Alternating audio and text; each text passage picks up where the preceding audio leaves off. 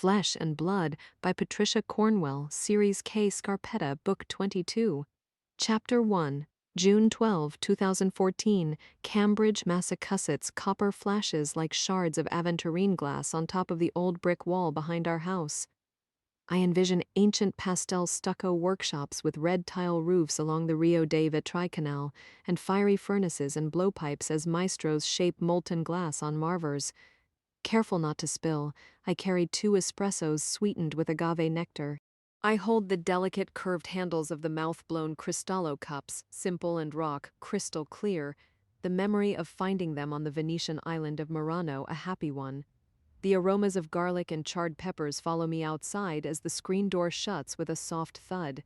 I detect the aromatic bright scent of fresh basil leaves I tore with my bare hands. It's the best of mornings, it couldn't be better. My special salad has been mixed, the juices, herbs, and spices mingling and saturating chunks of mantovana I baked on a stone days earlier. The olive oil bread is best slightly stale when used in panzanella, which, like pizza, was once the food of the poor whose ingenuity and resourcefulness transformed scraps of focaccia and vegetables into unabondanza. Imaginative savory dishes invite and reward improvisation. And this morning I added the thinly sliced core of fennel, kosher salt, and coarsely ground pepper. I used sweet onions instead of red ones and added a hint of mint from the sun porch where I grow herbs in large terracotta olive jars I found years ago in France. Pausing on the patio, I check the grill. Rising heat wavers the lighter fluid and bag of briquettes a cautious distance away. My FBI husband Benton isn't much of a cook, but he knows how to light a good fire and is meticulous about safety. The neat pile of smoldering orange coals is coated in white ash. The swordfish fillets can go on soon, then my hedonistic preoccupations are abruptly interrupted as my attention snaps back to the wall. I realize what I'm seeing is pennies. I try to recall if they were there earlier when it was barely dawn and I took out our greyhound, Sock. He was stubborn and clingy, and I was unusually distracted. My mind was racing in multiple directions, powered by a euphoric anticipation of a Tuscan brunch before boarding a plane in Boston, and a sensual fog was burning off after an indulgent mindless rousing from bed where all that mattered was pleasure. I hardly remember taking out our dog. I hardly remember any details about being with him in the dimly lit dewy backyard. So it's entirely possible I wouldn't have noticed the bright copper coins or anything else that might indicate an uninvited visitor has been on our property. I feel a chill at the edge of my thoughts, a dark shadow that's unsettling. I'm reminded of what I don't want to think about. You've already left for vacation while you're still here, and you know better. My thoughts return to the kitchen, to the blue steel Rohrbaugh 9mm in its pocket holster on the counter by the stove. Lightweight with laser grips, the pistol goes where I do even when Benton is home. But I've not had a single thought about guns or security this morning.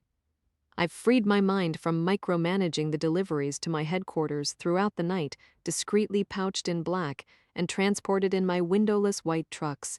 5 dead patients silently awaiting their appointments with the last physicians who will ever touch them on this earth. I've avoided the usual dangerous, tragic, morbid realities, and I know better. Damn it. Then I argue it away. Someone is playing a game with pennies, that's all. Chapter 2. Our 19th century Cambridge house is on the northern border of the Harvard campus, around the corner from the Divinity School and across from the Academy of Arts and Sciences. We have our share of people who take shortcuts through our property. It's not fenced in, and the wall is more an ornamental ruin than a barrier. Children love to climb over it and hide behind it. Probably one of them with too much time on his hands now that school is out. Did you notice what's on our wall? I make my way across sun-dappled grass, reaching the stone bench encircling the magnolia tree where Benton has been reading the paper while I prepare brunch. Notice what? He asks. Sock is stretched out near his feet, watching me accusingly. He knows exactly what's in store for him. The instant I pulled out luggage late last night and began an inventory of tennis equipment and scuba gear, he settled into a funk, an emotional hole he digs for himself, only this time it's deeper. No matter what I do, I can't seem to cheer him up. Pennies, I hand Benton an espresso ground from whole beans, a robust, sweetened stimulant that makes both of us very hungry for all things of the flesh. He tests it carefully with the tip of his tongue. "Did you see someone put them there?" I ask. "What about when you were lighting the grill? Were the pennies there then?" He stares in the direction of the shiny coins lined up edge to edge on the wall.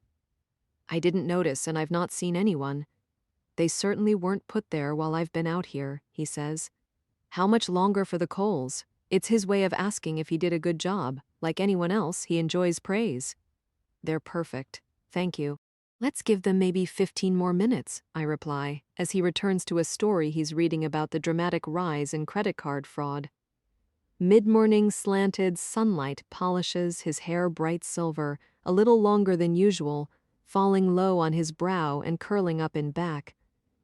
I can see the fine lines on his sharply handsome face, pleasant creases from smiling, and the cleft in his strong chin. His tapered hands are elegant and beautiful. The hands of a musician. I always think whether he's holding a newspaper, a book, a pen, or a gun. I smell the subtle scent of his earthy aftershave as I lean over him to scan the story. I don't know what these companies are going to do if it gets any worse. I sip my espresso, unpleasantly reminded of my own recent brushes with cyber thieves. The world is going to be bankrupted by criminals we can't catch or see. No surprise that using a keylogger has become rampant and harder to detect. A page rustles as he turns it. Someone gets your card number and makes purchases through PayPal-type accounts, often overseas, and it's untraceable. Not to mention malware. I haven't ordered anything on eBay in recent memory. I don't do Craigslist or anything similar. We've had this discussion repeatedly of late. I know how irritating it is, but it happens to other careful people. It hasn't happened to you. I run my fingers through his thick, soft hair, which turned platinum before I knew him when he was very young. "You shop more than I do," he says. "Not hardly you and your fine suits, silk ties, and expensive shoes. You see what I wear every day. Cargo pants, scrubs, rubber surgical clogs, boots, except when I go to court. I'm envisioning you dressed for court. Are you wearing a skirt? That fitted pinstriped one with the slit in back? And sensible pumps." The word sensible is incompatible with what I'm fantasizing about. He looks up at me, and I love the slender muscularity of his neck. I trace the second cervical vertebra down to C7, gently, slowly digging my fingertips into the longest collie muscle, feeling him relax, sensing his mood turning languid as he floats in a sensation of physical pleasure. He says I'm his kryptonite, and it's true. I can hear it in his voice. "My point?" he says. "It's impossible to keep up with all of the malicious programs out there that record keystrokes and transmit the information to hackers. It can be as simple as opening an infected file attached to an email. You make it hard for me to think? With the anti-spyware program's one-time passwords and firewalls Lucy implements to protect our server and email accounts? How could a keylogger get downloaded? And I intend to make it hard for you to think, as hard as possible." Caffeine and agave nectar are having their effect. I remember the feel of his skin, his sinewy leanness as he shampooed my hair in the shower, massaging my scalp and neck, touching me until it was unbearable. I've never tired of him. It's not possible I could. Software can't scan malware it doesn't recognize, he says. I don't believe that's the explanation. My techno-genius niece Lucy would never allow such a violation of the computer system she programs and maintains at my headquarters, the Cambridge Forensics Center, the CFC. It's an uncomfortable fact that she is far more likely to be the perpetrator of malware and hacking than the victim of it. As I've said, what probably happened is someone got hold of your card at a restaurant or in a store. Benton turns another page, and I trace the straight bridge of his nose, the curve of his ear. That's what Lucy thinks. 4 times since March? But I'm thinking of our shower, the shiny white subway tile and the sounds of water falling, splashing loudly in different intensities and rhythms as we moved. And you also let Bryce use it when he places orders for you over the phone. Not that he would do anything reckless, at least not intentionally, but I wish you wouldn't. He doesn't understand reality the way we do. He sees the worst things imaginable every day, I reply. That doesn't mean he understands. Bryce is naive and trusting in a way we aren't. The last time I asked my chief of staff to make a purchase with my credit card was a month ago when he sent gardenias to my mother for Mother's Day. The most recent report of fraud was yesterday. I seriously doubt it's related to Bryce or my mother, although it would fit neatly with the history of my dysfunctional familial world if my good deed were punished beyond my mother's usual complaints and comparisons to my sister Dorothy, who would be in prison if being a self-consumed narcissist were a crime. The gardenia topiary was an insensitive slight, since my mother has gardenias in her yard. It's like sending ice to Eskimos. Dorothy sent the prettiest red roses with baby's breath. My mother's words exactly. Never mind that I went to the trouble to send her favorite flowering plant, and unlike cut roses, the topiary is alive. Well, it's frustrating, and of course my replacement card will get here while we're in Florida, I remarked to Benton. So I leave home without it, and that's not a good way to start your vacation. You don't need it. I'll treat. He usually does anyway. I make a good living, but Benton is an only child and has old family money, a lot of it. His father, Parker Wesley, shrewdly invested an inherited fortune in commodities that included buying and selling fine art, masterpieces by Miro, Whistler, Pissarro, Modigliani, Renoir, and others for a while would hang in the Wesley home, and he also acquired and sold vintage cars and rare manuscripts, none of which he ultimately kept. It was all about knowing when to let go. Benton has a similar perspective and temperament.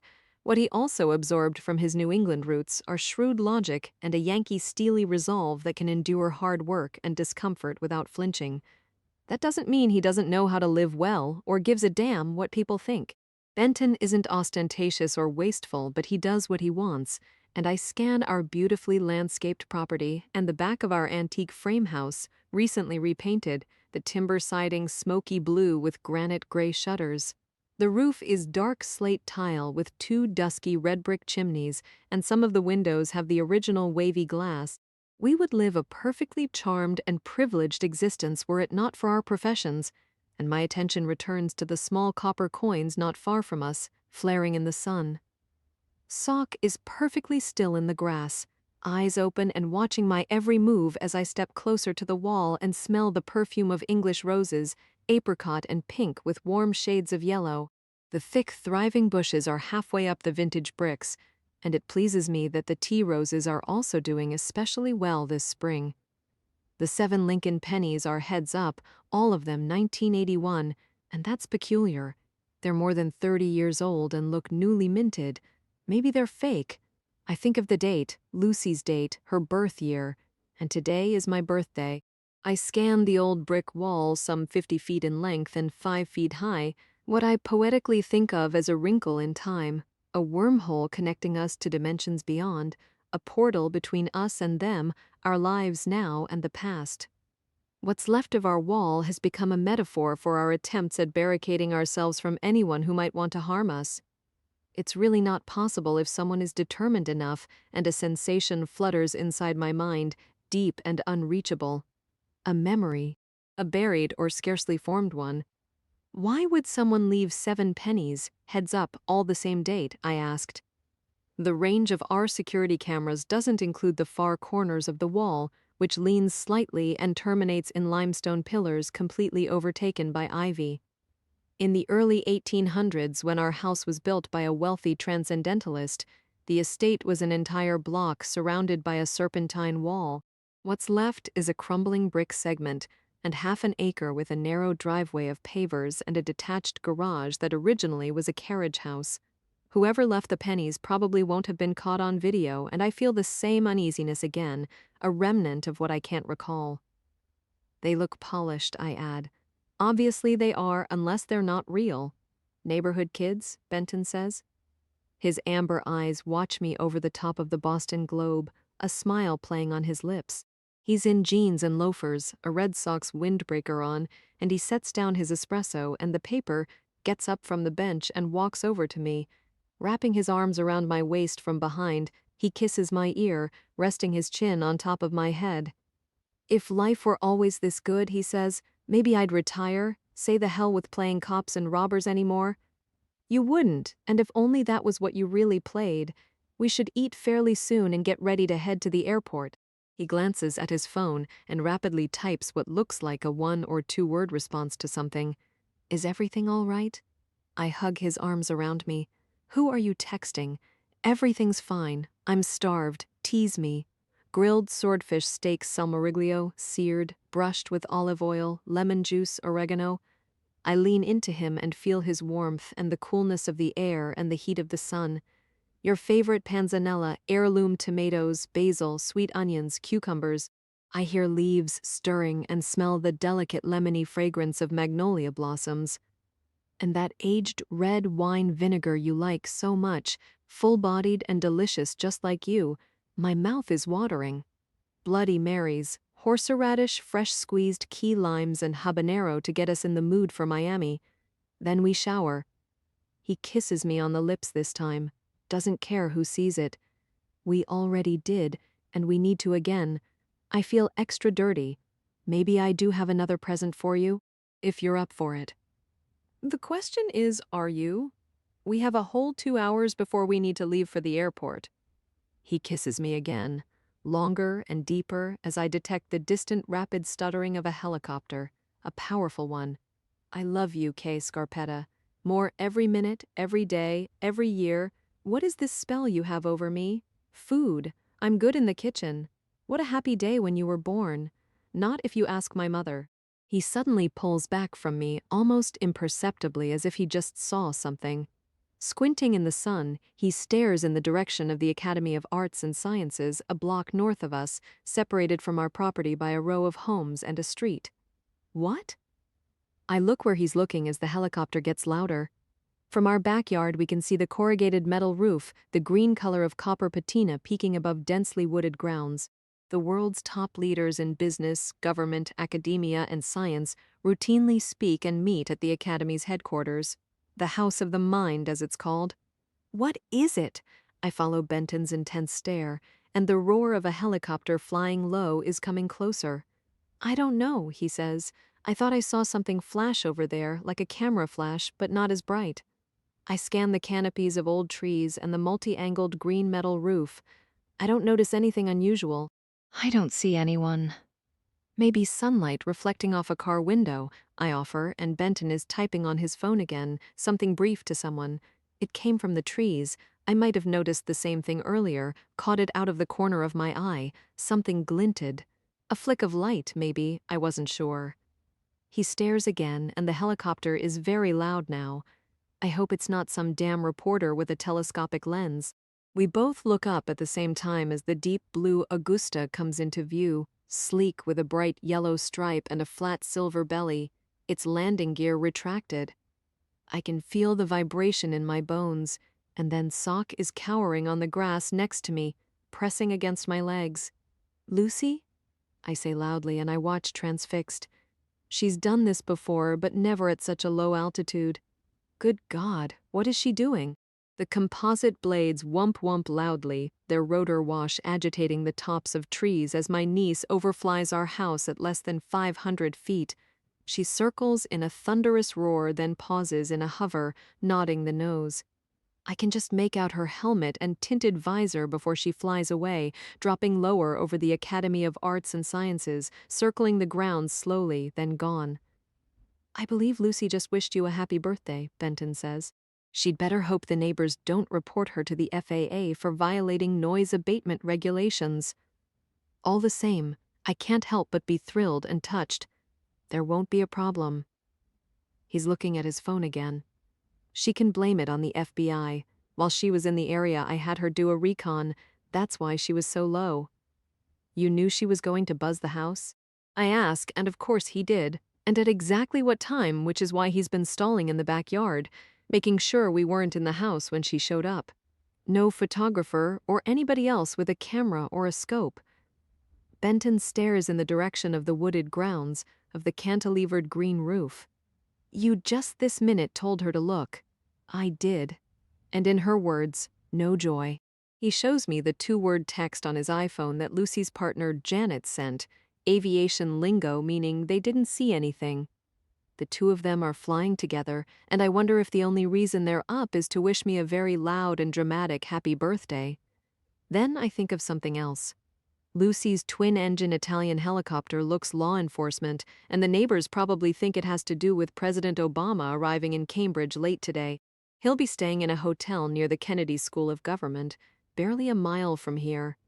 Nothing unusual, Benton is saying. So if someone was there up in a tree or wherever, he's gone. Did I mention how hungry I am? As soon as I can get our poor rattled dog to potty, I reply as my attention wanders back to the pennies on the wall. You may as well relax for a few more minutes. He was already stubborn this morning, and now he'll only be worse. I crouch down in the grass and stroke Sock, doing my best to soothe him. That noisy flying machine is gone, and I'm right here, I say sweetly to him. It was just Lucy flying around and nothing to be scared about.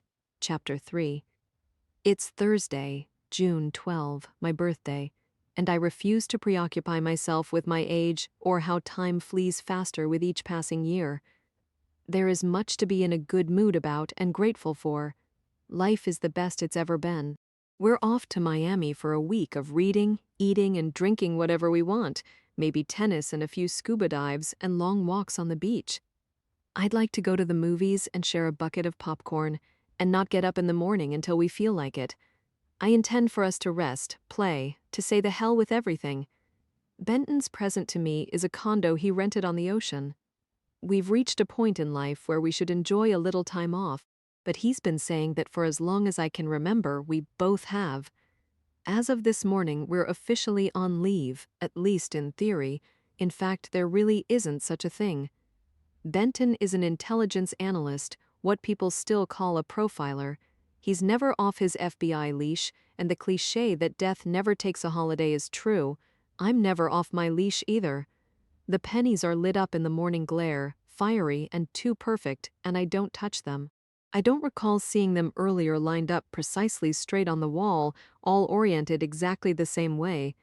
But the backyard was mostly in shadows the first time I ventured out, and I was distracted by my pouty dog's unwillingness to potty and by my landscaping checklist. The roses need fertilizing and spraying. The lawn needs weeding and should be mown before a storm ushers in a heat wave as predicted for tonight. I have instructions written out for Bryce. He's to make sure that all is taken care of not only at the CFC but also on the home front. Lucy and Janet are dog nannies while we're gone, and we have our usual trick that isn't flawless but better than the alternative of leaving Sock alone in an empty house for even 10 minutes. My niece will arrive and I'll walk him out the door as if I'm taking him with me. Then I'll coax him into whatever she's driving, hopefully not one of her monster machines with no back seat. I asked her pointedly to use her SUV. Not that it's a normal vehicle either. Nothing my former law enforcement computer genius power-addicted niece owns is for the hoi polloi. Not her matte black stealth bomber of an armored SUV, not her aggressive 599 GTO that sounds like the space shuttle. Sock hates supercars and doesn't like Lucy's helicopter. He startles easily. He gets scared. Come on. I encourage my silent four-legged friend from his snooze in the grass with eyes wide, what I call playing possum. You need to potty. He doesn't budge, his brown stare fixed on me. Come on, I'm asking nicely. Please, sock up. He's been out of sorts all morning, sniffing around, acting skittish, then lying down, his tail curled under, tucking his long, narrow nose beneath his front paws, looking completely dejected and anxious. Sock knows when we're leaving him and gets depressed, and I always feel rotten about it as if I'm a terrible mother. I lean over and stroke his short brindle fur, feeling his ribs, then gentle with his ears, misshapen and scarred from former abuses at the racetrack. He gets up, pressing against my legs like a listing ship. Everything's fine, I reassure him. You're going to run around on acres of land and play with Jet Ranger. You know how much you love that. He doesn't. Benton reseats himself on the bench and picks up the paper beneath spreading branches of dark green leaves loaded with waxy white blossoms the size of pie pans. It's fitting. You have a pet that doesn't listen and completely manipulates you. Come on. I lead him over to his favorite privacy area of shaded boxwoods and evergreens in thick beds of pine-scented mulch. He's not interested. Seriously, he's acting odd. I look around, searching for anything else that might indicate something is off, and my attention wanders back to the pennies. A chill touches the back of my neck. I don't see anyone. I hear nothing but the breeze whispering through the trees and the distant sound of a gas-powered leaf blower. It slowly comes to me what I didn't recognize at first. I see it. The tweet with the link that I got some weeks ago. The attachment was an odd note to me and a poem, I recall. The Twitter name was Copperhead, and I remember only snippets of what the poem said. Something about the light coming and a hangman that struck me as the ramblings of a deranged individual. Delusional messages and voicemails aren't uncommon. My Cambridge Forensic Center email address and phone number are public information. Lucy always traces unsolicited electronic communications and lets me know if there is anything I should worry about. I vaguely recall her telling me the tweet was sent from a hotel business center in Morristown, New Jersey. I need to ask her about it. In fact, I'll do it now. Her cockpit is wireless, her flight helmet Bluetooth enabled. For that matter, she's probably already landed, and I slide my phone out of a pocket of my jacket. But before I get the chance, someone is calling me first. The ringtone sounds like an old telephone. Detective Pete Marino, and I recognize his mobile number in the display, not his personal phone, but the one he uses on the job. If he were calling to say happy birthday or have a nice trip, he wouldn't be on his Cambridge Police BlackBerry. He's careful about using his departmental equipment, vehicles, email, or any form of communication for anything remotely personal. It's one of life's many ironies and contradictions when it comes to him. He certainly wasn't like that all the years he worked for me. Oh God, I mutter. This had better not be what I think it is. Sorry to do this to you, Doc. Marino's big voice sounds in my earpiece. I know you got a plane to catch, but you need to be aware of what's going on. You're my first call. What is it? I begin slowly pacing the yard. We got one on Farrar Street, he says. In broad daylight, plenty of people around, and nobody heard or saw a thing, just like the other ones. And the victim selection bothers the shit out of me, especially the timing with Obama coming here today. What other ones? Where are you right now? He asks. Benton and I are in the backyard. I feel my husband's eyes on me. Maybe you should go inside and not be out in the open. That's the way it happens, Marino says. People out in the open going about their business. What other ones? What people? I look around as I pace. Sock is sitting, his ears folded back. Benton gets up from the bench, watching me. It continues to be a beautiful, peaceful morning, but it's a mirage. Everything has just turned ugly. New Jersey right after Christmas, and then again in April. The same M.O., Marino says, and I interrupt him again. Hold on, back up. What's happened exactly? And let's not compare the M.O. to other cases before we know the facts. A homicide not even 5 minutes from you. We got the call about an hour ago. And you're just notifying my office now? Or more specifically, notifying me? He knows damn well that the more quickly the body can be examined in situ and transported to my office, the better. We should have been called instantly. Machado wanted to secure the scene. Sil Machado is a Cambridge PD investigator. He and Marino are also good friends. He wanted to make sure there's not an active shooter still there waiting to pick off someone else. That's what he said. Marino's tone is odd. I detect hostility. The information we've got so far is the victim felt someone was after him. He'd been jumpy of late, and that's true in the 2 Jersey cases, Marino says. The victims felt they were being watched and screwed with, and then out of the blue they're dead. It's a lot to explain, and right now we don't have time. The shooter may still be in the area even as we speak. You should stay inside until I get there. I'm maybe 10 minutes out. Give me the exact address and I'll get myself there. No way. Not happening. And wear a vest. I watch Benton fold the paper and pick up his coffee, his happy demeanor eclipsed by what he senses. Life is about to change on us. I already know it. I look at him, my expression somber as I stop pacing and pour my espresso into the mulch. I did it without even thinking. A reflex. A relaxing, cheerful day has ended as abruptly as a plane slamming into a mountain socked in by fog. You don't think this is a case that Luke or one of the other docs can handle? I ask Marino, but I already know the answer. He's not interested in dealing with my deputy chief, Luke Zenner. Marino isn't going to settle for any of my other medical examiners. Or we can send in one of our investigators if that would suffice. Jen Garotti certainly could handle it, and Luke can do the post immediately. I try anyway. He's probably in the autopsy room. We have 5 cases this morning. Well, now you got 6, Jamal Nari, Marino says, as if I should know who he's talking about. Shot in his driveway as he was getting groceries out of his car between 9:45 and 10, Marino says. A neighbor noticed him down on the pavement and called 911 exactly 1 hour and 8 minutes ago. How do you know he was shot if you haven't been to the scene yet? I check my watch. It's 8 minutes past 11. He's got a nice hole in his neck and another one where his left eye used to be. Machado's there and has already gotten the wife on the phone. She told him some weird shit's been happening in the past month, and Nari was concerned enough to start changing his patterns, even his car. At least that's what Machado's passed on to me. That tone again. Hostility, and it makes no sense. The two of them go to baseball and hockey games together. They ride Harleys, and Machado is largely responsible for convincing Marino to resign as my chief forensic investigator and go back to policing. This was last year. I'm still adjusting to his empty office at the CFC and his new habit of telling me what to do, or thinking he can. Like right now, he's demanding my presence at a death scene as if I have no say about it. I've already got a few emailed pictures, Marino explains. Like I said, it reminds me of the lady killed in New Jersey 2 months ago, the one whose mother I went to high school with, shot while she was waiting for the Edgewater ferry, people everywhere, and no one heard or saw a damn thing. Once in the back of the neck, once in the mouth. I remember hearing about the case and the original suspicion that it was a murder for hire, possibly domestic related. In December, it was the guy getting out of his car at his restaurant in Morristown. Marino continues as my mind jumps to the peculiar poem again.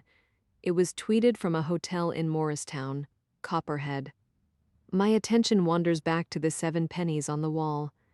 And I was there for that one during the holidays, hanging out with some of my cop buddies, so I went to the scene, shot once in the back of the neck, once in the gut. Solid copper bullets, high-speed velocities with so little frag we can't do positive ballistics matching, but there's a definite consistency in the 2 cases.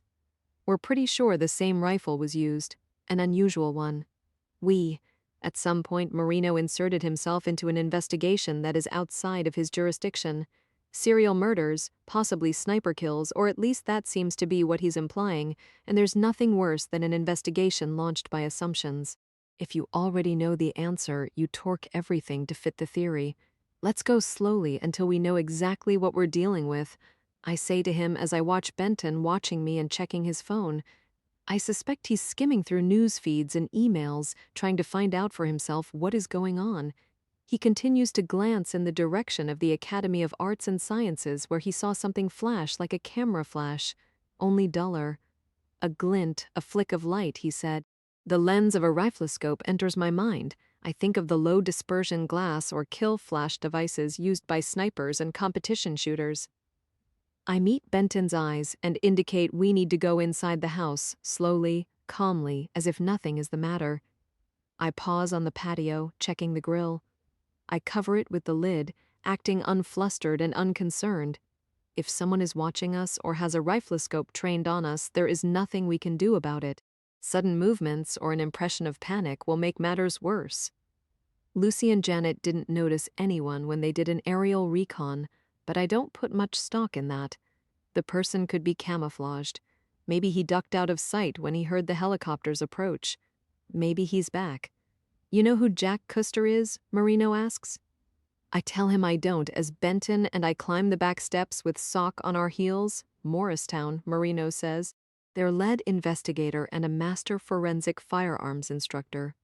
He's suspicious. We're talking about a 5R like you see with sharpshooters and snipers who build their own rifles. My buddies there have been keeping me up to speed and I got a personal interest. Marino grew up in Bayonne, New Jersey and loves to attend concerts and sports events at the MetLife. This past February, it was the Super Bowl. He claimed his cop friends with the Morris County Sheriff's Department managed to get tickets. There's copper frag at the scene, more of the same glitter where the bullet exited his body and slammed into the pavement, Marino says. The body's been moved. That had better not be what he's implying. Apparently some of the frag's in blood that flowed out from under his head. Don't worry. Nobody's touched anything they shouldn't. Benton shuts the screen door behind us. then the heavy wooden inner door deadbolting it. I stand in the hallway on the phone while he disappears toward the kitchen. I end the call because someone else is trying me, and I look to see who it is. Bryce Clark. Then I have him in my earpiece. Remember the high school music teacher who made the big stink about being persecuted by the government and ended up having a beer and barbecue with Obama? Bryce says right off, and now I understand. A real jerk to you, remember? Dissed you right in front of the president? Basically called you a body snatcher and a Nazi who sells skin, bones, eyes, livers, lungs to the highest bidder? Jamal Nari, my mood gets worse. Did I mention a shitstorm? Bryce says. It's already all over the news, don't ask me why they released his identity instantly. Waited what? An hour? Maybe ask Marino that. What are you talking about? I mean, it's no secret where Nari lives, or lived obviously since there were news crews, including CNN and Reuters, and my fave GMA camped out there when that disastrous PR faux pas happened that landed him at the White House during happy hour. But they're saying it's him for sure. How did it happen that they released this all over the planet? I don't have an answer. Are you going to the scene, or should I tell Luke to head there before you answer, my opinion? It should be you, Adds my talkaholic chief of staff. They're already tweeting conspiracy theories. And get this, a tweet about a Cambridge man possibly murdered on Farrar Street? It's been retweeted 1,000,000 times since 9 a.m. I don't see how that's possible. I recall Marino saying Nari was killed between 9:45 and 10. I tell Bryce to get transport to the scene ASAP and make sure they bring a barrier shelter and set it up. I don't want people gawking and taking pictures with their phones. We release absolutely nothing to anyone, I instruct. Not one word alert the cleanup service, and as soon as we've documented the scene, I want blood and any other biological material removed as if it was never there. I'll get right on it, he says. Oh yeah, and happy birthday, Dr. Scarpetta? I was going to sing it to you, but maybe later's better? Chapter 4. It was a computer error, a terrible blunder. Jamal Nari was mistaken for someone with terrorist ties and suddenly found himself on a no-fly list and under surveillance. His assets were frozen. The FBI appeared at his home with a search warrant. He resisted, ended up in handcuffs, and next was suspended from teaching. This was maybe a year ago. It was all over the news and went viral on the internet. The public was incensed and he was invited to the White House, which only offended people further. I'd completely forgotten his name. It's possible I'd blocked it. He was rude to me, a pompous ass. It happened in the White House basement where there are small rooms collectively called the mess, elegant with fine linen and china, fresh flowers and rich wooden paneling hung with maritime paintings. I was meeting with the director of the National Institute of Standards and Technology, the NIST, discussing the lack of consistency in forensic disciplines, the inadequate resources, and the need for national support. Happy hour, and the president appeared to buy a beer for Jamal Nari, who made a point of insulting me. Another call, and Marino lets me know he's in my driveway. Give me 15 minutes to get my things, I tell him. Sock nudges the back of my legs as I follow the paneled hallway hung with Victorian etchings of London and Dublin scenes, then into my kitchen of commercial-grade stainless steel appliances and antique alabaster chandeliers. Benton is standing by a counter using one of many MacBooks stationed about, skimming through security camera video footage. Any word from your people? I'm wondering if the FBI's Boston Field Division has contacted him yet about Jamal Nari. It wouldn't be ours at this stage unless Cambridge invites us. And Marino won't, and at the moment there's no need. You're saying the FBI has no reason to think the shooting is related to Obama coming here today. At this time, we don't, but security will be intensified. It could be someone making an anti-Islamist statement because of the timing. The president's press conference tomorrow in Boston, Benton reminds me. He plans to address the hatred, the threats ramping up as we get closer to the Boston Marathon bombing case going to trial. Jamal Nari wasn't a terrorist. I don't recall that he was Muslim either. Perception, Benton says. And Marino's perception has nothing to do with anything political or religious. He believes this case is connected to ones in New Jersey. If that's true, I reiterate, the FBI certainly has more than a passing interest. We don't know what we're dealing with, Kay. The shooting could be self-inflicted, it could be accidental, it could be anything. It might not even be a shooting. I don't trust what anyone says until you actually see the body yourself. You don't want to come? I cover the panzanella with plastic wrap. It's not appropriate for me to show up. The way he says it makes me suspicious. I know when Benton is telling me what I should hear and not necessarily what is true. Anything? I ask him about the video recording. Not so far, which isn't making me happy. For sure someone was at our wall. If it was completely missed by our cameras, then the person knew exactly how to come and go without being seen or recorded. Unless this really is nothing, and whoever did it just happened to miss cameras he didn't even know about, I remark. A coincidence. He doesn't believe it, and I don't either.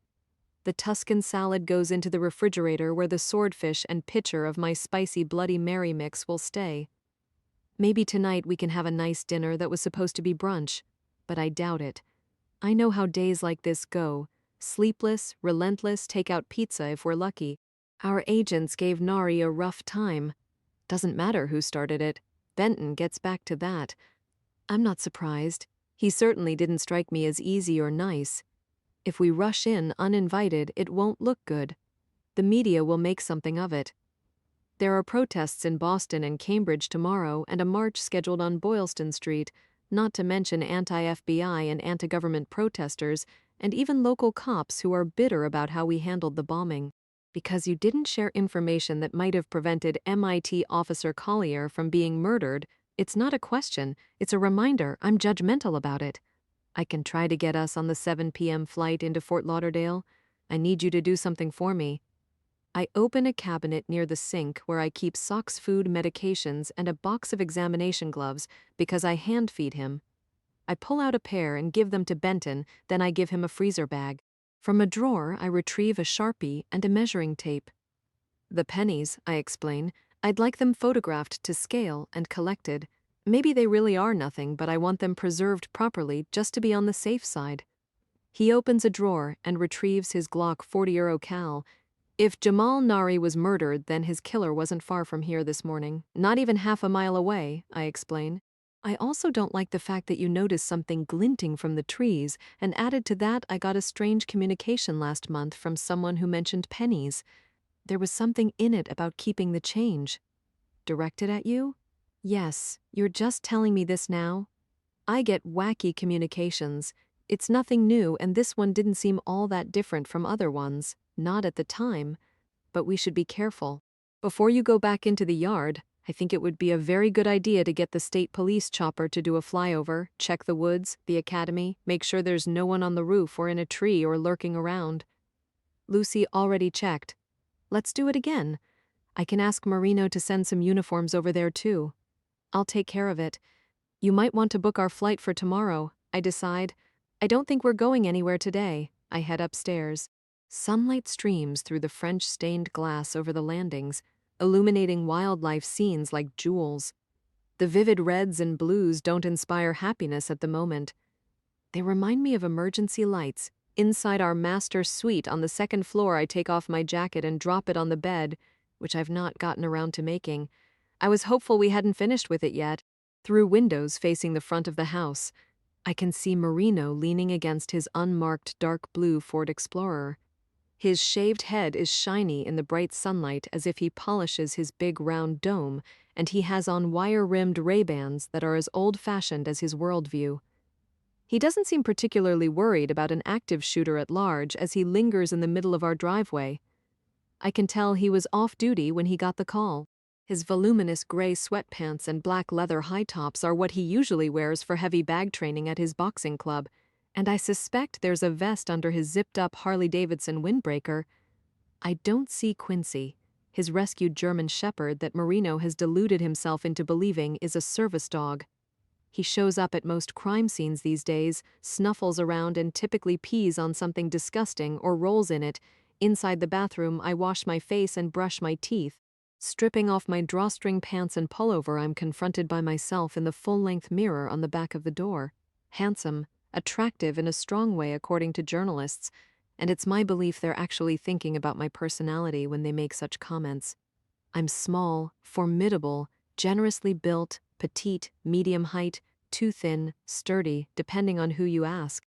But the fact is that most journalists have no idea what I really look like and rarely get my age right or understand anything about me at all. I examine the faintly etched laugh and smile lines, the hint of a furrow from frowning, which I try not to do because it makes nothing better.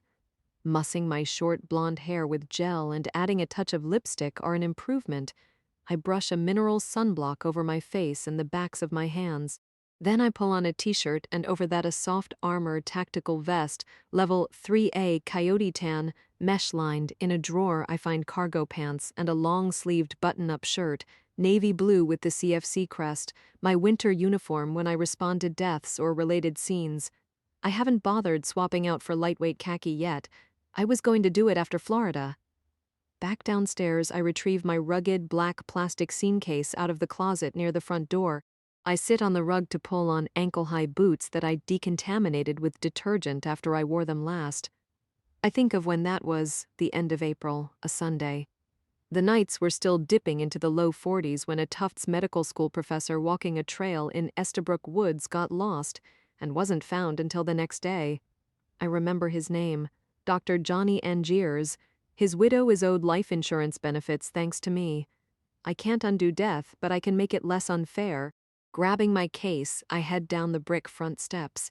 In and out of sunlight, I pass beneath flowering dogwoods and serviceberry with white clusters on the tips of twigs. Beneath them are wild ginger and cinnamon fern, then the old dark red brick pavers of our narrow driveway, which is completely blocked by Marino's SUV. Where's Quincy? I look at the empty dog crate in the back seat. I was at the gym when I got the call, Marino says. Raced home on my motorcycle and grabbed my car, but didn't have time to change or deal with him. I'm sure he wasn't happy. I think of my own unhappy dog. Marino taps a cigarette out of the pack, nothing like it after a workout. I say pointedly at the spurt of the lighter, the toasty tobacco smell. He takes a big drag, leaning against the SUV, no nagging about smoking. Be nice to me today. This minute I might just light one up. I sit inside the SUV and talk to him through the open door. Be my guest. He sucks on the cigarette and the tip glows brighter like a fanned hot coal. He shakes another one loose, the brown filter popping up. Greeting me like a lost friend, like the old days. I'm tempted. I fasten my shoulder harness and suddenly Benton is on the driveway striding toward us with purpose. Chapter 5. The bright copper coins shine through the freezer baggie Benton carries. He sealed it with tape that he initialed and labeled. What the shit? Marino's words blow out in a cloud of smoke. What are you giving this to me for? Either take care of it, or it ends up at the FBI labs in Quantico. Benton hands him the baggie and a Sharpie, which wouldn't make any sense, no pun intended. I've emailed the photographs to you. What? You auditioning to be a crime scene tech? Reading your crystal ball's not enough anymore? Well, I can check. But I'm pretty sure Cambridge isn't hiring. They're not fake and they definitely were polished, Benton says to me. If you look at them under a lens, each has the same very subtle pitting. It may be that a tumbler was used. Gun enthusiasts who hand-load their own ammo often use tumblers to polish cartridge cases. The pennies need to go to the labs now. Marino holds up the baggie. I don't get it. They were left on top of our wall, I explain. It could have waited until we were sure nobody is around. I say to Benton, nobody is. That's not how an offender like this works. An offender like what? Marino asks. I feel like I missed the first half of the movie. I've got to go. Benton holds my gaze. He looks around and back at me before returning to the house where I have no doubt he's been making plans he's not sharing. Marino initials the baggie, scribbles the time and date, screwing shut one eye behind his Ray-Bans as smoke drifts into his face. Another drag on the cigarette and he bends down to wipe it against a brick, scraping it out, and he tucks the butt in a pocket. It's an old habit that comes from working crime scenes where it's poor form to add detritus that could be confused with evidence. I know the drill. I used to do it too. It was never pretty when I'd forget to empty my pockets before my pants or jacket ended up in the washing machine. Marino climbs into the SUV and impatiently shoves the baggie into the glove box. The pennies go to fingerprints first, then DNA and trace. I tell him as we shut our doors. Be gentle with them. I don't want any additional artifact introduced, such as scratches to the metal from you banging them around. So I'm taking them seriously, really treating them like evidence. In what crime? You mind explaining what the hell's going on? I tell him what I remember about the anonymous email I received last month. Did Lucy figure out who it is? No. You're kidding me, right? It wasn't possible. She couldn't hack her way into figuring it out? Marino backs out of the driveway. Lucy must be slipping. It appears the person was clever enough to use a publicly accessed computer in a hotel business center, I explain. She can tell you which one. I recall she said it was in Morristown. Morristown, he repeats. Holy shit. The same area where the 2 Jersey victims were shot. We back out onto the street and I'm struck by how peaceful it is almost mid-June, close to noon, the sort of day when it's difficult to imagine someone plotting evil. Most undergraduate students are gone for the summer. Many people are at work and others are home tending to projects they put off during the regular academic year. The economics professor across from our house is mowing his grass. He looks up at us and waves as if all is fine in the world.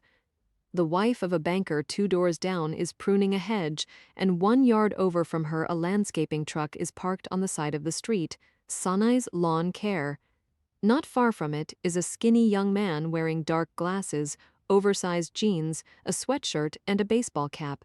He's loud with a gas engine leaf blower, clearing the sidewalk, and he doesn't look at us or do the polite thing and pause his work as we drive past.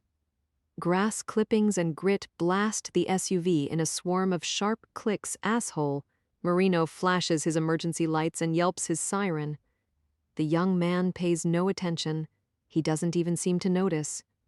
Marino slams on the brakes, shoves the SUV into park and boils out. The blower is as loud as an airboat. Then abrupt silence as the young man stops what he's doing. His dark glasses stare, his mouth expressionless. I try to place him. Maybe I've just seen him in the area doing yard work. You like it if I did that to your car? Marino yells at him. I don't have a car. What's your name? I don't have to tell you, he says in the same indifferent tone, and I notice his hair is long and carrot red. Oh yeah, we'll see about that. Marino stalks around the truck inspecting it. He pulls out a notepad and makes a big production of writing down the truck's plate number. Next, he photographs it with his BlackBerry. I find anything, I'll write you up for damaging city property, he threatens, the veins standing out in his neck. A shrug. He isn't scared. He doesn't give a shit. He's even smiling a little. Marino gets back in and resumes driving. Fucking asshole. Well, you made your point, I reply dryly. What the hell's wrong with kids these days? Nobody raises them right. If he was mine, I'd kick his damn ass. I don't remind him that his only child, Rocco, who is dead, was a career criminal. Marino used to kick his ass, and a lot of good it did. You seem very agitated today, I comment. You know why? Because I think we're dealing with some type of fucking terrorist who's now in our backyard. That's my gut, and I wish to hell it wasn't, and me and Machado are having a real beef about it. And you started thinking this when exactly? After the second case in Jersey, I got a real bad feeling Jamal Neri is the third one. Terrorists generally claim responsibility, I remind him. They don't remain anonymous. Not always. What about enemies? I get back to the reason my vacation is being delayed and possibly ruined. More to the point, I need Marino to focus on what's before us, and not on connections he's making to cases in New Jersey, to terrorism, or to anything else. I would imagine that after the storm of publicity, Jamal Nari must have gained a few detractors, I add. Nothing to account for this that we know about so far. Marino turns on Irving Street. A light wind stirs hardwood trees and their shadows move on the sunny pavement.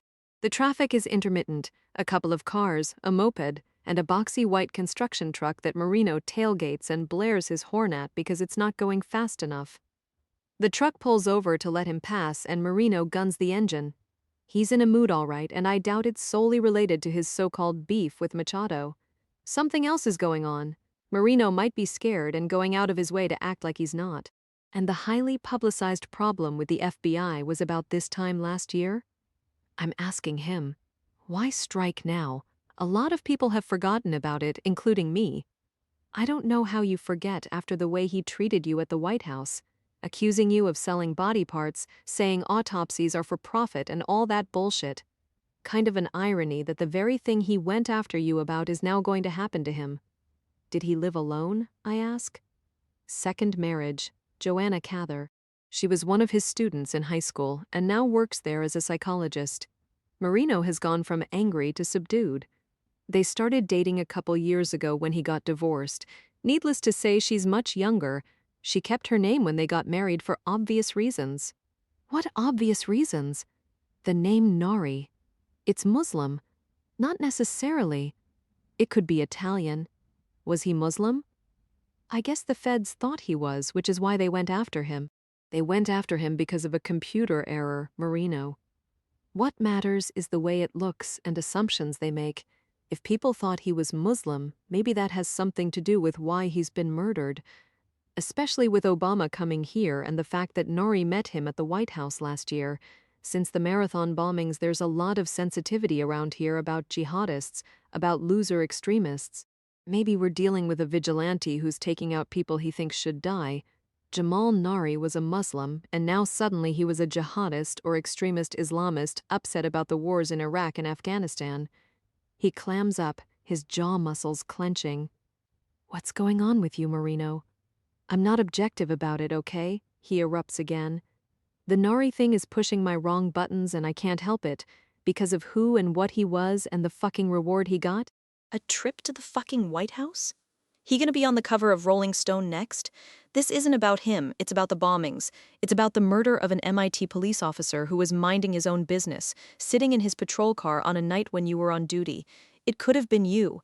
Asshole terrorists, and if the Bureau had bothered telling us they were in the Cambridge area, I mean, a detail like that and no cop is going to be sitting in his car, a damn sitting duck. I'm not back in policing even 6 months and something like that goes down.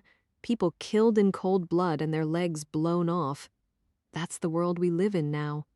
I don't see how you get past it. We don't. But I'm asking that you put it on hold right now. Let's talk about where Jamal Nari lived. A one-bedroom apartment. Marino's Ray-Bans stare rigidly ahead. They moved in after they got married. This part of Cambridge is expensive, I reply. The rent's $3,000. Not a problem for them for some reason. Maybe because after he was suspended from teaching, he sued the school for discrimination figures, right? I don't know the settlement, but we'll find out. By all appearances, so far he did a little better than your average high school teacher. This is from Machado. I get info from a lot of places. And where was Joanna Cather this morning when her husband died?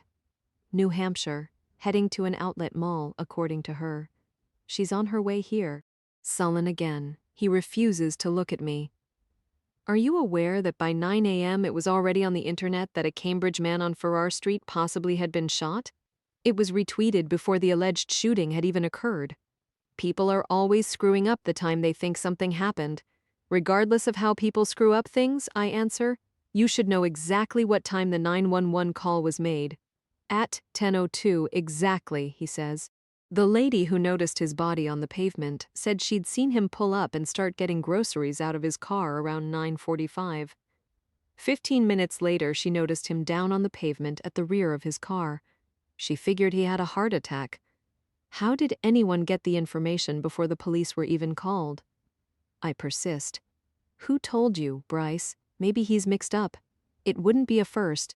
Unfortunately, these days you have to worry about students, I say as we slow at a four-way intersection. If you're a teacher or work in a school, you could be targeted by a teenager, by someone even younger. The more it happens, the more it will. This is different from that. I already know it, he says. A jogger goes by in the crosswalk and starts to turn onto Farrar Street, but apparently notices the emergency vehicles, the news trucks. He looks up at several helicopters hovering at about 1,000 feet. Heading to Scott Street instead, he nervously glances back and around as he picks up his pace. Obviously, we need to consider his students and any his wife had contact with, I add. Have you talked to her yourself? Not yet. I only know what Machado's been saying. According to him, she sounded shocked and upset. Marino finally looks at me. Lost her shit, in other words, and it came across as genuine. She mentioned a kid she's been helping, said she has no reason to think he'd hurt anyone, but he has a thing for her, or maybe Nari was shot during an attempted robbery. That was her other suggestion. She said he was shot. I think she got that from Machado. I didn't get the impression that she already knew it. We should make sure. Thanks for helping me do my job. Obviously, I couldn't connect the dots without you. Are you angry with me or just angry in general about terrorists? Why are you and Machado not getting along? He doesn't say anything. I let it go for now. So Jamal Nari went grocery shopping. I unlock my iPhone and execute a search on the internet. Was that a typical routine on a Thursday morning during the summer? Joanna says no, Marino replies. He was stocking up because they were going to Stowe, Vermont for a long weekend, supposedly. Jamal Nari is on Wikipedia. There are scores of news accounts about his run-in with the FBI and trip to the White House. 53 years old, born in Massachusetts, his father's family originally from Egypt, his mother from Chicago. A gifted guitarist, he attended the prestigious Berklee College of Music in Boston and performed in musical theater and bands until he decided to settle down and teach. His high school chorus is consistently one of the top 3 in New England. Well, this is a mess already, I decide as we roll up on the scene. I recognize the 2 helicopters directly overhead, Channel 12 and Channel 5. There must be at least a dozen cars, marked and unmarked, plus several news trucks in addition to other vehicles that might belong to reporters. The media has wasted no time, and that's the way it is these days. Information is instantaneous. It's not unusual for journalists to arrive at a scene before I do. We park behind a CFC windowless white van rumbling on the shoulder of the road. The caduceus and scales of justice in blue on the doors are tasteful and subtle, but nothing can disguise the ominous arrival of one of my scene vehicles. It's not what anyone would ever wish to see. It can mean only one thing. Suddenly he gets a brand new red Honda SUV. Marino points out what's parked in front of the house. That would have set him back a few. And you presume he changed cars because he thought someone was after him? That doesn't seem logical to me. If someone was stalking him, I wouldn't think changing cars would make a difference. The person would figure it out soon enough. Maybe it doesn't matter what I think. Maybe the Portuguese man of war is in charge of this investigation, at least for 5 minutes. You 2 need to get along. I thought you were good friends. Yeah, well, think again. We climb out as my transport team, Rusty and Harold, open the back of the van. They begin pulling out a stretcher and stacks of disposable sheets. We got the barrier screens up, Harold says to me. I can see that, I reply. Good job. The 4 large black nylon panels are fastened by Velcro straps to PVC frames and form an ominous boxy shelter roomy enough for me to work in while shielding the body from prying eyes. But like similar screens used roadside and motor vehicle fatalities to prevent rubbernecking, the temporary shelters also signal carnage, and they won't stop helicopters from filming. Despite our best efforts, we won't be able to keep Jamal Nari's dead body out of the news, and we've got sandbags on the rails just to make sure somebody doesn't accidentally knock one over, says Harold, a former undertaker who might just sleep in a suit and tie, or in case we get a chopper gets too damn close. Rusty is clad as usual in a sweatshirt and jeans, his long gray hair pulled back in a ponytail. Let's hold here, I say to them. They need to stay put until I give them the signal. I don't have to explain further. They know the routine. I need time to work and think. I count 6 uniformed cops sitting in their cruisers and posted at the perimeter. They're making sure no one unauthorized enters the scene while they keep a lookout for the possible killer. I recognize 2 Cambridge crime scene techs who can't do much until I'm done, and I find Sil Machado's SUV, a dark blue Ford Explorer the same as Marino's, only not as shellacked with wax and armor all. Machado, the good-looking, dark-haired Portuguese man of war, is talking to a heavy-set young woman, brunette, in sweats. The 2 of them are alone in the shade of a maple tree in front of the slate tower-roofed Victorian, a splendid 3-story house turned into condominiums. Marino tells me Nari's unit is on the 1st floor in back. I lift out my scene case but hold my position at the rear of Marino's SUV. I stand perfectly still. I get the lay of the land. Chapter 6. Tape is wrapped around big oak trees and iron lampposts, bright yellow with police line "Do Not Cross" in black. It encircles the property, threaded through railings barring the front entrance covered by a peaked roof. I note the red Honda's temporary tags, the open tailgate, the cartons of milk and juice, the apples, grapes, bananas and boxes and bags of cereal, crackers and potato chips scattered on the pavement. Cans of tuna have rolled to the curb, resting not far from my feet, and honeydew melons are cracked and oozing sweet juice that I can smell. A jar of salsa is shattered, and I detect its spicy tomato odor too. Flies have gotten interested, alighting on spilled food warming in the sun. What once was the front yard is now a paved parking area with space for several cars. A motor scooter is chained to a lamppost. 2 bicycles are secured by locked heavy cables hugging columns on a wraparound front porch centered by a bay window. Probably students living here, I decide, and a 53-year-old high school music teacher married to a second wife named Joanna, who supposedly was shopping at a New Hampshire outlet mall when the police gave her the shocking news. I continue to ponder that fact as I move in, ducking under the tape. If Nari and his wife were heading to Vermont for a long weekend, why was she off to an outlet mall a 2-hour round trip away? Did she need to shop this morning because of their impending trip? Or was she careful not to be home or even in Massachusetts at 9:45 a.m.? I reach the privacy screens. Velcro makes a ripping sound as I open the panel closest to the back of the red SUV. I make sure that the slowing cars and gathering spectators on sidewalks and in their yards can't see what is none of their business.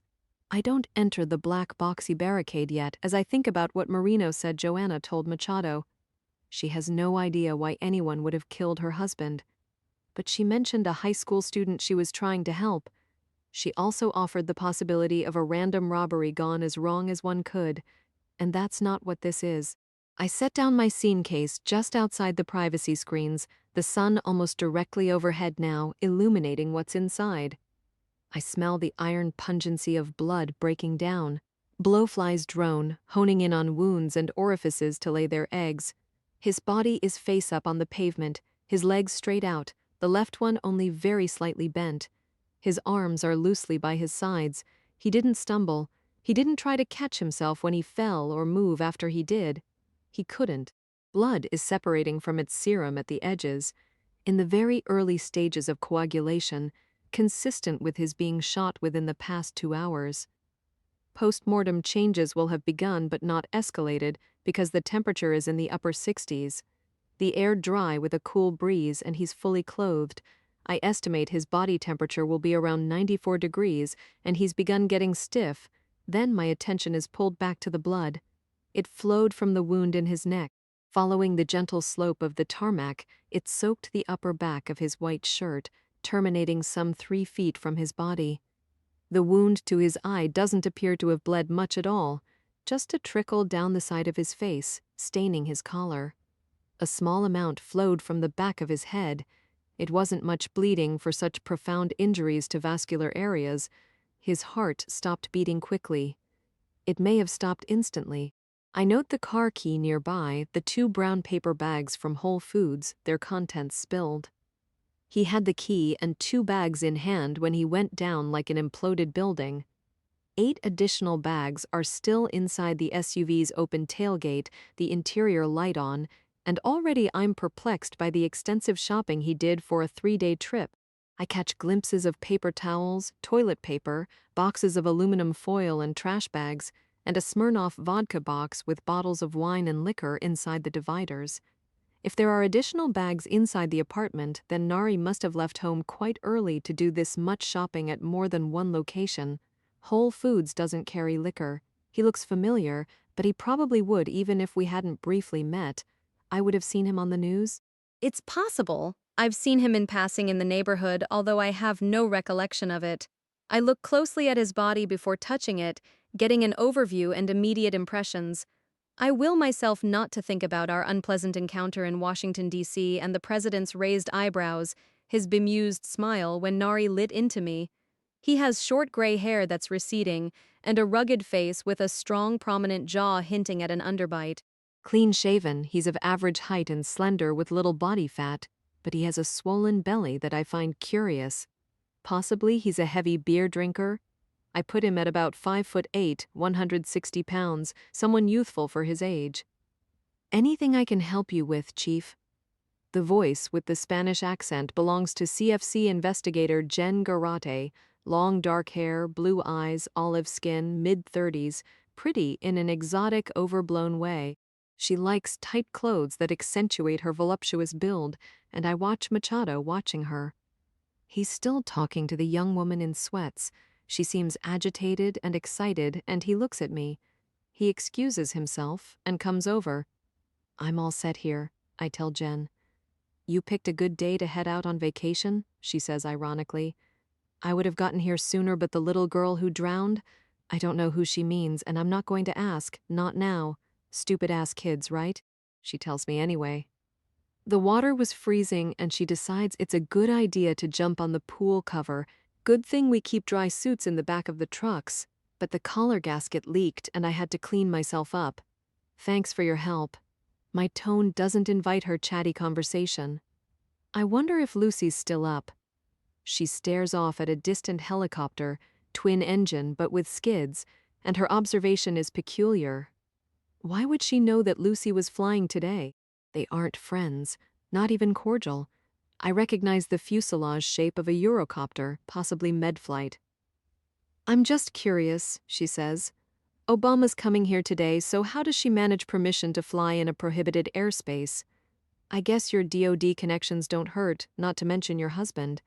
Permission depends on who's been vetted by the TSA and has advance clearance. I've stopped what I'm doing and am meeting her gaze. I have no influence with the FAA, and I'm not sure what you're implying. I just think it's cool to be a pilot, that's all. I'll see you back at the office.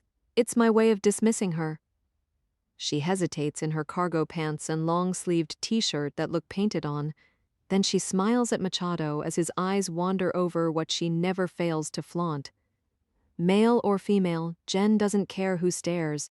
My new chief of investigations is a shallow narcissist. It's just my luck, and I hired her because I had to hire someone after Marino left. Skilled and New York trained, she's smart and competent, but a mistake I've found out. I can't fire her because she's inappropriate and certain people don't like her.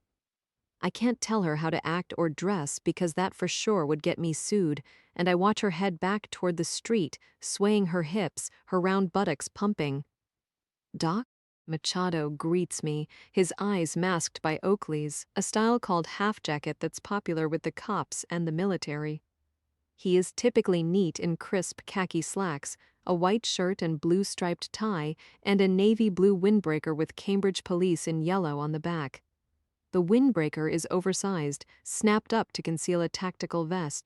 He obviously was on duty when the call came in, and it doesn't escape my notice that Marino crosses his arms, his face hard, his jaw muscles clenching again. I hear we ruined your day, Machado says to me.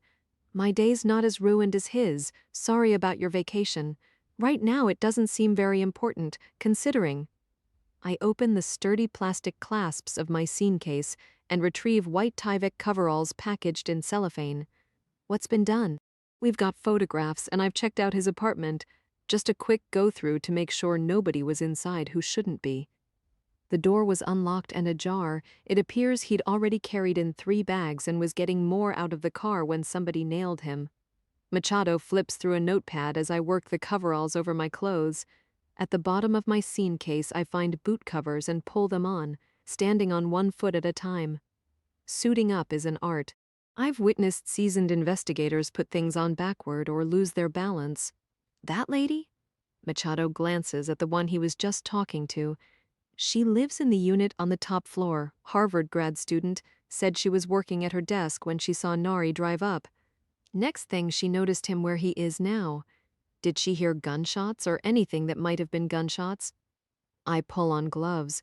She says she didn't, and there were no reports of shots fired in the area. We're already questioning the neighbors. So far coming up 0, but the grad student? He glances back at the woman, standing rather dazed on the sidewalk now. Angelina Brown, 24, getting her doctorate in education. Marino is jotting down the information, his mouth set as if he just ate something that didn't agree with him. She did make one interesting comment, Machado continues, and for sure we'll follow up on it. Apparently, her desk is in front of the window facing the street, and she has a bird's-eye view of who's out front or entering or leaving the house. She says she's seen a kid in the area. He rides his bike back and forth up and down the street. Not so long ago, Joanna Cather was outside talking to him, and then they went around back, maybe heading into her apartment. Angelina says she's pretty sure Nari's car wasn't here at the time. It struck her as weird that Joanna was possibly inviting a male into the apartment when her husband wasn't home. We know the kid's name or have a description? Marino continues to write down the information. Short, thin, always has a cap on. That could only be a couple of people, Marino says snidely, and Machado ignores it. She says the kid looks maybe 16, Machado continues. Could be a little older or a little younger, with pants half-mast, the usual baggy bad boy clothes. Huh. Let me guess. The kid Joanna claims she's been trying to help, Marino says. Yeah, well, maybe she's been giving him more than advice. If your witness is right and the person she's seen riding his bike is this same student Joanna supposedly is helping, it appears he doesn't live too far from here. I reply, and Tyvek makes a papery sound as I crouch on the back of my heels just inside the opening of the barrier. Otherwise, he wouldn't be on a bike, my guess is. I'm gonna talk to her, Marino says brusquely, and I glance back at his NBA huge black high tops behind us. Help yourself, Machado replies. Don't worry, I will. Marino walks off as I check the dead music teacher's hands. I bend his fingers and feel rigor mortis forming in his small muscles. He's still warm. I begin to unbutton his shirt and discover tattoos. Trees with flying crows are on his left chest, and on his right shoulder is a logo of some sort, Rainsong in stylized letters. Machado crouches next to me. I assume the witness, Angelina Brown, didn't mention whether she'd noticed this same kid in the area this morning. I insert a long thermometer under the right arm and set a second thermometer in the top drawer of my scene case. I asked her that. She says no. Machado watches what I'm doing. But it's not like she's looking out her window every minute either. It's possible he could have come around through the backyard and she wouldn't have seen him. Any chance she really wasn't in New Hampshire when you reached her? We'll be able to determine that from cell towers that picked up her phone signal when I called her. I rock the body toward me, and it rests heavily, limply against my knees as I check for livor mortis, the settling of non-circulating blood due to gravity. It's just beginning to form on his back, a blush of dark pink that blanches when I press it. I'm wondering, I continue, if it might be possible she actually was inside the apartment. I wonder if she had a visitor while her husband was shopping, and then she left either intentionally or unintentionally at a strategic moment right before he got home. Exactly. The cell towers will tell us if she's lying, but I'm wondering why you're wondering it. His attention is fixed on me, because I've seen things like it before, and there are still a lot of people out there who don't realize just how much information their cell phones are giving to anyone interested. They lie because they have no clue how easily they'll be caught. She shouldn't be naive, though, not after what they went through with the FBI. Machado makes a good point. I don't guess your witness noticed if Joanna's car was here this morning, I add. Well, here's an interesting detail. It just so happens she's driving a rental car today. Why? I don't know, but I'd say it's open season on possibilities, Machado replies. Which is one reason we don't want anybody inside the apartment until we get a chance to go through it with a fine-tooth comb. All we're waiting on is the warrant. He's suspicious. The wife had something to do with her husband's murder, and it's no wonder that would enter his mind early on. But based on what the witness Angelina Brown said, and also on what I'm already seeing, Jamal Nari wasn't taken out by some jealous high school kid packing a pistol. He wasn't picked off by a contract killer who walked up and shot him and kept on going. Had a gun been fired on the property, someone would have heard it. I strongly suspect that Nari was shot long range by someone experienced and skilled who had a point to make. I retrieve a magnifying hand lens to get a better look at the small tangential hole in the back of the neck at the hairline. I take photographs. I turn the head slightly to the right, and blood spills out of the wound, an entrance wound. I move the head some more and shine a flashlight. Fragments of copper light up like gold in a mush of coagulating blood, hair, and brain tissue. Chapter 7. The wound to the eye is also an entrance, the bullet smashing through the sunglasses Nari had on. I photograph them on the pavement, the left lens gone, the tortoise frame intact. Shards of polarized plastic are scattered over his white button-up shirt and on the pavement next to his face. He was down when he was shot through the eye, in the exact position he's in now, and I back out of the cool shade of my privacy shelter. I look up and around at windows in other homes and townhouses. I look at the apartment buildings at the end of the street a block from here, rows of them like barracks, 3-story, flat rooftops. Finding a 6-inch ruler and a tape measure, I duck back inside my big black box and photograph him from every angle, noting that when the bullet struck his sunglasses, the force and trajectory knocked the frames off his face. They landed exactly 3 feet 4 inches to the right of his head, and I palpate his bloody gray hair. My gloved fingers find what I'm looking for, fractured bones in his occipital skull and lacerations where at least one bullet exited, but no bogginess. He had scarcely any vital response at all. He was dead by the time he hit the ground. I remember the anonymous poem again, and its reference to a hangman. Instant death is rare.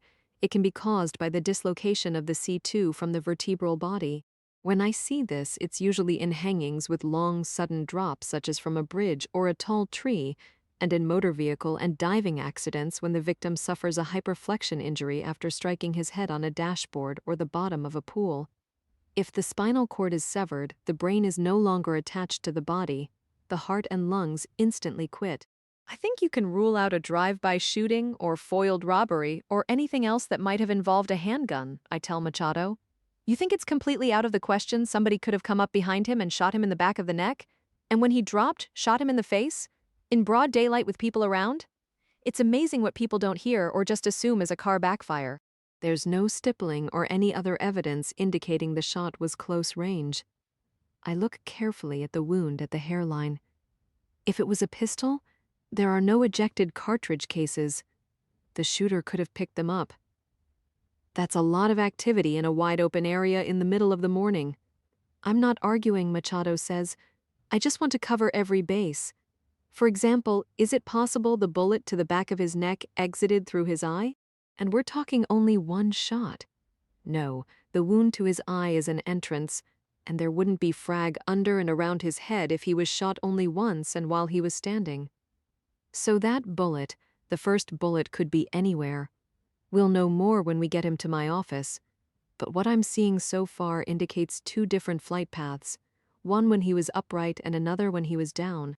The second shot exited the back of his skull, which is pretty much pulverized, held together by his scalp. The frag is right here. I indicate the blood under and around the head. The bullet disintegrated when it exited and struck the asphalt. In other words, when he was shot through the eye, he was in the position he's in now. Luck of the draw, Machado says. A bull's eye. I don't know if it was a lucky shot, but it certainly wasn't lucky for him, except he didn't suffer. In my opinion, this was a lightning strike seemingly out of nowhere because it was made from a distance by someone who was set up for it. How much of a distance? It's not possible to tell without doing detailed shooting reconstructions, and we will, and I suggest you pay close attention to any buildings around here where someone may have set up with a rifle.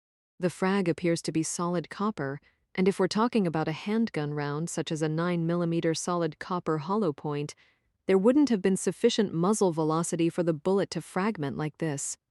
I think these were distant shots with heavy loads fired by someone with a high-power rifle who is extremely precise and deliberate. I reiterate, it's exactly like I was telling you. Marino is back, and I notice his shoes behind me again. Maybe the same damn sniper that took out 2 people in New Jersey. Jesus. Machado's dark glasses stare at the apartment buildings. He scans the nearby houses, pausing on the federal-style brick multi-unit dwelling directly across the street. There we go with that again. Didn't you mention that those 2 victims were shot in the back of the neck? I ask Marino. High up, he says, at the base of the skull, And a second shot after they were on the ground?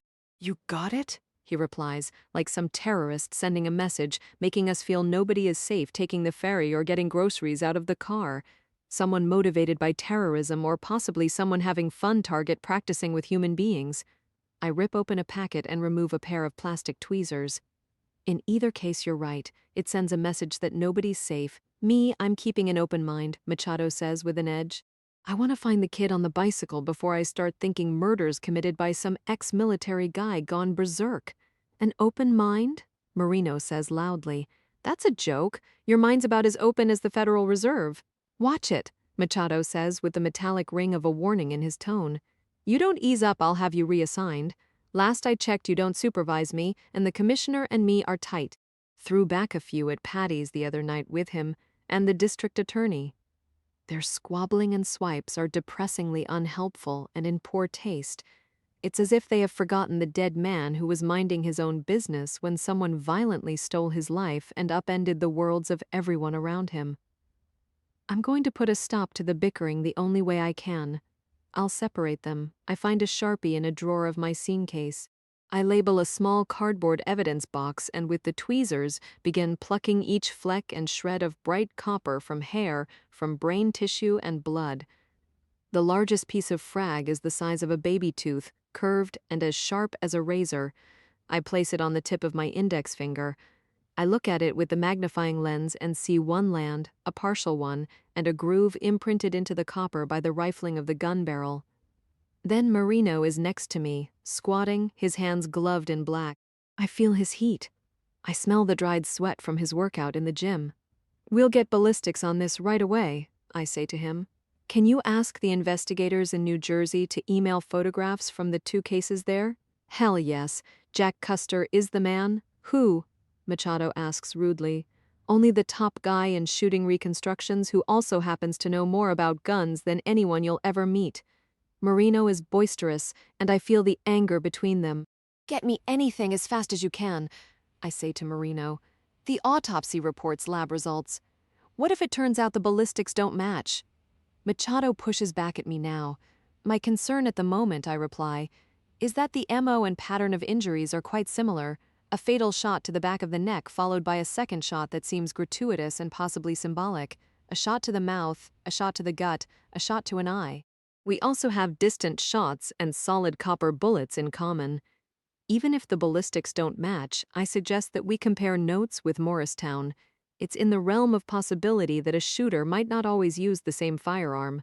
Not likely, Machado counters. If you're talking about a sniper, he's going to use what he knows and trusts. There you go with your assumptions, Marino retorts. Jesus, Machado mutters, shaking his head. Somebody's got to work this intelligently before the fucker does it again. Back off, buddy, Machado snaps at him. I'm calling Custer right now. Marino pulls off his gloves and dips into a pocket of his jacket for his phone. I place the bloody copper frag into the cardboard box. I tape the lid securely, handing the packaged evidence to Machado. I've just made it his responsibility to receipt it to the CFC, and in the process I'm separating Marino and him. I remind Machado that the bullet fragments should be processed in the Integrated Ballistic Identification System, IBIS, immediately. There's a problem with that. She's not in, he starts to say, and I know what he's alluding to and find it strange. My top firearms examiner, Liz Wrighton, has been out sick with the flu for the past few days. I'm not sure why Machado would know about it. I'm calling her at home, I reply. I need her to use IBIS software to image the marks on the frag and run them through the National Integrated Ballistic Information Network, NIBIN. If the firearm in question has been used in other crimes, we could get a hit in a matter of hours. I peel off my gloves. Hello? She says stuffily. Liz? It's Dr. Scarpetta. I heard about the shooting on the news. Apparently everybody has. I look around as I talk. Some of the neighbors are outside loitering on the sidewalks in the street, and every car that passes slows to a crawl as people gawk. The sound of the news choppers is constant, and I notice a third one in the distance. The case is maybe 2 hours old. The media got here before I did, I say to Liz. I saw it on Twitter, she replies. Let me see, I'm looking. Boston.com says there was a shooting homicide in Cambridge. Victim, Jamal Nari. And another tweet reminds us who he is, his pulled pork powwow with Obama. And I'm quoting, no disrespect on my part. Can you come in? I'm really sorry, but this is important. How are you feeling? Congested as hell, but not contagious. I'm actually at CVS buying more drugs. She coughs several times. I can be there in 45. I look at Machado and nod that he can head to the CFC, and he walks swiftly to his SUV. Next, I get my radiologic expert Anne on the phone. I tell her she has a case coming in that I want scanned immediately. I'm especially interested to see if he has a hangman's fracture, I explain. A pause, then, okay, I'm confused. I thought this was a shooting. Based on the position of the wound at the back of his neck and his lack of a vital response after being shot, I have a hunch we're going to find a fracture involving both pars interarticularis of C2. On CT, we should be able to see the extent of his cervical spine injury. I'm betting his cord was severed. I'll do it as soon as the body arrives. It should be there in half an hour. If I'm not back by the time you're done, see if Luke can get started on the autopsy. I guess no Florida, Anne says. Not today, I reply, and I end the call and crouch back inside the shelter of the privacy screens. I tape small paper bags over the hands and a larger one over the head to preserve possible trace evidence.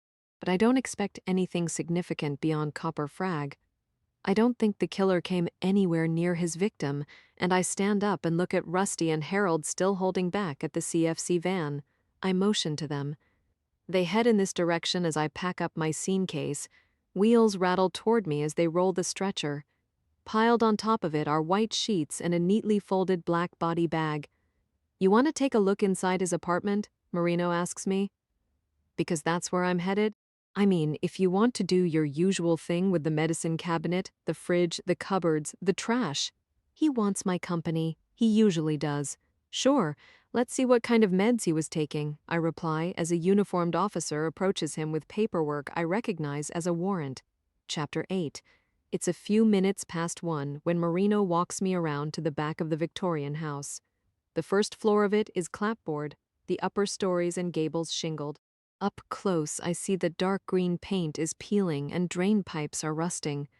What's left of the yard has been sutured by an ugly wooden fence, and the trunks of old trees crowd against it like something massive and lumbering trying to escape. I can imagine what an estate this must have been in an earlier era. What's left of the subdivided property is no more than a sliver of land crowded by recently built bright brick townhouses on 3 sides. The windows of the corner first-floor apartment are small. The curtains are drawn and the door they used to access their apartment has no patio or overhang. It must have been unpleasant hurrying inside when the weather was bad, especially if one was carrying groceries. It would have been awful in the ice and snow, treacherous in fact. So this is the exact way he came after he got out of his car, Marino says, as we walk through unbroken shade, chilly and still beneath leafy canopies, the earth pungent and spongy under my booted feet. He carried 3 bags, walked around to the back of the house, and let himself in with keys that are on the kitchen counter. There's a knob lock and a dead bolt. What about an alarm system? He probably disarmed it when he went in unless it hadn't been set, and I've got a call to the alarm company to find out the history for earlier today. He glances at his phone. Hopefully I'll be getting that any minute. Machado certainly handed off a lot of detail considering how much the two of you don't seem to like each other at the moment. I'm going to make him talk about it. There's no room in a homicide investigation for personal problems. I'm 100% focused. If you were, I wouldn't have noticed that anything is wrong. I thought you were friends. His gloved hand turns a modern satin chrome knob that is an insult to the vintage oak front door. It's completely closed now, but when the first responding officers got here, it was ajar. He continues to ignore my questions. I follow him in and stop just beyond the jamb, pulling the door shut. Opening my scene case, I retrieve shoe covers for both of us as I glance around before stepping farther inside. The apartment is tiny. The kitchen and living area combined, the oak paneling painted chocolate brown. The wide board flooring is heavily varnished and scattered with colorful throw rugs, 1 bedroom, 1 bath, 2 windows across from me and 2 to my left, the drapes drawn, and I take my time near the door. I'm not done with him. He and Machado are fighting, and I wonder if it's over a woman, and my thoughts dart back to Liz Wrighton. I'm rather startled, but probably shouldn't be. Single in her late 30s, attractive, and I recall that when Marino worked for me, the two of them sometimes went shooting together or grabbed a few drinks after work. She's been out sick since Monday, and for some reason Machado knew about it. Did you mention to Machado that Liz has been out sick? I ask. I didn't know about it. Is that a yes? It isn't. I look up at 2 rubbed bronze hanging fixtures shaped like inverted tulip bulbs, cheap. What's called antique-inspired. Their bulbs are glaring, the dimmer switches near the door pushed up as bright as the lights will go. I doubt Jamal Nari did that when he came in with groceries and left the door ajar. I have a feeling Machado did plenty of looking around when he did his walkthrough, and I suggest this to Marino. I ask him if the lights were on when the police got here or if Machado might have done it. I'm sure he turned them on so he could see anything in plain view before we got the warrant. Marino is skimming through it, his mouth set angrily. And guess what? I don't see a sniper rifle on it. What if we find one in the closet or under the bed? It's not like I didn't damn tell him. I don't understand. Are you implying Joanna Cather shot her husband with a rifle they keep in the apartment? I'm implying that Machado is being bullheaded and jerking me around. What he doesn't want to hear is we're probably looking for a special type of firearm, one that not so long ago wasn't readily available to the public, so he's not acknowledging anything I tell him. Marino's gloved hands pick up keys on the kitchen counter next to 3 upright brown paper Whole Foods bags, a 5R, like the rifle used in New Jersey.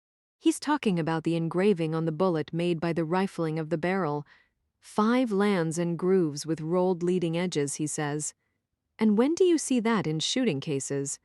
I'm not sure I have. I personally don't know of any homicides where the shooter used a rifle with a 5R barrel except the 2 Jersey cases, Marino says. Even now, there's only a few models out there unless you custom build, and most people don't know crap about barrels or even think they're important. But this shooter does because he's damn smart. He's a gun fanatic. Or he somehow got hold of a gun like that. We need to look for anything that might be related, put everything on a warrant, including solid copper bullets, cartridge cases, a tumbler. Marino talks over me. Anything you can think of in any place we search, including any vehicles like the wife's rental car, but Machado's fighting me. Basically, he's giving me the finger because if I'm right, it's a huge case and it's mine, not his. Under ordinary circumstances, it should be both of yours. Well, the circumstances aren't ordinary and I should be the lead investigator. He's already run the wrong way with the ball. Your hope is that it's Machado who gets reassigned. Maybe he will, and maybe he should before there's a bigger problem. What bigger problem? There's more to this than Marino is saying, like him pinning this murder on some kid who maybe was fooling around with the dead man's wife. A kid didn't do this, Marino says, but that's not his reason. There's something else. He opens his scene case on the floor as I survey the sitting area, a Chesterfield brown leather sofa and 2 side chairs, a coffee table. A flat-screen TV has been dismounted from the wall and so have framed Jimi Hendrix, Santana, and Led Zeppelin posters. In a corner are 3 black carbon fiber guitars on stands, iridescent like a butterfly wing when the light catches just right, and I get close to inspect. Rain Song. He must have really loved his guitars to get a tattoo, I comment, and I'm in the kitchen now. 4 wall-mounted cabinets, a 3-burner stove, an oven, a refrigerator. On the counter are a microwave, the keys and bags of groceries Nari carried in before he returned to his car and was shot to death. I work my hands into a pair of fresh gloves before inspecting what he bought. Sliced cheeses, coffee, jars of marinara sauce, pasta, butter, several different spices, rye bread, detergent, dryer sheets. I go through the inventory. Advil, Zantac, Valerian. Prescriptions for Zomig, Clarinex, Clonopin filled at the CVS at 9 this morning, possibly after he bought the groceries, and right before he drove home. I look at Marino as he slides the trash can out from under the sink. Who does this much shopping for a long weekend? I open the refrigerator. There's nothing inside but bottles of water and an open box of baking soda. I'm thinking the same thing you are. Something's wrong with this picture. Marino lifts the trash bag out of the can. Nothing in it but a bunch of paper towels. They're damp. It looks like they were used to wipe something down. What do the meds tell you? It would seem that one or both of them suffer from headaches, possibly migraines in addition to allergies and stomach problems, I reply. And valerian is a homeopathic remedy for muscle spasms and stress. Some people use it to sleep. Klonopin is a benzodiazepine used for anxiety. The name on all of the prescriptions is Nari's. That doesn't necessarily mean his wife wasn't sharing. Marino heads toward the bedroom and I follow him. Another former jewel that is sad to see, the oak flooring original to the house and painted brown. The crown molding like the paneled walls is painted an insipid yellow. On top of the double bed are 2 guitar cases, hard plastic and lined with plush red fabric, and on the handles are elastic bands from baggage tickets. There are nightstands and lamps, and near the open closet door are suitcases and stacks of taped-up banker's boxes.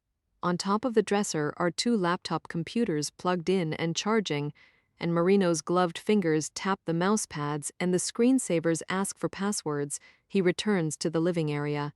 Then he's back with evidence tape and plastic bags. They weren't going away for just the weekend. It's obvious they were moving. I step inside the bathroom. It's not much bigger than a closet. The vintage clawfoot tub has been outfitted with a shower head and a yellow plastic curtain on enclosure rings.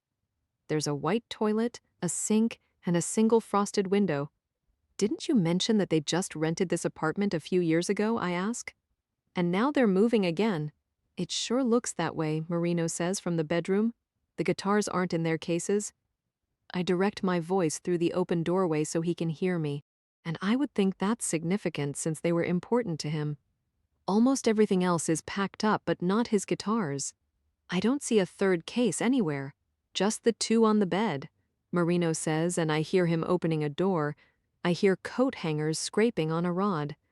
There should be 3, 1 for each guitar. Nope, and nothing in the closet.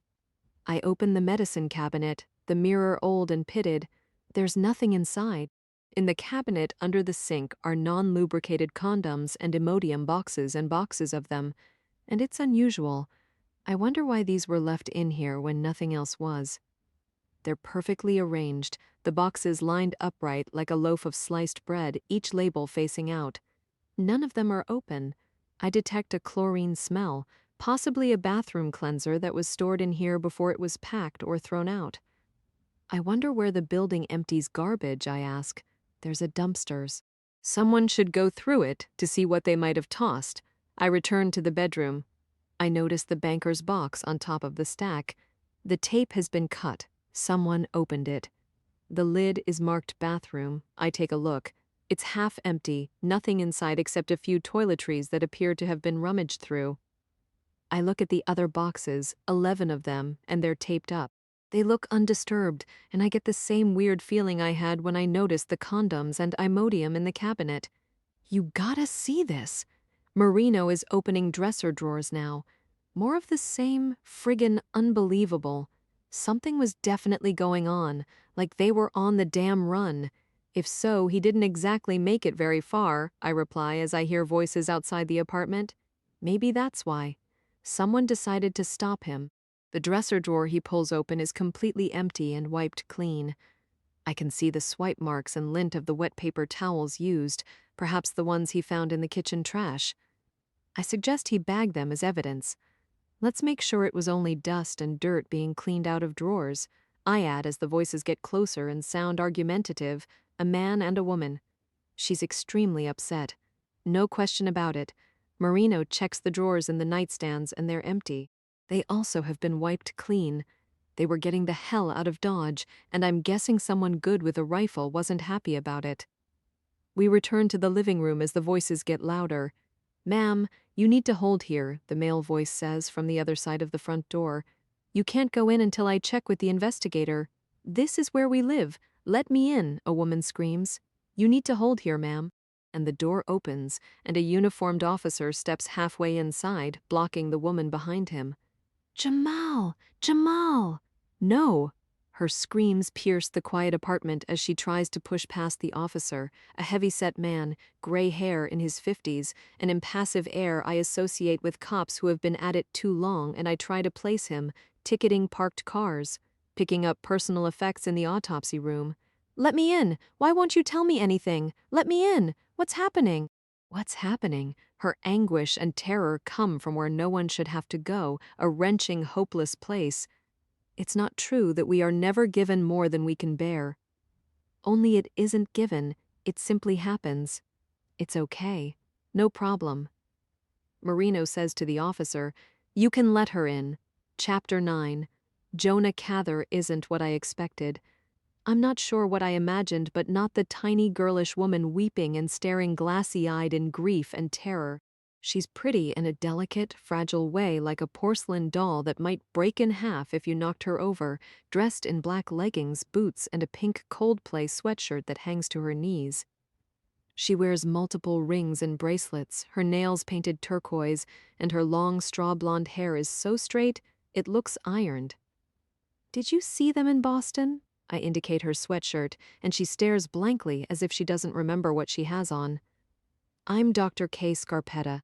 I'm trying to think back to when it was, maybe 2 summers ago."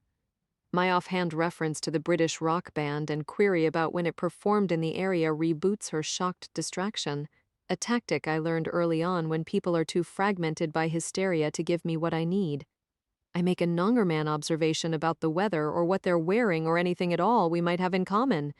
It almost always works. I have Joanna's attention. "You're a doctor?" Her eyes fasten on me, and I'm mindful of the hard stiffness of the vest underneath my shirt, of my hands still gloved in purple nitrile, of my boots cocooned in boat-shaped blue shoe covers. I'm handling Jamal's case, the medical aspects of it. I'm gentle but sure of my position, and I sense the beginning of trust. She pauses, staring with a hint of relief, and says, "July 2 years ago, we had VIP backstage passes. We never miss them. One of the band's tour stops was Boston, where they played for several nights, and Lucy got seats 2 rows back, center stage. We may have been at the same concert, perhaps near Joanna and her musician husband, all of us there on a rock and roll high. It happens in the blink of an eye, a lightning strike, a heart attack, a wrong place, a wrong time. You saw Jamal," she says to me. "What happened to him? He was shot. Preliminarily, that's the way it looks. I'm very sorry." "The way it looks? You don't know?" "He needs to be examined. Then I'll have answers I can be sure of." I'm next to her now as if she's in my care, and I tell her I regret that I don't have more information at the moment. I repeat how sorry I am for her terrible loss. I say all the right things as she starts crying again, and this is exactly how Marino wants it to go.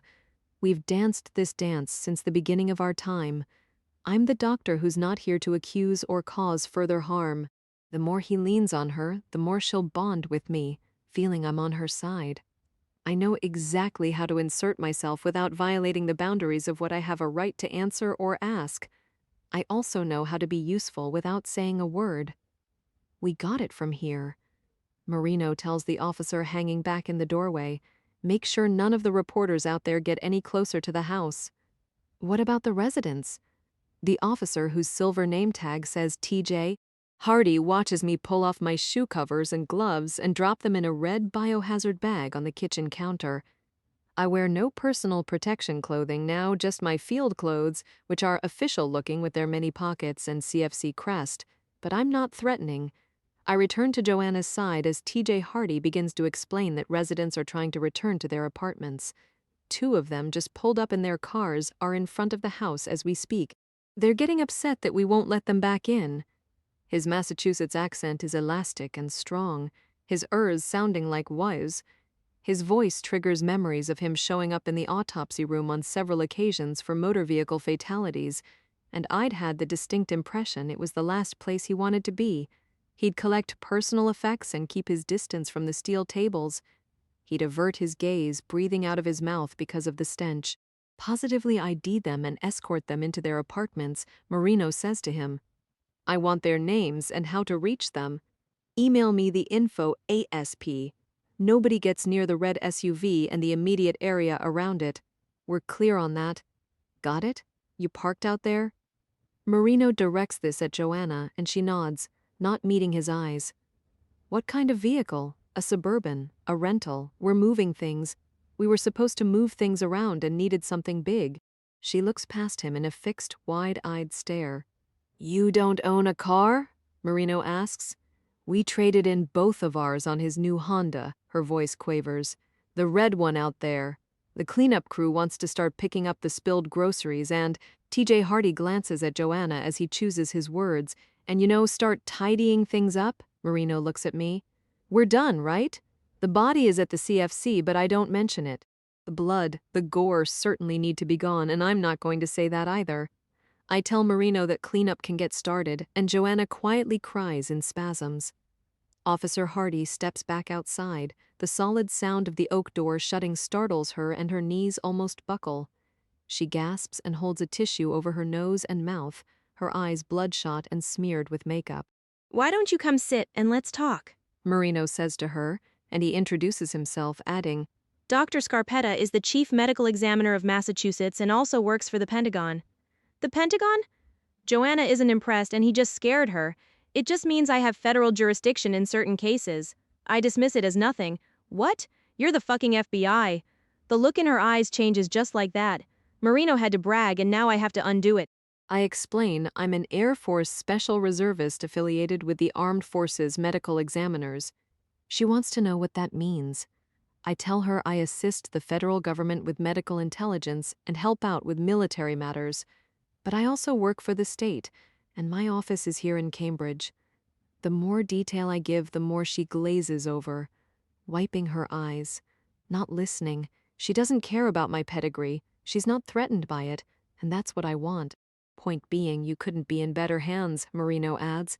She may have a few questions about medications, about any general health details she should know about your husband. He says it as if I'm their family doctor, and it's a tried and true manipulation, a familiar one I wish wasn't needed. Nari's prescription drugs and health history have nothing to do with what killed him. A gun did. But Marino wants me present, and if Joanna thinks what he's saying is a ploy, she makes no indication. Instead, she's suddenly deflated as if there's no point in fighting what can't be changed, there's no protest or argument that will make it untrue. Where is he? Where's Jamal? Her tone is dead. Why is that big black box set up in front of the house? I don't understand. Was that where they put him? They wouldn't let me look inside it. Is he in there? Where is he? He's been taken to my office for examination? I repeat what I've already told her. The black enclosure was to ensure privacy and respect. Come sit down. I touch her elbow and lead her to the couch, and she sits stiffly on the edge of it, wiping her eyes. Who did this? Who would do this? Her voice shakes and catches. Well, that's what this is all about, Joanna. We gotta find that out. Marino sets a chair directly across from her and sits down. I'm real sorry. I know how hard this is, but I've got a lot of questions I need you to answer if you're going to help us figure out what happened to Jamal, okay? She nods. I sit down off to the side. Starting with what time you left here this morning, where you were headed and why. Marino has his notepad out. I already told the other one that. He said Jamal was shot while he was getting groceries out of the car, that someone shot him. She looks at me. But you said you don't know if he was shot. He needs to be examined so we can be sure of exactly what happened. I avoid using the word autopsy. Her eyes race around the living room, and then she stares at the 3 guitars. Who did that? Her voice goes up a notch and is louder as she stares accusingly at us. Jamal packed them in their cases. He's so careful with his guitars. Who put them back on their stands? That's interesting, Marino says. There's 2 cases on the bed. Where's the 3rd one? You had no right. Touching his things, you had no right. We didn't touch his guitars, Marino says, and I think of Machado. But he wouldn't do that. I look across the room at the guitars, different shapes, black carbon fiber, one a matte finish, 2 shiny and shimmering with mother-of-pearl inlays, upright on stands, a rubber gooseneck clamped over the strings, facing out, perfectly, precisely arranged, and I get out of my chair. I walk over to them and detect the vague chlorine smell of bleach, what I smelled in the bathroom. Someone was inside this apartment here who shouldn't have been, and then I check the kitchen again. The paper towels in the trash have no odor at all. Bleach destroys DNA. Something else was used to wipe out the drawers. 2 different types of evidence, 2 different means of eradicating it, possibly 2 different people. I sit back down. I give Marino a look that he understands. Jamal Nari's killer may have been inside this apartment at some point, and I think of Machado again at the same instant. Marino asks Joanna about him. I know you two talked. He keeps the annoyance out of his voice, and there's no sign of it on his face. But I know what he feels. Machado shouldn't have offered details to her. He shouldn't have said her husband was shot. If she'd said it first, it would have been significant. You told Detective Machado you were in Tilton, New Hampshire. At the Tanger Outlets? Marino asks her. He was shot in broad daylight by his car? She's trembling hard, and maybe this time for a different reason. Did anyone see who did it or try to help? When he doesn't answer as he flips through pages in his notepad, she gets more agitated and anger glints. Did anyone try to get an ambulance? Didn't anyone try to help him? She's asking me this. It was a fatal injury. I select my words carefully. You mean there was nothing that could have been done? Nothing at all? Your husband died very quickly. I'm hoping you might know something that will help us, Marino says. She glares at him. I have no idea who did this. Detective Machado called your cell when you were on your way to New Hampshire. Marino baits the trap. I was already there at the luggage store. Was it Tanger or Merrimack? Marino frowns, flipping pages. He looks confused. You know the one in Tanger or the bigger outlet mall about an hour from here? The bigger one. I was returning a bag with a broken zipper and he called. I asked him how he got my number and I thought maybe it was the police harassing us again. As I remember it, the FBI was investigating your husband, not the police. In light of your bad experience, it's real important you make that distinction, Joanna. Marino is leaning forward, his big gloved hands on his big knees. We're not the FBI. We're not the ones who put you through all that. It's never been the same. She shreds the tissue in her lap. Is that why? Because of that someone targeted Jamal? We got a lot of hateful things from people. On the internet mail, stuff left by our cars at school and here. Is that what you think? Marino is baiting her again. He knows what she offered to Machado when she first got the news about the student she was helping. About a robbery gone bad. I don't know what to think. Tears flood her eyes and spill down her cheeks, streaking her makeup. The flesh around her eyes a mascara smear. Marino slowly gets up from his chair. He walks to the kitchen, looks at the bags of groceries. He peers through the open bedroom doorway, looks at the luggage, the stacks of taped-up banker's boxes. His black-gloved thumbs type on his BlackBerry. What did you say the name of the luggage store is? He asks from the kitchen, turning his broad back to us. What? She seems numb. The luggage store where you took the bag with the broke zipper? It was just a luggage store? I don't remember the name of it. Tommy Bahama? Nautica? He's checking, seeing what stores are located in the outlet mall she claims to have visited. Yes, she says. Yes. Marino walks back to us, his footsteps heavy, the blue plasticized paper shoe covers making a sliding sound over hardwood. His feet look as big as Frankenstein's. It could have been one of them, she says warily. Miss Cather, you don't remember what kind of luggage you own. The suitcases in the bedroom are Rockland, a leopard pattern with pink trim, and I'm guessing those are yours. The others are American Tourister, black, and I'm guessing those are your husband's. How do you expect me to think of something like that right now? She knows she's been caught. If you find the receipt, maybe it will refresh your memory. Marino reseats himself, looking right at her as she blushes, staring down at her hands, and when she talks, her mouth sounds dry. Okay, I think I have it. I think it's in my wallet. It should be there.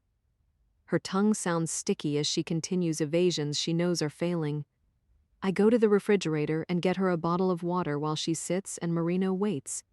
Her pocketbook is on the couch and she starts digging inside it. Inside her wallet, but it's an act and not a skillful one. There's no receipt. It's useless to pretend. Chapter 10. You know anything about cell towers, Ms. Cather?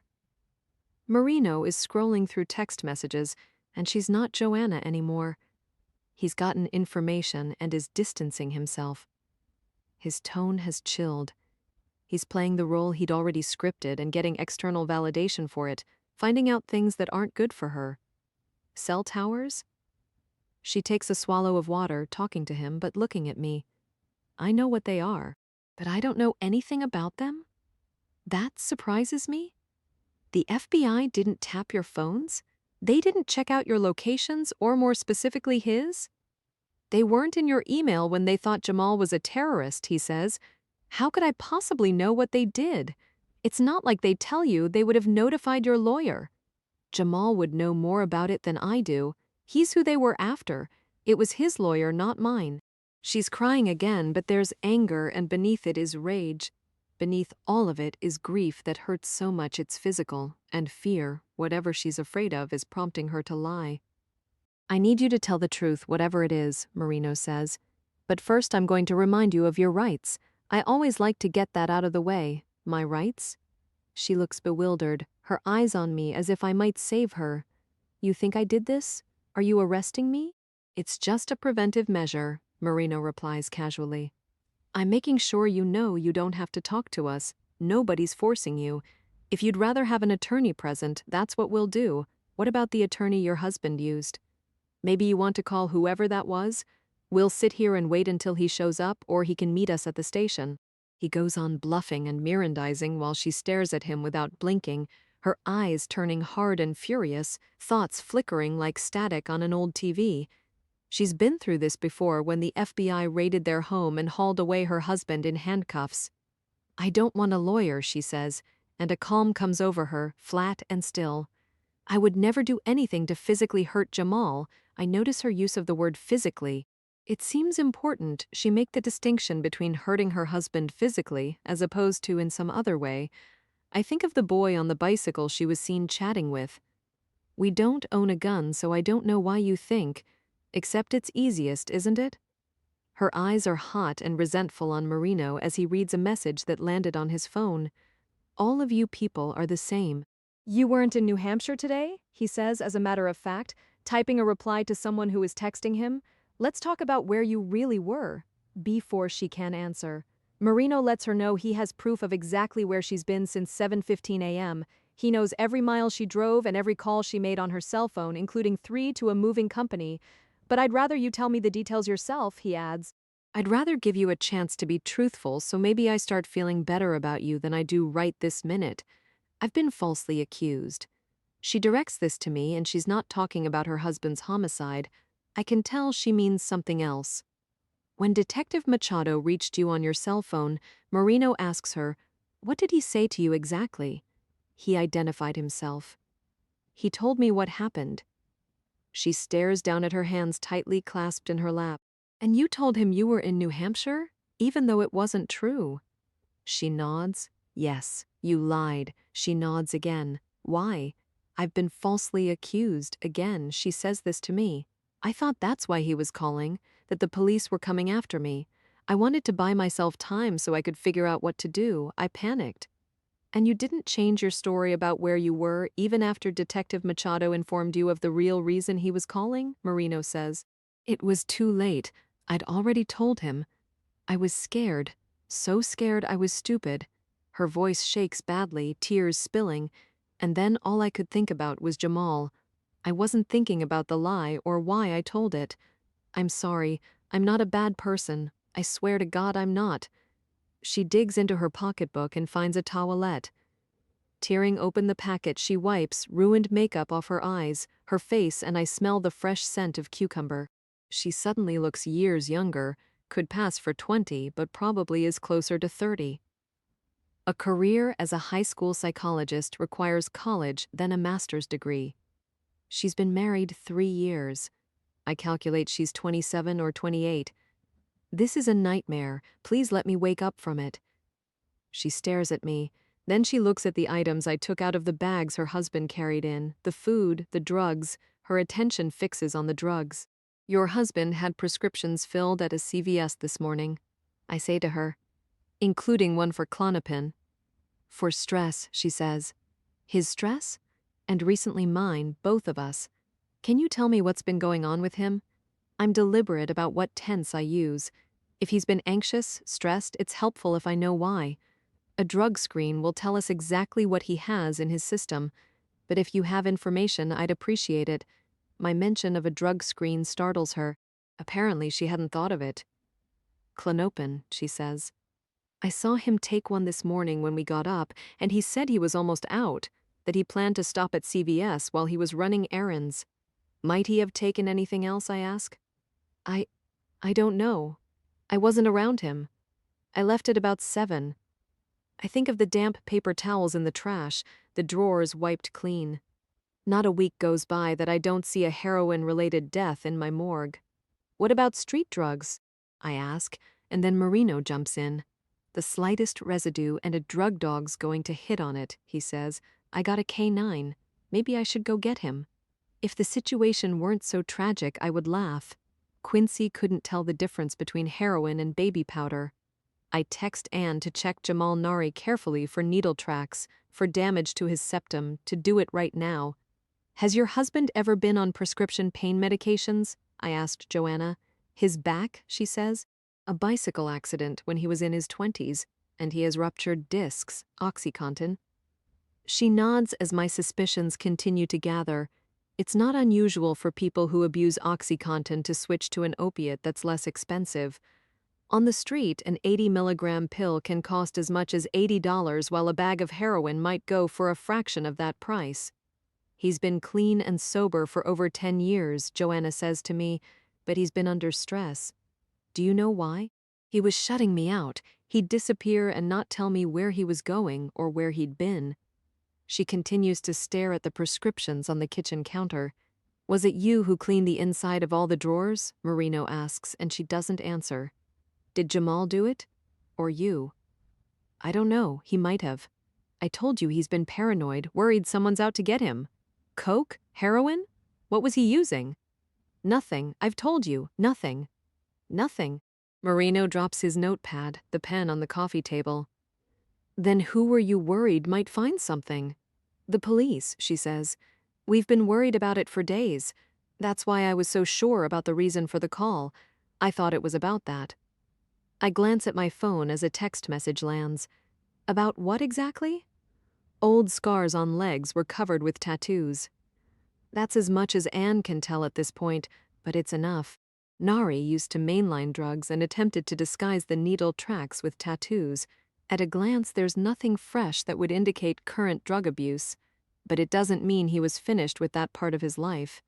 Have you scanned him yet? I write back, getting ready to, I'm not following you about the police, Marino pushes Joanna, because they've been after us before for no good reason. They'd like nothing better than to make it stick this time. Do you have any idea what it's like to go through that?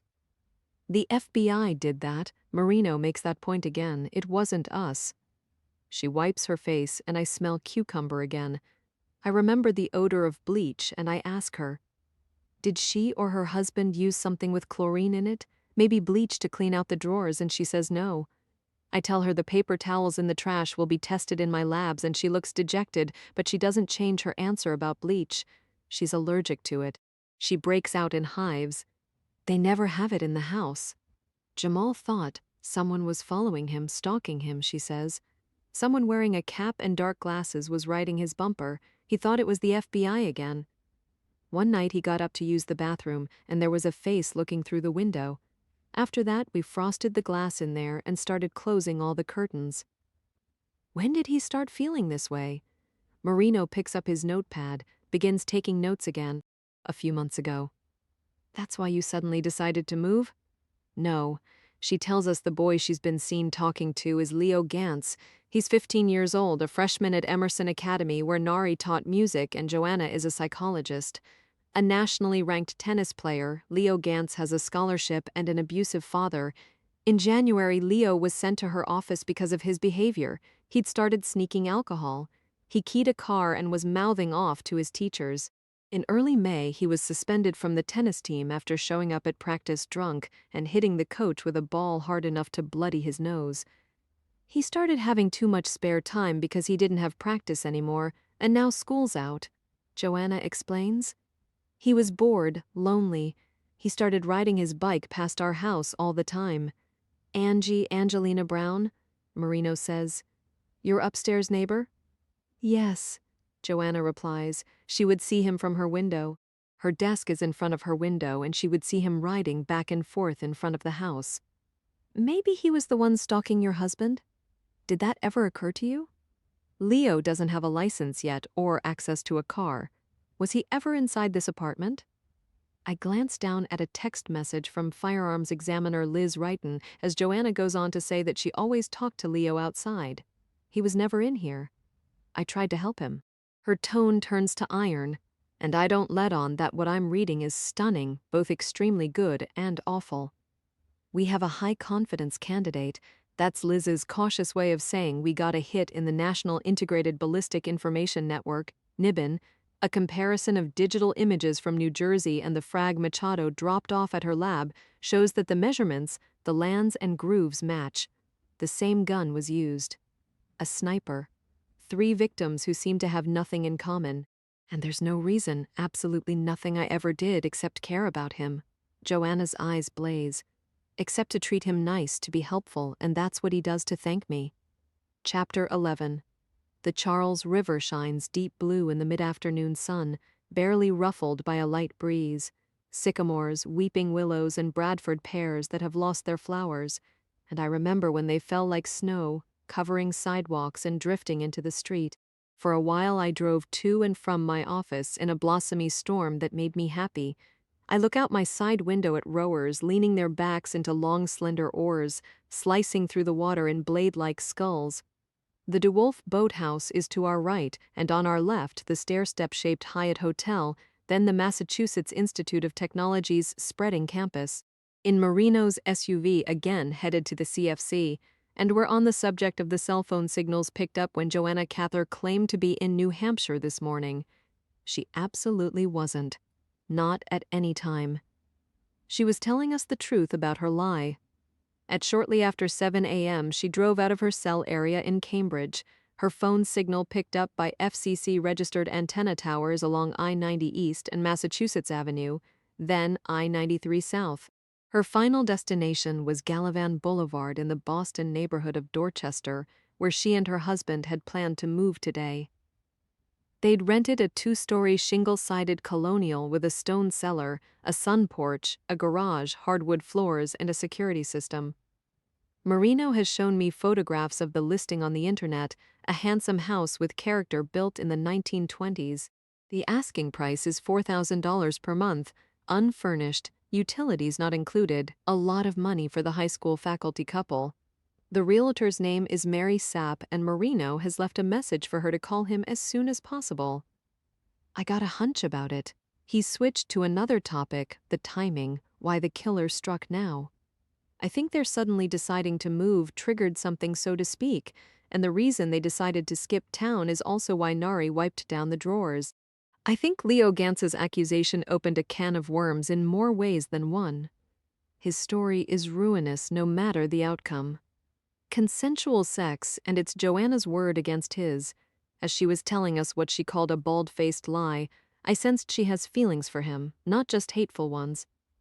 Nari was worried the police were going to show up with a search warrant any minute, Marino says, and while they were at it, bust him for drugs.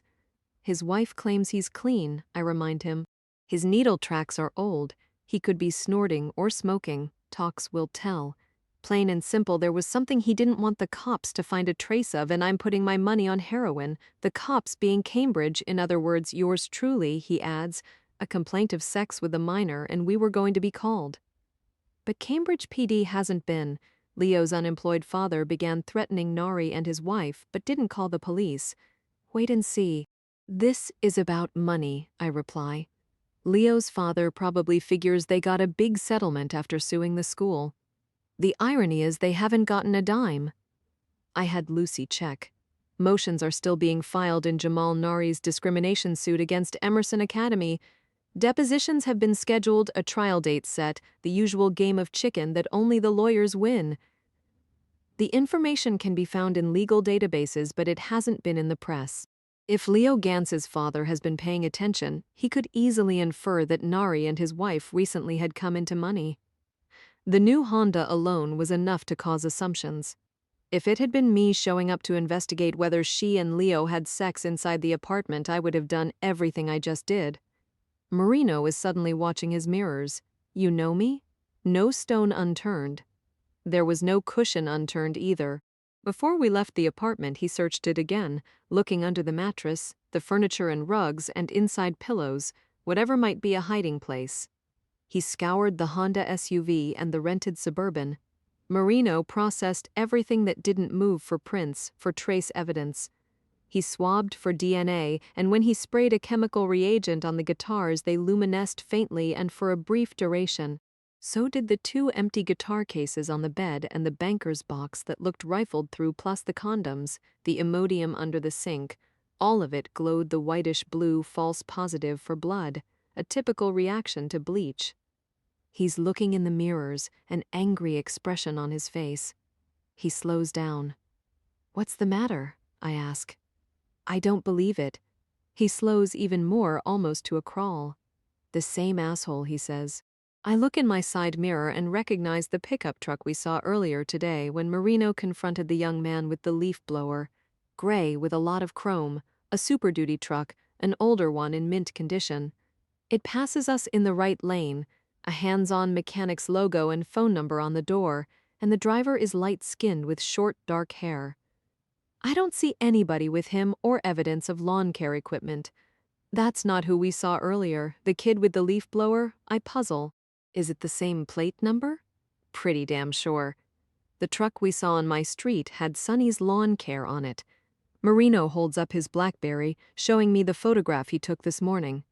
The license tag is the same as the one on the gray truck that just passed us. The phone number is also the same. The truck is far ahead of us now, in the right lane with its right turn signal on. A magnetic logo, Marino decides. The type that's removable has to be. What was on there this morning definitely said Sonny's Lawn Care with the phone number under it. Maybe he's got more than one business that share the same phone line. Then why not advertise everything on the same sign? Maybe the jerk-off kid has nothing to do with it. Marino then says. Maybe he just happened to be clearing off a sidewalk near where the truck was parked. It would explain why he wasn't concerned about Marino storming around like a maniac, taking a picture of the license plate and threatening him. I think but don't say. You ever seen this same truck in your neighborhood before today? He asks. Not that I recall, but that doesn't mean anything. I'm rarely home during the day. Marino watches the gray truck turn right onto the Harvard Bridge, and I can tell he's deliberating whether to follow it. Instead, we swing left onto Audrey Street and into an MIT apartment building parking lot where we stop. It's probably nothing, but I'm not taking any chances, he says, and I don't want whoever's driving it to think we're paying attention. You slowed down so he could pass us, I remind him. He doesn't know it had anything to do with him. I'm not convinced of that. Marino was reminded of the incident this morning and got angry all over again. Had the driver of the pickup truck been observant and able to read lips, he certainly would have seen Marino glaring and cursing. But I don't mention that either as I scan our surroundings, the MIT athletic fields and football stadium just ahead. Across the river, the old buildings of Back Bay are dark red brick and gray roof. In the distance, the skyline of Boston is dominated by the Prudential Tower with its radio mast rampant like a jousting lance, and the Hancock is slightly taller, the shapes of clouds reflected in its glass. Far off, the light changes the way it does over great expanses of water, the Charles flowing northeast into the harbor, then sweeping around Logan Airport and the Barrier Islands before emptying into bays and finally the sea. I'm reminded of what a beautiful spring day it is, the sky bright blue, the trees and grass a vibrant green.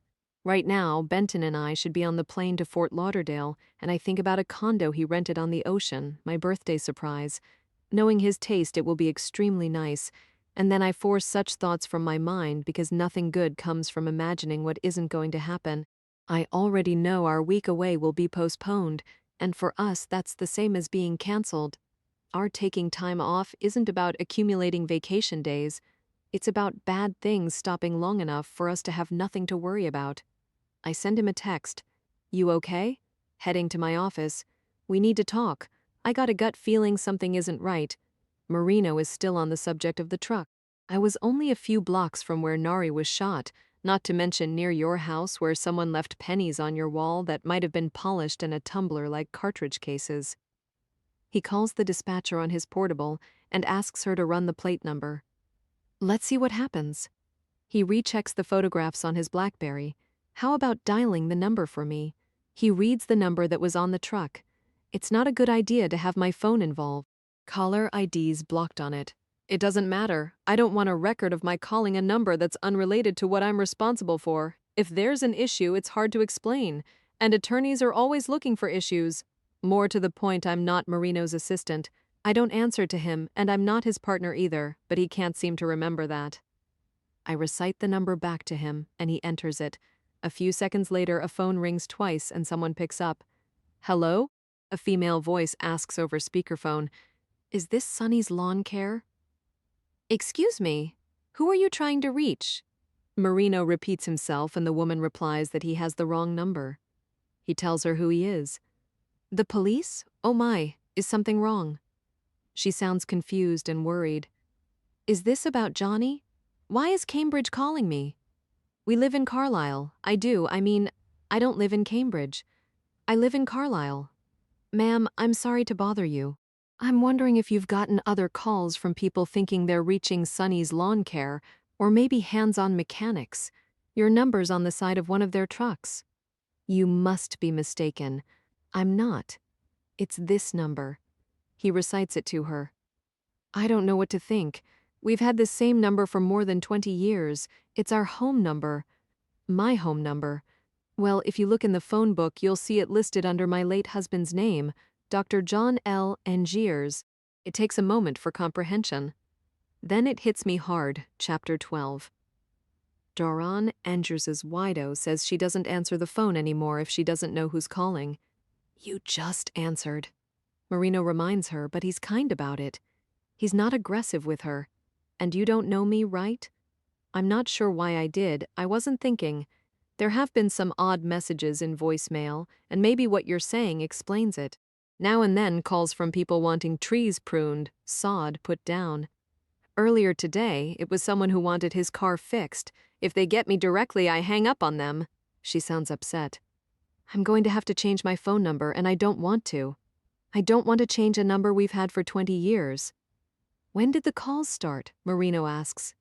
It's been very recent, in the past several weeks. What's your name, ma'am? Sarah Angiers. I check the calendar on my phone. April 28th, a Monday, and I roll back my memory, pulling up the case in my thoughts. It's one hard to forget. I found it particularly tragic and poignant, and I gave Sarah Angiers all the time she wanted when she came to my office to discuss her husband's death. Tall and thin, she'd bothered to dress up as if she were going to church or the symphony, in a smart suit with her white hair neatly styled. I remember her as lucid and forthcoming and completely devastated. She said she'd always been nervous about her husband going off on his own, hiking in Estabrook Woods, more than 1,000 acres of undeveloped forest, hills, and horse trails. She said he could be somewhat difficult when he had his mind made up, and she described how much he loved to follow what she referred to as the path from their backyard in Carlisle all the way to Hutchins Pond in Concord. When I examined his body in the heavily forested area where he died, I was very close to Foxcastle Swamp and nowhere near Hutchins Pond. The phone signal was bad to non-existent there, and the dozens of calls he'd made to his wife and 911 had failed. They were all right there on his outgoing log when his phone was recovered, in addition to a text to his wife that wasn't delivered. He said he was cold and exhausted, so he'd found a place to sit. He was lost, and it was getting dark. He would always love her. The police had nothing to go on except where he usually hiked, which was some 2 miles south of where he'd actually wandered. I suspect that, early into his hike, he wasn't feeling well and became disoriented, heading in the direction of Lowell Road instead of Monument Street. He realized he didn't know where he was, and unable to reach anyone, he sat on the fallen tree, getting increasingly anxious and agitated as night came. He may have panicked, suffering shortness of breath, dizziness, nausea, and chest pains. Acute anxiety would have felt like a heart attack, and a heart attack would have felt like acute anxiety. When the pain began spreading from his chest into his shoulders, neck, and jaw, Johnny Angiers, a professor of medicine at Tufts, would have recognized that he was in serious trouble. He may have realized he was dying. He'd never been diagnosed with coronary artery disease, but his was significant, and as I explain all this to Marino, I continue to feel incredulous. I feel as if ground is moving under my feet, as if I can't get my balance. I have no idea what is happening, but it all seems too close to me, like the pennies in my own backyard and the pickup truck on my street. One of my cases, and not that long ago, I explain. And their phone number was on the side of a truck parked on my street this morning, not even 2 blocks down from my house? What the hell is going on? Nothing good, Marino says. I Google Sonny's Lawn Care. There's no such company in Massachusetts. I try Hands-On Mechanics, and there's no listing for that either. This is only getting more disturbing, I say as the dispatcher gets back to Marino. She tells him that the plate number belongs to a 1990 gray F-150 Ford pickup truck. It's registered to an 83-year-old white male named Clayton Philip Schmidt with a Springfield address, some 90 miles west of here, almost across the border into Connecticut. Any record of the plate or vehicle being stolen? Marino asks. Negative. He requests that all units in the area be on the alert for a 1990 gray Ford pickup truck with that plate number. Saw it maybe 10 minutes ago on Memorial Drive eastbound. Marino holds the radio close to his mouth. Took a right on the Harvard Bridge. Same vehicle was spotted around 1200 hours in the area of the incident on Farrar Street. Had Sonny's Lawn Care on the door. Now has Hands-On Mechanics, possibly using different magnetic signs. 13 to 33, another unit calls. 33, Marino answers. Saw vehicle at approximately noon, corner of Kirkland and Irving. Unit 13, a female officer advises. Had Sonny's Lawn Care on it at that time. Parked or moving? Pulled off onto the shoulder. You see anybody? Negative. I open a text message Benton has just sent to me. An unexpected development. Will tell you when I see you, I read. I envision him in our backyard earlier today, and the pennies on our wall and the flick of light he saw. I think of Copperhead, of the odd poem tweeted to me from a hotel in Morristown. Now, a mysterious truck has a phone number on it that is connected to a recent death. I handled one. I really don't want further scrutinized. I didn't misrepresent the medical facts in Johnny Angiers's case, but I was liberal in my interpretation and decision to sign him out as an accidental death due to hypothermia. When his insurance company questioned me, pointing out that my autopsy report indicated a finding of ruptured plaque due to coronary artery disease, I held my ground. Johnny Angiers wasn't diabetic, but his vitreous glucose was elevated, and this is typical in hypothermia deaths. There were skin changes, gastric lesions, and damage to his organs consistent with exposure to cold temperatures. Hypothermia may have precipitated cardiac arrest, or it could have been the other way around. It was impossible to say with certainty, and if I were going to err, it was on the side of compassion. The accidental life insurance policy didn't cover death by heart attack, even if it was a heart attack that caused a fatal accident, such as a fall or a car crash or exposure to cold. It wasn't fair. It wasn't right. The company TBP Insurers is huge. It's notorious for finding ways to avoid payment to people who have just been traumatized by the unexpected loss of a loved one. Had I not filled out the autopsy report and death certificate the way I did, Johnny Angiers's widow would have been forced to sell their house and stop any financial assistance they were giving to grandchildren in college and graduate school. I had ample justification to make sure that didn't happen, and I have a deep-seated disdain for greedy, unethical insurance companies. I constantly see the lives they rob and ruin, and unfortunately my run-ins with TBP aren't new. I hope what's happening doesn't in any way compromise her. I remark as Marino tries a number and gets voicemail. We should head on to my office, I add as we continue to sit in the parking lot. Compromise Mrs. Angiers? Why would what's on a pickup truck compromise her? It's not her fault. The insurance company. Anything that draws attention to her or her husband's case may not be helpful. I'm grateful I didn't use my phone to call a number that turns out to be hers. TBP would make something of it. She's eligible to collect the insurance money, but obviously hasn't gotten it yet, I add. How do you know what she's gotten? One of their investigators called Bryce the other day wanting to set up an appointment with me about the case. In person this time. They wouldn't do that if they weren't still fighting it. You going to sit down with them? It's not been scheduled yet since I'm supposed to be out of town. Bryce gave them dates, and we haven't heard back, which is their typical MO. The longer they stall, the better for them. The only person in a hurry is the one who needs the money. Fuckers. Marino tries another number on his phone. So now it's in your backyard, buddy. A man answers right off. Unbelievable. That's how it's looking. Your two shootings linked with the one we got here? Not to mention weird shit going on, Marino says. And I realize he's talking to Morris County investigator Jack Custer. You ever hear any reports of a gray pickup truck spotted in your area? Maybe one that had a company logo on the doors? Not a gray one, funny you'd ask, but a white truck, like a Ryder or a U-Haul bobtail rental truck, but with no name on it.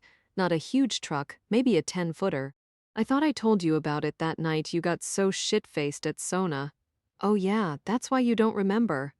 Jack Custer has an easygoing baritone voice with a heavy New Jersey accent. I think you must have been drinking blithering idiot. Skull splitter ale, I'm pretty sure, Marino deadpans. What about the white truck? The day before Julie Eastman was shot while she was waiting for the Edgewater ferry, the truck I'm talking about was spotted at a construction site that had been shut down. From there, it went down the road a little ways into the ferry landing parking lot. I guess there's only one white truck in all of Jersey, Marino says. The reason this particular vehicle came to anyone's attention is it hit a car that was backing up, and the truck hauled ass out of there. Two things about it caught my interest after the homicide. A recovered paint chip showed the truck had been repainted multiple times, and the tag number came back to a plate belonging to someone dead from Massachusetts as a matter of fact. Jesus, Marino says. A commercial plate, I assume. No. A regular non-commercial one, obviously stolen from a non-commercial vehicle, a 30-something-year-old Pontiac that had been totaled back in November, thus explaining why the owner is deceased. Anybody take a picture of the truck? No one has come forward if they did. Custer's voice is loud over speakerphone and Marino pushes the SUV gear shift into reverse. The person whose car was hit by it got the plate number, like I said, and described it as a white moving truck but didn't get a look at the driver, just someone wearing a hat and glasses. Doesn't sound like the same thing here, Marino says, and it's probably a wild goose chase. If it wasn't for chasing gooses, I'd have to get a job. You around tomorrow if the doc and me drop by? As usual, Marino doesn't bother to clear it with me first. We need to compare notes and see if we can figure out the distance this psycho is shooting from. Funny you would mention that too. I got a theory and a way to test it, especially now since you got a relatively undamaged solid bullet in your case. News to me, but we haven't been to her office yet. We haven't had time to take a whiz for that matter. Liz Wrighton sent me a photo, Custer says. Right hand 110 twist, 5R rifling, 190 grain solid copper ballistic tip, 5 lands and grooves with a rolled leading edge. I'm thinking a .308 with a freaking accurate barrel like a Krieger match. Not the sort of rifle you carry around when you're hunting. Tough to shoot unsupported. You'd set up with a bipod or bag rests filled with sand, rice, popcorn, whatever. Hunting meaning people. Marino stops at the intersection of Audrey Street and Memorial Drive, waiting for a break in traffic. A typical tactical Magnum rifle, only what I'm thinking about isn't typical. I can set us up on the range, borrow what I need from SWAT. Last fall, they got the latest greatest for the Super Bowl, had it all ready to go on the stadium roof just in case. Maybe you don't remember that either. We're too busy throwing back beers and tequila and telling war stories about Scarpetta and your high school days plus being pissed at Machado. Where's he at during all this? Getting in the way, Marino says. The doc's here in the car and we're on speakerphone headed to the morgue, so maybe stop talking about her. Nice to meet you, Dr. Scarpetta. What I'm referring to is a PGF. A precision-guided firearm that can turn a rookie shooter into a Top Gun sniper who can hit a target dead center at 1,000 yards out or more. Unfortunately, police and the military aren't the only ones who can buy something like this. That's what I have nightmares about. It's just a matter of time. Marino ends the call and uneasily looks around us while we sit perfectly still, the traffic heavy on Memorial Drive. He's glancing in his mirrors, out the windows, up at rooftops, and suddenly accelerates across 3 lanes into eastbound traffic to a cacophony of blaring horns. How about you don't get us killed by driving like a kamikaze pilot? I start picking up what just spilled out of my shoulder bag. No point in being a damn sitting duck. His eyes continue darting around, and his face is red. We need to go see Kuster tomorrow. We can't waste time on this. It would be nice if you'd ask before making plans that include me. He can help with shooting reconstructions. Marino takes off his Ray-Bans. No one better. You mind cleaning these for me? He drops his sunglasses in my lap. I dig a tissue out of my jacket pocket. What about brushes with law enforcement? Did the other victims have any reason to fear the police? What about drugs? Not that I've heard. He pulls down the visor and a stack of napkins flutter into his lap. But it makes sense that Nari and his wife were scared shitless. Imagine being accused of having sex with some screwed-up juvenile. When Machado called, she probably did think she was about to get arrested. I'd say life couldn't get much worse for her right now. I continue to work on his Ray-Bans. They need to be washed with soap and water. They're also badly scratched. You've had these how long? Gotta get new ones, but hate to spend the dough. He takes his glasses from me and puts them back on. $150 a pop. I know what to get him for his birthday next month. He crams the napkins into the glove box, and I catch a glimpse of the bagged pennies inside. I imagine a sharpshooter with a PGF and very specific ammunition that is difficult to trace because so far all that's left is frag. I'm already puzzled by a detail I didn't know, what Kuster said about an intact bullet. Luke Zenner must have recovered one from Nari's body, and that's very surprising. It's hard to believe. Marino is chewing gum, his jaw muscles clenching.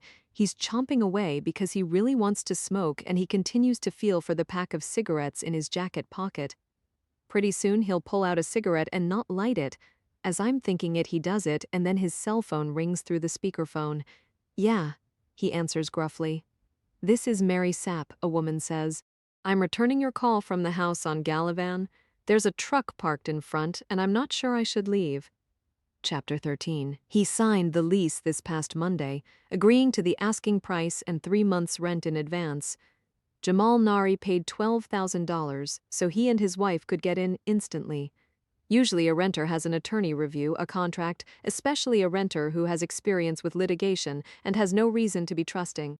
But he was in too much of a hurry, according to Realtor Mary Sapp, who has completely rerouted us. Across the Harvard Bridge on Massachusetts Avenue now, and Marino is driving fast. He's flying. Whenever a car doesn't get out of his way, he flips on his emergency lights and whelps the siren. It doesn't matter that we've entered Boston and he's left his jurisdiction without letting a Cambridge dispatcher know. He's requested a backup from Boston PD, and he hasn't bothered telling Machado or anyone else what is going on. Nor is he concerned that I'm not headed to my office when I have cases to supervise, where I have a job and my own responsibilities and my own problems to worry about. He didn't ask if my coming along for the ride is okay, and I message Bryce Clark that I've been held up. "OMG, do you mean robbed?" He fires back, and I don't know if he's trying to be funny. I'm with Marino. How is Luke doing? Finished with post, but assume you don't want him released? I mean, case from Farrar Street, not Luke. "Do not release," I reply as I overhear what Marino is asking Mary Sapp. "I need to take a look at him." Marino is reassuring the realtor that she is safe as long as she stays inside the house. But she doesn't sound as if she's worried about being safe. She doesn't sound afraid. In fact, she sounds something else. Dramatic, overly charming, and helpful. It occurs to me that she might be enjoying herself. No funeral home picked out anyway. Another message from Bryce appears in a gray balloon. Then don't ask me if he should be released yet, I think, but I'm not going to put that in writing. I talked to the wife. She's in a fugue state, doesn't have a clue what to do no matter what I tell her. Bryce writes, and he shouldn't editorialize. "We'll let you know when I'm headed in." I end our dialogue. I probably wouldn't have thought much about it except for what's all over the news. Mary Sapp's voice fills the car, a voice that is too cheerful in light of the circumstances. Already, I don't have a good opinion of her. I'm glad you're thinking about it and are smart enough to stay put inside the house. Marino encourages her to do as he says, and you're sure about the description? Oh, yes. Yesterday around 2 or 3 in the afternoon, I was doing another walkthrough of the house, taking more photographs, making notes, making sure they didn't damage anything when they dropped by, she replies. Dropped by for what? She's been carrying in boxes of their belongings. Sometimes people scuff and bang up a place and then claim it already was like that before. What you're saying is it wasn't the two of them, it was just Joanna dropping by. That's right. I only met him once when I first showed them the house about a week ago. The rest of the time I've dealt with her. And at around 2 or 3 yesterday afternoon, you saw the truck.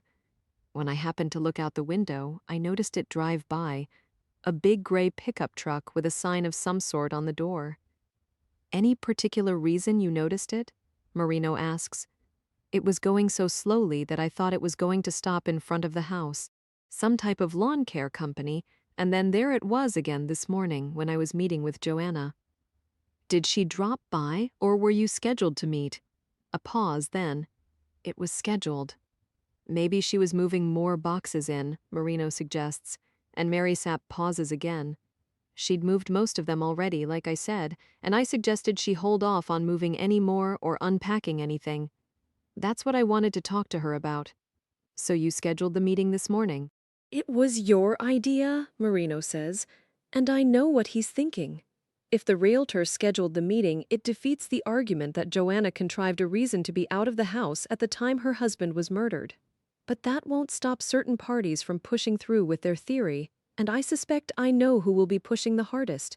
Joanna lied to Machado, and no matter her reason, it was a very bad way, perhaps the worst way, to start off with him. Matters are further complicated by his relationship with Marino. They're competing with each other. And then there's the bleach. Someone may have attempted to eradicate DNA from items that appear to be part of a staged scene. Guitars taken out of their cases and displayed on their stands, items returned to a bathroom cabinet, a box of belongings rummaged through, and I have little doubt it was the killer who did all this. Machado took his time notifying Marino or my office about the homicide.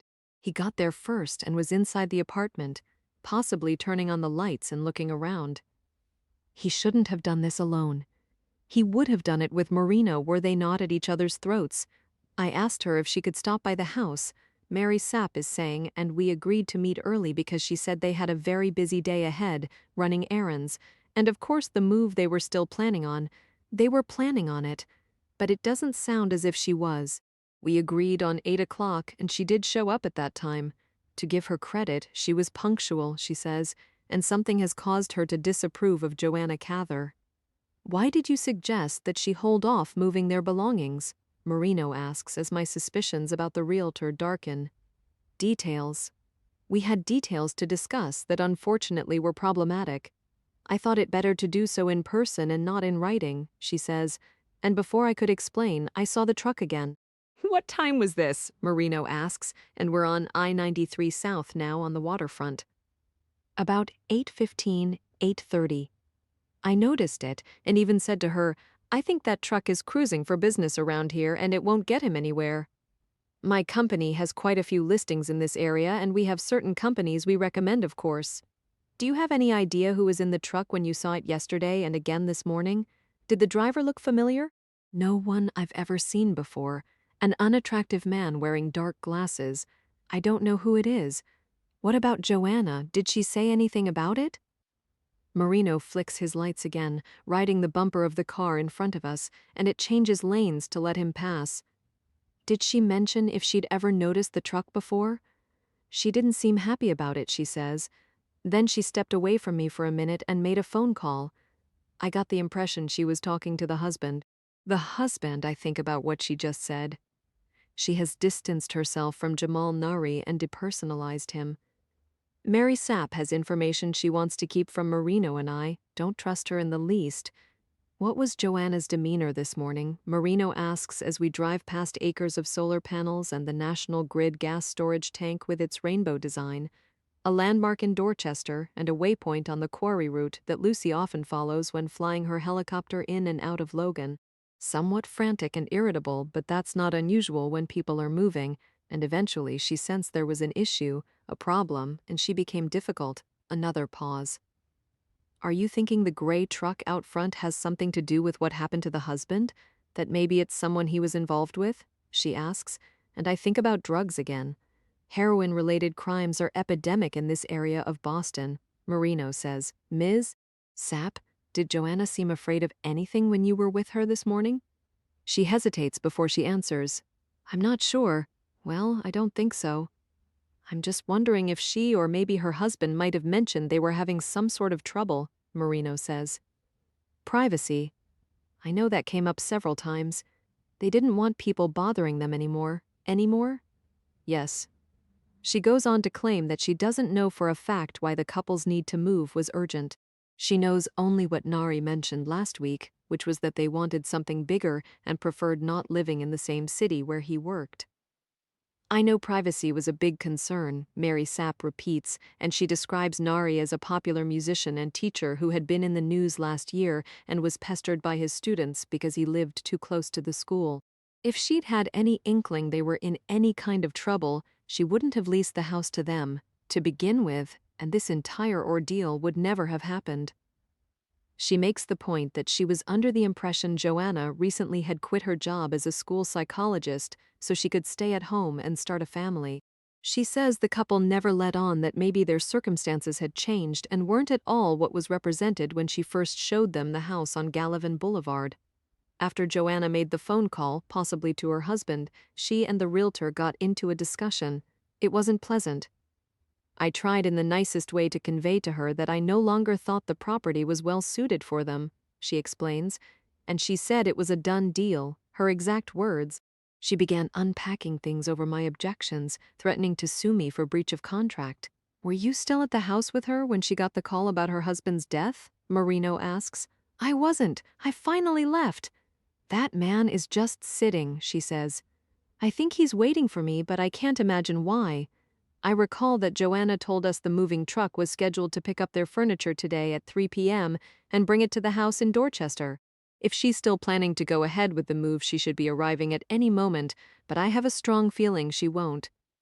She hasn't even picked a funeral home yet, and Bryce described her as being in a fugue state. If she can't make a decision about what to do with her husband's body, then it's unlikely that she's made any other important decisions either. She's in shock. I hope she has family. I hope she has friends. I'm 2 minutes from you, Marino says to the realtor. Just stay where you are, okay? He's sitting in the same place, right behind my car. He's just sitting inside the truck. It says hands-on mechanics on the door, and I don't know why someone like a mechanic would be waiting here if that's what he's doing. It's odd, though. When I saw the truck yesterday, I thought it was a lawn care person, like I said. He might be eating something. I can't really tell from where I am. I'm going to get off the phone now. Marino is very calm. You just stay put. You've got the doors locked and the alarm on? He's asked her this before. And she says yes. She's made sure of it. And Marino ends the call. There's got to be an explanation, he says to me. If he just killed Jamal Nari, he sure as hell wouldn't drive over here and sit in front of their house. The fact is, we don't know what we're dealing with, I answer. Including with Mary Sapp, I don't trust her. On Granite Avenue we drive over water. For a moment we're surrounded by it, and I feel airborne. On our right is the Dorchester Bay with its sliver of tawny beach, on our left the Neponset River where small boats are moored. Marino blasts through an intersection of bright white painted crosswalks, no pedestrians in sight, and he hangs a sharp left on Gallivan Boulevard and floors it. I recognize the small shingle-sided house from photographs on the internet, a white Mercedes parked directly in front and behind it the gray Ford pickup truck. If the truck's driver seems concerned that an unmarked police vehicle has pulled up behind him, he makes no sign of it. If the strobing blue and red grille lights are disconcerting or even a surprise, there is no indication. He appears to be drinking a large coffee, his sunglasses watching us in the rearview mirror, but he makes no move to get out of the truck even as a Boston Police Department cruiser speeds around the corner and stops in the middle of the street next to us. You sit tight and let's see what the hell this is. Marino opens his door at the same time. The uniformed officer in the cruiser opens his. At least Marino left the engine running. I unlock the windows and roll mine down so I don't get any more surprises or feel trapped. I watch him approach the old gray truck, his Harley windbreaker moved out of the way of the .40 caliber SIG on his right hip. He raps the driver's window with his knuckle as the uniformed officer lowers his hand to his gun and steps around Marino to get a different perspective of the person inside. "What can I help you with?" I hear a rude male voice say as the window goes down.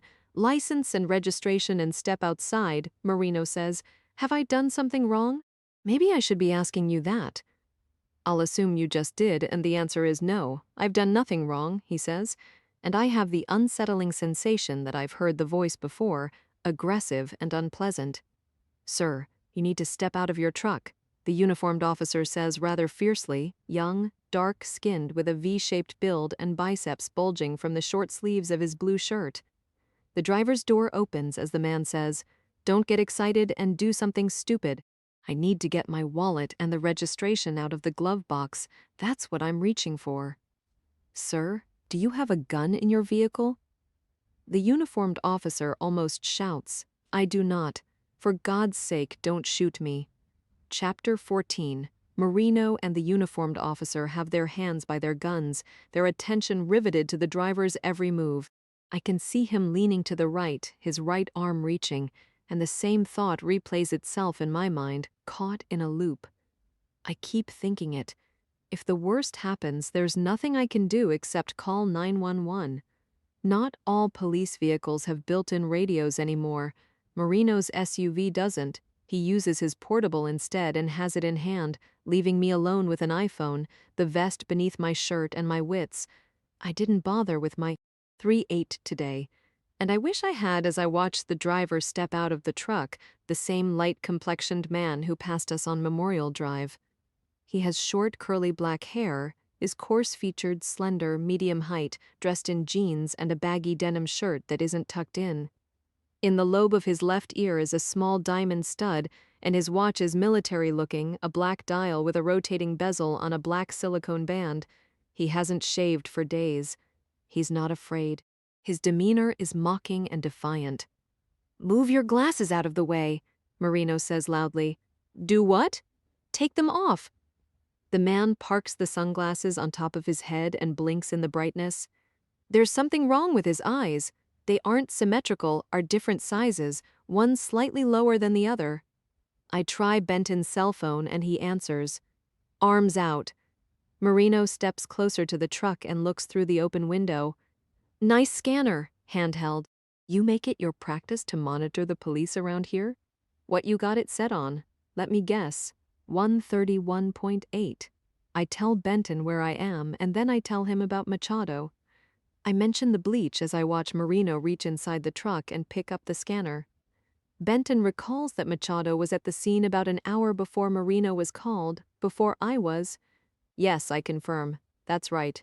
Poor judgment, if nothing else," he says. "At the very least." I'm glad you told me. Marino's not in a position to be objective about it. I'm not saying it's anything. I understand what you're saying, and it's a problem no matter what. Benton replies. Something gets compromised and it can't always be fixed. We end the call as I watch Marino toss the handheld scanner back on the seat. "But Pern," he says to the man, "so you can monitor what we say to each other and our pursuits and descriptions of assholes like you." The Boston Area Police Emergency Radio Network is intercity. Its 131.8 frequency covers most police departments in the greater Boston area, and I wonder who he is. Maybe a journalist, maybe a cop, but neither makes sense unless he's on some oddball assignment that includes displaying magnetic signs and wrong phone numbers on a truck that's registered to an 83-year-old man in Springfield. "I'm not wanted," he says. "Right now you are, and you don't have a warrant to search my truck." He points a finger at Marino, arms out. "I don't have a weapon." He holds out his arms, waving his vehicle registration and a wallet. "Take your license out of your wallet." He does it. Arms out. "Don't make me tell you again. Don't shoot me. Don't tase me," he exclaims as if either is imminent. "Turn around and place your hands on the truck," Marino orders him. "You don't need to be so nasty." The voice is familiar. I try to place it, and I can't. I watch Marino frisk him, and satisfied he's unarmed, he takes the license and registration. He looks them over and calls them in to the dispatcher. Rand Bloom, 32 years old, a South Boston address. I can hear every word of it over the radio Marino holds and the scanner inside the pickup truck. "This your truck?" Marino asks. "My grandfather's." Rand Bloom leans against it, crossing his arms. "Clay Schmidt? He lives in a retirement community in Springfield, but I'm guessing you already know that. What's your interest in me?" I'm the one asking the questions here. Ever heard of the First Amendment, freedom of speech? Maybe not, since you don't seem to know about illegal searches. You want to tell me what you were doing in Cambridge this morning and why you had a different sign on this truck? No, I don't want to tell you. He doesn't sound remotely intimidated. In fact, he seems amused, as if the joke is on the police and he knows they're about to find that out. 33, the Cambridge dispatcher sounds. Marino answers without taking his eyes off Bloom, who has no outstanding warrants.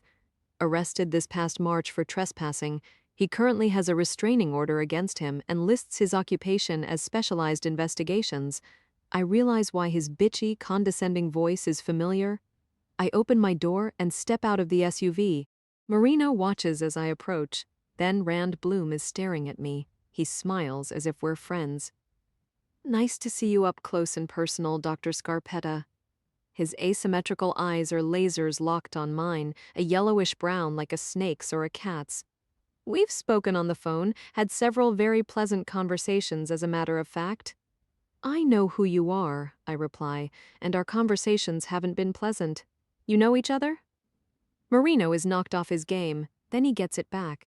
How? He asks. "Mr. Bloom is an investigator for TBP insurers." "There we go," Marino says to him. "I knew you were a bottom feeder.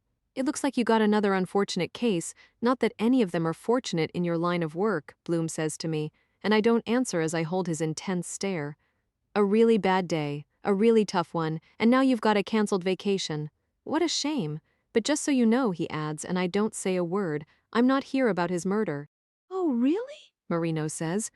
"Why would you assume we'd think you're here because of a murder? And what murder are you talking about? His murder? Whose murder? It's on the news all over it, like I'm telling you something you don't know." Bloom stares at me, unwaveringly, like a cobra, I decide, swaying to his own music before he spits venom in my eyes. Very sad, but his death isn't covered by us, and as depressing as it is, life goes on. Well, for most of us, maybe not for you, Dr. Scarpetta. His death isn't covered by you? Marino moves closer to him, almost nose to nose. "What the hell are you talking about?" Bloom doesn't answer, and I take in the faint scars on his face, the deformity of his right eye from old lacerations and a fractured orbit. An obvious bridge, not a good one, replaces his upper front teeth. I can't tell about the lower ones. At some earlier time he suffered a violent event that injured his face and mouth. A car accident or a bad fall. Maybe he was beaten. Your life just stops when someone dies, am I right? And by the way, Fort Lauderdale is a perfect 80 degrees and sunny. Well, actually, North Miami Beach, right? He looks me up and down, his gaze lingering where it shouldn't, and I can feel the heat of Marino's anger. "Have you seen the building, Hallover Towers? I'm just wondering because it's right across the inlet from Hallover Park, thus the name. The park is public, constant barbecues, parties, music and ice cream trucks, can be extremely loud. Same with the causeway, all those cars. Why don't you shut the hell up?" Marino is glancing at me and at messages landing on his phone, and his face is dangerous. The fact is, Joanna Cather and I have unresolved business pertaining to her husband's frivolous suit against my company's client, Emerson Academy. Bloom continues to ignore Marino and direct his comments to me, and I don't show my outrage. I don't show my shock. Chapter 15. He knows about the condo in Bal Harbor. How is that possible? Benton wouldn't lease or purchase a property in either of our names. He always uses limited liability companies, LLCs. He's FBI, former undercover, former protected witness, a seasoned profiler who has seen it all. He's as secretive as anybody could possibly be and ferocious about protecting our personal lives. Unfortunately, Jamal Nari's tragic death doesn't change the fact he and his wife are greedy and unreasonable, Bloom is saying. I was going to try to talk some sense into her and had no choice but to hang out and wait. Some sense into her? Marino asks. You decide to have this little chat with just her after you found out her husband is dead. Joanna doesn't return my phone calls. If she did, I wouldn't have to resort to such measures. The thing is, you were seen in this neighborhood yesterday. Marino continues to pound away at him. Before her husband died, you were seen driving past when Joanna was inside the house early this morning. Then I saw your truck in Cambridge later, around 11, an hour after his death. Can you explain? I'm an easygoing guy. I hate it when people push me against a wall and I can no longer be polite. No longer being polite means killing somebody if necessary, so they can't collect insurance money? I didn't say anything even close to that. You need to leave Joanna Cather the hell alone starting right now. Marino threatens as I notice the house, someone looking out a window, and then the front door opens. The woman who emerges must be Mary Sapp, overblown in a short green dress with long brassy blonde hair and bright red lipstick. She shields her eyes with her hand, squinting at us in the low sun. Then she ducks back inside to set the alarm. I can hear its warning beeps as she reappears and shuts the door behind her. She snaps a lockbox over the outside handle, and that piques my attention. It's not the sort of thing one does when a house is no longer on the market, and the practice is a dangerous one.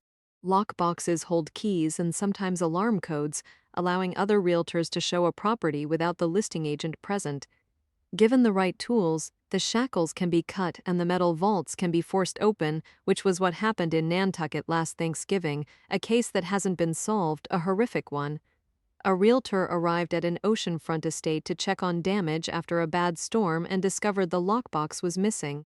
Thinking nothing of it, she returned to her office for a key and the alarm code, and when she entered the house, someone was waiting. She was savagely beaten and stabbed during a struggle that began in the foyer and ended in the flooded basement where she was drowned and hanged from a pipe. The murder was sensational enough to cause most Massachusetts realtors to stop using lockboxes. I don't understand why Mary Sapp does unless she's careless.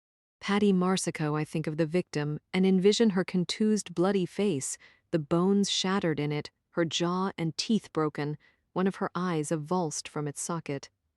It looked as if someone had spray-painted blood all over the house, and I remember something else. Another ugly coincidence, and when there are enough of them, they likely aren't chance or random. I send Bryce a text. Patty Marsico last November. Wasn't TBP insurers involved? You can't stop me from talking to her. Bloom confronts Marino. I'm just doing my job, and you have no right to tell me what to do unless I'm guilty of a crime, and I'm certainly not. He smiles boldly, his dental bridge very white and horsey.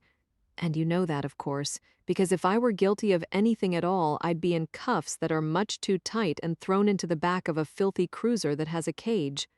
I'll tell you what you're guilty of, Marino says, being an asshole. And I'm not done with you, but guess what? We'll wait and follow up at the station. You got some explaining to do.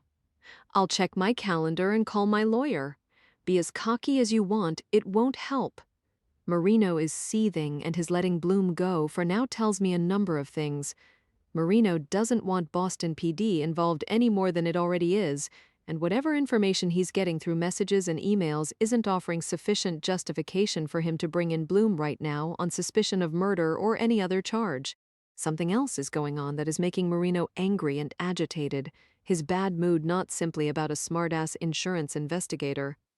I wonder what Machado is digging up in the Nari case, and I watch Mary Sapp take her time following the sidewalk to the street, pausing every other step in her high-heeled shoes. On her phone, the busy, successful realtor who drives a $100,000 car.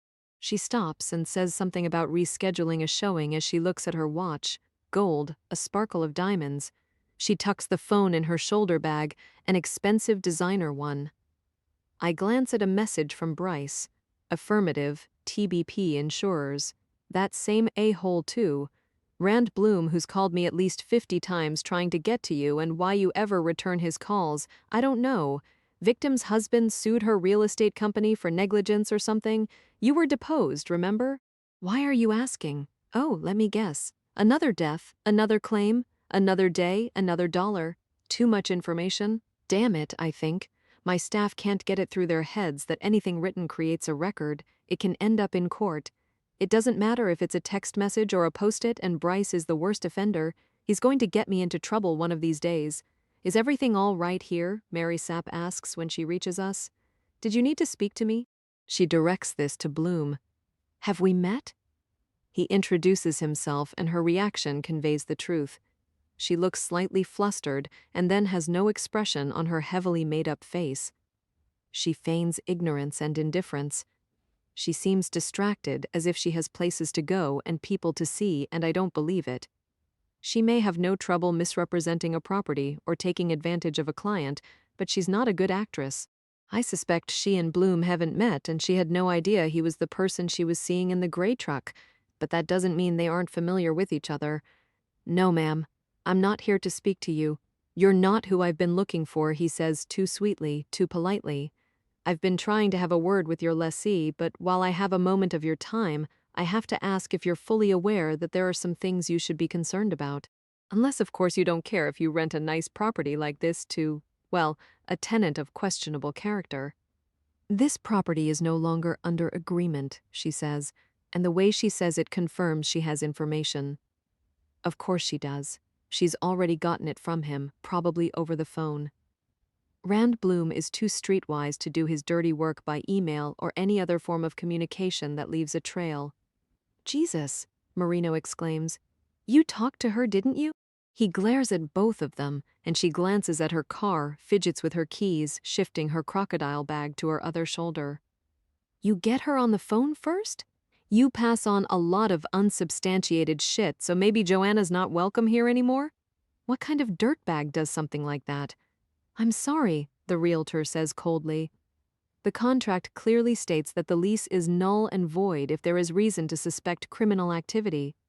Reason to? That's what it says. Close enough. And what criminal activity might that be? Marino asks. What bullshit did you feed her? He glares at Bloom as if he might tear him apart. In reality, there's the not-so-trivial problem of why Joanna really quit her job. Added to that is her late husband's extracurricular activities. He crosses his arms at his chest, and the veins in his hands are ropey. He's sinewy and strong. I imagine he's a dirty fighter. Cut the crap before I do it for you, Marino bellows. I'm going to show you something. Bloom focuses on him, ignoring the hard-jawed uniformed cop ready to pounce. Don't shoot me, Bloom says loud enough for the neighbors to hear. I'm just getting an envelope from the inside of my truck, okay? He yells, so don't go freaking out and shooting me. He reaches inside the truck and makes a big production of slowly retrieving a manila envelope. Inside are 8x11 photographs taken with a telescopic lens. Jamal Nari is in a black running suit, a baseball cap pulled low. He's getting out of his recently purchased red SUV. The parking lot is dark, and I can see the half-moon high over the tops of buildings. I remember it was half full at the beginning of the week, just days ago. The photographs were taken in quick succession, Nari as he walks under tall light standards, his head bent, entering a diner called Jumpin' Joe's in Revere where there are drive-by shootings, gangs, and drugs. More images, not many people inside, just a few in line, and Nari stares up at an illuminated menu with pictures of burgers, fried chicken, breakfast sandwiches. He places an order and looks tense. The woman working the counter hands him a white bag big enough to hold several meals. He walks back outside, pauses by his SUV, glancing around, his eyes wide and glassy. He checks the contents of the bag. The last photograph zooms in on his hands, on a small, clear plastic envelope of white powder. Who've you shown this to besides us? Marino is incensed. Not the police, I'm pretty sure. Let me guess. You showed it to him, to Jamal Nari, to blackmail him. I'm not at liberty to discuss. You were making sure he drops any possible damages he might get from the school. You may as well answer because I'll find out. It's privileged. I don't care what you find out. I'm sorry. Mary Sapp directs this at Marino. I hate to disappoint Joanna, especially at a time like this. I sincerely do, she says. and there's nothing sincere about her. I think about the $12,000 in deposits that I'm betting will be forfeited. Good luck getting the money back. The legal fees and aggravation won't be worth it, and I wonder what her share is and if Bloom will get a cut. As you can understand, the owner can't have something of this nature, the realtor explains. Perhaps you'd be so kind as to make sure she arranges to move out the boxes. They put a number of them in there. Nobody's moving a damn thing. Marino's voice is like a gavel slamming down. This house is now part of a crime scene. In fact, your pal here, Mr. Bloom, has made sure it has to be searched very carefully. We're going to need to go through everything in it, not only because of Jamal Nari's death, but also now that the photos introduce the possibility of illegal drugs. A complicated multi-jurisdictional investigation like this could take a long time. Tests in the labs. They can take months, even a year, he exaggerates. You might just have a hard time renting it anytime soon. You mind getting a couple of your guys out here to secure this place? He directs this at the Boston police officer. I'll be coming back later, or someone else from my department will, so we can start processing the house and everything in it, including fuming it. Fuming? Mary Sapp looks genuinely worried. Superglue. Glue you can't use glue on. For fingerprints? Marino says. I'm going to need yours for exclusionary purposes. Mine? Obviously yours are going to be inside the house. You go through any of their belongings? We going to find your prints on any of their property? What? I don't appreciate the insinuation. The glue can make a mess, the dusting powders too. He cuts her off. You'll want a professional cleanup crew in here after we're done, and we need the alarm code and a key. The owner is going to be very upset. This is a very pristine, highly desirable property. Now she looks angry. Bloom got to her. He made sure Nari and his wife would be in violation of their rental contract. The obvious motive is further harassment. His photographs of Nari disastrous. Had he not died, his life would have been in shambles. He may have ended up in prison on drug charges, and that certainly would have been the end of his discrimination suit. It's a shame they didn't take what we offered when the offer was good, Bloom says to me, and he's clearly talking about whatever settlement Emerson Academy was willing to pay. You know what they say? A bird in hand. Tell you what you're going to do right now with your bird in hand. Marino pokes his big middle finger in Bloom's chest. Don't touch me. Marino pokes him again, hard on his sternum. You and your bird get in your truck and fly away, and if I find out you're bothering Ms. Cather or anybody else involved in this case, I'll have you arrested for interfering in a police investigation. Get your hands off me. Not my hands, just my finger. Marino holds it up, flipping him off. I'm reporting you to your commissioner, Bloom yells. Knock yourself out, Marino says. Chapter 16. The sun is sharply angled and the outside air blowing through the vents is warmer as Marino takes a different way back to outmaneuver traffic, his efforts hopeless, I suspect. President Obama landed at Hanscom Air Force Base 20 minutes ago. His motorcade is on its way to Cambridge. He's having dinner with key fundraisers at the Charles Hotel and holding a press conference in Boston in the morning, and police and the military are everywhere, closing lanes of traffic, blocking bridges and restricting flight areas, securing the water, land, and air. Helicopters thunder over the harbor and up and down the river, Army Blackhawks, Marine Chinooks, and Coast Guard Dolphins, low and slow encircling. I hear their thunder and feel their vibration as emergency alerts pop up on the display of my phone. More than 1,000 protesters already have gathered at Copley Square, the common and along streets near the site of last year's Boston Marathon bombing that killed 3 and wounded more than 250. Anti-Muslim sentiments are boiling over as we move closer to the trial set for the fall, and members of the Primitive Calvinist Alliance have arrived by the busload to preach their message of hate. It's the extremists who worry me most, cells of crazies justified by the Almighty in their twisted minds, jubilant and vile when innocents are shot and blown up at schools, shopping malls in Afghanistan, or last year in Boston. The more people hate, the more they hate. It spreads like a plague. The only cure, humanness and decency, in short supply, it seems. Yesterday, the president made a statement from the White House urging Americans not to rush to judgment about entire groups of human beings. No words will turn away wrath, and I put the CFC on alert the moment I was informed that he was coming to the Boston area. I'm not an alarmist, and heads of state visiting here is common, but it's stressful when there's so little notice in advance. Despite my close ties with the Armed Forces Medical Examiners and the Department of Defense, I knew nothing until 2 days ago, my ultimate boss, General John Briggs, calling late Tuesday with a Homeland Security advisory, high risk, he said. Think of it as orange, he told me, but as far as the public goes, it's the usual yellow. Why? I asked. A confidential report out of Russia, he said. Their commitment to destroy Al-Qaeda after terrorist operations in Volgograd just before the Olympics. Plus, what's going on in Crimea and the threat that certain stealth special operatives may go rogue. Certain ones? The worry that when Yanukovych fled Ukraine, there may have been an exodus of extremely dangerous special ops who were loyal to his presidency. May have been? CIA ambiguity about money, drugs, and thugs flowing into this country. Then there's the Russian problem in Boston. He meant the Chechen accused of the marathon bombings.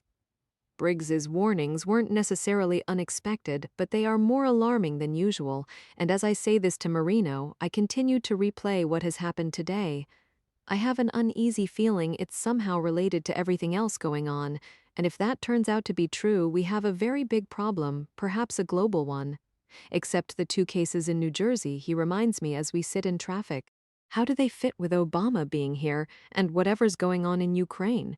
We need to find out if Bloom is connected to some extremist group, I suggest. Extremist, greedy assholes comes to mind. Marino glowers at cars not going anywhere. I wish we had Lucy's helicopter right about now.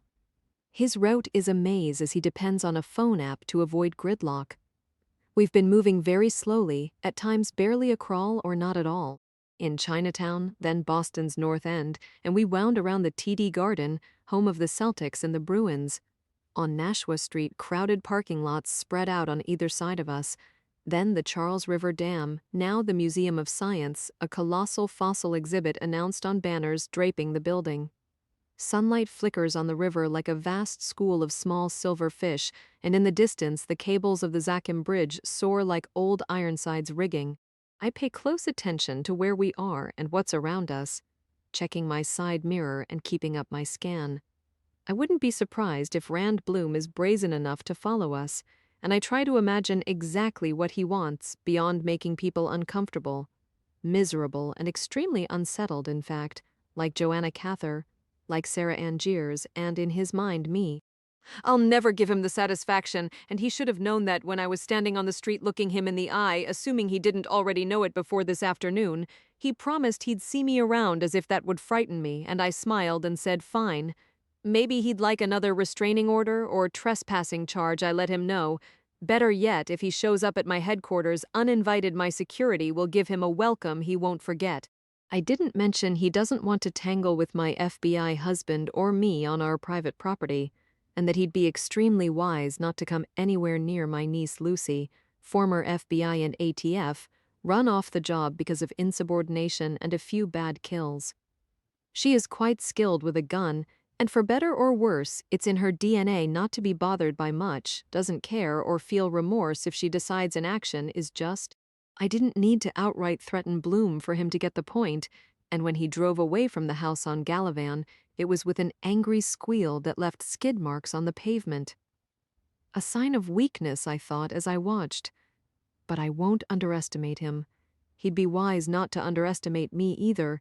He knew me on sight, but that's not the most important issue. I got the feeling he expected I'd show up with you. I emphasized to Marino, who seems unmoved by what I'm saying. I don't understand why you wouldn't tell me you've got a place in Miami. Suddenly, he is stuck on that instead. As I've mentioned several times now, I just found out about it yesterday. But you've known for a while you were going down there on vacation. Yes, for my birthday. I thought we were staying in a hotel, I reply, and I've said that several times too. Marino is digging. For what, I'm not sure. He's acting cavalier, but something is gnawing at him as he fixates on Florida, where he briefly lived when I had an office there years ago. As is true with most people, he remembers the good parts, and I listen to him while I skim through messages from my office. They land as fast as I can look at them. the most recent one from Luke Zenner. There was nothing unexpected in Jamal Nuri's autopsy except the gastric contents are interesting. It's in Luke's preliminary report, which he's just completed and is happy to discuss, and whenever he uses the word interesting, what he means is peculiar. There was something inside the stomach that he didn't expect, and I wonder what it was.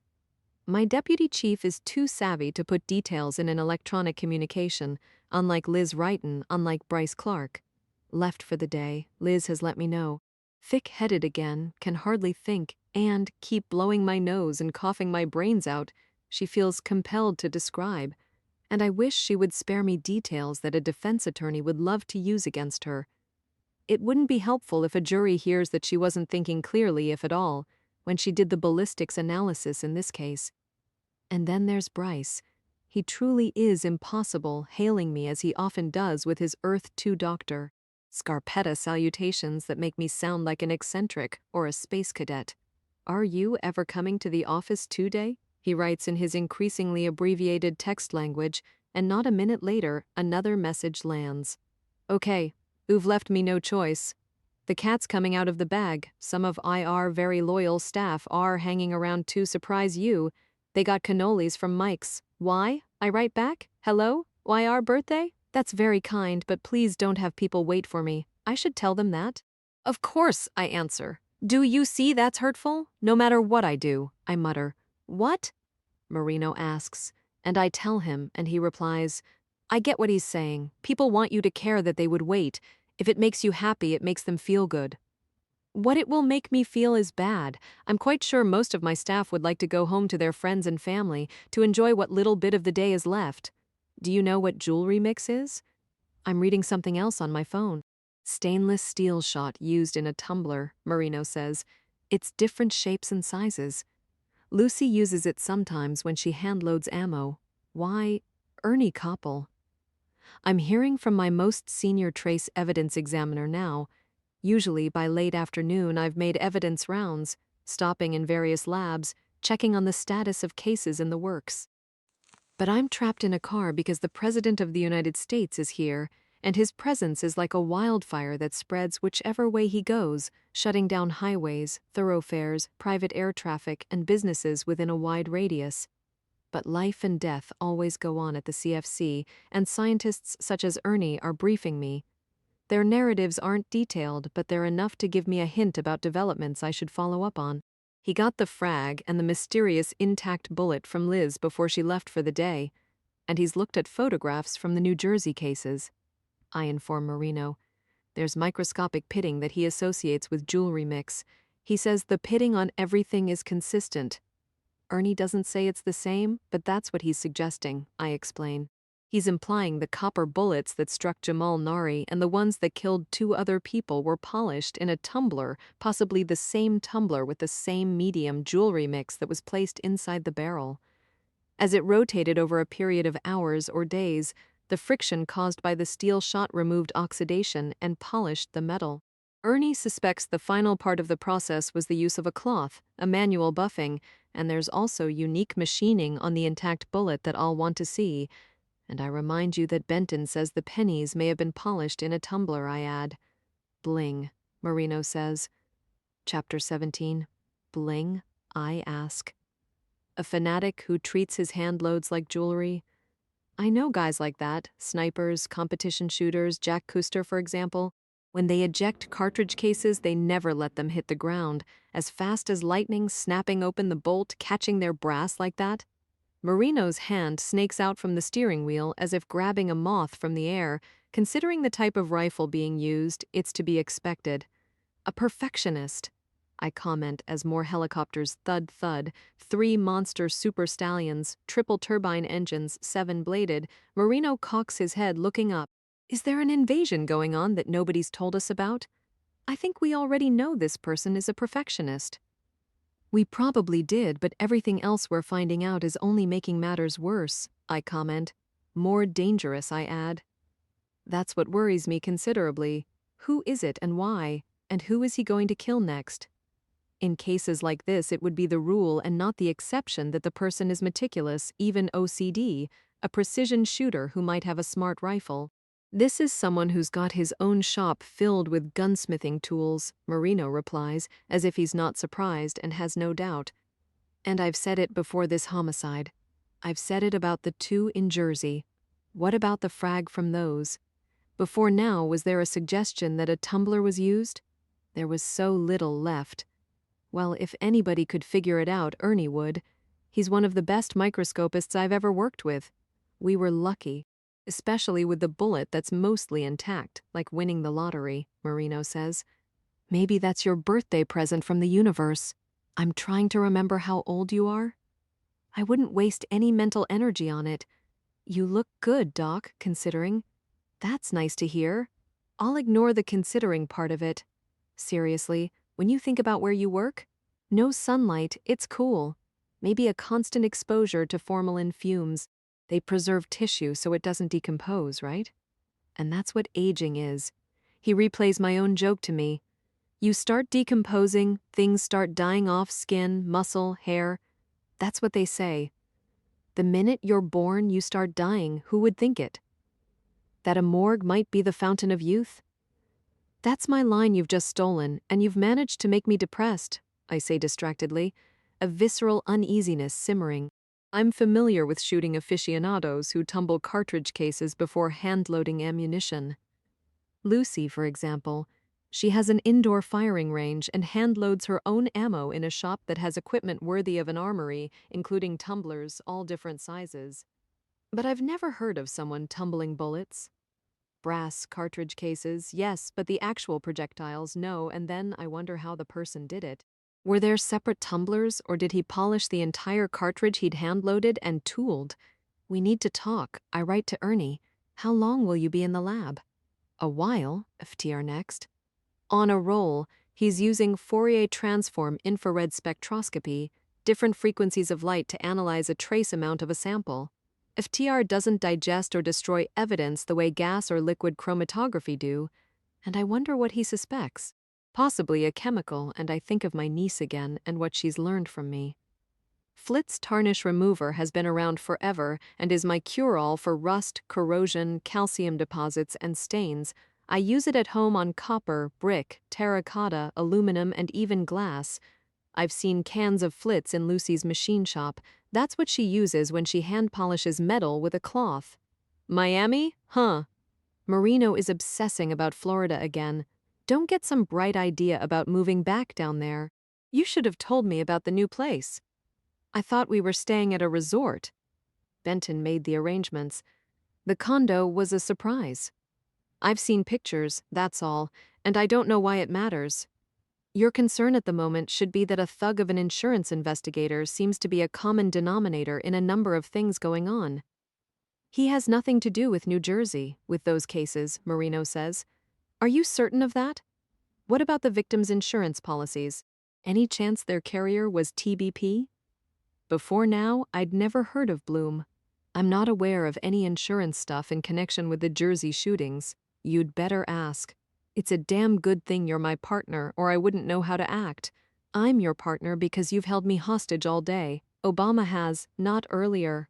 We do good working together. Truth is, we always did, I reply. So I'll double-check about the Jersey cases, but I think Bloom's a peripheral pain in the ass, a red heron. Marino means a red herring. Some of the stuff with him is coincidental, and we shouldn't be distracted by it. I don't agree that Rand Bloom's turning up everywhere is coincidental. That doesn't mean I'm suggesting he's a serial killer, I explain, but I'm close to insisting he's a common thread somehow. It's probably going to take Lucy to figure out exactly what that thread is. I say to Marino as we come to a complete stop again. It's my case, and I don't want anyone asking her to hack, he answers. Taking Storrow Drive was a mistake. Driving anywhere today was a mistake. In the past 10 minutes, we've gone not even half a mile, and I look out at trees along the river, and ahead of us an endless line of cars, heat rising from them, sunlight blanking out glass. I would never ask Lucy to hack. I don't add that Marino doesn't hesitate to help himself to anything she offers as long as no one finds out. In general, I avoid asking people to break the law, especially if they're family, I add, ironically. Would Janet and her go with you? Marino asks. Excuse me. I look at him and his face is somber. He's not joking. It's always a good idea if I know what's going on with you, Doc. If you're thinking of retiring in Miami, I should know. Retiring? You could. It's not like you and Benton need the money. I didn't become a forensic pathologist with a law degree for the money. That's not my motivation. You and him don't have to work another day in your lives if you don't want to, unlike the rest of us, not including Lucy, who's probably on the Forbes list. I don't think so, but it's not something I check. I'd like to be rich even for a week, just to know what it feels like not to worry about which bill to pay or whether I can afford to trade in my bike for a newer one. Fundamental problems are the same for everyone, I reply as we move ahead again, then stop again. Life, death, sickness, diets, relationships, bills that need to be paid. And if you need something, Marino, you know you can ask.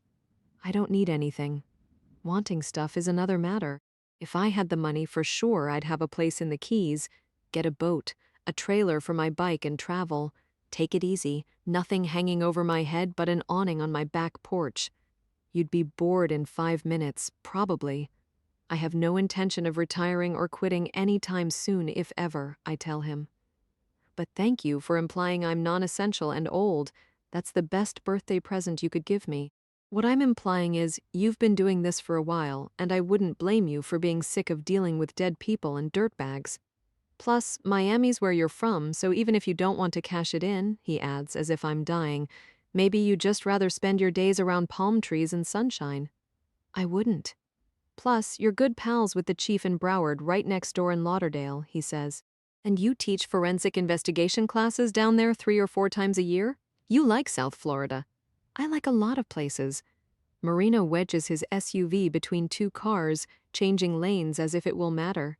It doesn't. It just pisses people off. Why would you bring up something like that, I ask. Because you never know what people are going to do. One day they're your best friend. The next, they're a stranger or your enemy. They put you in a situation where there's no right choice, if you know what I mean. I don't think I do. So, which is worse, he asks. To betray someone or let him get away with something he shouldn't. Both are worse. Are you talking about me? Did I do something I don't know about? That's what I'm saying. You never know about anyone. I don't tell him he's being irrational, projecting onto me behavior that has to do with someone else. Instead, I redirect him. Bloom usually ends up dealing with Bryce. How many times? When I finally returned his call? Not many. There have been several cases. I try to think exactly which ones. Johnny Angier's most recently.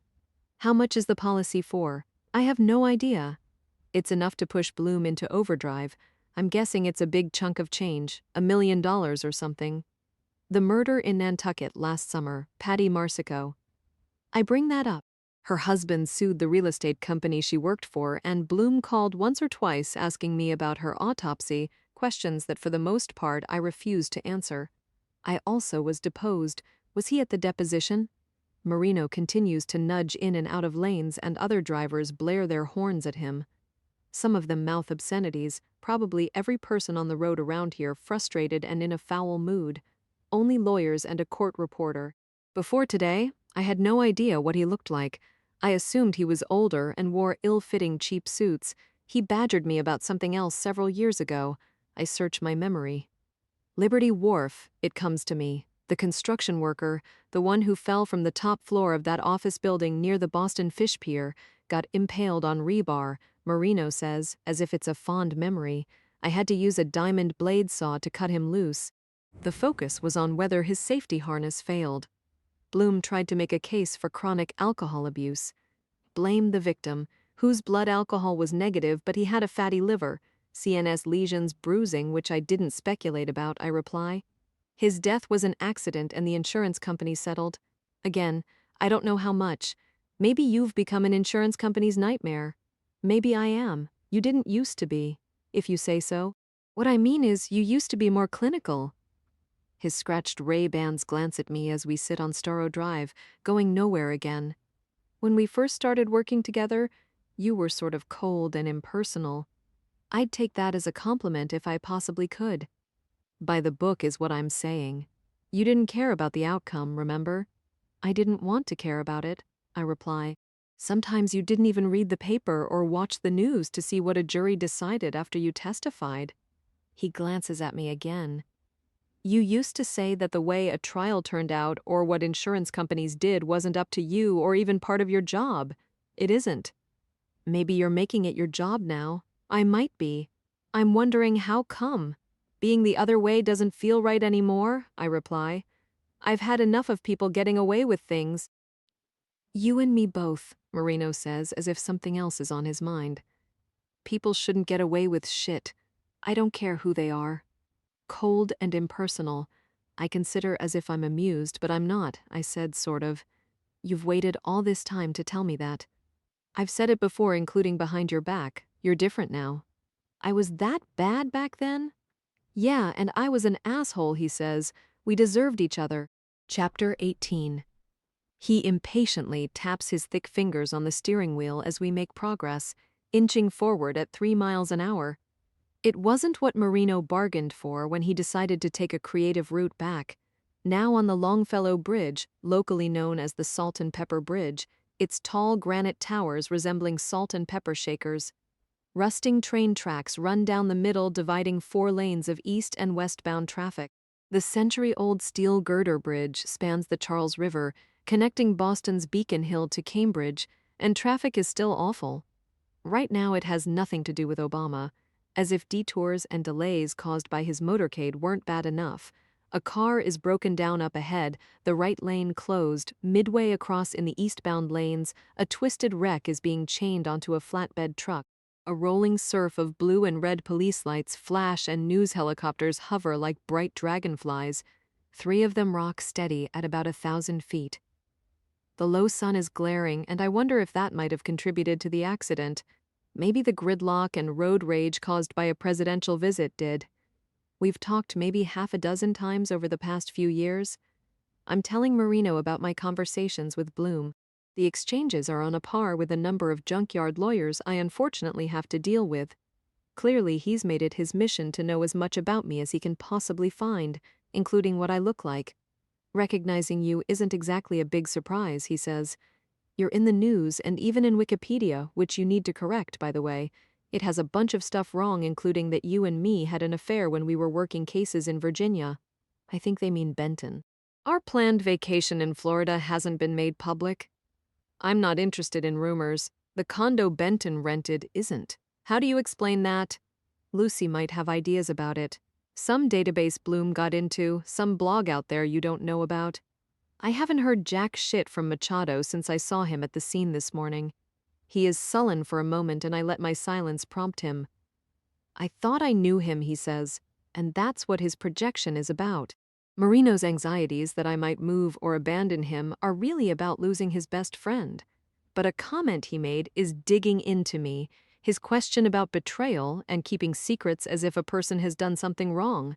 That person must be Machado. What did he do and what is Marino hiding? I don't know what's gone on, but I'm sorry. I'm not going to force the subject. I don't want to come across as cold or impersonal, not even sort of. I know the 2 of you were very close and that he did a lot to help you get back into policing, and I guarantee he wishes he hadn't. Marino is angry because it's easier than being hurt. You encourage somebody and it's fine until they leave you in the dust. We used to ride Harleys together, hang out at Patty's, watch the games and get takeout barbecue ribs and biscuits from Sweet Cheeks, Sox tickets, Bruins tickets, Grab Italian, Pomodoro, Assaggio in the North End. For an instant he looks sad and just as quickly his face turns stony. We had each other's backs. You don't anymore? He doesn't have mine and maybe I shouldn't have his. It's painful to lose a friend like that.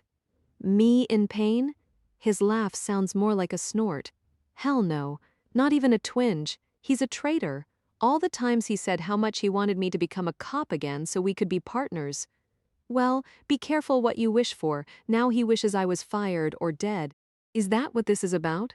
That you've eclipsed him? I know how to deal with Marino when he's upset, but I always thought I did.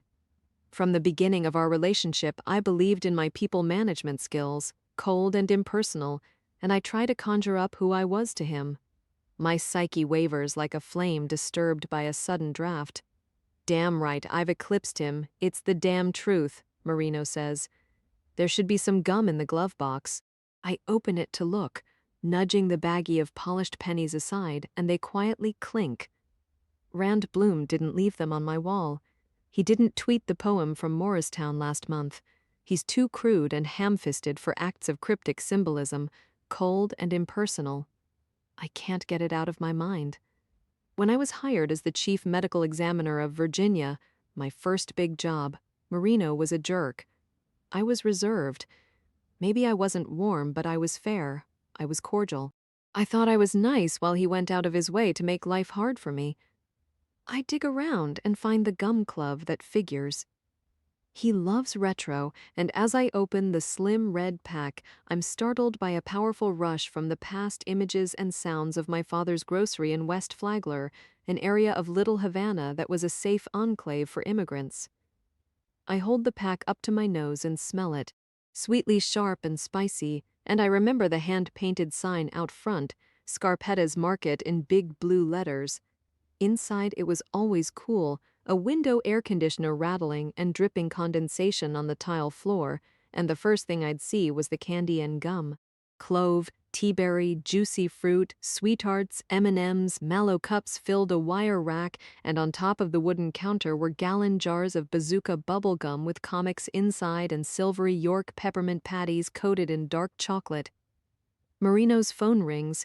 Hail to the chief, a ringtone I've heard before, but I don't know who it is. I don't pay attention as I envision my father's hands as if they're in front of me, tan with long slender fingers, placing coins inside the nickel-plated cash register, turn of the century and meticulously restored. For months I watched him work on it, a milk crate of pieces and parts on the kitchen table, which my mother made him cover with layers of the Miami Herald. He replaced the mechanical keys, added a brass ringer that clanged when the cash drawer opened. "What's up, boss?" Marino asks, and I'm not listening to him. I'm listening to what my father used to say as he instructed me, advising me how to live because he knew he couldn't much longer. But I never accepted that until he was gone, and maybe not even then. We often spoke Italian in our home, and his accent was gentle and lilting, his voice baritone and quiet.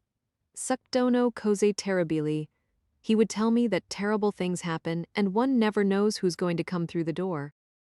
Don't turn your back and give a thief an opportunity. Life is short, Kay. It's precious and fragile. There are those who want to take what doesn't belong to them. So many people like that. Very hurtful people. Io non volevo vivere la mia vita con la paura del male. I would answer him that I didn't want to live my life fearing evil. I didn't want to fear anything at all, and he said he was teaching me not to be naive, to be smart. Non essere ingenua, devi essere furba, he said one day, as he installed a side lock in the cash register that required a key, flat brass, oddly shaped on a fob with a small folding knife he always kept in a pocket. Later, when he could no longer work, I began carrying the key, and when he could still talk lucidly, he would ask me if it was safe with me. "Si, papa, la terrò sempre al sicuro." It will always be safe in my jewelry box now, and as I think of it, I feel sad. It is an old feeling vintage, and from my past like Marino's chewing gum. Okay, I see. You got it from him, but he didn't bother sending it to me. I overhear what Marino is saying as I see my father as if he's next to me. Thin even before he was sick, sharp-featured with blonde hair that was wavy and thick. He'd hold my hand and introduce me to customers when he'd take me to his store, sometimes on Saturdays, and I'd keep him company and do odd chores. Later, when he could no longer leave the house, I worked the register after school, on weekends and during the summers. At 9 or 10, I was keeping the books, making the deposits in the bank, meeting delivery trucks and refilling bins with fresh fruits and vegetables. I became facile at cutting and weighing meats and cheeses, an expert in the art of olive oils and crafting homemade pastas and breads. It never occurred to me that I was a child. My father's leukemia made me old.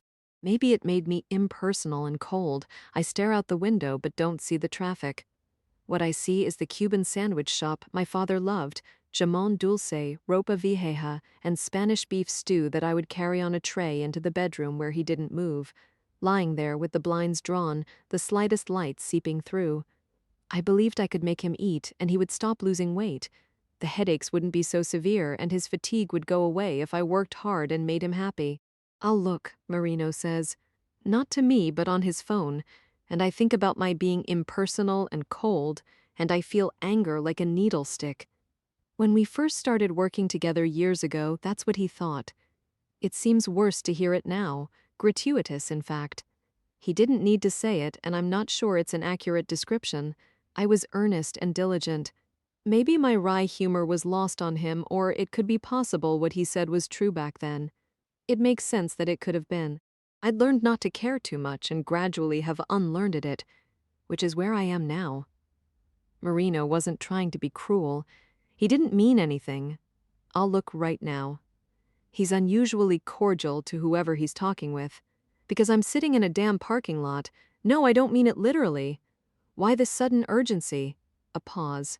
Yeah, he got there about an hour before I did. A few uniforms were there. No, not inside with him, they wouldn't have been. Why? A longer pause. Like I've said, I can't stop him from being the Lone Ranger. It's looking like that, Tox will confirm. Right? Bleach? He ends the call and says to me, "That was kind of weird. I remember the opened pack of clove gum in my hands.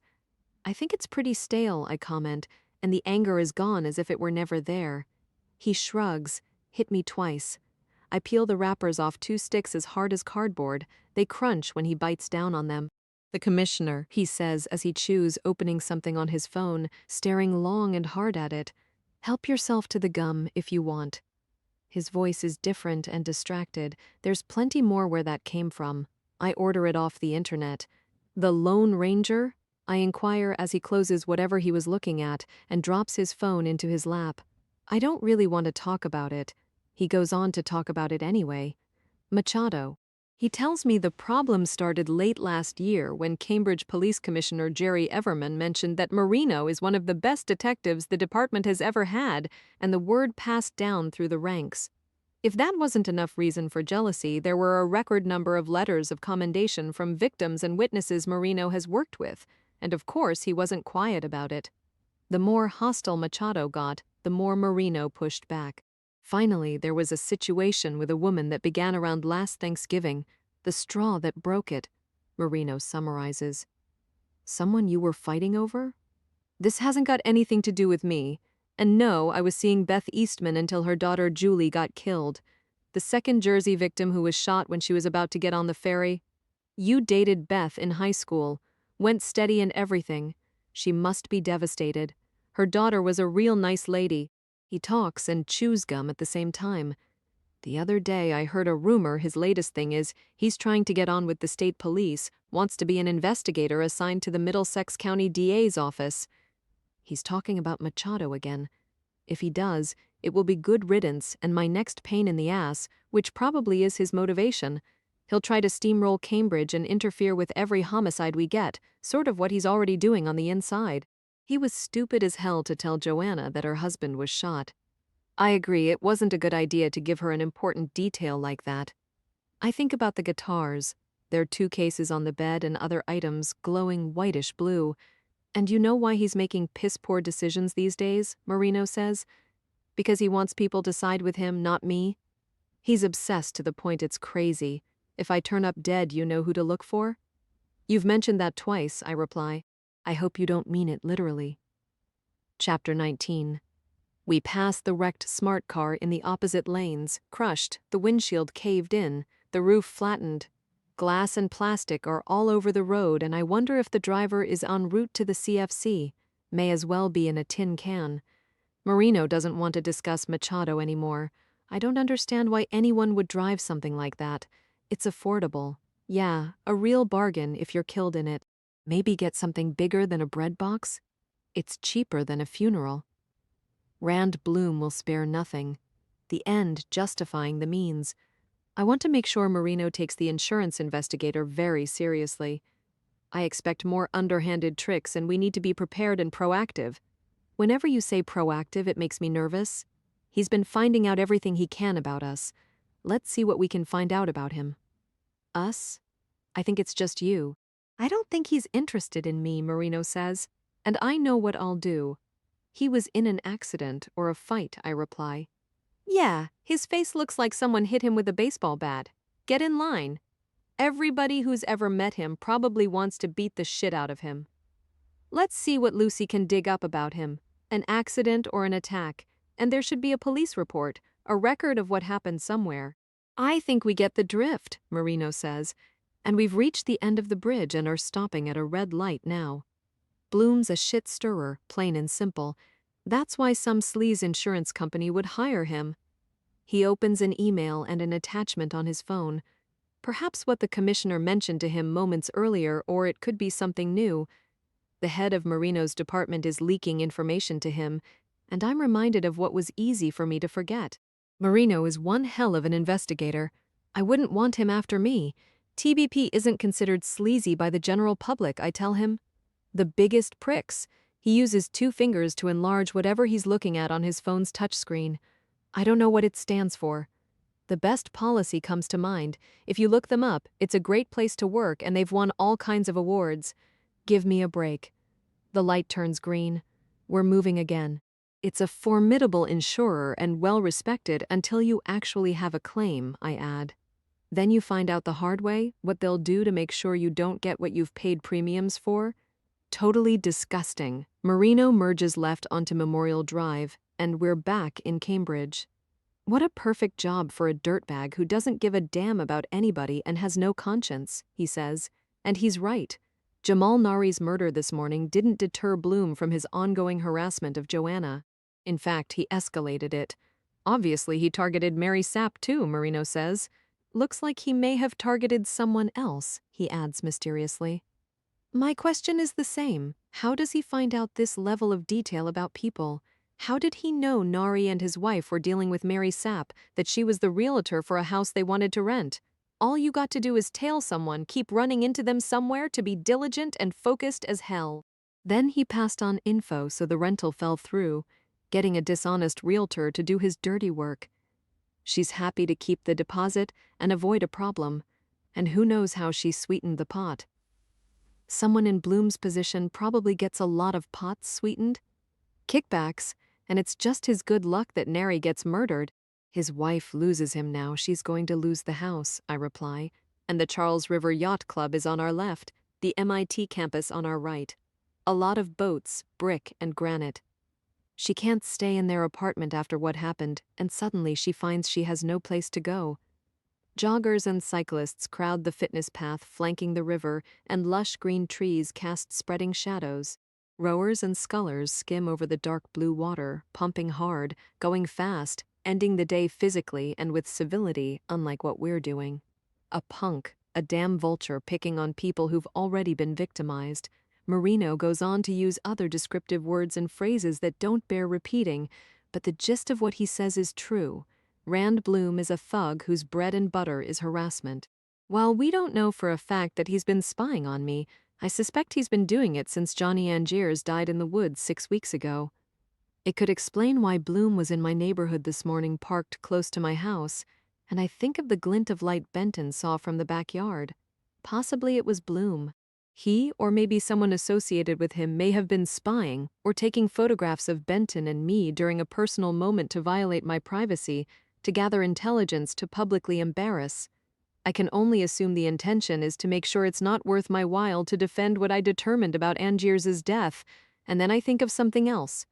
What exactly went out over the radio about Nari's murder this morning, I ask.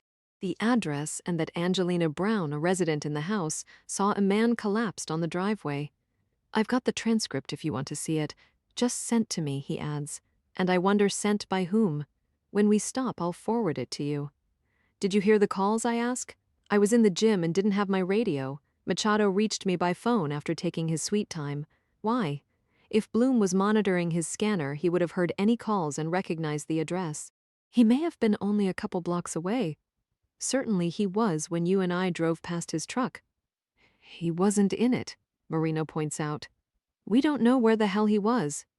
If he were near my house, he might have seen you pick me up. Did anything go out over the radio about that? When I left my place, I radioed that I was 10-8, responding to Farrar Street. Did you in any way indicate you were picking me up and bringing me to the scene? I ask. No, but it was out there that we had a 10:35. A major crime, which generally means a homicide. If Bloom heard that, he had an idea what was going on.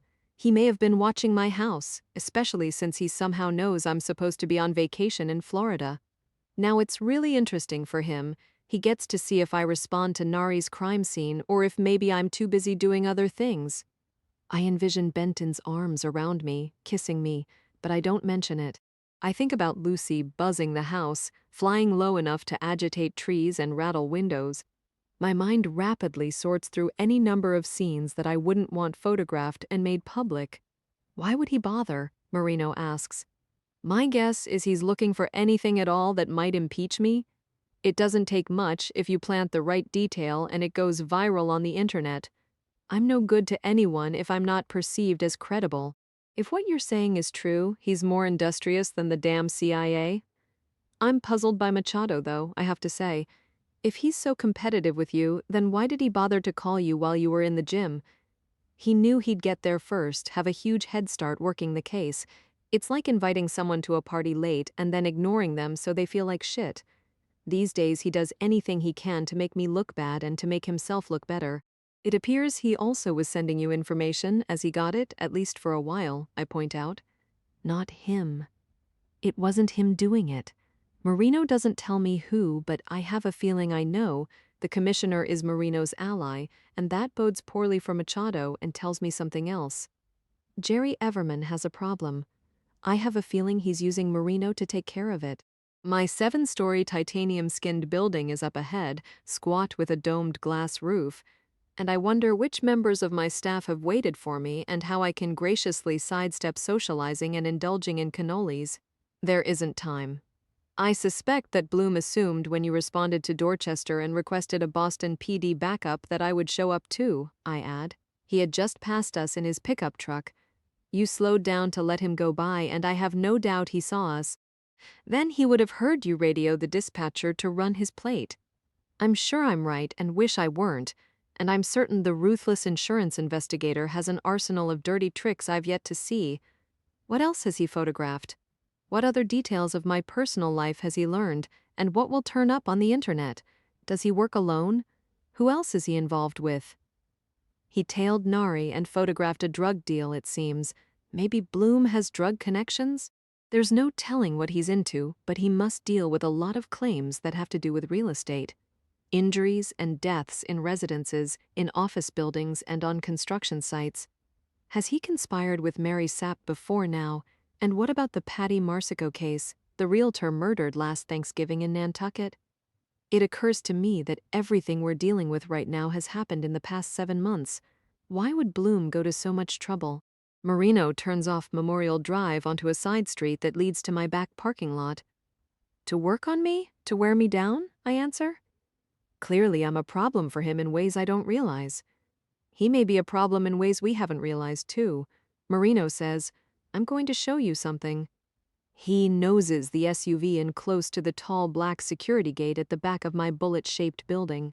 Obviously he knows about the kid, Marino says as we stop in front of the tall black privacy fence barricading my parking lot, a host of big antennas and satellite dishes on the MIT rooftops surrounding us. You remember him? He moves his phone close so I can see a photograph of a skinny young man with long red hair, black sweatbands and shoes, black tennis shorts and shirt. He's mid-flight slamming a tennis ball behind his head, bird-dogging a lob before it bounces twice, a Roger Federer kind of move, probably a photograph from a news story. Leo Gantz, I almost can't believe it. The one you threatened this morning? In fact, I'm incredulous. Using a leaf blower right there next to Bloom's pickup truck, Marino says. I think back to the insinuations the insurance investigator made to Mary Sapp. There's the not-so-trivial problem of why Joanna really quit her job, he said. And it was obvious he knew about the 15-year-old boy's accusations.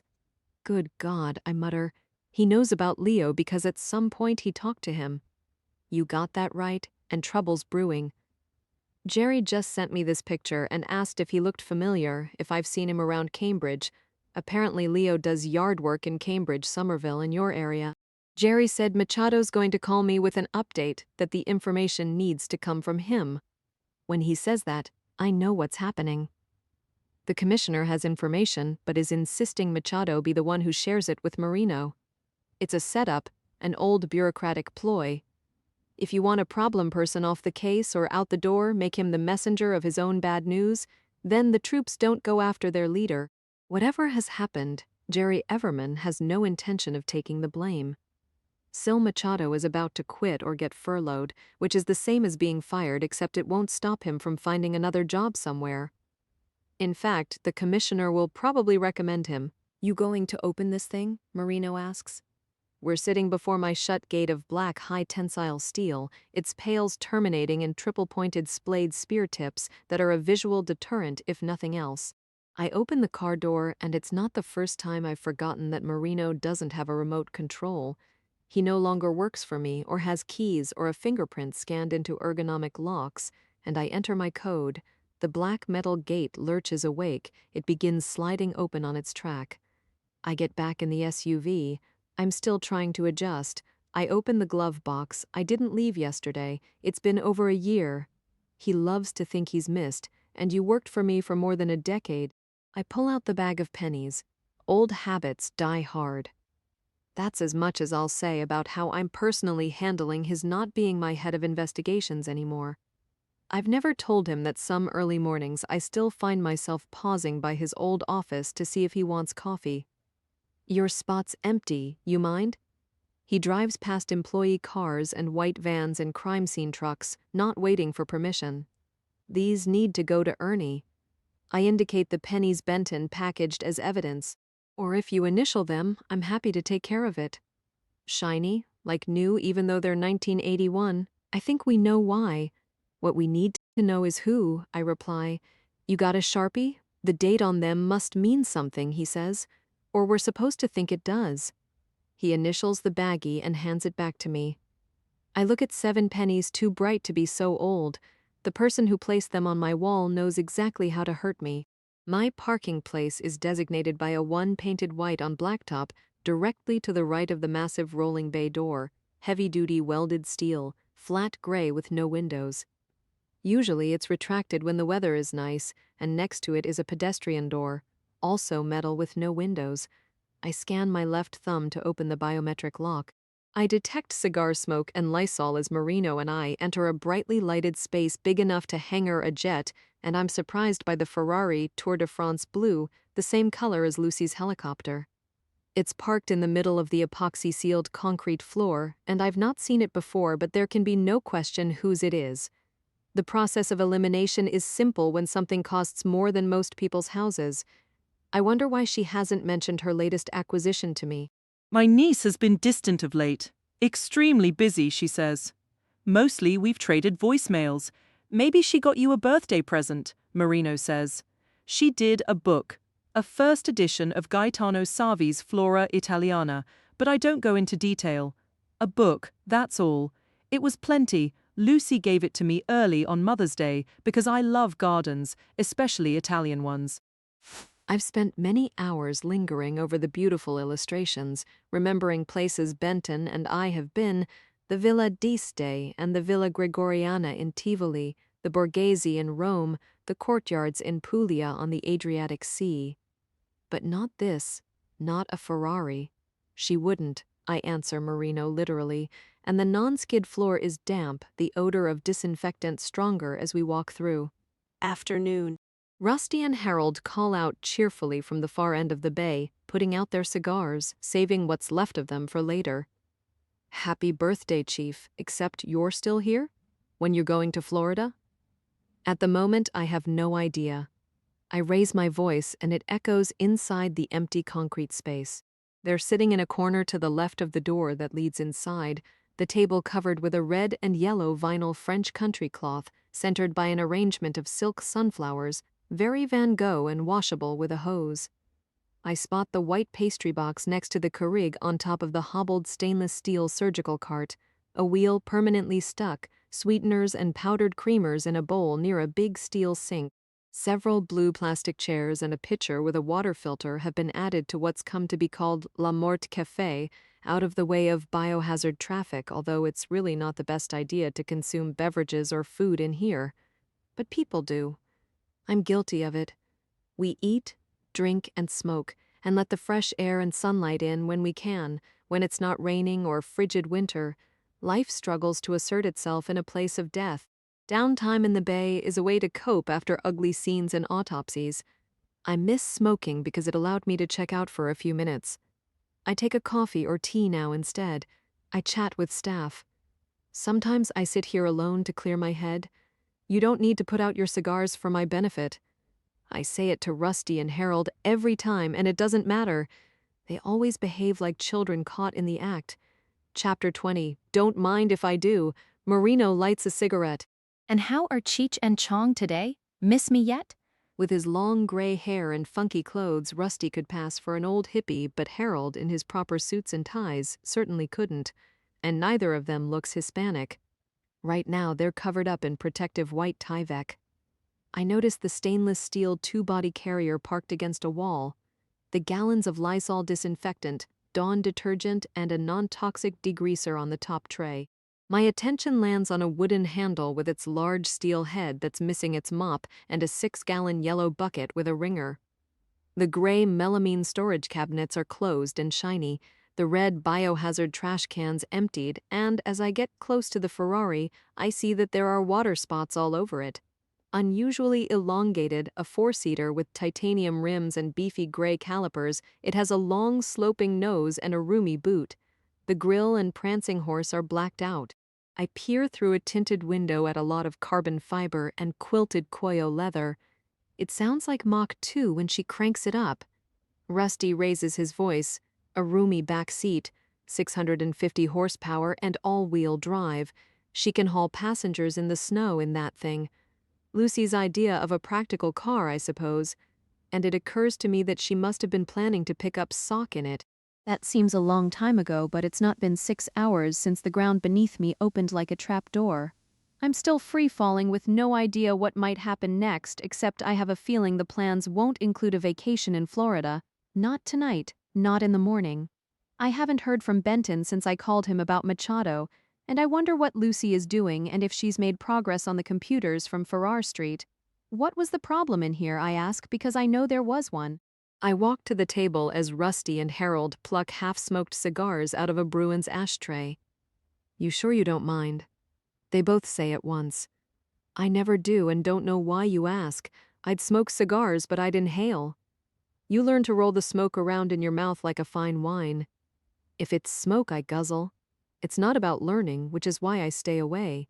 Lucy probably won't thank you for getting water on her car, but she shouldn't park that in the bay, I add. Why did she? Maybe because you weren't here, Rusty says.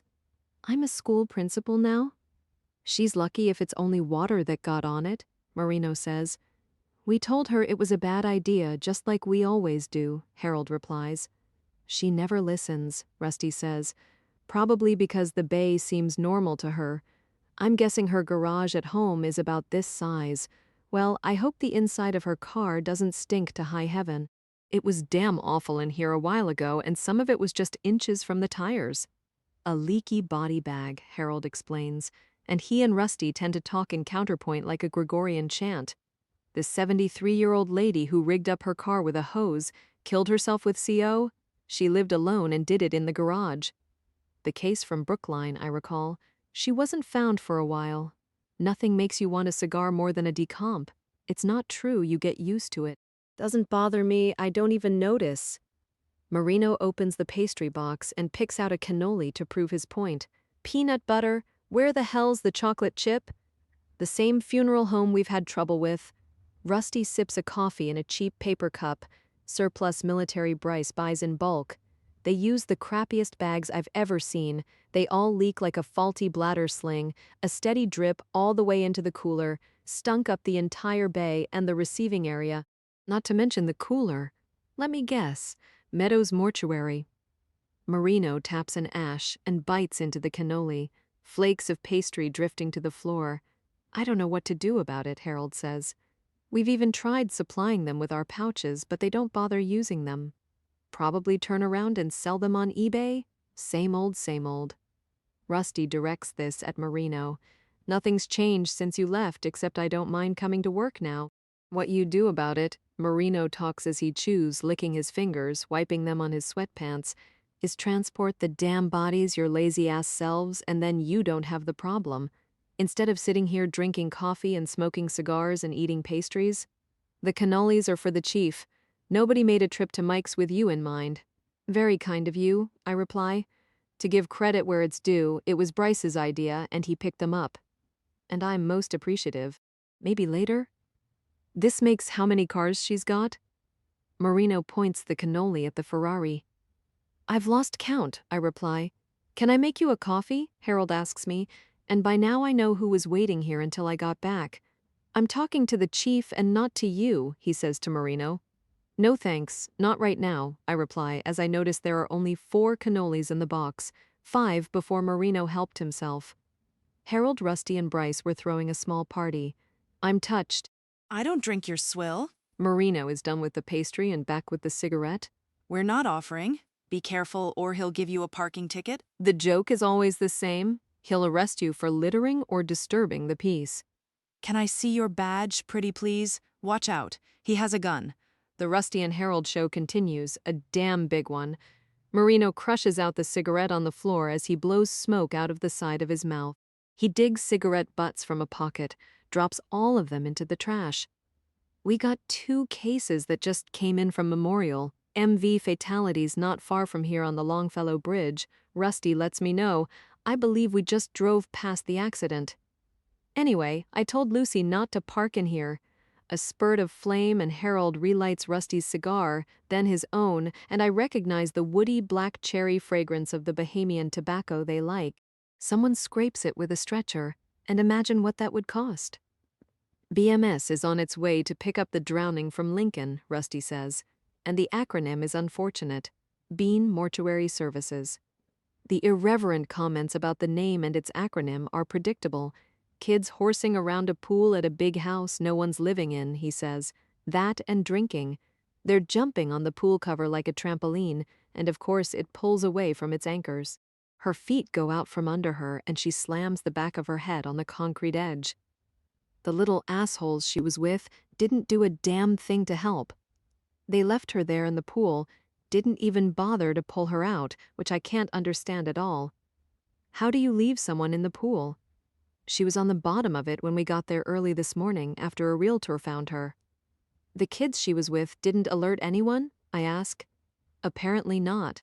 Luke says she had a closed skull fracture that was survivable. What killed her is she drowned. Rusty falls silent for a moment, his mouth set hard as he stares off. He tightens the bandana around his head and won't look at anyone. They went to the scene and transported the body here, and it bothers him. 14 years old, and no one noticed she wasn't home all night. He picks up the cigar and puffs on it. These days I blame everything on the parents. For good reason, I reply. When I was coming along, if I got in trouble, I couldn't leave my room. I suspect that happened often. You know what I'm saying, Chief? I certainly do. Is Luke still here? I didn't notice his car in the lot. He and Anne carpooled this morning. What they're doing isn't carpooling, Marino says. And what she's doing is friggin' stupid. She knows herself, I reply. She also knows Luke, an extremely attractive Austrian who is allergic to committed relationships and has a craving for affairs. What can we do for you, Chief? Rusty asks me. I'm sorry about your plans getting screwed up. If anybody deserves a nice relaxing trip, it's you and Benton, the Nari case. I want to take a look before we release him. Do we have a funeral home yet? Not that I know of. Rusty and Harold push back their chairs. Finish your cigars and coffee first, I tell them, and Marino and I head toward the door that leads inside. She bought another Ferrari and didn't say anything to you, he asks me. So it appears, she and Janet getting along okay? Why do you ask? Sometimes people spend money when they aren't happy? He says as his cell phone rings. I don't reply that my niece buying a supercar is like someone else buying a bicycle. She really is that rich from computer technologies she's invented and sold since she was a teenager. Lucy is a genius. She's difficult, quixotic, and has been fired from or forced out of every job she's ever had except for the one with me, which she doesn't do for pay. I couldn't love her more like a daughter and have since her complicated life began in Miami, where she was totally neglected by my sister, who I owe a call. Dorothy left me a message yesterday wishing me a happy birthday. She usually gets the date wrong. What? No way. Marino is on his phone. Yeah, I'm with her right this minute. His eyes are locked on me, and I can tell by his terse tone that he's talking to Machado. You don't need to call her yourself. I'm standing 10 feet from her. Where is he and where the hell are you? He listens and gets angrier, then says, You called them and didn't mention it to me first? You did it on your own? He's pacing furiously. You know what? You're out of control. Or maybe you're brain dead. Did you really just say that? The door that leads inside my building opens. Well, maybe I will, Marino retorts, his earpiece flashing blue, and as angry as he is, it ought to flash red. Don't you respond there and do one more damn thing until we get this sorted out? Lucy is here, and it's not to say hello. In her black flight suit, she's busy with an iPad, her strong, pretty face serious and intense. Before I can ask her what has happened, Benton is behind her, dressed for work in a charcoal pinstriped suit, white shirt and gray silk tie. The two of them must have been together, probably in her cybercrime lab. She would have seen me on her closed-circuit video camera displays, and then Bryce walks out the door next. If anybody deserves a nice, relaxing trip, it's you and Benton, Rusty just said to me, and neither he nor Harold mentioned that my husband is here. His reason isn't social. What is it? I ask everyone. Leo Gantz, Marino is off the phone and looks like he might explode. This is total bullshit. He just confessed to Jamal Nari's murder. Bryce announces excitedly as if he won the lottery. It's already trending. Expelled student confesses to murder of controversial music teacher. He holds up his phone to show me the Yahoo headline. We've got company. Oh, Harold. Rusty? Hello? Is anybody working? He sings. We got a pickup. The drowning. Gracie Smithers. He pushes a green button on the wall. The sound of an electric motor and the slatted steel door begins to roll up. Leo Gantz called Cambridge PD and us, Benton says to me. Unfortunately, he also tweeted it. Just confessed? I don't understand. Not even half an hour ago. Bryce is energized as if he's about to break into a dance, dressed in his typical uniform of slim-fitted jeans, a baggy sweater, and red leather high tops. About the time the commissioner texted Leo Gantz's photograph to Marino and said for him to expect a call, I realize that call was from Machado, who has taken the bait, and I look at Benton, trying to read his face. The more impervious he gets, the more certain I am that he has information the rest of us don't. I watch the gears in motion, everything moving right before my eyes, headed to an inevitable conclusion like the game Mousetrap. Still, Machado is done, and not because of whatever he said to Marino on the phone. The call was gratuitous, and Marino doesn't know it. Already CNN and Fox have left messages, plus a producer from 60 Minutes. Bryce gushes. Look at all the emails piling up. He holds out his phone again, his boyish face beaming because there's nothing my chief of staff likes more than drama. This is so huge. Please don't talk to the media right now. Don't answer their emails or calls, I say to him. So you were already here at the CFC when this happened? I direct this at Benton. Why? Cambridge PD requested our assistance, he says, as if Marino isn't standing here and I didn't ask what I did. This was a couple of hours ago, the first time they contacted us about it. They asked you twice, Bryce says? You big bad bureau boys playing hard to get these days. Contacted you about what? I inquire. We won't go into it here, Lucy says, and whatever Benton is involved in, it includes her. You in on this too? Marino snaps at her, his face purplish red, his eyes wide and glaring. He's so angry. He's scary, the kind of rage where the brain shuts down like a dog in a fight. I look past him at the widening space in the opening bay door as it occurs to me that there is other cyber evidence besides the computers recovered from the house on Farrar Street. I think of the tweeted poem from Morristown. Then someone tweeted this morning, an allusion to Nari's murder before it happened. Hard drives and security videos have been seized. They're probably inside Lucy's lab, and she and Benton have been going through them. I look at Marino until he looks back. I give him a subtle gesture, the slightest shake of my head. No, I'm telling him. You don't need to react like this.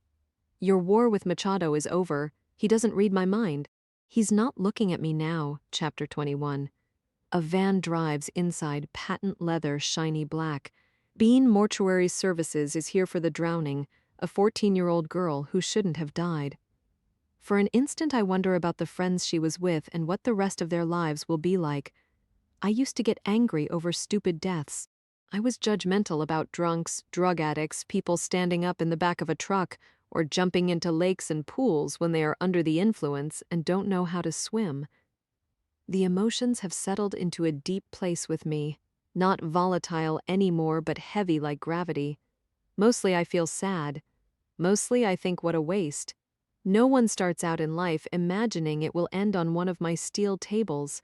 It's not what people script when they dream about what they'll be and who they'll love. In the huge square of the retracted door, I see the parking lot.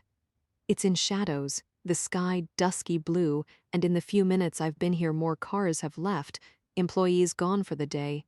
Few people who work at the CFC exit the building through the bay. It's the autopsy staff who does, and I'm always puzzled by forensic scientists who don't want to see a case they're working on. They don't want to be anywhere near dead bodies or even know the details. My entire DNA section wants nothing to do with my building's lower level, what most of them still call the morgue. Some of them call it hell.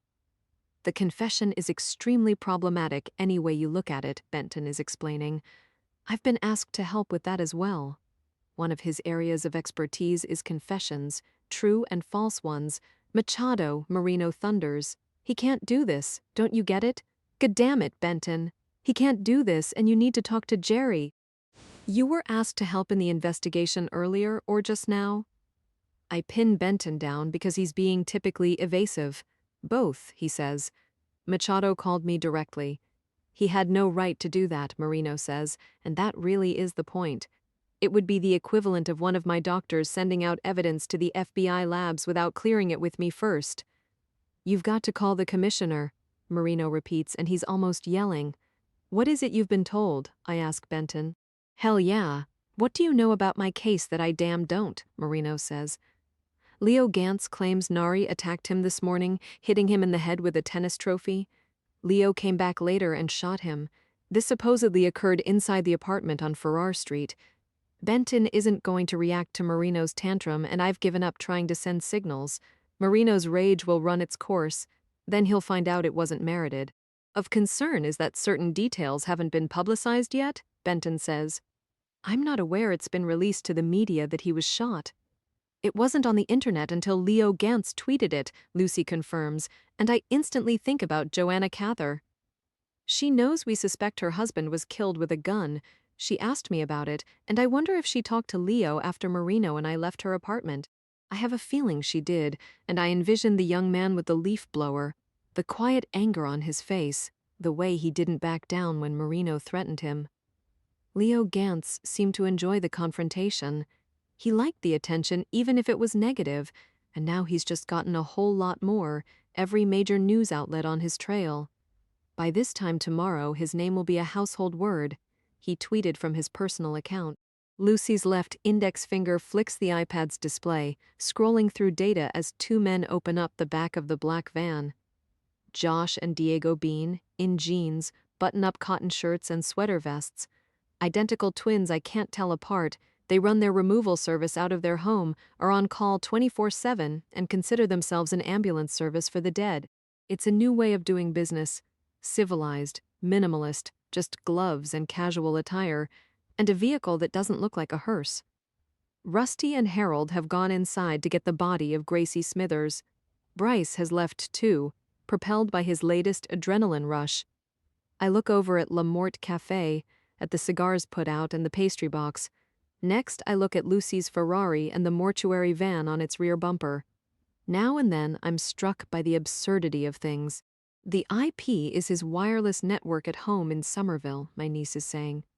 Earlier tweets, and there are a lot of them, indicate an unstable, angry person who mouths off to everyone, including the president and the Pope. I mean it literally. I notice her left index finger is missing the large gold signet ring she always wears. It has an eagle on it and has been in her partner's family for more than 100 years. Lucy never takes it off.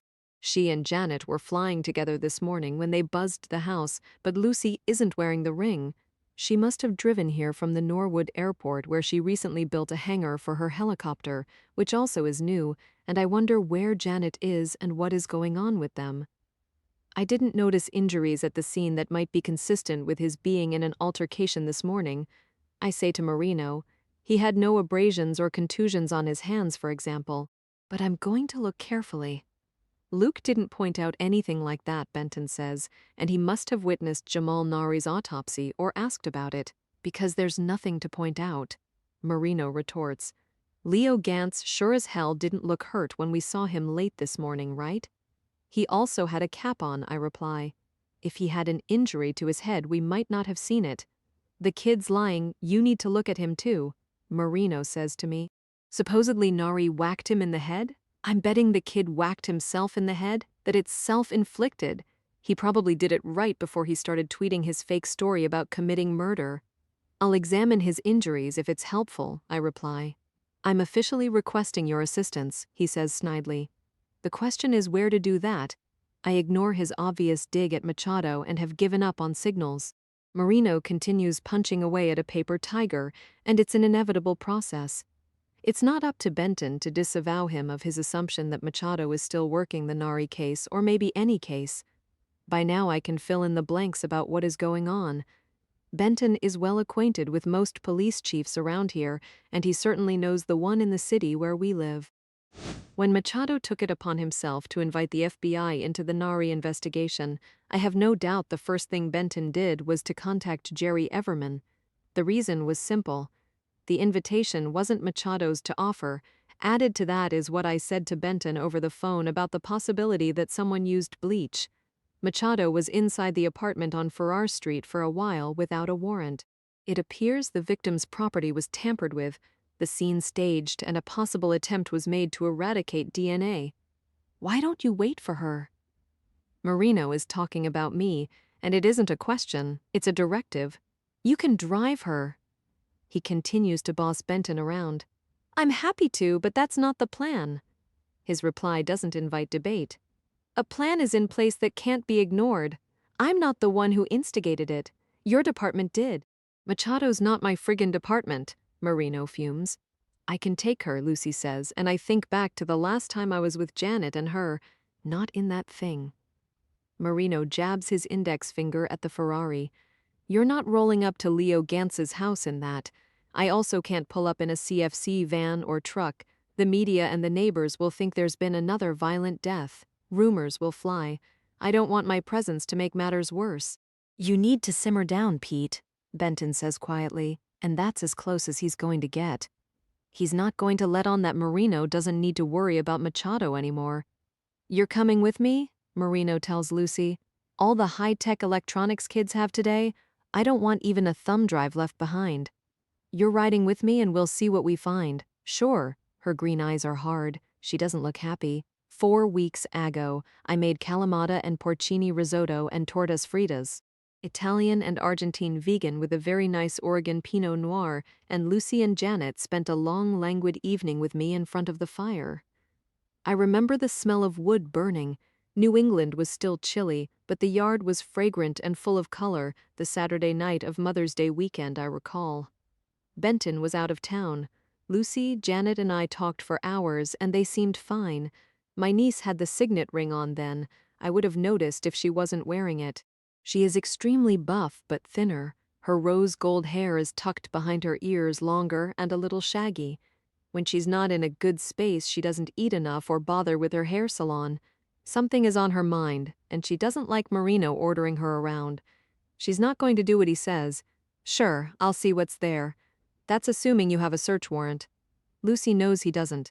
He couldn't possibly have one this fast if Leo Gantz confessed to the murder within the past hour, and I've been with Marino all afternoon. I haven't overheard him on the phone saying anything about searching Leo's house or even questioning him. It would have come up eventually in the investigation, but with all that's gone on there hasn't been time. When you get a warrant, let me know, she continues, and I'll be happy to help. She's saying she's not going anywhere with him. Lucy doesn't want to be used as a weapon in his battle with Machado, and I don't blame her. She may also know that it's a battle already over, no winner or loser really. There can't be in something like this. It's important that Machado doesn't start interrogating Leo with nobody else there. Benton isn't defensive or overbearing as he again reminds Marino that Machado has formally requested the assistance of the FBI in the Nari homicide investigation. The official machinery is in motion. Benton rubs it in. Agents have been assigned and deployed, and strategic discussions are underway, he says. It's a process that's hard to stop, and Marino doesn't have that kind of authority. He's a loose cannon. Marino is very loud. Don't give him reason to say you are, Benton warns. He's asked that we help with the Nari investigation and respond to the Gantz house, and that has to be dealt with. And I'm unrequesting the FBI. Marino is incensed. He shouldn't have asked for assistance without clearing it with me. I believe the appropriate party to clear it with would have been your commissioner, Benton says. So the feds will take over?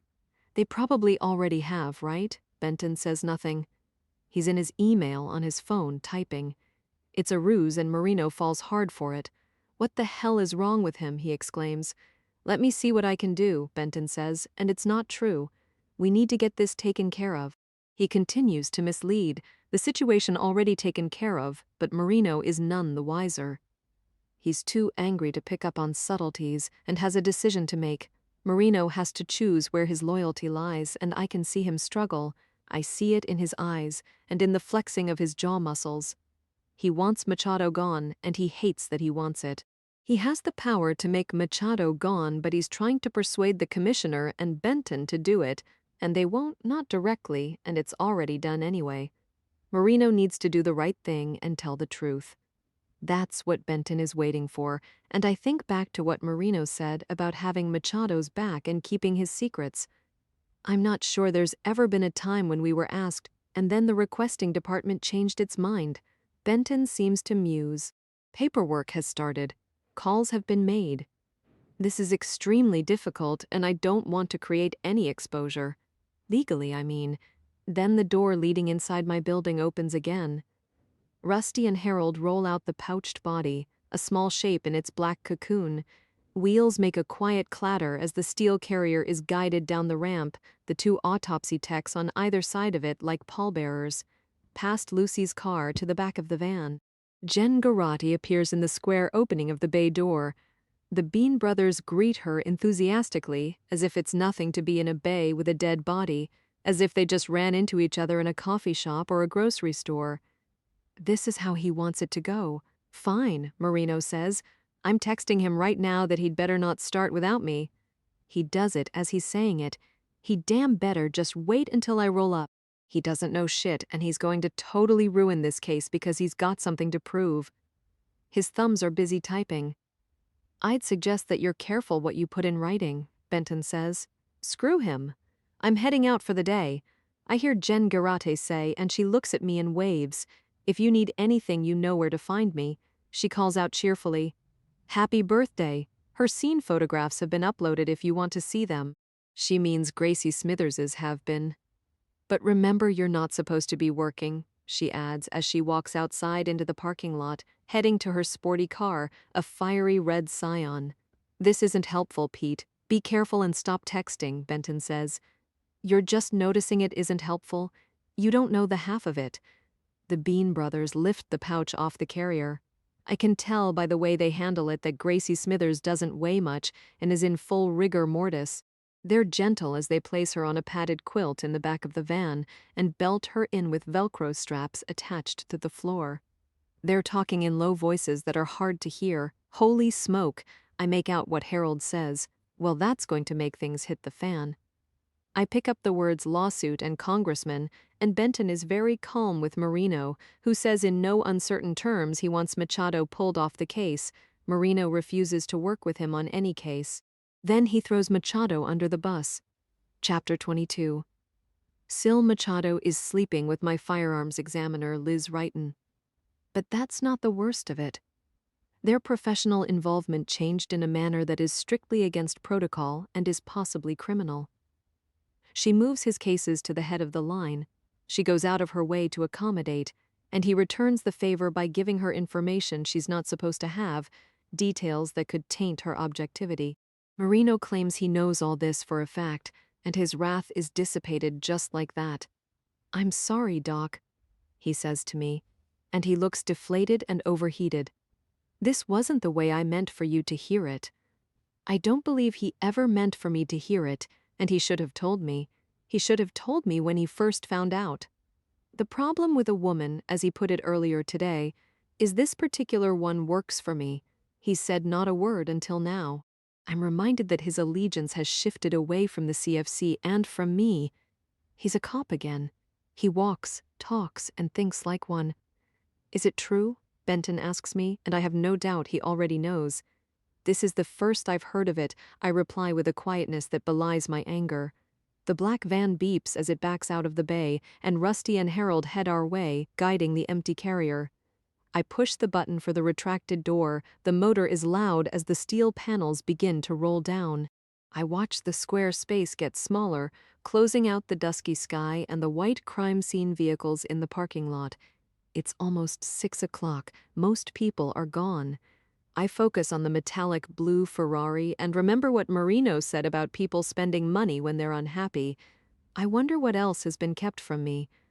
Wheels softly rattle as Rusty and Harold walk past us, heads bent, giving us privacy, and knowing them they've heard enough.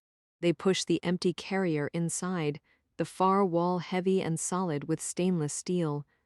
I lean against the metal windowless door, holding it open.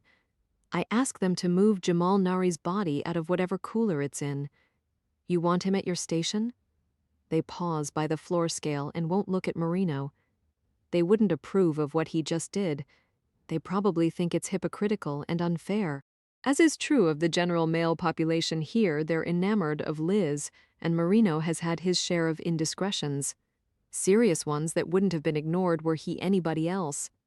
He'll continue to be Cambridge's star detective, only now he'll be unfettered. I'll probably have to fire Liz, put him in the autopsy room, but you can leave him as is on the tray, I tell Rusty and Harold. I don't need him on the table. I'll be there in a few minutes.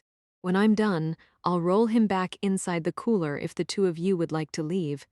If that's okay, we've got our bowling league tonight, a hair away from winning a trip to Vegas. They don't sound excited. What they just witnessed has made them subdued and in a hurry to get out of here. "Good luck," I reply. "Liz Wrighton, you're sure?" Benton asks Marino as I close the door. I walk past everyone down the ramp, over to the table with its red and yellow French country cloth. Straightening up and cleaning always calms me. "Yeah, I'm sure." Marino avoids looking anyone in the eye. "What's your relationship with her?" "It's important, I know." Benton already does. "Nothing," Marino says. "I know her type, and I'm not about to take a chance of fucking up cases or ending up in jail." I empty the ashtray into the trash. Cigarette butts and what's left of the cigars smell dirty and stale. "Would Machado say your relationship with her is nothing?" Benton asks. I don't give a shit what he says. It wouldn't be his first or last lie about me. You would deny it. I sure as hell would, and he doesn't have a damn thing to prove his bullshit. I run water in the sink and it makes a hollow drumming sound against stainless steel. Pulling cellophane off a new roll of paper towels, I rip off several sheets. "Good. That's one problem we can cross off the list," Benton says. And it's not lost on me that Lucy is quiet. I think of emails, of any indelicate communications. If there were any such exchanged between Marino and Liz, I have a feeling they would have disappeared from our server. Lucy is the system administrator and would protect him. She wouldn't hesitate to scrub his phone. I also have no doubt she would preserve damning emails relating to Machado. Lucy will defend her people at any cost. Liz Wrighton has already done the analysis. I suggest we have it done again so she isn't the one who testifies about it. Benton doesn't seem surprised by what has gone on. He knows her reputation, and I also suspect Lucy tipped him off. It's the sort of messiness she would find out. There's nothing she doesn't see if she decides to look, but if she's known for a while, she didn't tell me. I'm trying not to be bothered by that. Running water splashes loudly as I rinse the ashtray, scrubbing it hard with my fingertips, the water very cold. I feel Lucy watching me. Neither she nor Marino told me. For an instant, I can't look at either of them. Just as quickly, I'm over it. I dry the ashtray with a paper towel and return it to the table. I wipe off the plastic cloth. I pick up the pastry box and walk back up the ramp. I look at Lucy, and her green stare is unwavering. I see nothing in it that might tell me she feels she did anything wrong. I look at Marino and continue looking at him until he gives me his eyes. What's in mine should reassure him that I've already let it go. Anger helps nothing. What's done is done. Now we move on. I open the door and lean against it. Soft lighting from inside illuminates the ramp, and the security guard behind her glass window smiles at me. Georgia Cruz is new. She was born in Georgia while her career Army father was stationed at Fort Benning, and she's good. I like her. She resumes typing on her computer, rolling her chair back to the 3D printer inside her bulletproof glass enclosed workspace, what people call the fish tank. Maybe you can pass it up the chain about him being compromised and have your SAC call Jerry Everman. Marino sounds slightly desperate. He doesn't like being a snitch, and I can imagine what he's thinking. If he couldn't work with Machado before, now he absolutely can't. Marino must have him completely out of the picture, but the Cambridge Police Commissioner doesn't need to hear it from the Boston Division's special agent in charge. A word from Benton would suffice, and I'm sure that word was passed along hours ago. As I stand inside the bay with my husband, my niece, and Marino, all of us congregated at the top of the concrete ramp near the open door, I watch the mouse get trapped. Machado is the mouse, and it's all played out. It's what Benton does. A simple plan with the end result that the young investigator takes the fall after Marino drops the dime on him. Marino assumes he caused everything to happen, but in fact, Machado's fate was decided earlier, possibly much earlier. There may have been discussions long before my phone call about the bleach. The rivalry and dirty secrets between Machado and Marino became destructive. One of them had to go. It's his fault he didn't recuse himself, Marino says to me, and I don't respond. The minute you asked her to come in today and examine the bullet frag we recovered, he had a chance to do the right thing and recuse himself. He's had chances for months. I kept waiting for him to do what was right. He should never have put himself in the situation to begin with. Lucy finally speaks, and Liz shouldn't have either, but rules don't apply to her. They don't seem to apply to a number of people these days. It's an ironical comment for my niece to make.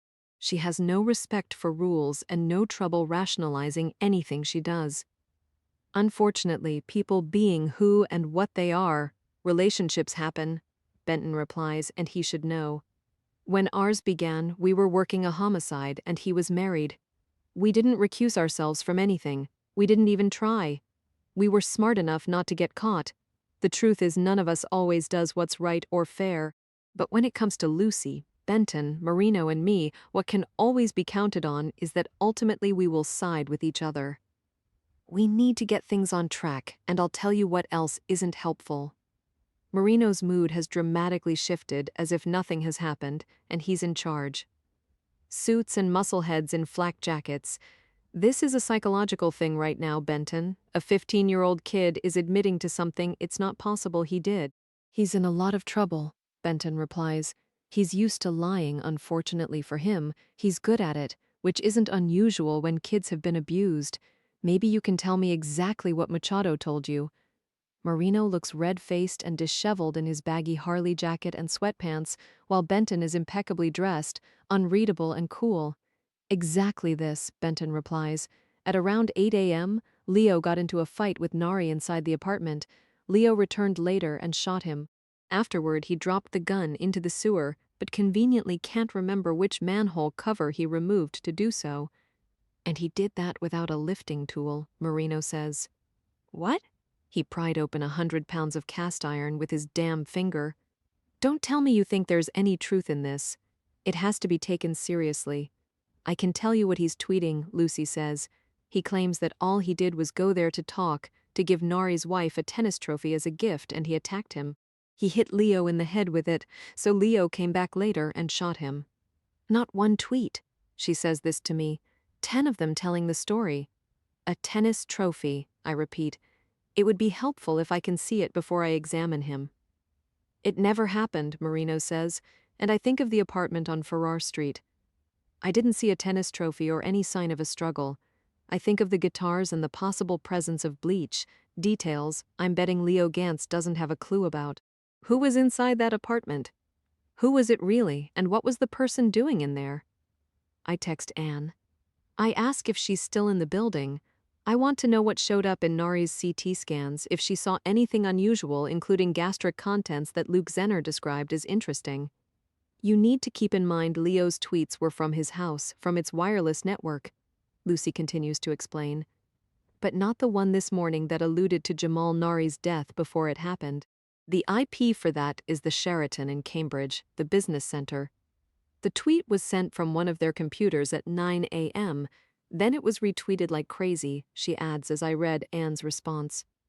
She'll stop by the receiving area where I'm still holding open the door, leaning against it. I listened to Lucy explain that the tweet sent from the Sheraton at 9 o'clock this morning was from the Twitter account that uses the name Copperhead. Maybe at some level I expected it. Now I have a better idea why Benton is here and what he and Lucy have been doing. In both cases, a hotel computer in its business center was used, she says. It made tracing the tweets a dead end because the IP and the machine access code belong to a computer that's used by the public, by guests in the hotel or any person wandering in to print their boarding pass or whatever. So you have no idea who Copperhead is? I watch Anne emerge from the corridor, a long white lab coat flapping around her knees and a smile on her plain but pleasant face. I know who it's supposed to be, Lucy says. Chapter 23. Georgia slides open her window in the center of the bright white receiving area. She says something to Anne as she walks through. Both of them laugh and Anne sasses her back, an inside joke that I don't hear as I listen to what Lucy is saying about the identity of Copperhead. It's a Twitter account belonging to Michael Orland who died in February, she says, and Marino looks amazed. The piano guy? He exclaims. I saw him on Leno right before he quit. Maybe it was idle. It wasn't that long ago.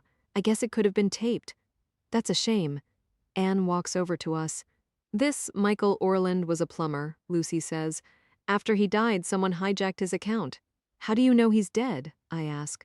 Twitter.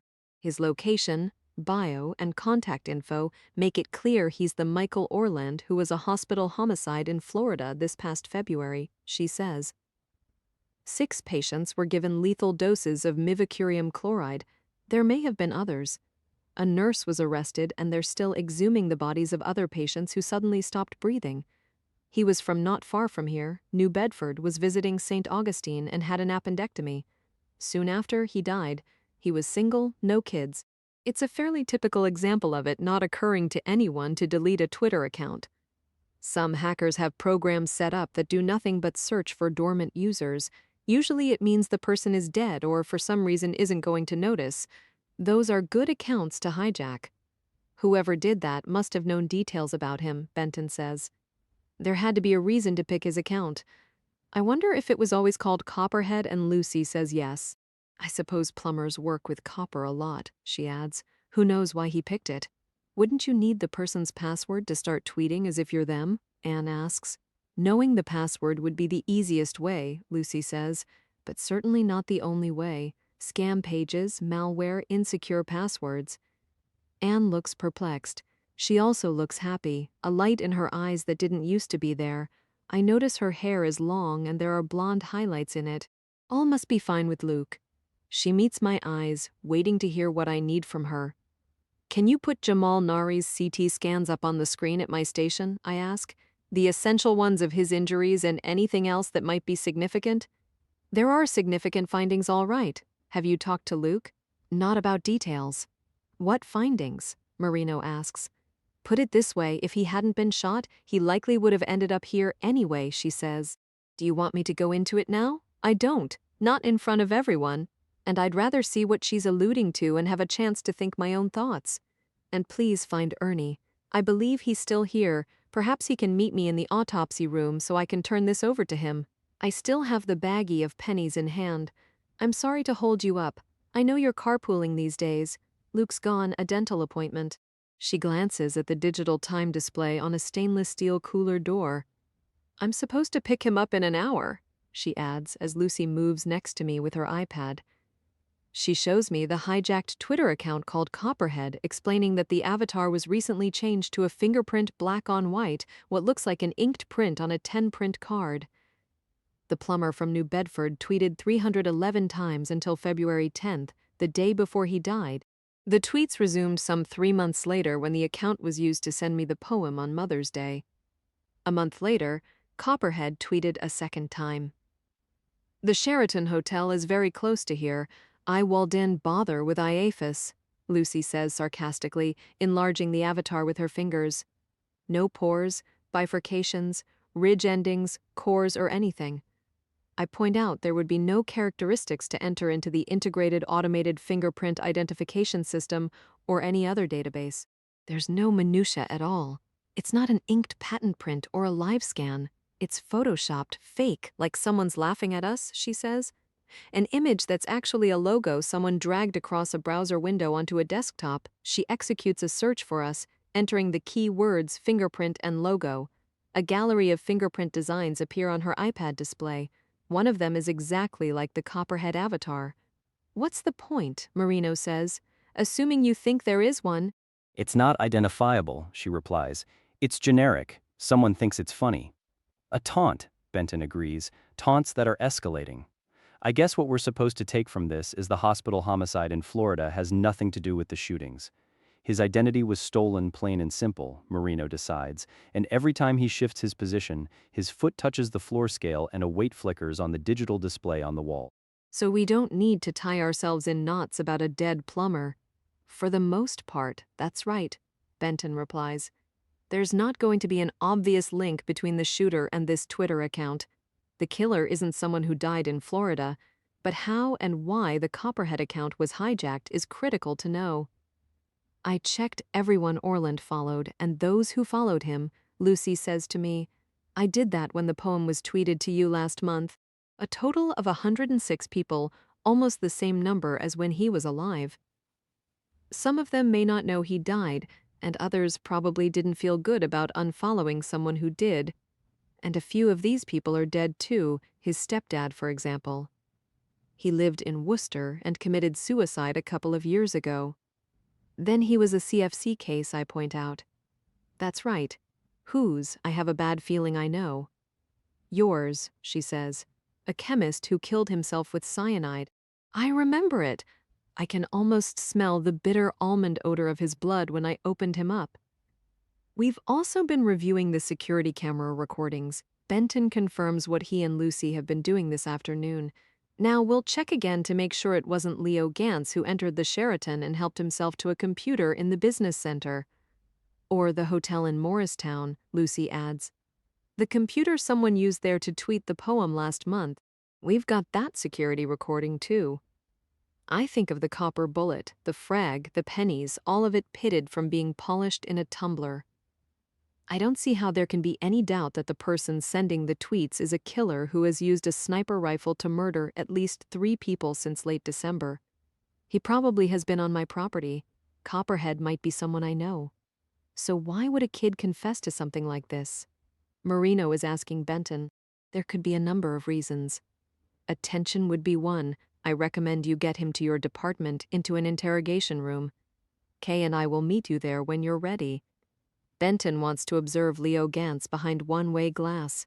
He wants to watch while I examine his injuries, and Benton doesn't want him to have a clue that anybody is looking. It's best you talk to him alone at his house first. Now Benton is coaching Marino. He's going to be high from all of the attention, his limbic system in overdrive because his name is trending on the internet. I suspect the phone in their house is ringing nonstop, and he's also going to be scared out of his mind. That's probably starting as we speak. It will be acute when you arrive. Aggression won't work with him. Don't bully. Are you telling me nobody's responded to his house yet? Marino looks shocked. Not Machado or your guys? They haven't. There's a perimeter in the neighborhood to make sure he doesn't run, but it's invisible. Agents are out of sight and nobody's gone in or approached the residence, and Machado's not an issue. He won't be showing up anywhere. Okay. Marino nods and suspicion shows in his eyes. It's coming to him. There was never any real threat that Machado would run the case into the ground. Marino senses he was manipulated, but he's not sure how or why or if it matters. When you talk to Leo, you need to be his friend, Benton continues to advise. Can you do that? Don't bully him. Who says I bully? Marino scowls. I'm telling you what will be effective. You need to treat him as if he's a victim. He'll respond to that because in his mind he's been mistreated and misunderstood. In his mind, he's lost everything. The hell he has. He deserves to lose everything. Treat him like a victim, Pete. Even if you believe he isn't one, Benton repeats slowly. Chapter 24. Work at the CFC flows in a circle, logical and precisely planned. A thoughtful clinic. I like to think. The first stop is the digital platform floor scale, high-tech with a low-tech measuring rod near the door where Benton, Lucy, and I were talking to Marino before he left moments ago. After a weight and measurement, the newest case is accessioned at the security desk where I'm now standing, the box of cannolis in one hand, the sealed baggie of pennies in the other. Would you like these, or know someone who would? I set the pastry box on the counter of George's open window. They went to a lot of trouble to get those for you. What with this gridlock traffic and all? Yes, and it would be a shame to waste them. Well, I don't want to know how many points they are, and tomorrow morning I weigh in. She sighs as she opens the lid. Why are you doing this to me, Dr. Scarpetta? You trying to sabotage Weight Watchers? Never. 7 pounds and 5 to go. Congratulations! Do you like peanut butter? Oh no! She groans. The devil is here. Don't forget they need to be refrigerated. What are these? Lucy asks about the pennies, and I tell her, why didn't you let me know? She holds the coins up to the light. I just did. I'm talking about the minute you found them. She's serious and anger flashes. When you were buzzing the house? I smile at her. You were a little busy. The date's interesting. She returns the baggie to me. I know. 1981. The year Lucy was born, and I'm not going to discuss it in front of Georgia or anyone. Neighborhood kids playing a prank or a symbolic gesture for my birthday, and I'm reminded of how light of heart I was when this day started. Everything has turned heavy and savage. As the hours pass and events unfold, the coins burn brighter in my mind, and I know the date on them isn't random. On the ledge of the security desk outside the glass is the handwritten log, heavy and bound in black leather, a permanent record of every case since the medical examiner's system was established in Massachusetts. The large volumes go back to the 1940s and are stored in our records room along with hard copies of files that include DNA cards and in the old days toe tags. Now we use a RFID smartband embedded with a chip that is created on the 3D printer. All I need is a handheld scanner to tell me who is inside our coolers and freezers. Can I help you with anything right now? Benton is busy with his phone, his electronic tether looking down at it, a strand of silver hair on his brow that he absently pushes away. What would you like to do? I ask him. What I'd like to do, sit on our balcony in Miami, look at the ocean, have a drink. He lifts his eyes and holds my gaze, and he's elegant in his pinstripes and gray like a CEO or an expensive lawyer. Sounds good to me, says Georgia, her golden hair smartly layered, and it used to be black with a simple cut, and she has makeup on, and then there's her diet. All of it is since she started working here several months ago, a nice-looking woman, early 40s, former transit police, and it doesn't escape my notice. She's very aware of Lucy, who doesn't return the attention. Thank God for that. I don't want one of my most recent hires to be the reason my niece is no longer wearing her partner's ring. It seems to be open season on flirting and fraternizing. Liz with Machado, Georgia with Lucy, Luke and Anne, Jen Garati and her come-hither looks and invasive exchanges with everyone, including me. When did my workplace become such a soap opera? What happened to boundaries? Until Marino is ready for us, I want to continue reviewing what we were looking at upstairs. If you have no objections, Benton says this to Lucy. You can pick up where we left off, she answers. I'm happy to help. I need you to stay with me, I say to her. We're going to talk, that's not negotiable, and I review the log entries, stopping on Gracie Smithers, who is just picked up. Marblehead Neck, some 20 miles north of here, a 14-year-old white female, a possible drowning. Her body was discovered at 8 o'clock this morning in the swimming pool of a house on Ocean Avenue, and I tell Lucy the address. Do you mind seeing what you can find on this? I ask her as Benton places a call, stepping away from us. What's on your mind? She's entering a search field on her iPad. It strikes me as strange that the kids she allegedly was with would run off and not report to the police or anybody that she drowned. I reply. Dr. Cato signed her out as an accident. Georgia is checking her computer. It's not pending. Only toxicology is. She's got the manner of death as final, and that's what's on the death certificate, too. The trouble's just begun, I predict. According to police, the pool cover pulled loose and the kids were drinking. Georgia reads what's on her display, and I remember what Jen said about the water being frigid and her dry suit leaking. It's on the market, being sold furnished, available immediately.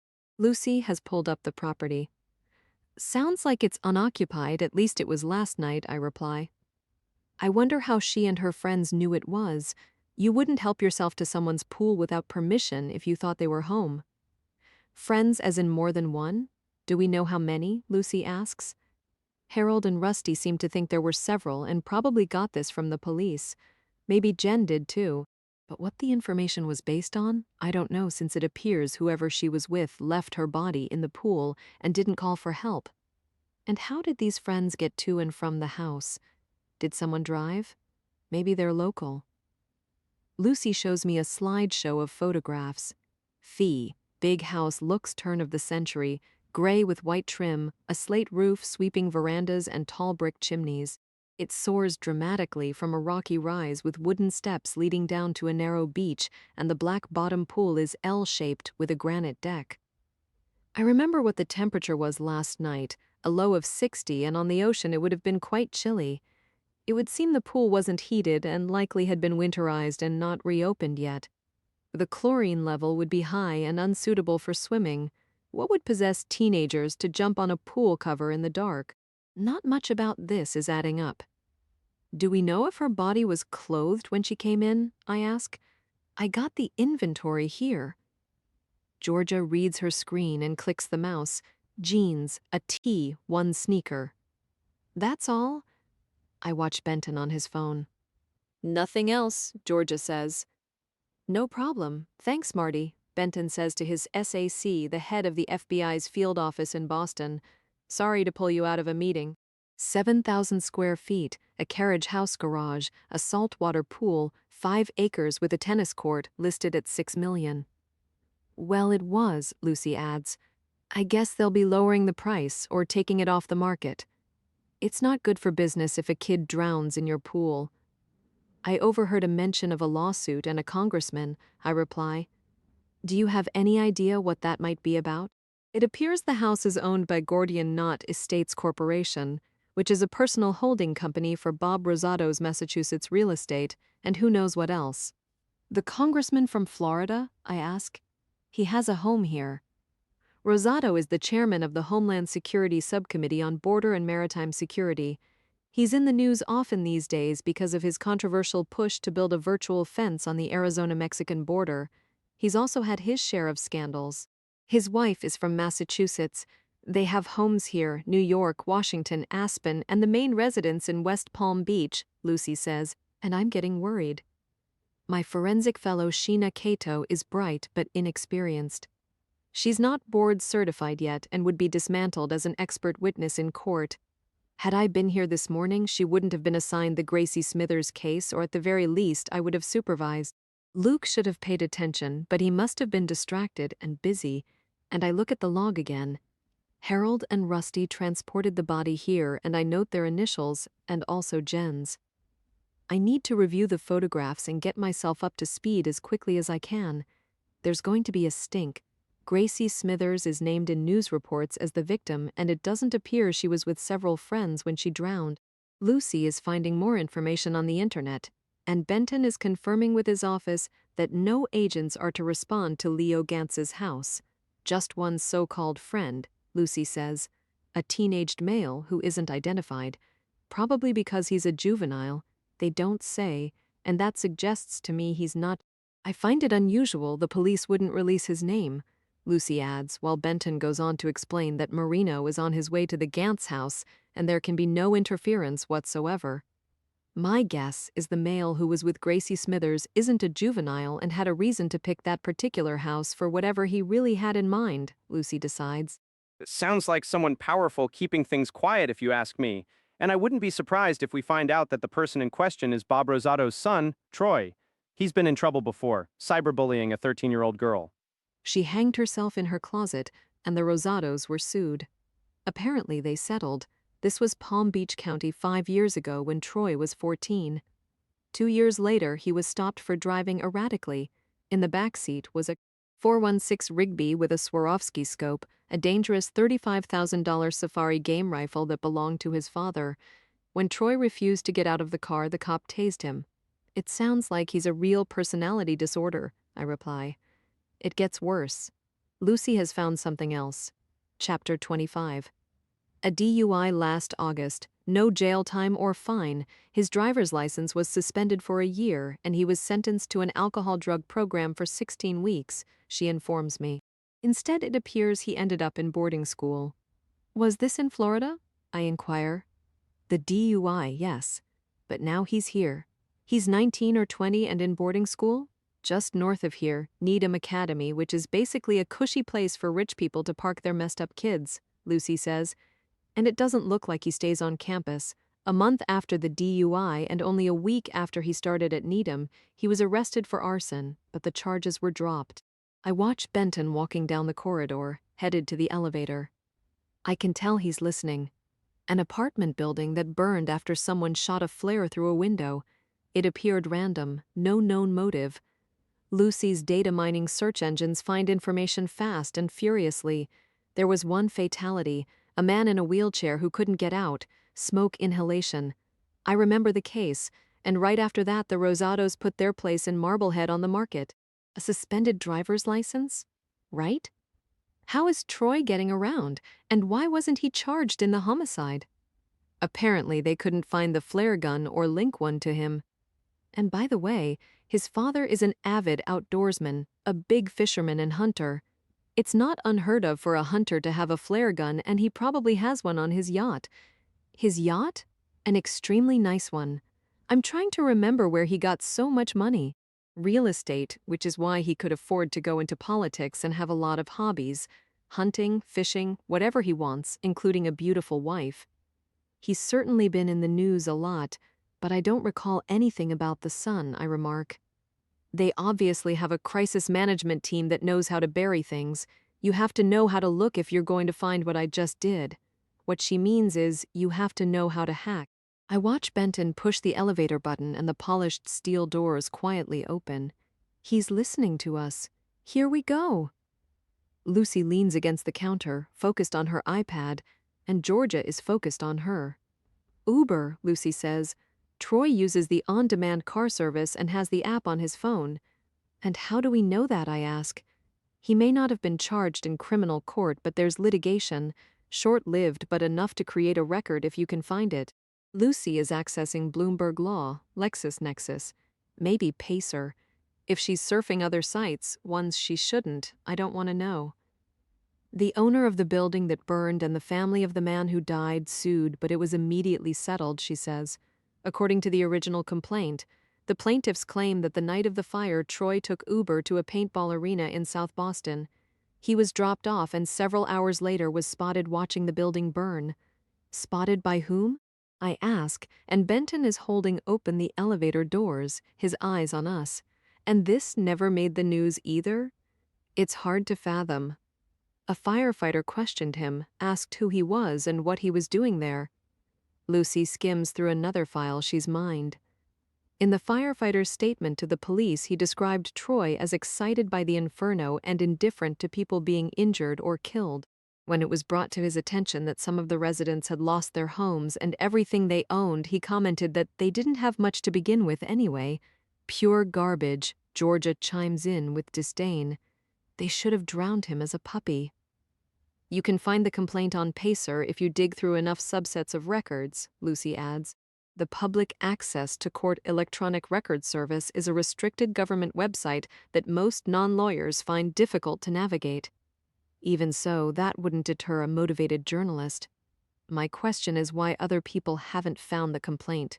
I point out, a high-profile federal official and somehow his son has remained below the radar. How is that possible? Crisis management. He must have someone really good, she says, and I detect a flash of anger again. You anticipate what might get legs and kneecap them in advance. Constant online monitoring, constant risk assessment, and no holds barred in protecting the brand. Whoever manages this for Rosado is extremely savvy and has leverage. I suspect the person spends a lot of time undercover in proprietary databases, does whatever it takes. Like you, I think, stealth and manipulation, I say instead. All you need is enough influence and money. A politician's nightmare having a kid like that. Lucy holds her iPad in front of me so I can see a Facebook page. Troy Rosado has pretty boy looks, curly black hair, and a bright smile, but his eyes are dead. A budding psychopath, and I glance down at my phone as a text from Benton lands. If the father or someone on his behalf attempts contact, avoid. The FBI must be investigating Congressman Rosado, or maybe it's the son they want.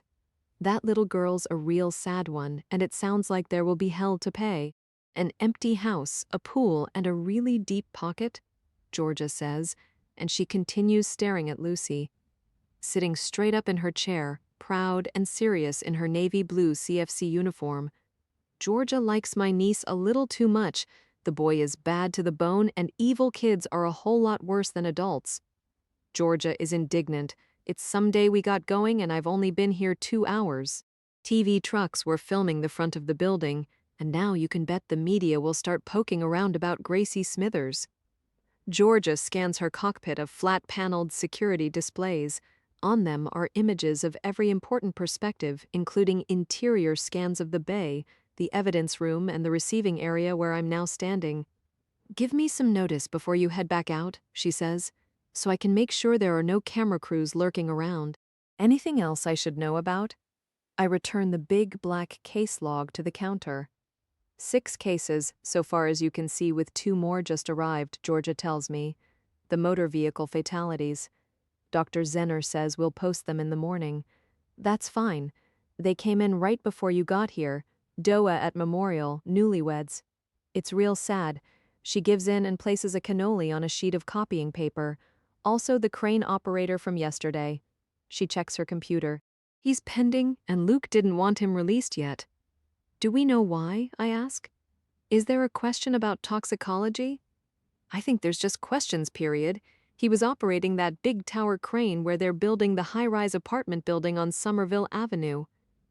They don't know if he slipped on the ladder while he was climbing up to the cab early yesterday morning, or if he had a heart attack and fell. She dabs a finger in creamy ricotta cheese filling and tastes it. Now I've done it. There's no going back. We'll be in the autopsy room, I reply. In addition to the media, there's an insurance investigator named Rand Bloom who I'd like you to be on the lookout for. He drives a big gray pickup, a Ford, and loves to take photographs and trespass. Georgia is writing it down. I know exactly who that is. She looks up at me and her eyes are hard and flat. I've seen that truck around here several times, just the other day, late afternoon. I'm trying to think.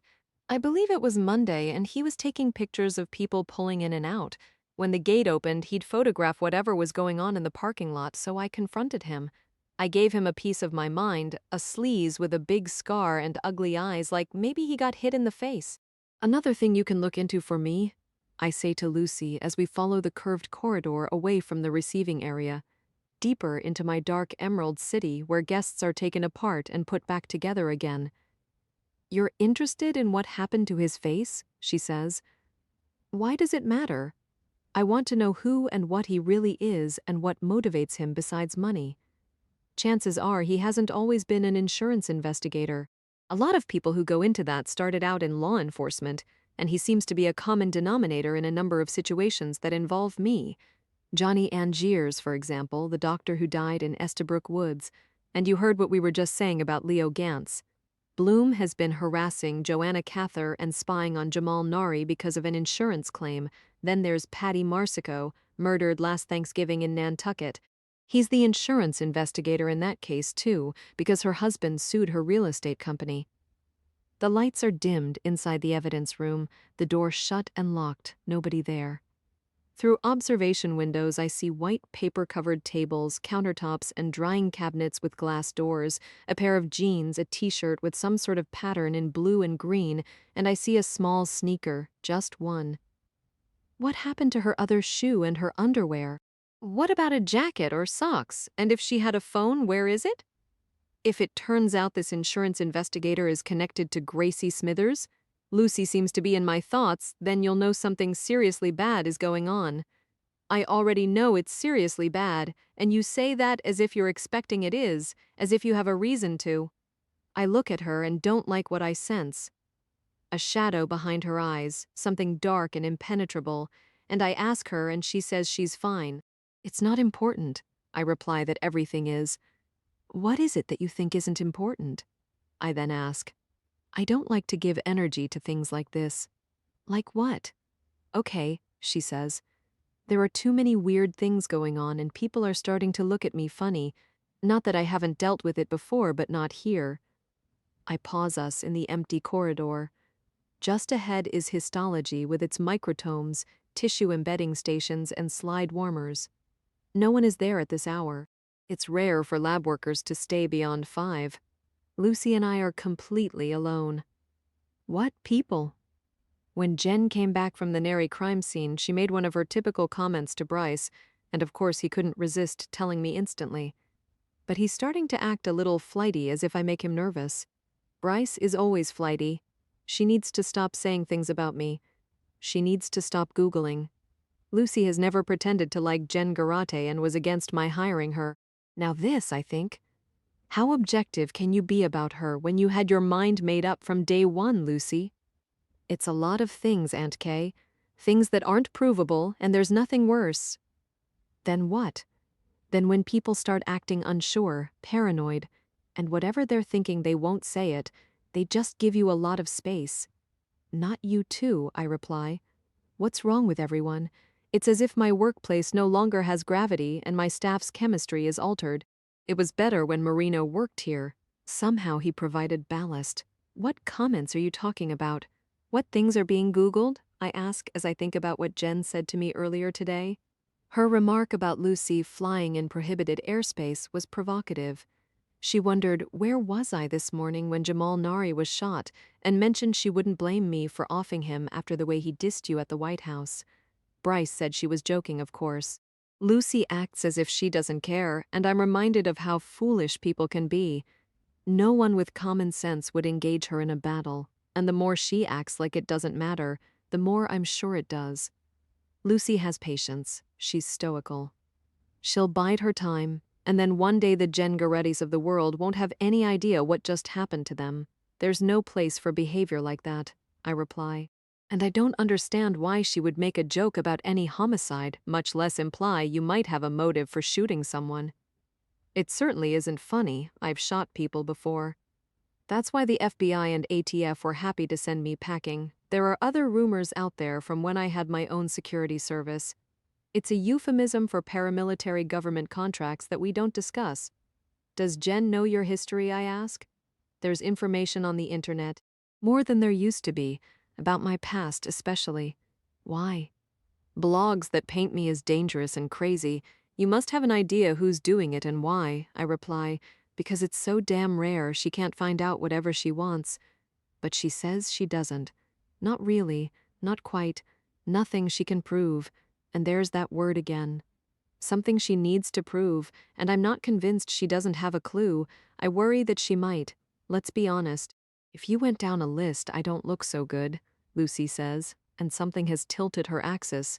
She seems a strange mixture of energized and slightly spooked, and I also detect excitement.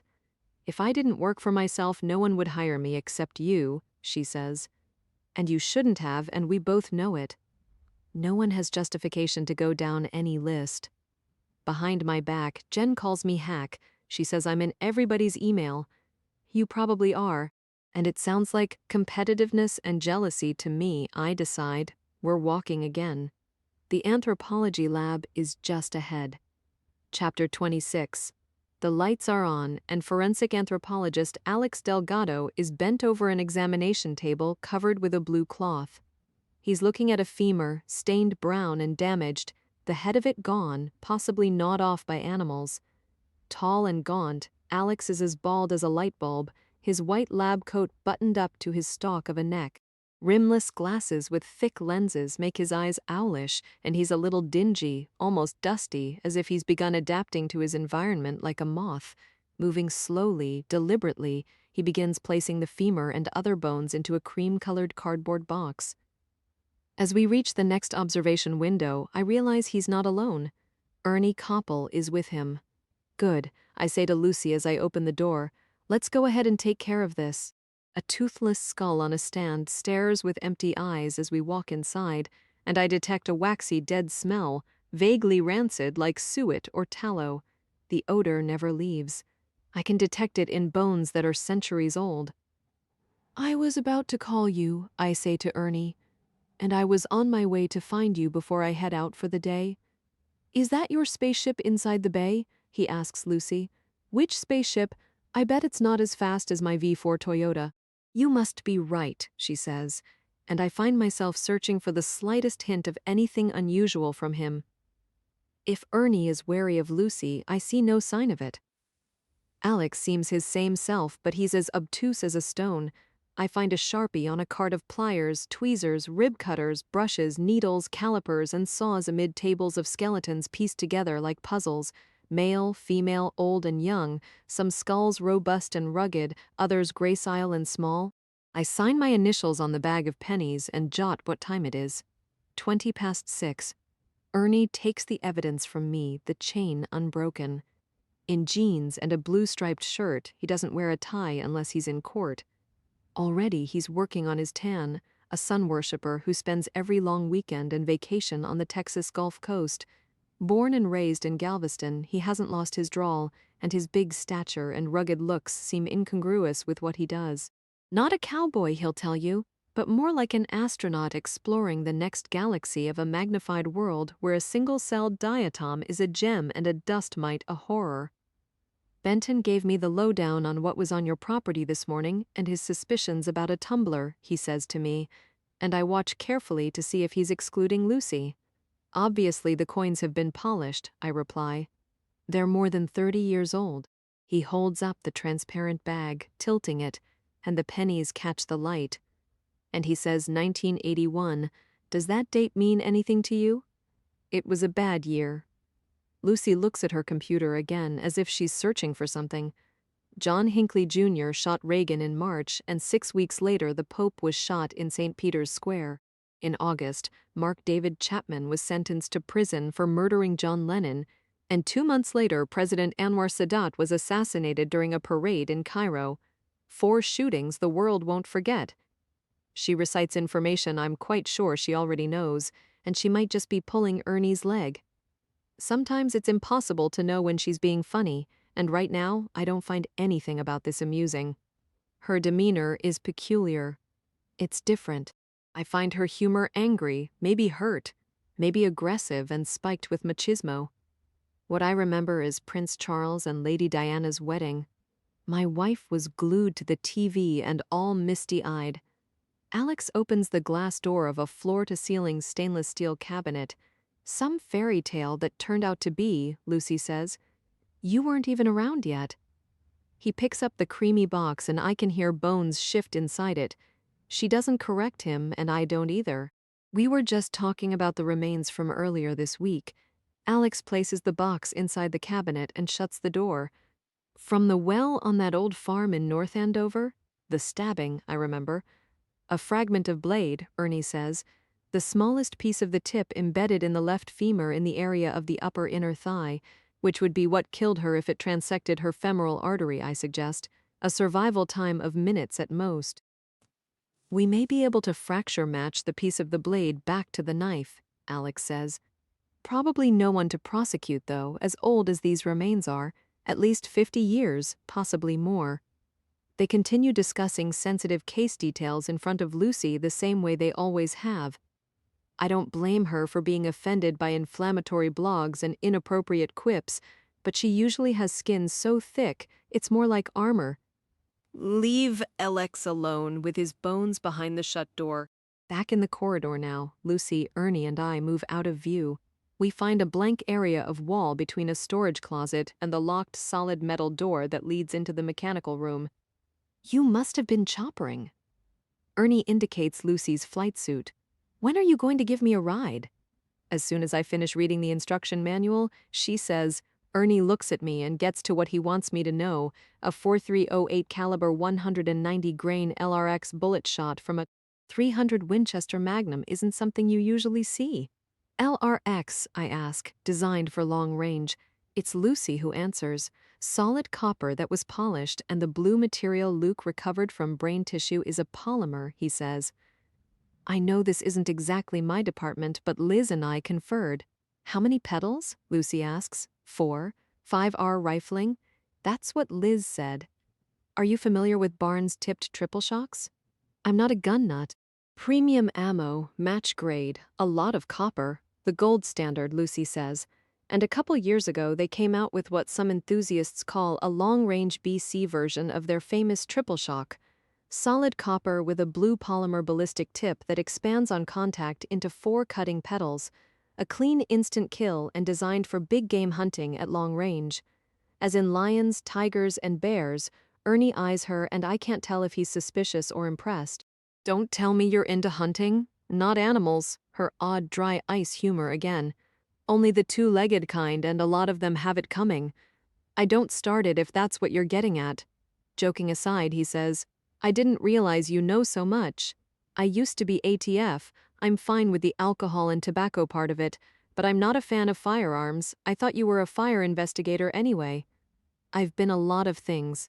Lucy is uncharacteristically generous with facts about her past, maybe because of the blogs, maybe because of the snide comments and gossip. She's asserting herself when that's not her style, and I intuit that she's in a competition with someone. I have my own firing range, do my own gunsmithing, and yes, I know a lot. She continues, this bullet is such a heavy round, it usually passes through big game, and I'm talking about game a lot bigger than a human being. I'm wondering if the killer has developed a special round with a lighter powder charge load so this one particular bullet would stay in the body and sustain minimal damage. The reason, I ask? Because the person didn't want it to exit, the person wanted us to find it. Interesting you would say that, Ernie says. The pitting from using a tumbler plus FTIR detected traces of urea monohydrochloride, an organic acid salt typical in tarnish removers, probably used to hand polish. Same things that's in flits, Lucy says. It's very popular with gun enthusiasts. It's on the frag and the intact bullet, Ernie says. But more important, there's something else nobody knows about, not even Liz. You wouldn't see it with a typical optical scope because there's not enough depth of field. He examined the frag and bullet with SEM, a scanning electron microscope, and that's classic Ernie. We share the same work ethic. You find answers when you don't know what you're looking for, so you use any means that seems to make a modicum of sense. You've heard of ballistics fingerprints? He slides a folded sheet of paper from his back pocket. It's controversial and there's been a lot of talk about it over the years, yes, I reply. To date, I'm not sure it's being done anywhere except in California. A microstamp is etched on a firing pin or some other component of a gun so it will be transferred to a cartridge case. The point is to have a microscopic code that links a spent case with the gun's serial number. Do we have a cartridge case? Because if so, it's news to me, Lucy says. I've seen the evidence logged into the database and what's being analyzed in the labs. So far, no cartridge case has been discovered here or in the New Jersey homicides. The microstamp is homemade and on the actual bullet. Ernie hands the sheet of paper to me. Low tech, I know, but I don't want this in an email. How could a microstamp end up on a bullet? I stare at the photos of the intact bullet recovered from Jamal Nari's chest. Bright copper 4 razor-sharp petals curled back.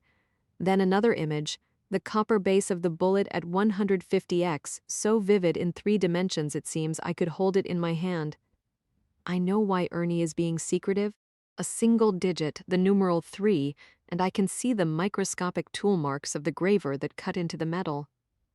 It's certainly not stamped, I observe, and it wasn't etched by a laser or transferred by a firearm.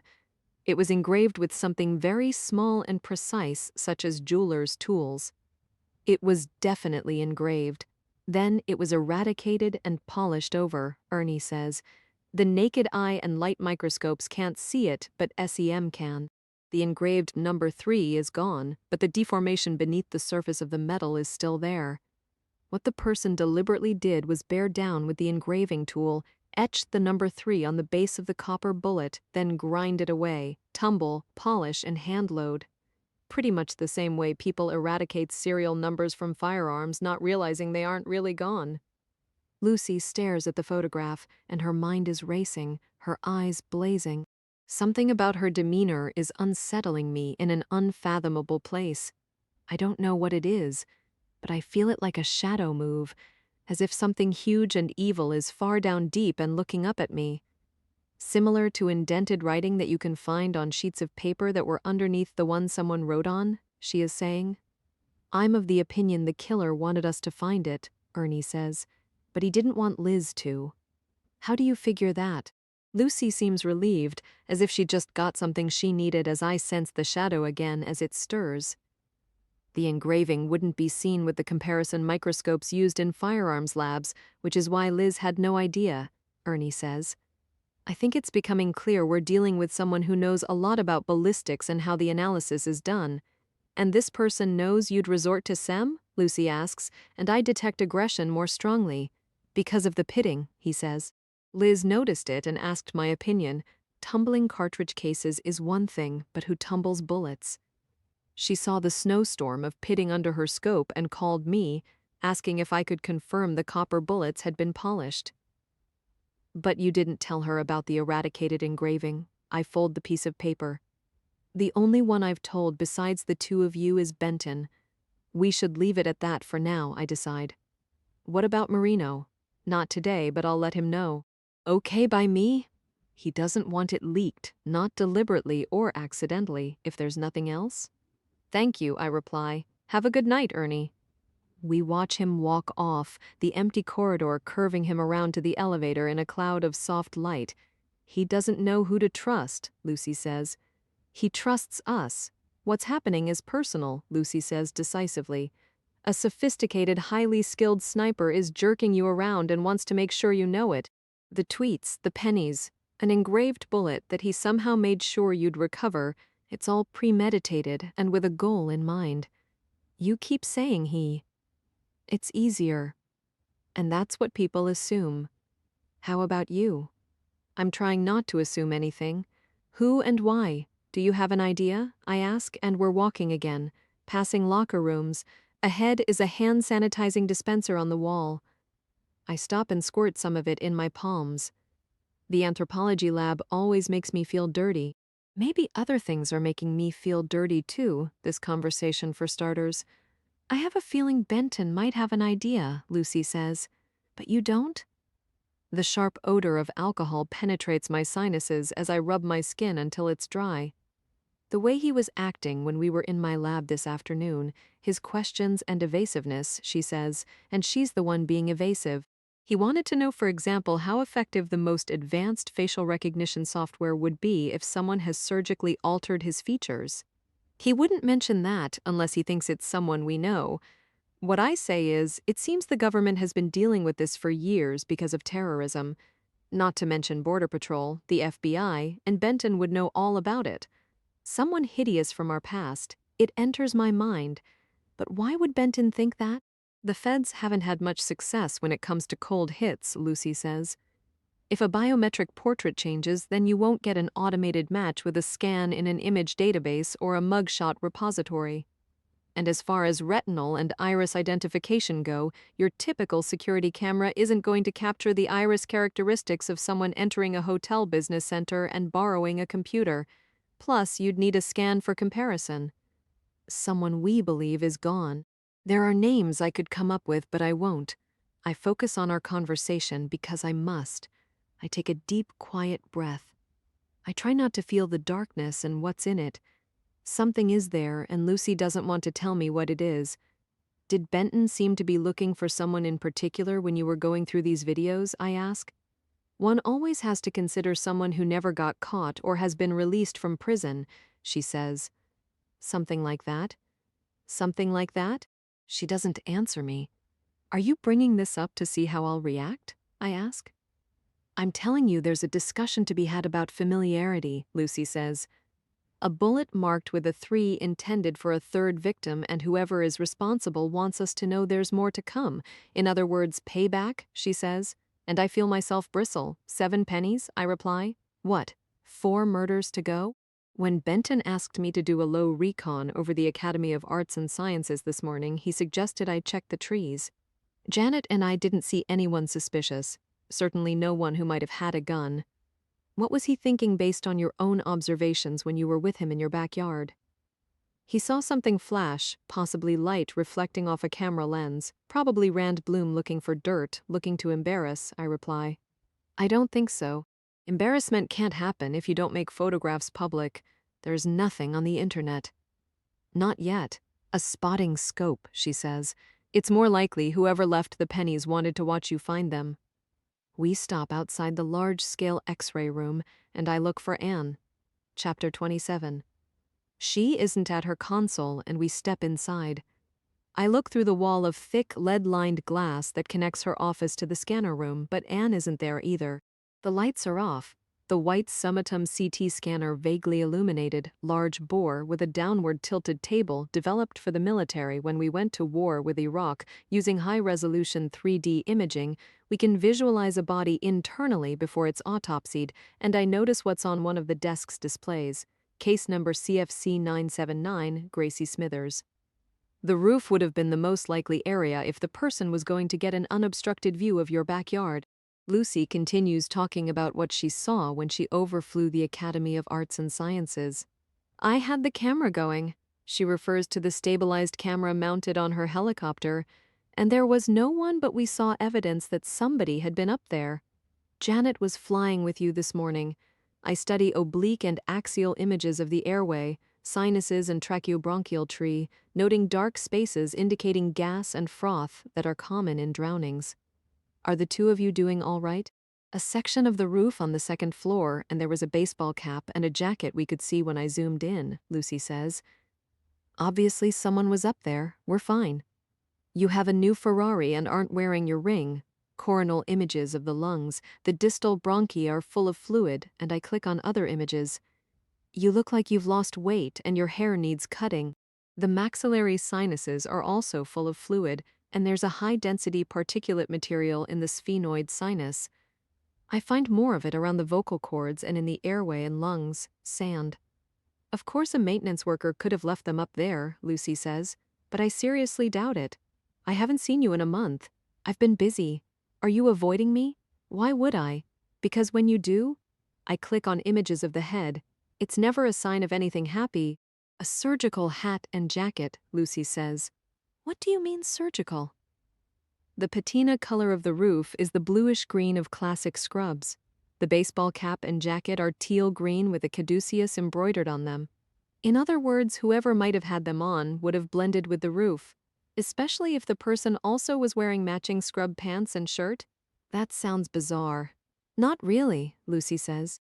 They blend with the environment and also wouldn't stand out to anybody who spotted this person, because a lot of med students and techs walk around in scrubs.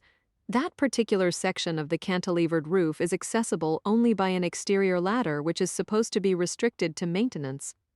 Supposed to be. I click on more CT images, and what I'm seeing is depressing and cruel. But anybody could climb up.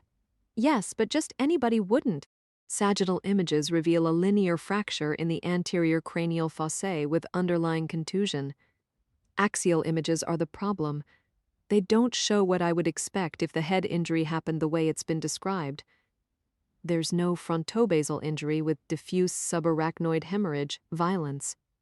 The reason for the new car is we need a back seat and it can drive in the snow, Lucy says. Need, as in a Volvo or a Toyota? Okay, not the right word. What else? I'm not wearing the ring because Janet's father wanted it back. That's not very nice. She turns her attention to images I'm clicking through on the display. What are you seeing? It's what I'm not seeing, I reply. I explain that Gracie Smithers doesn't have a contracoup injury, and she should if she was jumping on the pool cover and fell, striking the concrete edge. There's no bleeding into the inferior frontal and superior temporal lobes. I point out the absence of shadowy areas of hemorrhage on the CT scans. Blunt force trauma to the back of her head should have caused the front of her brain to hit the front of her skull. There should be injury at the site of the trauma, and also opposite it. She didn't drown. She did, but not in a swimming pool, and this isn't an accident. We walk out of Anne's office back into the corridor, and I ask Lucy if Dr. Sheena Cato requested a stat alcohol on Gracie Smithers. If so, there should be a report. Lucy checks the database. The results of the analysis are negative. She wasn't drinking, I summarize. We walk past the tissue recovery room, what looks like a small OR, dark inside, nothing going on, no donated organs, eyes, skin, or bones being harvested right now. I push a big steel button that opens the door to the anteroom, a wall of blue lockers for the doctors, shelves of personal protective clothing and other supplies. Dr. Cato shouldn't have been the one to do her post, Lucy says. I guess Luke and the other docs were tied up with what seemed to be bigger, more difficult cases. Jamal Nari, the decomp suicide from Brookline, she got Gracie Smithers because at first glance it was an uncomplicated drowning. Well, it's not. This will be trouble. See what happens when I'm not here. You should never go on vacation or have a life. Tell me more about the Academy of Arts and Sciences roof. It's a complex cantilevered system with a series of walkways and ramps, so maintenance can reach different levels of piping, ducts, flashing, or equipment without stepping on metal and causing damage. And you can access these areas from the outside only, I want to make sure? That's correct. You went up there. I grab shoe covers and surgical gowns, the same teal green she just described.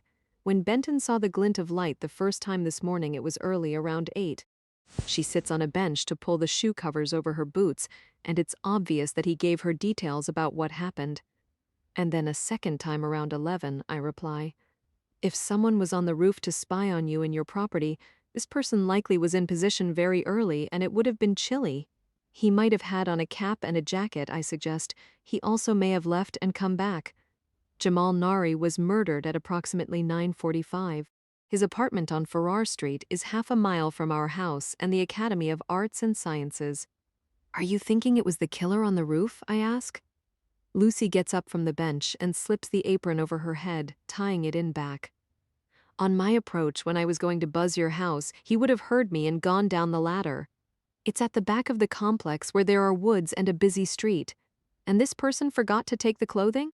Either that or left it intentionally. You retrieved the hat and jacket from the roof and gave them to DNA. I work my hands into a pair of gloves. Yes, because you were worried it might have been the shooter up there. I push my point.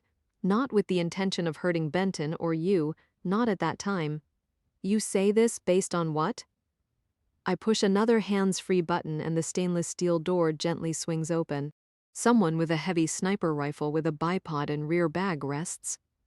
She follows me into the autopsy room. That couldn't have been disassembled quickly and carried up and down a narrow metal ladder, and the person would have been noticed. You have to envision this logically. Help me out. A sniper selects a location, a hide. That's the first priority, Lucy says. After he's completed his mission, he's going to break down and stash his gear, possibly in a vehicle or any place out of sight where he can come back and retrieve it later. It's more likely he had a spotting scope, not a gun trained on you early in the morning and then again later. Like I said, he wanted to watch you find the pennies. Maybe he wanted to watch you get a phone call and respond to the Nari crime scene. You continue saying he, for the sake of simplicity. I have no idea who it is. But the way she says it bothers me strongly. Could we be talking about a woman? Sure, Lucy says too flippantly. The cooler door opens, billowing fog carries the stench of death, and Anne emerges pushing a carrier with a human-shaped black pouch on top. She parks the carrier by my table in a vast space of stainless steel wall sinks and workstations. Natural light fills one-way glass windows, and I flip on switches, and high-intensity lamps blaze in the 32-foot-high ceilings. I tie my gown in back, my hands sheathed in purple nitrile gloves, my shoe covers quiet on the recently mopped floor. Can you get Gracie Smithers's autopsy records and photos up? I ask Lucy. My workstation is the closest one to the cooler, and on a counter next to the sink are a computer screen, keyboard and mouse covered with a waterproof membrane. Lucy logs on to the CFC database. The display divides in quadrants before my eyes and images of Gracie Smithers are there. I didn't want to get into anything until I saw you in person, Anne says to me. In the first place, her t-shirt was inside out, and I mentioned that to Sheena when I was doing the scan. Images that you left up on your console so I could see, so I could show them to you. Yes, I didn't want to put anything in writing about it, to send you an email or anything. Someone inexperienced can easily miss subtlety. You don't want the wrong attorneys to get wind of that. I'm not sure how subtle any of this is, I reply. Not to you. She has significant abrasions on her cheeks bilaterally and also her nose. I click the plastic-covered mouse and more autopsy photographs appear. Significant lacerations, skin splitting to the back of her scalp, a round area approximately 4 by 4 inches. This is inconsistent with her striking the rounded concrete edge of a pool. It's more like her head was slammed against a flat surface, Anne agrees. That's exactly what it's like, I reply. More than once, I add, and she has a thin linear abrasion on the right side of her neck. She came in without jewelry? Nothing, not even earrings. Gracie Smithers was pretty, but one has to imagine it. One has to somehow get past the way she looked at death, the angry, abraded skin bright red, the inside of her lips shredded. Long blonde hair, blue eyes, and black polish that is chipped and scraped on her fingernails. And I don't know what Dr. Cato was thinking. 5 feet tall, 91 pounds, pale and bloodless after the autopsy, and fingertip-shaped bruises are vivid on her shoulders. I can see where someone's thumbs dug into her upper back on either side of her spine. There are more abrasions and bruises on her knees and buttocks. Do you want me to get Sheena on the phone? Lucy asks. I'll let Gracie Smithers speak for herself, I answer, and I feel hard inside. I don't forgive incompetence and carelessness. And what was Dr. Cato's explanation about the t-shirt, the injuries, and the sand, I ask Anne? A lot of kids wear their t-shirts inside out because they think it's cool. And no underwear? Some kids don't. That's what you're saying. It's what Dr. Cato said. The first thing I teach our fellows is not to make assumptions, I reply impatiently. The abrasions are from scraping the bottom of the pool according to her. Nonsense. Now I'm getting really mad. And the pool was dirty, the filter, skimmer, and everything else turned off or removed for the winter, and there was a runoff of dirt from the yard onto the deck, so dirt had gotten into the pool. Anne sums up Dr. Cato's hasty conclusions. Added to it was what Jen said, the pool had sediment on the bottom explaining the particulate we see in the scan. Some of it was recovered from her lungs. Grit, a brownish sand it seems, and there was some in her hair. Did we get a sample of the so-called sediment? Apparently not. It's Lucy who answers. It's not been logged as evidence turned into the labs, only the clothing, a shoe, and samples for toxicology. Then we can't know if the sediment is the same particulate she aspirated. Not unless we go back and collect a sample. This is bad. I have the autopsy report displayed and I scroll through it. No obvious injury to the genitalia, but there isn't always when healthy young females are sexually assaulted. What about the investigator, I ask? A Marblehead detective, I presume? I doubt the case was assigned to anyone, Anne replies, since there wasn't a question that she was anything other than an accidental drowning, even though someone prominent is involved. Congressman Rosado, Lucy says. No foul play, and we're talking a civil case. A detective isn't going to care who owns the house or who gets sued. See who you can get hold of for me. I log on to Jamal Nari's autopsy records next. Maybe Bryce can track down someone before more time is lost or more is staged. I'm amending the manner of death to homicide. I instantly see what Luke Zenner found interesting about Nari's gastric contents. A crowding of vague round shapes in the gastrointestinal tract, grape size, dozens of them, and they can be only one thing. Condoms turned into capsules. Luke said he counted 80 of them that weighed about 5 pounds, Anne says, and I recall Nari's distended belly. He said a lot of it was fluid, talks will confirm, but it appears Jamal Nari was smuggling drugs. He's driving around like that? Lucy asks. Why the hell would he take the risk? All you need is one to leak. We go through the chronology. Nari left his residence early this morning to shop. He went to Whole Foods, a liquor store, and CVS, and timestamps on receipts verify this. Moments after he'd returned home and was carrying bags into his apartment, he was murdered. In the first place, why was he carrying the bags into the house only to move them again this afternoon to the new place in Dorchester? Lucy points out. I suspect his wife alerted him that the lease was falling through, I reply. Apparently, when Joanna Cather showed up at the rental house with more boxes, the realtor told her to cease and desist, to move everything out. Then Joanna placed a call possibly to her husband. Hopefully it can be determined by phone records, but it would make sense that she called immediately. And then he drove back to their apartment in Cambridge, Lucy says. That would suggest the killer might have missed his opportunity if Nari had gone to the house in Dorchester instead. Exactly, I reply, suggesting the killer might have had knowledge that the lease was going to fall through. Certainly Rand Bloom knew it was inevitable since he's the one who gave Mary Sapp information that would justify her deciding Neri and his wife were people of questionable character. Have you started going through their laptops? Barely. I suggest you check to see if he might have booked a plane ticket, I reply. That would explain the smuggling. Driving from Cambridge to Boston wouldn't.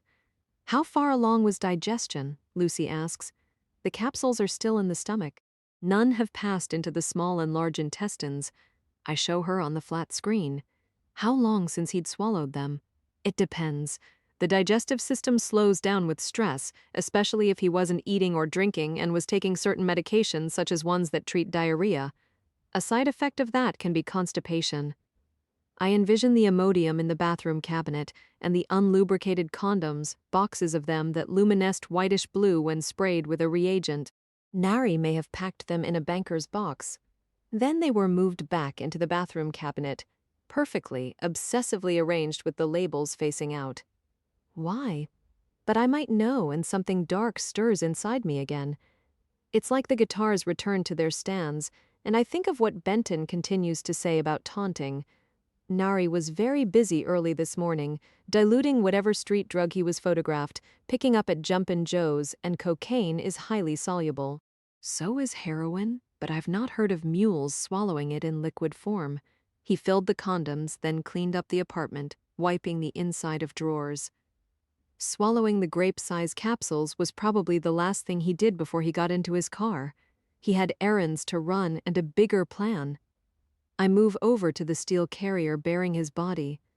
I think contemptuously of surveillance and harassment motivated by cheating people out of what they're due. For months he felt he was being spied on and followed.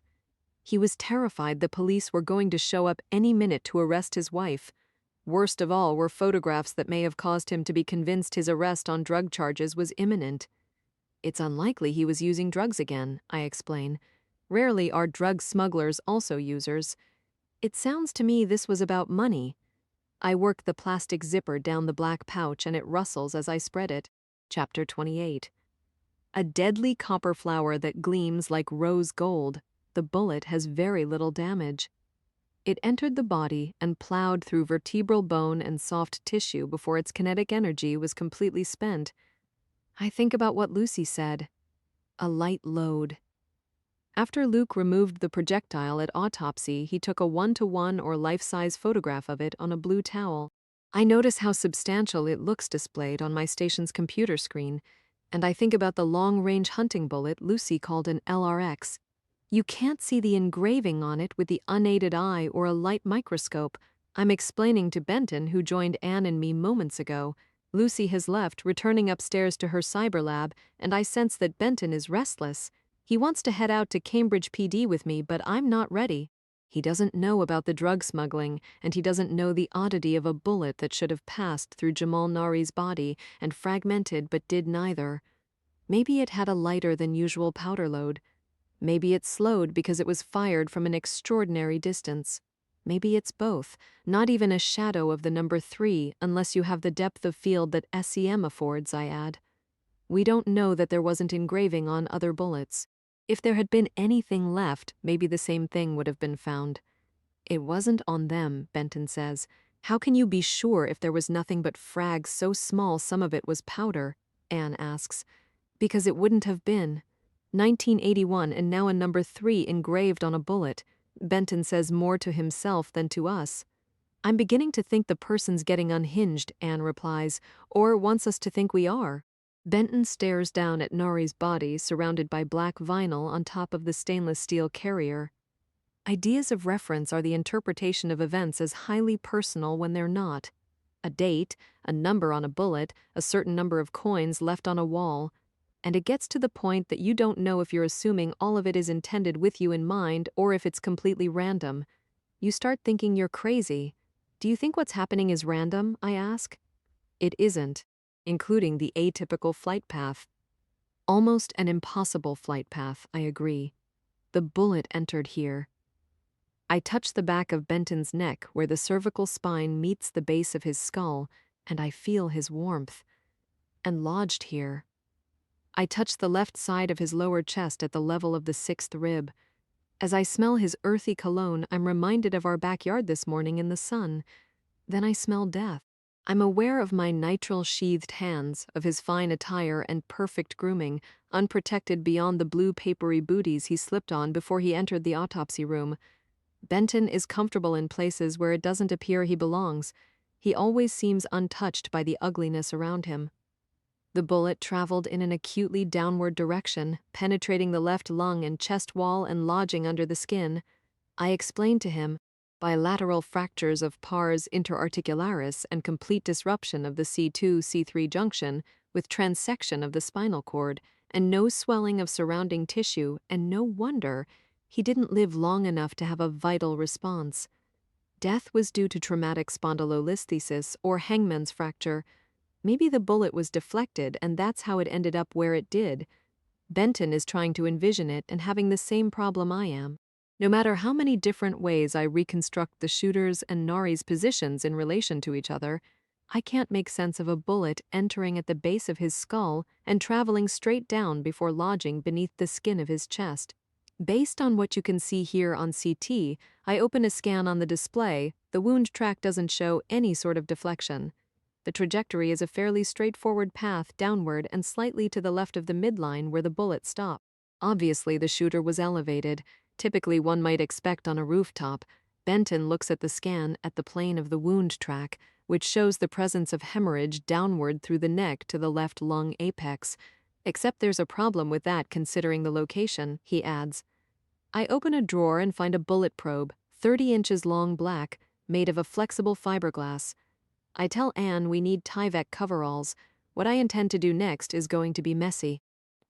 I suspect his head was bent as he lifted bags of groceries from the back of his car at the instant the bullet struck him. I say to Benton, otherwise it likely would have exited from the front of his neck, in and out, and we probably wouldn't have found it, or what was left of it after it struck pavement, a tree, a building, a lighter powder charge or not. Have you heard from Marino? He and Leo Gantz are at the station and almost ready for us. We need to figure out exactly where the shooter was when he killed Nari. There aren't many high-rises in Cambridge and nothing like that near Farrar Street. The tallest apartment building around there is 3 stories. I doubt that would be high enough. I don't know yet. It's important we find that out because I believe the flight path isn't a fluke, he says. Lucy has suggested this particular bullet may have been hand-loaded with the intention of remaining largely intact and not exiting the body. I pass that along, and he has no discernible reaction. Anne gives me a pair of white coveralls, and I lean against the edge of the carrier and pull them on. Then Benton says, the shootout in Miami in 1986. The FBI outnumbered the suspects 4-1. The 2 bank robbers shot multiple times with 110-grain hollow points that didn't have sufficient stopping power. 2 of ours dead and 5 wounded because we didn't have the firepower, which began the big debate of light and fast ammo versus heavy and deep. The shooter who murdered Nari understands the concept, and with this one particular round implemented the best of both. That's my theory. The recovered bullet is 190 grain, I tell him. Certainly that's heavy, but if a lighter powder charge was used, the bullet's not going to have the penetration required for exiting the body, he says. The engraving on it and the lighter powder charge were different from what was used in New Jersey. You don't think it's the same rifle in the 3 cases? I don't think the motive is the same, he says. The motive this time is he wanted the bullet recovered, I suppose. Because he's sending us a message. It would seem he's sending you one, Benton says. Well, unless Leo Gantz is sending messages and has access to a high-power rifle and solid copper bullets super and subsonic, his confession isn't going to hold up. I point out the absurdity of it, especially if he claims he came up behind Nari and shot him at close range. I'm guessing he's claiming the weapon was a handgun which he then conveniently dropped into the sewer. Unfortunately, I've heard of far more ridiculous confessions resulting in convictions, Benton says. The path of least resistance. Cops love confessions and some of them don't care if they aren't true. Marino cares. I spread the pouch open farther. Bare feet and legs are pale, and I feel the chill of refrigerated dead flesh through the thin layer of my gloves as I check for broken bones, and the slightest blush of contusions that might indicate Nari had an earlier struggle with Leo Gantz or anyone. Rigor mortis is complete, the muscles rigid, and I move up past the tattoos covering old scars caused by needles, up to the knees, the thighs, and when I reach his genitals, I get a surprise. The ring-style curved barbell enters through the urethra and exits through the top of the glands. I wonder if the piercing gave his wife pleasure or pain and what the healing time was after Jamal Nari got it. I check Luke's report, and there it is, under gross anatomy of the genitalia. I'm glad he didn't remove it, I say. Why's that? Benton looks on, his demeanor typical, not particularly surprised or curious. It's an awkward item to return with someone's personal effects. Unless it's a precious metal or someone makes a specific request, I leave it alone. Yet one more example of not being able to judge a book by its cover, Anne observes. Drug smuggling and body piercing. You don't find out who somebody really is until they end up here. I move up his torso, I check his arms and his hands, and when I get to his neck, I touch my index finger to the wound at the back of it, where the bullet entered and separated his brain from the rest of him. A small entrance wound no bigger than a buttonhole was the equivalent of a transformer blowing, and the lights went out instantly. He didn't know what happened. He had no warning and not a moment of fear or pain. At least this killer is merciful, I say to Benton. That's not why, he replies. He's not trying to be merciful. What he's doing is practical. It's tidy and efficient, and he's also showing off his remarkable skill. This person wants our admiration, and he wants our fear. Well, he's not getting either, not from me. I press my fingers into the area of the chest where the intact bullet was removed. There's no bogginess, no contusion or tissue response. By the time the bullet penetrated the lung and chest wall, Nari was dead. Picking up a scalpel from a cart, I cut through the twine that sutures the Y incision, opening him up again. The odor is intense and foul, and I reach inside with both hands and lift the heavy plastic bag out. It's transparent, filled with sectioned organs and a bloody fluid, and I set it inside the sink. I reposition myself at the back of his head and work my hands under the shoulders, and Anne helps me turn him on his side. The fiberglass probe slides easily into the entrance wound at the base of his skull, and I thread it along the track, making slight adjustments as I feel resistance from ribs, but not from organs because they've been removed. I'm careful not to force, finally stopping. The tip of the probe peeks out of a small incision in the chest that Luke made when he removed the bullet. I lower the body to the carrier and step away, contemplating the best solution to a significant problem. Rigor is set, breaking it in muscles of the abdomen. The lower back and pelvis would be like bending iron. It will begin passing in several hours and be mostly gone by morning, but I can't wait. I could use your help, I say to Benton. Then to Anne, I need a footstool and a camera. But first we need to suture him back up. Flesh and Blood by Patricia Cornwell. Series Kay Scarpetta, Book 22, Part 2. Chapter 29. A half hour later, I'm in an Audi R8, black with carbon fiber blades on the sides. The V10 engine's guttural rumble draws stares from people who admire powerful cars and don't care what they cost or that they guzzle gas like a binge drinker. Lucy and her supercharged modes of getting around in life seem to be wearing off on Benton. It's not that he didn't have an appreciation of the exotic and expensive, but he wasn't conspicuous in his consumption until his FBI boss committed suicide last year. Not sorry or sad, a well-deserved ending to a story rife with the abuse of power and the deliberate destruction of innocence, and that is the truth about how Benton felt. He showed sympathy only to the family Ed Granby left. In private, my husband didn't care what drove the head of the Boston division to lock the doors of his house and hang himself. Benton didn't care that. He didn't care, and then his attitude began penetrating every region of his psyche. He decided he would do what he wants. He would say what he wants, buy what he wants, give away what he wants, and be selfish if it was honestly merited. Critical and judgmental people be damned. A midlife crisis would be another explanation, but it wouldn't be an accurate one.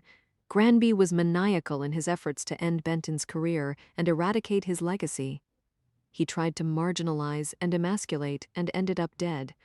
It was the justice most people secretly wish for but will never express, and Benton was liberated in a way I didn't expect.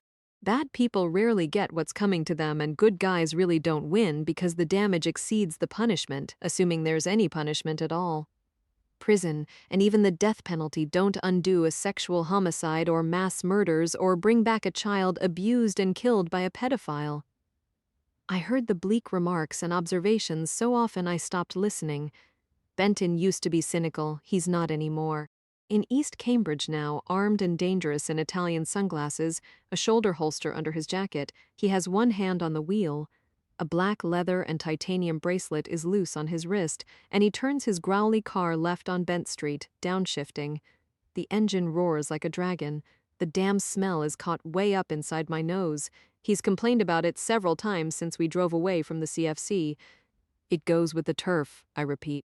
I don't usually get up close and personal with someone who's been autopsied. That wasn't typical, and you were a good sport.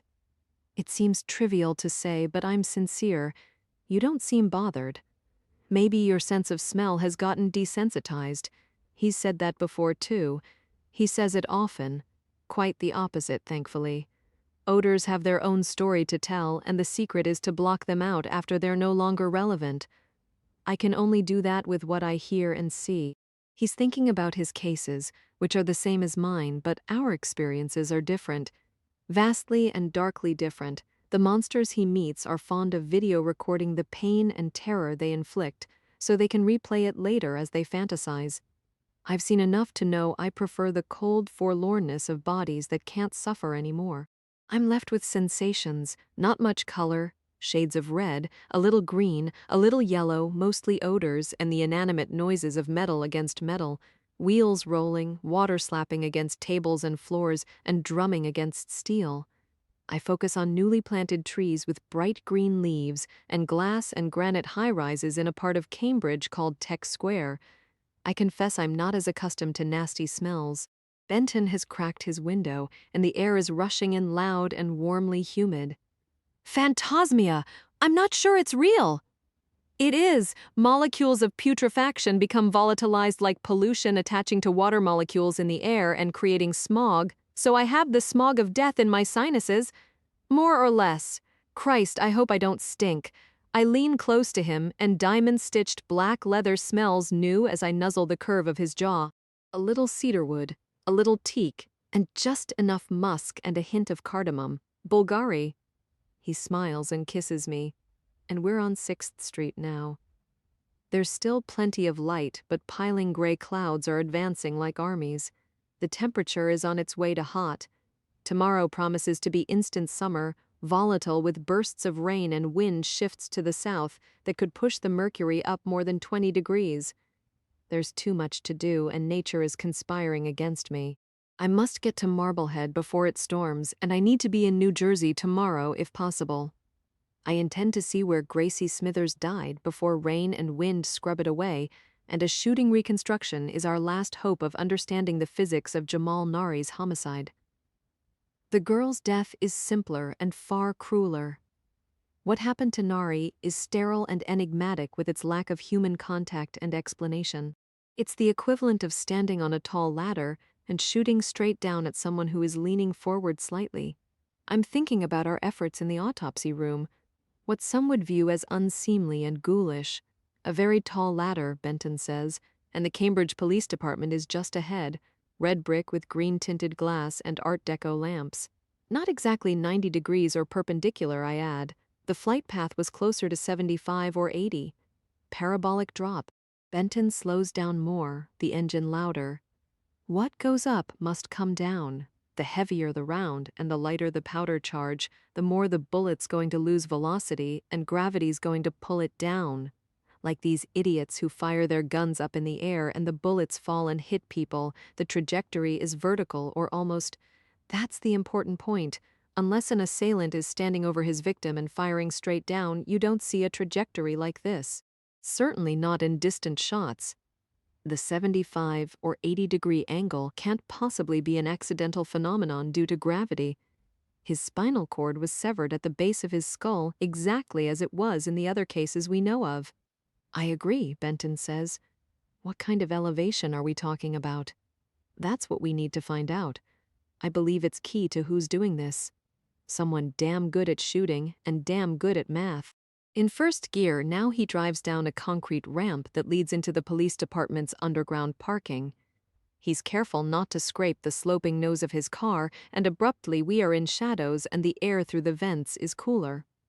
Right. Because bullet drop wouldn't explain the flight path unless the shooter did the dope and the degree of drop was deliberate. He refers to the military sniper term data on previous engagement, or dope, which factors in the type of round, the altitude, temperature, wind, and barometric pressure. Wherever the shooter was, what he did was precisely calculated. I'm sure of that. I just hope to hell you never have to show those photos in court. They'll start calling you Dr. Zombie. I never intend indignity, but death has no modesty, and the only way to precisely envision the angle that Jamal Nari was shot was to stand him up. So I decided we would. I covered Benton in waterproof Tyvek, and I then hooked my elbows under the dead man's arms while Anne secured him by the ankles. We lowered him to the floor, naked and sutured back up with white twine, and Benton helped hold him straight as I grabbed a camera and climbed a stepladder. The body was so stiff I could have leaned it against a wall, but limber would have been worse. A dead weight as unwieldy as a heavy coil of fire hose, 150 pounds minus the organs. Once rigor passed, it would have taken more than the three of us to get Jamal Nari back on his feet, and what Benton said is true. I wouldn't want to show the photos in court, the fiberglass probe protruding from the base of the skull like a black arrow, as if he had been shot by Apollo, by a god from above. And maybe he was, only this god is an evil one. Benton parks in a reserved spot several spaces away from the police commissioner's unmarked dark blue Ford. Jerry Everman is still here at this hour. Maybe he's observing Leo Gantz through one-way glass. Then I think of Machado and hope we don't run into him. I'm trying to figure out the best way to handle this. By this, Benton means Marino. Leo Gantz's confession is an interference and a nuisance at best, and Marino's going to want to cut him loose to get whatever information he might have and then get him out of his hair. It sounds like you don't feel the same way. I climb out of the car. I don't, he says, as we walk past a row of white BMW motorcycles tricked out with emblems, lights, and sirens. Why? He pushes open a door that leads inside the first floor of a modern building originally designed by a biotech company that sold out to the city. The safest thing would be to keep him locked up for a while. The safest thing for who? The safest thing for Leo, and that might be exactly what he wants. Near the polished granite wall of elevators, Benton nods at 4 uniformed police officers, young and bulky with muscle and ballistic gear. Familiar looking, but I don't know them. They seem strangely congregated by the door and don't nod back at him, riveting their attention on me, and I already sense what's coming. I feel uneasiness in my stomach and a cool wariness creeps up my neck. It occurs to me they were expecting us. How you doing, Doc? What are you gentlemen up to tonight? It looks like you're keeping the streets more than safe. You know who's in town? I certainly do, I reply while Benton is ignored. Mind if I ask you something? Help yourself. I got over a cold last month and am still congested. Same thing, and I can't shake the cough, another one says. Me too, says yet another. The 4 of them are talking at once, their attention on me as if Benton isn't here. He's calm and unflappable. He doesn't register surprise at the ruse of a welcome or questions about medical advice from men who sound perfectly healthy. Tension and resentment toward the FBI have been palpable since the Marathon bombings and the murder of MIT officer Collier, a close colleague of Cambridge Police, his department within the Cambridge city limits. The FBI is accused of not sharing intelligence, and that's nothing new, but this time, it's as personal as it gets. They continue bantering with me so they can stick it to my husband. This is for his benefit. Passive-aggressive behavior on the way to bullying, and I'm convinced they saw us coming. Benton's car draws attention. All it took was one cop spotting us and tipping off the others so they could lash out, and I can't say that I blame them. Benton presses the elevator button again, and I know he's bothered even if he doesn't show it. The doors slide open and we step inside. "Good to see you, Doc." "Be safe out there," I reply, and just as I'm certain we've escaped the worst, I find out I'm wrong. "Hey, we're being rude leaving out the FBI." A uniformed arm suddenly juts out and the shutting elevator doors bounce back into their frame. "Excuse me," the officer confronts Benton. "Maybe you got something to say?" "About what?" But he knows. Why the FBI thinks it's okay not to share information that might prevent cops from getting shot while they're sitting in their cars. Benton leans against the open door, his hands in his pockets, his eyes steady on the four of them. And the officer removes his arm. The officer steps back and says, "Wait until we know something you should be told, and we don't pass it on. See how you feel if something happens to one of your damn agents?" "You wouldn't do that," Benton says. "Really? Why not?" "Because you're better than that. The FBI should apologize. About a lot of things." Fear and intimidation aren't colors on Benton's palette, and the doors slide shut and he meets my eyes. "The Bureau won't. It never does." Their hostility might be related to Machado. There's no telling what he's spreading around. It's not about him. They said what it's about. They couldn't have been clearer. They shouldn't take it out on you. "They should. I'm safe because I won't go over their heads and complain," he says. "The commissioner is here right now and they know I could head straight to his office. They also know I would never do it." Chapter 30. We ride the elevator up, and the confrontation downstairs reverberates. I try to quiet my inner voice, but I can't. I'm not a pessimist, but I'm not a Pollyanna either. Resentment of the feds is at an endless boil, rattling non-stop like scalding water in a pot. It doesn't come and go anymore like it did when I was getting started. Now it's chronic. Absolute power has corrupted, and the absence of checks and balances seems complete. There's no place to go but the media, and cops like the ones we just encountered can't do that without permission from the brass, which they'll never get. Terrorists score points when they inspire people to act indecently, to misuse what they are sworn to protect.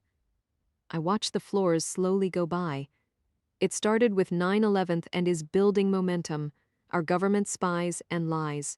Those trusted to uphold and enforce the law use it to their advantage instead. Not everyone, we don't. We probably do, just not abusively and all of the time. Without monitoring what's going on in cyberspace, we couldn't begin to anticipate the next catastrophic move, Benton says, and I again recall what Briggs intimated about intelligence gathered by the CIA, probably by spies in Russia. Money, drugs, and thugs flowing into this country. We work around what gets in the way, Benton adds. Like Lucy does, we have to dance. We can learn something from Leo Gantz. About what? Lying? His is a very calculated dance motivated by a desire to stay safe, to escape a danger that is real but unknown at the moment. You say that as if you know it for a fact? The doors slide open and we step off the elevator. It seems to me Leo caused his own danger by tweeting for attention. I then say, for attention, but not for the usual reason, to inspire hatred, and it has, Benton answers. Especially among certain factions who applaud his allegedly committing murder. By factions, he means people who are anti-Muslim, and that continues to be the irony. Jamal Nari was mistaken for a Muslim with terrorist ties when he was neither. A former heroin addict turned drug smuggler, he was a gifted guitarist who didn't play for the right reason anymore. A troubled teacher with penis piercing and old needle scars, he didn't merit hating. His His life was a struggle. It was sadly mundane, and he was held hostage by his own demons. Had he not died this morning, he was headed in that direction. Lucy has been going through his laptop. He had booked a noon flight today to Canada, and it wasn't the first time. He'd been in and out of Toronto on average twice a month since March, probably smuggling drugs, probably liquid cocaine, easy to dilute and reconvert to powdered form. Nothing lost except your freedom or your life, eventually and inevitably. His routine was to check a suitcase and one of his graphite guitars that he loved so much it merited a tattooed endorsement on his shoulder. He played at live music hotspots, the Horseshoe Tavern, Dominion on Queen and Polyhouse, but what drove him wasn't his rhythm and blues funk or his rock and roll riffs. He wanted money. Judging by the number of condoms inside his stomach when he was murdered, he could have been making anywhere from $50,000 to $100,000 cash per month from his trips to Canada alone. Lucy has been following his trail through his emails. What she can't determine is why it appears he turned into a drug mule possibly only 3 months ago, except that was about the time his lawsuit completely stalled. The case continued to cost him with no end in sight. In a way, his turning to crime is Rand Bloom's fault, and I'm wondering if it wasn't his influence that caused it. I hope this goes away before it's time to eat. Benton is still preoccupied with the odor trapped in his nose. I have something that will help as soon as we get where we're going, I reply as we follow a corridor to the end. Hate opens the door to the investigative unit, a large open space of grayish-blue carpet and cubicles in a grid, the typical police department ice cube tray. We stop at the front desk where no one is sitting. On one side is a wall of plexiglass windows, on the other a line of shut wooden doors, some of the rooms with windows, some without. I hear detectives on phones and the quiet tapping of computer keys. There is no one to greet us and no one pays us any mind as we head in the direction of the interview rooms. Benton is texting, using one thumb, and then he stops, pausing us closer to the soundproof rooms with their shut windowless doors. I can't hear a thing, not even a murmur. Then a door in the middle of the wall opens and Marino steps out holding his phone. He closes the door behind him and walks toward us. His feet make a brushing sound over carpet. He motions for us to follow him to his cubicle in the very back. A corner office, he likes to say. It's nothing more than a workstation with a computer, a coat rack, equipment piled on the floor, and photographs crammed on the fabric-covered partition. I notice he's changed his clothes, in khaki cargo pants, a black polo shirt, a black flak jacket. He has on the same black leather high tops. How's it going? Benton asks. He's not budging from his story, and the wound on his head isn't pretty. Marino looks keyed up and sure of himself. Did he have it treated? I want to know. Nope. He continues to say Jamal Nari hit him with a trophy. I look at a large brown paper evidence bag on Marino's cluttered desk, files, pink message slips, and dirty coffee cups, the long cord to the phone ridiculously snarled. Cop humor. Since Marino has worked here, he's replaced his phone cord every month. Overnight, it ends up like this. It probably won't happen anymore. I've always suspected Machado. The kid's a damn good liar, Marino says. I've lifted a few prints and swabbed for DNA. There's definitely blood on the trophy. He reaches for the bag sealed with red evidence tape and snatches 2 pairs of examination gloves out of a box, handing a pair to me. We put them on. Opening the blade of a folding knife, he slits the tape. Heavy paper rattles as he digs inside and pulls out a large silver cup with a rosewood base, what Leo Gantz was presented when he won the state tennis championship last summer. The trophy is spattered and smeared with rusty, dried blood. There are smudges of fingerprint powder all over it. I open my portable kit, this one small and silver aluminum, a modified EMT medical box that includes essential forensic necessities. It's not often I need first aid supplies, but typically when I examine pattern injuries on the living, I find their wounds could use a little extra cleaning up, and of course I have to replace their dressings. I give Benton an alcohol wipe, and he gets the implication. Excuse me. He tears it open, turns away from us, and wipes the inside of his nose. What the hell? Marino stares, and Benton ignores him. Oh, I get it. I guess I know where you've been. Me. I root up there with a wet paper towel before I leave the morgue, as far up as I can reach without causing brain damage. Don't use Vicks. It makes it worse. I find a tape measure inside the kit and estimate the weight as I hold the trophy by its stem, rosewood embedded with a gold medallion, what looks like a Roman coin. The trophy is heavy, approximately 8 pounds I estimate, and 20 inches high. If enough force were used, it could inflict profound damage, but obviously it didn't, or Leo Gantz wouldn't be sitting inside an interview room. I notice that one of the silver handles is bent and an area of the cup is dented and scuffed. Before I take a look, can you tell me exactly what he claims happened? I find my camera and set the trophy on top of the paper bag. That Nari took the trophy as if he intended to give it to his wife and then suddenly whacked Leo in the head. Marino watches me take photographs. He says he didn't see it coming, had his back to him, heading to the door. He hit him like this? I pick up the trophy by the stem and turn it upside down, wielding it like a club, and struck him with the base of it. That's his story. I look at the bent handle, at the smudges and smears made by someone with bloody hands. I'm going to guess the trophy was already damaged. I point out the handle, which is bent the way it would be if someone smashed it against the floor.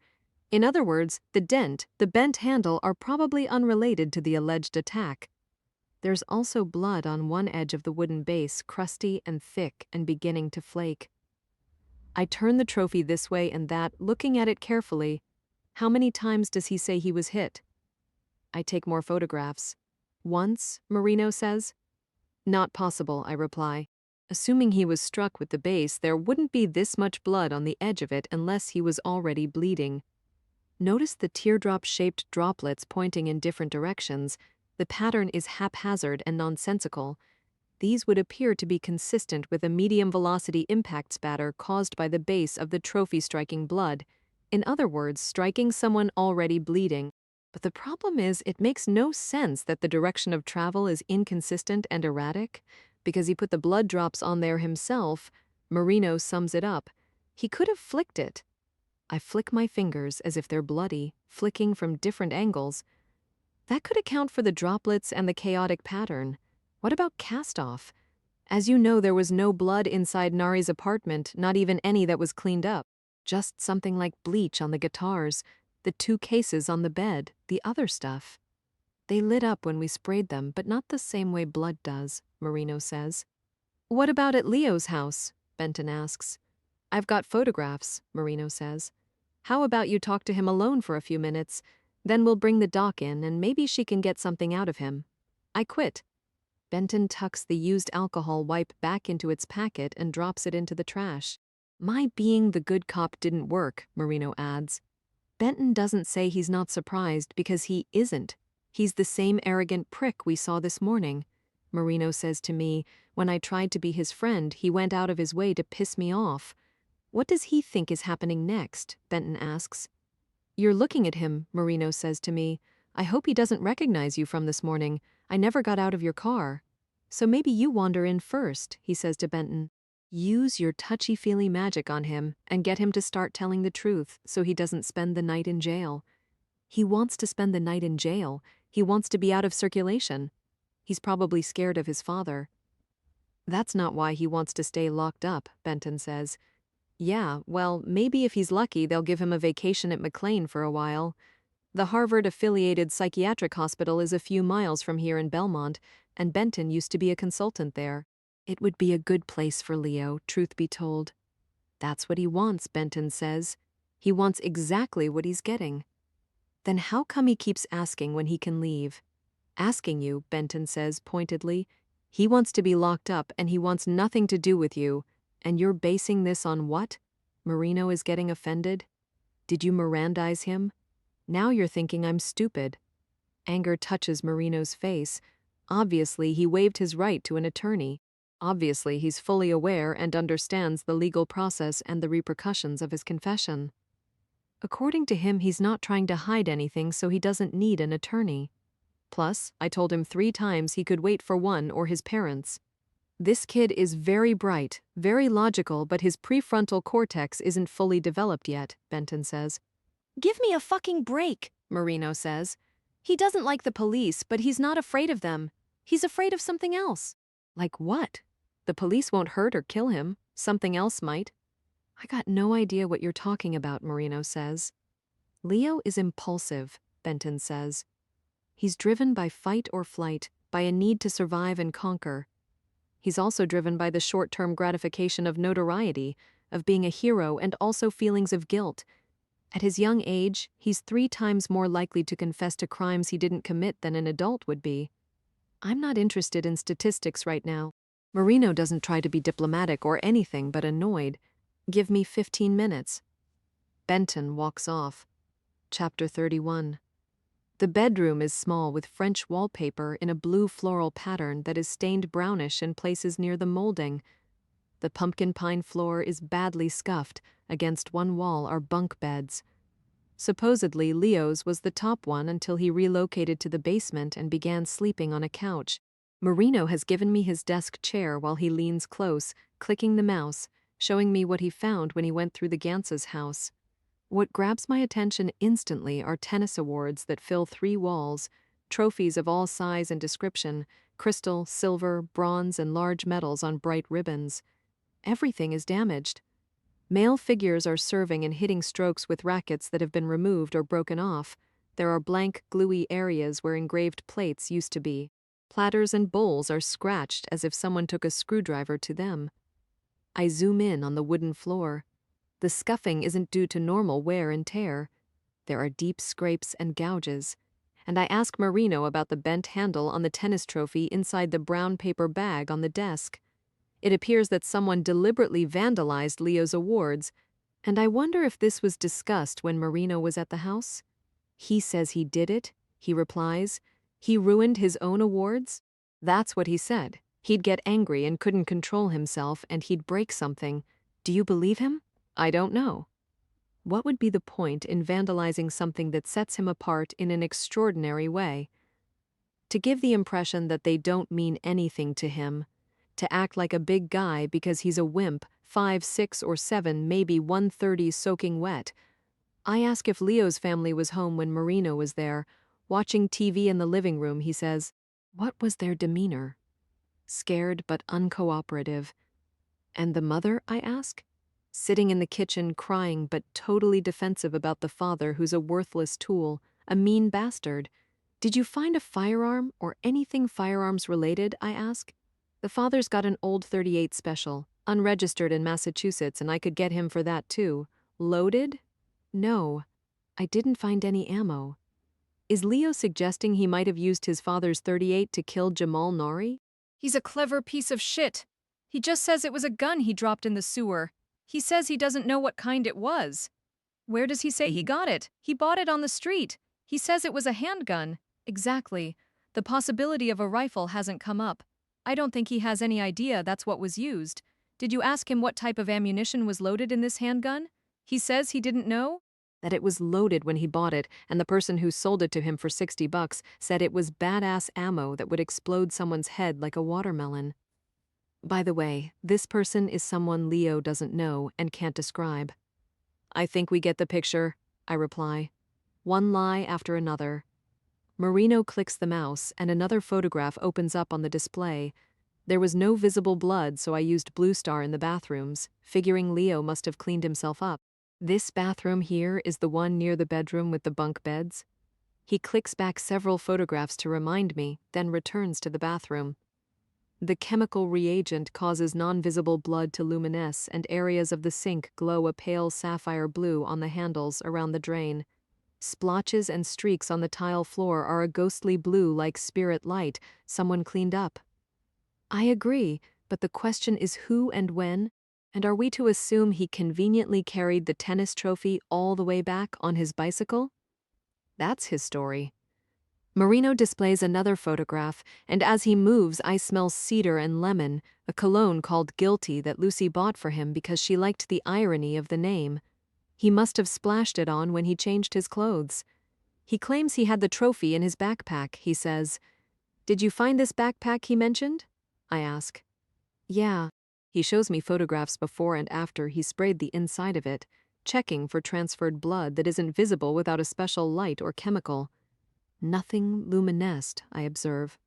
So it's not likely he put a bloody tennis trophy inside. Nope. More photographs.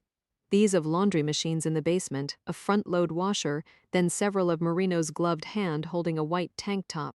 It's heavily stained with blood that's a dark rusty brown around the edges and a brighter red in the middle.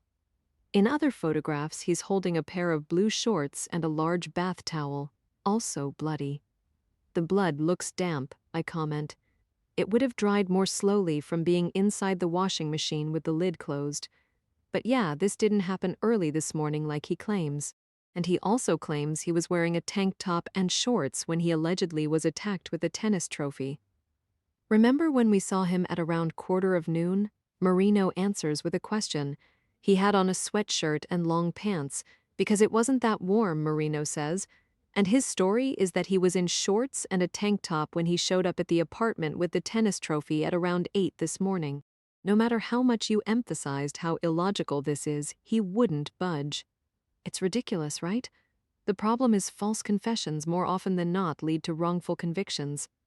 Leo Gantz may have a teenaged brain, but he's anything but stupid.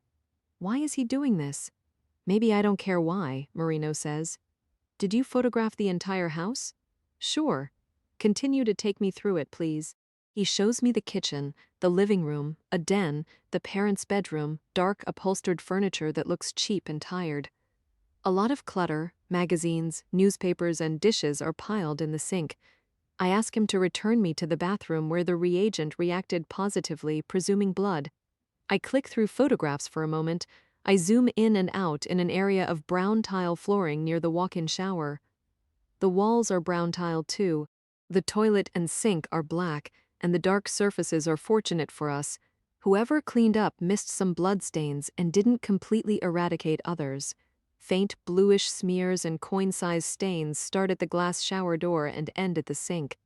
I click on more photographs, enlarging them over luminescent rings, the outer edges of blood drops that were wiped away while the centers were still wet. Most of them are perfectly round because they fell straight down. It's consistent with someone upright and bleeding. I find the partial shapes of bare feet, and on the wall to the left of the shower stall 2 handprints glow bluely. The glass shower door is open, the frame is metal with sharp edges, and the tile inside is wet. He didn't just clean up in here. I say to Marino as I get up from his chair, this is where it happened. Thruv, one-way glass. I watch Benton talking with Leo Gantz, the two of them sitting at a simple wooden table, their ergonomic chairs angled, not directly facing each other, casual and non-confrontational. The interview room is small and bare, and it appears they are alone, that their conversation is private and not adversarial. I can tell by Leo's demeanor that he's not hostile, but he's also not opening up or trusting.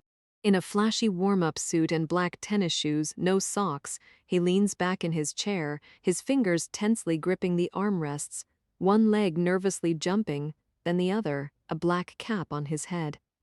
I wonder if he has a clue he's being video recorded by a concealed camera, or that someone like me is observing him and listening. We're about to wind this up. Benton's voice is amplified through speakers in the corners of the adjoining observation room where Marino and I sit. But I need to draw your attention to an important fact. Leo Gantz shrugs, his long red hair loose and unkempt around his shoulders, and I can see a sandy reddish stubble over his lip and scattered over his jaw and chin. The black baseball cap conceals the wound allegedly inflicted by Jamal Nari. Despite any consequences for you, and they aren't good ones, Leo, your falsely confessing means the person who really did this gets a free pass. The police will stop looking. He doesn't give a shit, Marino says from a corner where he has a chair turned backward, straddling it. You think he gives a shit about anything besides himself? I'm telling the truth. Leo is looking directly at me, and it's unnerving. I keep reminding myself I'm far enough back from the one-way glass to prevent him from detecting the faintest shadow or change in light caused by my slightest movement. You're not telling the truth, Benton says flatly. And if you end up wrongly convicted, the real killer gets away and might hurt somebody else. Are you protecting the person who murdered Jamal Nari? I'm not protecting anyone. You realize you could spend the rest of your life in prison without parole? So what? He shrugs. You say that now? Hell yeah, I'm saying it now. His left knee is jumping. Do you know who Dr. Kay Scarpetta is? Leo shakes his head and shrugs. She's an expert in injuries, Benton says, and Leo shrugs again. Her office is here in Cambridge, and you may have seen her in the area. What area? Around. Benton is vague. Maybe I've seen you around too. It's possible. Are you rich? We're not here to talk about me, Leo. The FBI must pay pretty good for you to drive an Audi R8. Or maybe. I get it. Oh yeah, it's an undercover car and you're cruising Cambridge looking for terrorists. His tone is mocking. Maybe you'll catch them this time before they blow people up, but hey, then again, probably not. The FBI only catches people who didn't do anything. Like you, I've done plenty. I want you to tell Dr. Scarpetta exactly what happened to your head, Benton says. It's like 10 times now I've told the same thing, so we'll make it 11. Benton smiles pleasantly. Dr. Scarpetta isn't on anybody's side. You're funny as hell. Leo laughs derisively, almost hysterically as his leg jumps nervously. She's agreed to help out by taking a look at your injury, which is significant. Obviously, Benton has seen it. She may also recommend that you get stitches. No way I'm getting stitches, or a few staples. Fuck that. Let's see what she says. I'm going to step out and bring her in. Benton rolls his chair back from the table, chapter 32. She stands up and absently smooths his suit jacket while Leo leans back and stares up at the ceiling as if he's desperately bored. Benton walks out of the interview room and shuts the door behind him. Instantly, I know that Leo Gantz is clueless about what is going on. He may be a good liar, but he's a novice when it comes to a criminal investigation, and he takes off his cap. He digs into a pocket of his warm-up pants and pulls out a yellow bandana that is spotted with blood. He touches it to the upper left side of his head, the temporal scalp several inches above his ear, and he checks to see if he's still bleeding. Then he presses much too hard to make sure he is, and he winces. He blows out a big long breath, rubs his face, twitchy and anxious. He has no idea he has an audience. The door to the observation room opens and Benton steps inside. Well?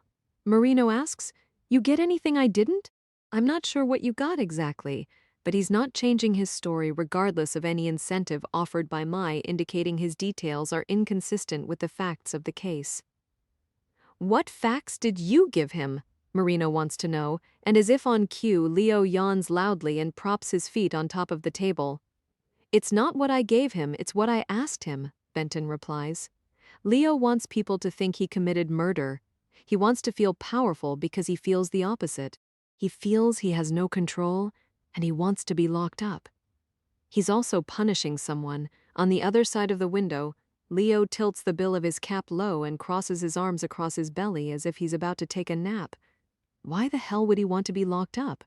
I mean, he must know his little game has gone too far, Marino says. He needs to feel powerful and he's afraid. Afraid of what? To go home? Because his father's a son of a bitch and his brother's an asshole? He's more afraid of them than going to prison, because he'll be charged with murder as an adult. We've locked up ones younger than him in Cedar Junction. I hope he likes making license plates. A maximum security state prison where no 15-year-old should be, and I hate to think what would happen to him. His home is an abusive environment, Benton agrees. But there's something else. I suspect when he found out Jamal Nari was murdered, it frightened him. Why wouldn't it? I reply. It's not just one thing. That's what makes situations like this so difficult. We're talking about a series of events that happened fast, and now here he is, Benton says. Suddenly, Leo stands up again, looking around, stretching, scratching his jaw. He grabs a Pepsi can off the table, shakes it to see if there's anything in it, and crushes it in one hand. One reason I say this is because the abusive home isn't new, Benton continues. His father's had several DUIs and there have been domestic calls on and off over the years. Leo is used to his dysfunctional home life. It's all he knows. Something changed. And here he is, Benton repeats. Yeah, Marino says. What's changed is he's confessed to a murder he didn't commit and he's all over the news and, oh yeah, he also lied about Joanna Cather having sex with him, not caring if he ruins her life.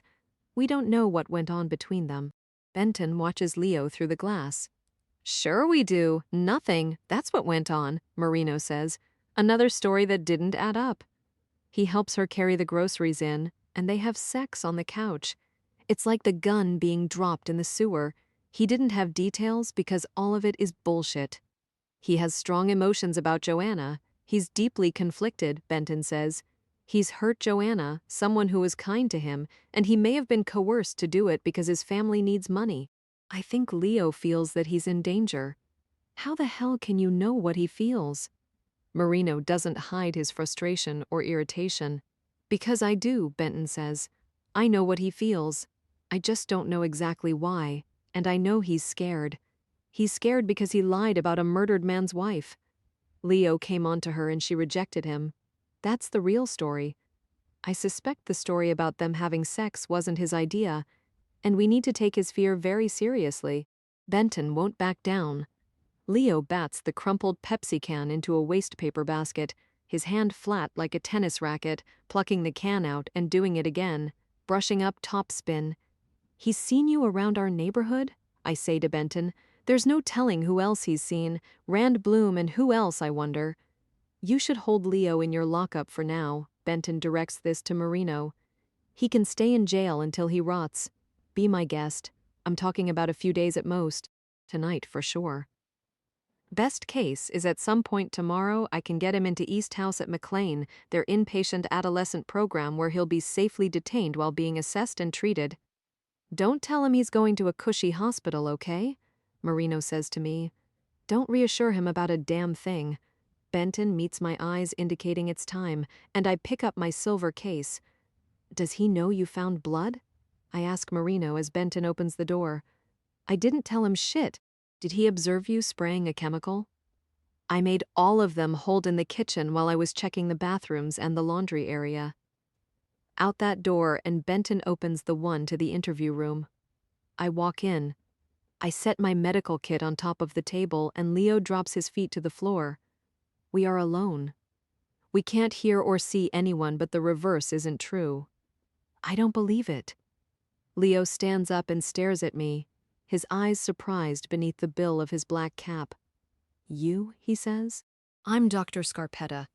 I'm taken aback by how small and non-threatening he seems. When I saw him with the leaf blower this morning and even moments ago through the one-way glass, he seemed bigger, more formidable. Suddenly he's a wiry boy, unkempt and lost, his defiance a bunker he won't be able to hide behind much longer. Males are his enemy on and off the court. Females are another matter, and Marino couldn't have been a worse choice for being sent to the Gantz house. But Benton knew that. It's why he did it. Now it's my turn. I know who you are, Leo says. Have we met? I ask. I've seen you working in your yard. You have a lot of roses. I know exactly which house is yours. He's your husband, the FBI agent, the guy in the fancy suit. That's right. He drives that black R8, a V10 with titanium wheels. Sweet. I knew I'd seen him before, but I couldn't place it until now. I've seen him with you. It sounds like you're into cars. You name it. I know it. Is the Ferrari yours? He's fidgety, gesturing a lot. I don't own a Ferrari? I smile. Well, it's somebody's. Jesus Christ. He's animated and talking fast.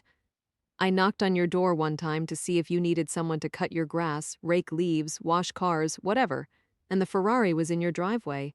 I couldn't believe it. You don't see cars like that around here. I apologize that I don't seem to remember your stopping by. It wasn't you who answered the door. Some other lady, young, hot-looking. That doesn't sound like my housekeeper. I snap open the clasps of my aluminum case. Not unless she drives an awesome 599 GTO 12-cylinder, almost 800 horsepower. Gray like a shark with red leather racing seats. She wasn't friendly. That wouldn't have been Rosa. I don't say it was Lucy. Hell, I'd detail it for free. You sure it's not yours? His face is lively. He's cocky and full of himself as if he's forgotten why we're here. It's not. Have you ever driven it? Once or twice, I reply. And before this moment, I never imagined that Lucy's obsession with fast machines could work to my advantage. At least I'm quite familiar with them. I let Leo think we have something in common. What was it like? He asks. A rocket with very grabby brakes. I pull on a pair of gloves.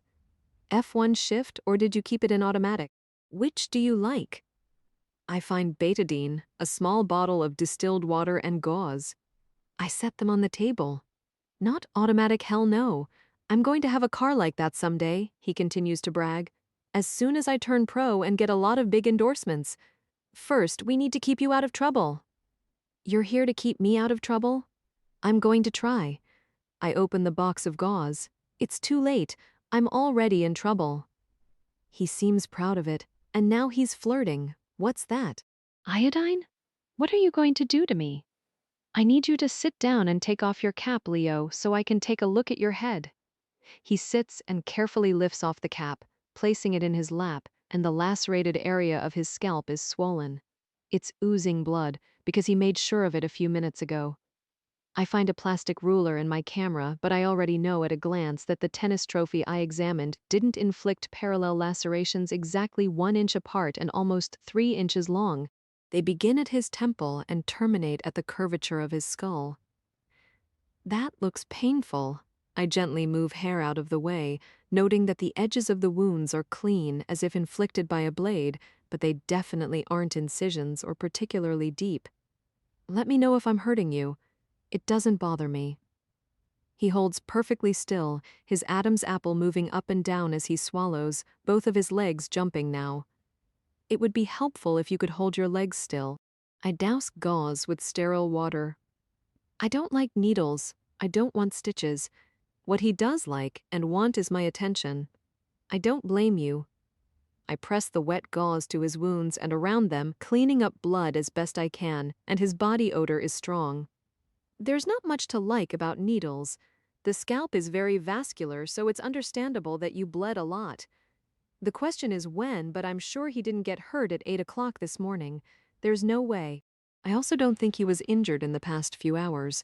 The bloody clothing and towel in the washing machine weren't dry, and they weren't wet when Marino was at the Gantz house. The bloody items were damp. You're very brave, but it must have been scary. I use a hand lens to get a better look at the wounds, making sure I don't see any dirt or debris. Damn right, it's scary when somebody suddenly attacks you. The good news is, the lacerations didn't penetrate the aponeurosis or the fibrous connective tissue that anchors muscle. What does that mean? His legs are quiet now, his hands on his thighs, fingers splayed stiffly. It means the wounds don't gape, and you can get by without stitches. But then you probably knew that, which is why you didn't go to the ER. Tell me what you did after you got hurt. I rode my bike home. It was maybe 8:30 and I went home and cleaned up. Did you let anyone know you were hurt? No. I got the gun and went back to the apartment and shot Mr. Nari. It's impossible, but I don't let on what I think. Of bigger concern is any other symptoms you might be experiencing, I reply. Yeah, like I'm starved. Maybe someone can get me a double Whopper with extra cheese. I'd settle for a pizza and a large Coke. I suspect that can be arranged. I douse several layers of gauze with betadine, the odor sharply metallic. This may sting a little.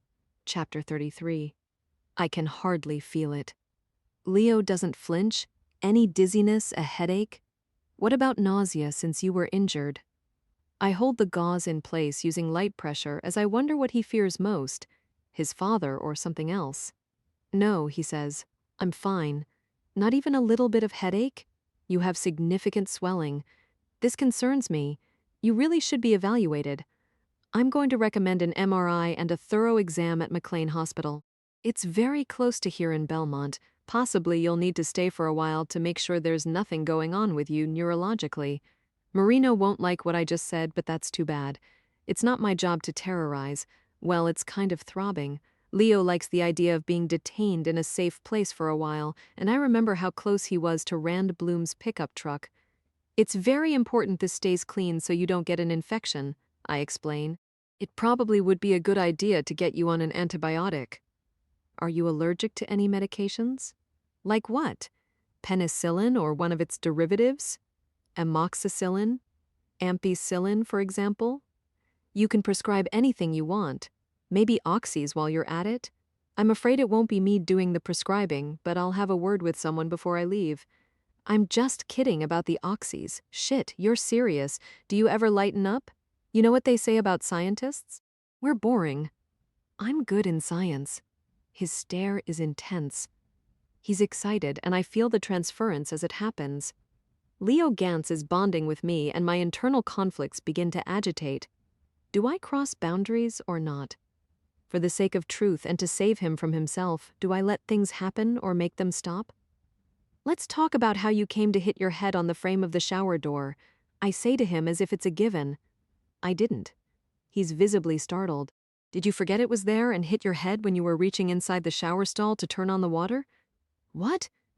He looks at me with a mixture of amazement and shock.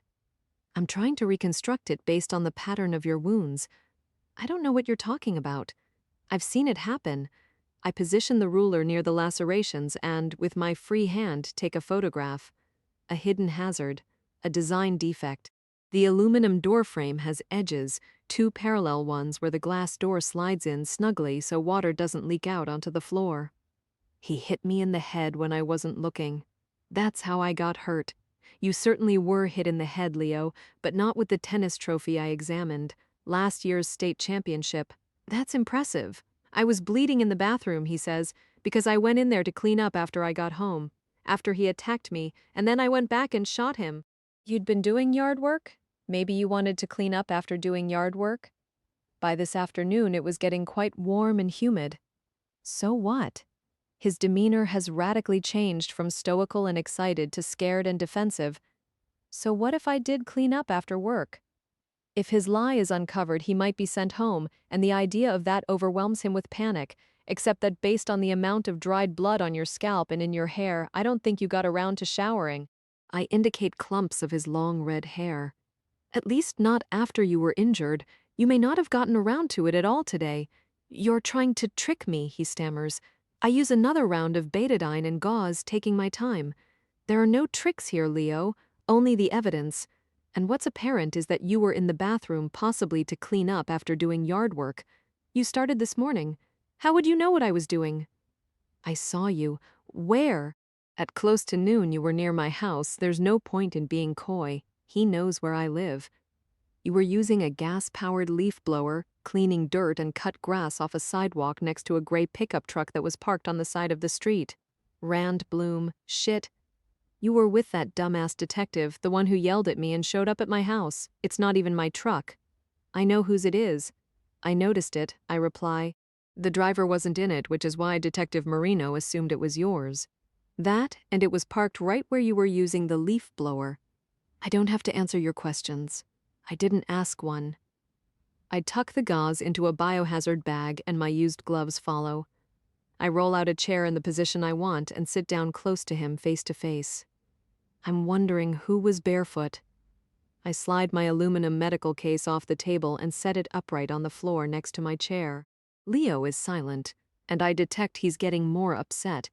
He doesn't want me to leave, and I quickly calculate how far do I go, and I decide it will be as far as it takes. Marino or Benton can always walk in and stop me, but they won't. Not yet. Someone was barefoot in the bathroom where you were bleeding, I say next. Maybe Detective Marino will show you photographs if you ask, a partial bloody footprint between the shower door and sink, and there are bloody handprints on the wall. I give him information.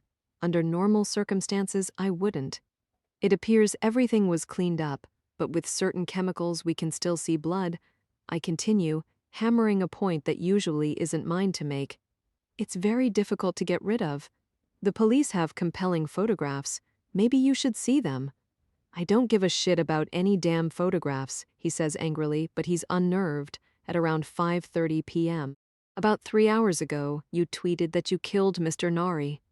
I step over the railing of my boundaries onto the ledge of what I must have. You tweeted this from your home. How do you know where I was?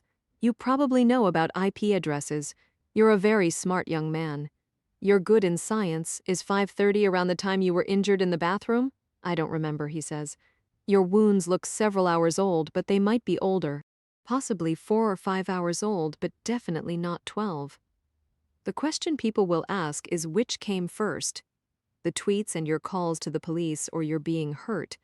People will ask if you hit your head on the shower door frame or if someone shoved you or banged your head against it. Perhaps you were caught off guard as you stood there in a white tank top and shorts, perhaps turning on the water with your back to the door. One is bound to wonder if someone got upset when you confessed to a crime as serious as murder. His abusive father couldn't have been happy with what Leo did. Maybe it would be fine to frame a high school psychologist for a possible payoff, but it couldn't be fine to admit to murder.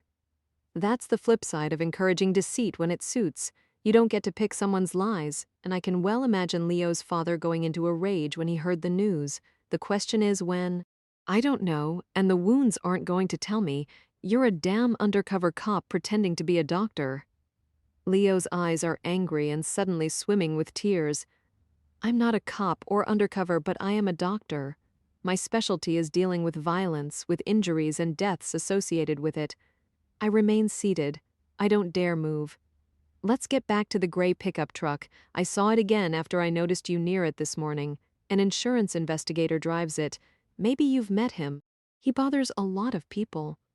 What does he look like? Leo oddly asks, and I describe Rand Bloom. I don't say the name. And Leo stares. I catch the doubt in his eyes. Then fear. Then nothing. I got no idea. It's an obvious lie, and I get up from my chair because I know the effect it will have. He follows people. He parks in front of their homes, I reply. That can be very intimidating. I killed Mr. Nari after he attacked me. Leo blurts. You weren't beaten with the tennis trophy, but you or someone smeared it with blood, flicked drops of blood on it to make it look that way. I pick up my medical kit because it's time to leave, which was pretty clever and fairly convincing. A lot of people would have been fooled. You can't prove it. I notice my phone on the table. An alert indicates a secure file has been sent. Lucy, I think? You can't prove it was me. Leo raises his voice accusingly. He starts to say something but catches himself.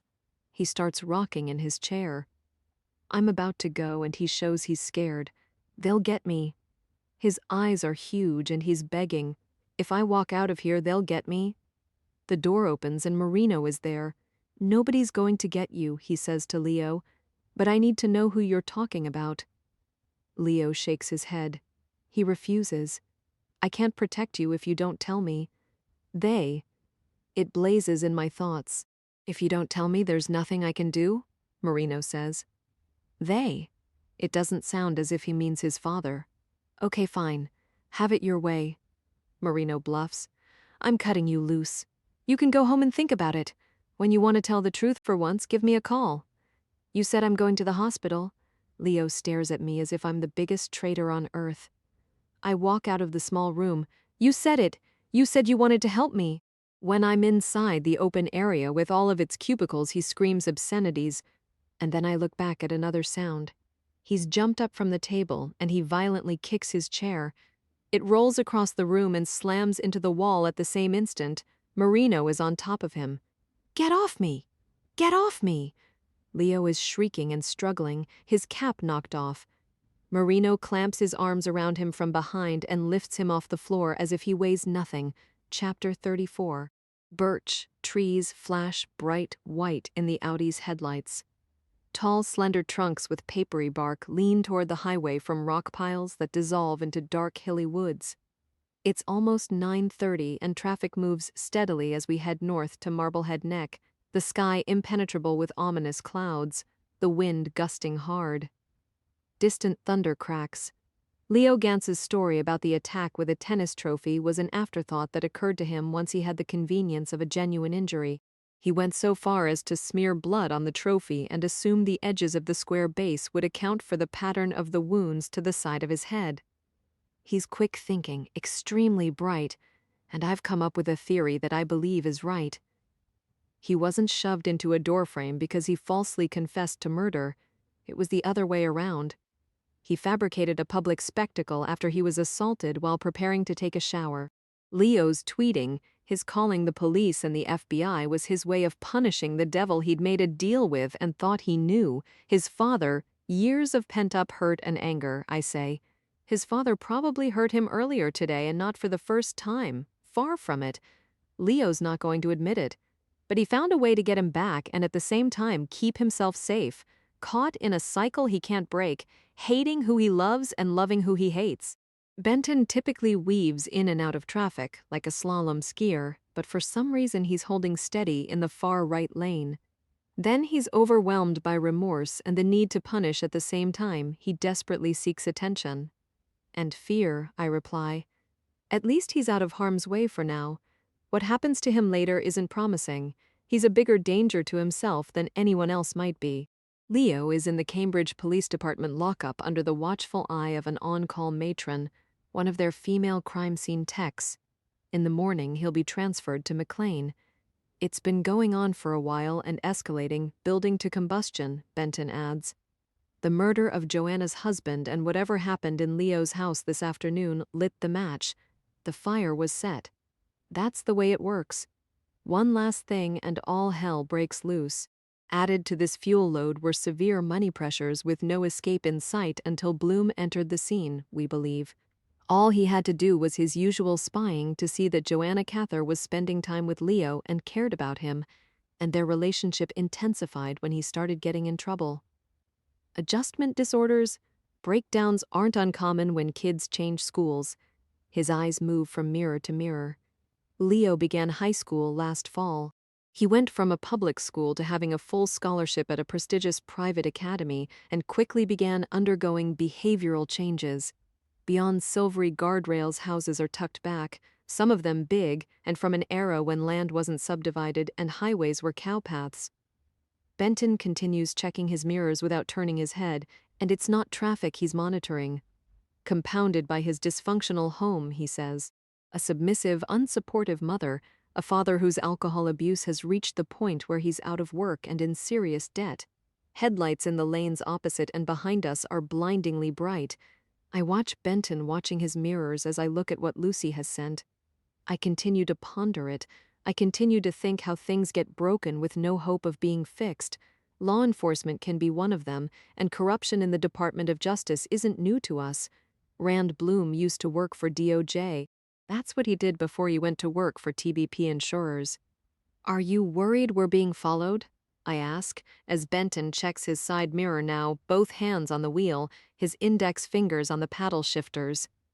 A pickup truck has been behind us on and off for the past 10 miles. Don't tell me it's a gray Ford. All I can see in my side mirror is the glare of headlights, and I resist turning around and looking. Benton recites the plate number, and it really is outrageous. Bloom is doing it again, but it can't be him. White, clean-shaven, a thin face, short, light-colored hair peeking out of a cap.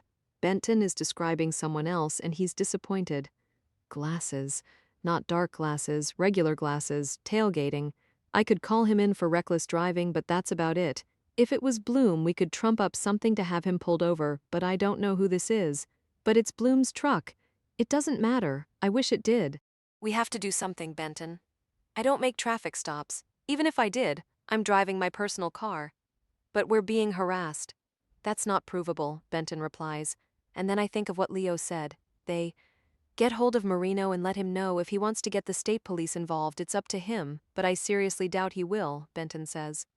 There's no probable cause to pull over the truck unless it's been reported stolen, and then it won't be us doing it. Whoever it is knows we've got nothing. He's being a jerk, and that's not against the law. I call Marino's cell phone, and when he answers, I can tell he's driving. I explain what's going on. He says he just left Bloom's apartment complex, and he wasn't there, and neither is the truck. I'll check with dispatch and get right back to you, Marino adds. He does in minutes, and the truck is still close behind us. I got no idea, Marino announces, and I have him on speakerphone, the volume up as high as it will go. The truck hasn't been reported stolen, and Bloom's not answering his phone. Supposedly people he works with haven't heard from him since mid-afternoon, and sometimes he lets people borrow his truck. Maybe he did that to throw us off because I'm sure he figured we'd be bringing him in for questioning? So he's flown the coop and is giving you the absentee finger. Does he live with anyone? I ask, by himself in a one-bedroom apartment in Charlestown, which is where I just was. He didn't answer his door. What about a warrant for his arrest? Do you have that, I hope? Refresh my memory, Doc. What did he do? Marino sounds angry and defeated.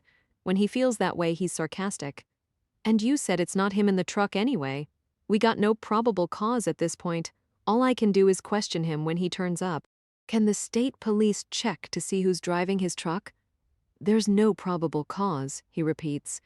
It's not against the law to drive another person's truck unless it's stolen, and his registration is current. He's got no outstanding warrants or violations. Believe me, I've checked. So someone can have a good time tailing us to a crime scene and there's nothing anyone can do. Now I'm frustrated beyond belief. Welcome to my world, Marino says. You damn sure it's the same truck? Absolutely. It's been following us for the past 15 minutes or so, but we don't recognize the person in it.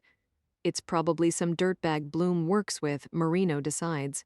It seems to be TBP's policy to follow people, to do whatever they can to frighten and distract the shit out of them. Unfortunately, he's not their only investigator. I end the call and say to Benton, I feel as if we're in the middle of some nightmarish nexus. Then let's separate what's connected. He's flatline calm, the way he gets when he's on high alert and not to be trifled with. Let's reduce it to discrete parts, starting with Leo's relationship with Joanna, who certainly has been in Bloom's sights ever since. Her husband sued Emerson Academy for $20 million. Let's be honest, that's a crazy amount. Aim high and get what you get, you know how it goes. I certainly do, but with Bloom, there's no room for negotiation. Benton slows down and the truck is close behind us, relentless now and not subtle about it, as if the driver knows he's gotten a rise out of us. His MO is to further injure and neutralize. The suit was filed last September and the insurance company offered to settle for $10,000, an insulting amount that wouldn't have covered Nari's legal fees up to that point. The litigation took the usual course with him, opting to take the school to court and to go after TBP for unfair practices. Lucy has let us know that and much more.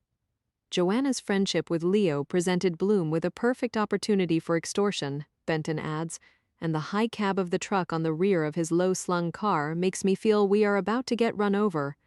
Imagine what she was going to get thrown at her during the trial, I reply. She and her husband probably didn't have a clue who they were dealing with, a corrupt former government enforcement official, and the irony is that Rand Bloom's associations and machinations had nothing to do with the assault that disfigured his face. By all accounts, it was random when a homeless person approached his car at a traffic light and beat Bloom with a steel tactical baton, shattering an orbit and cheek and knocking out his front teeth. The incident occurred in Washington, D.C., 2 years ago.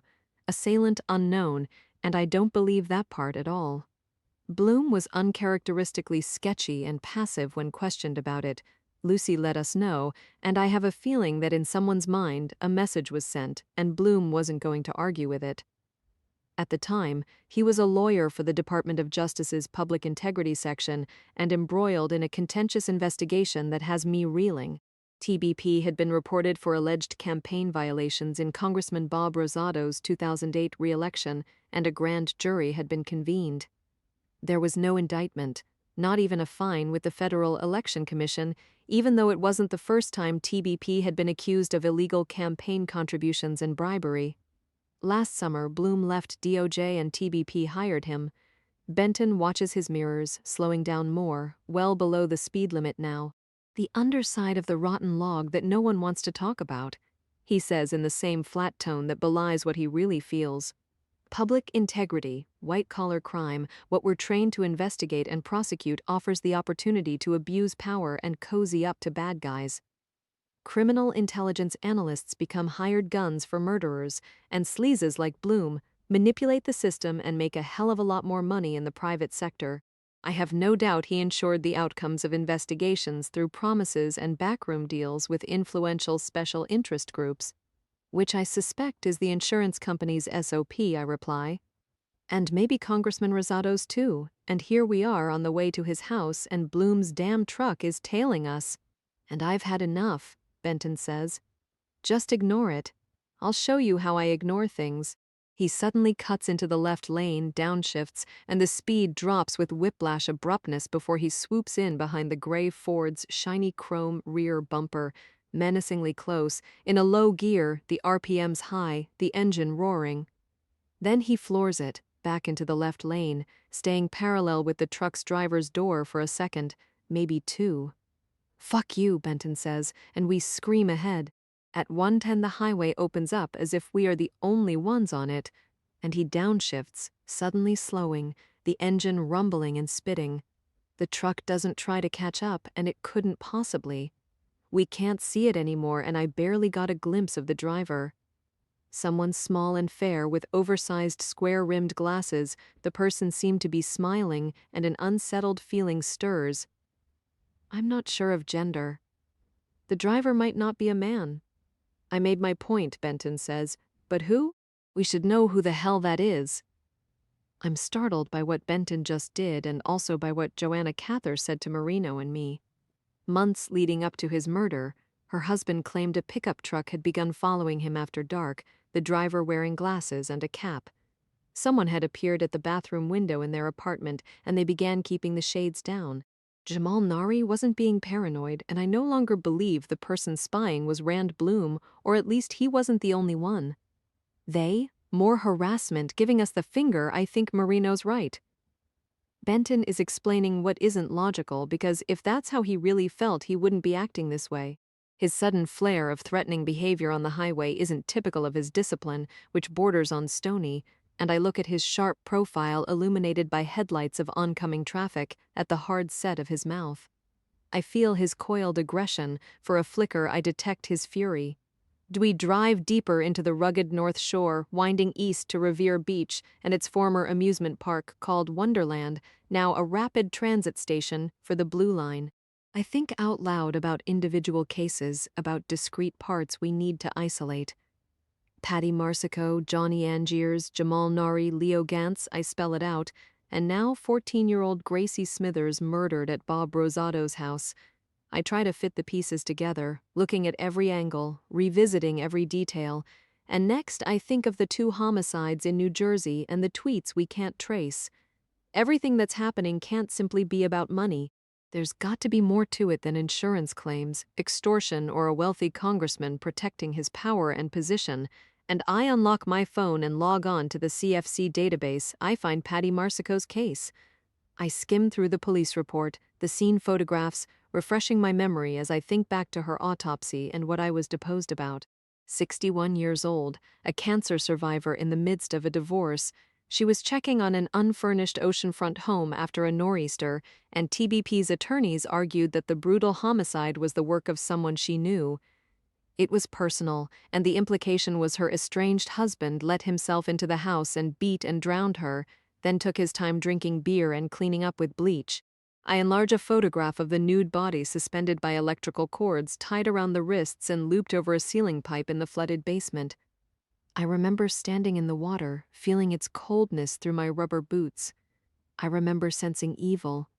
I felt it inside the house and later when I was walking the grounds and the beach with Benton and Lucy. I felt it when we headed back to the airport where Lucy's helicopter waited. Nothing more than intuition, and while I don't rely on gut feelings, I also don't ignore them. We have them for a reason, to survive, and a part of my brain was aware of someone being aware of us. Patty Marsico had injuries from her head being slammed against a flat surface, I remind Benton.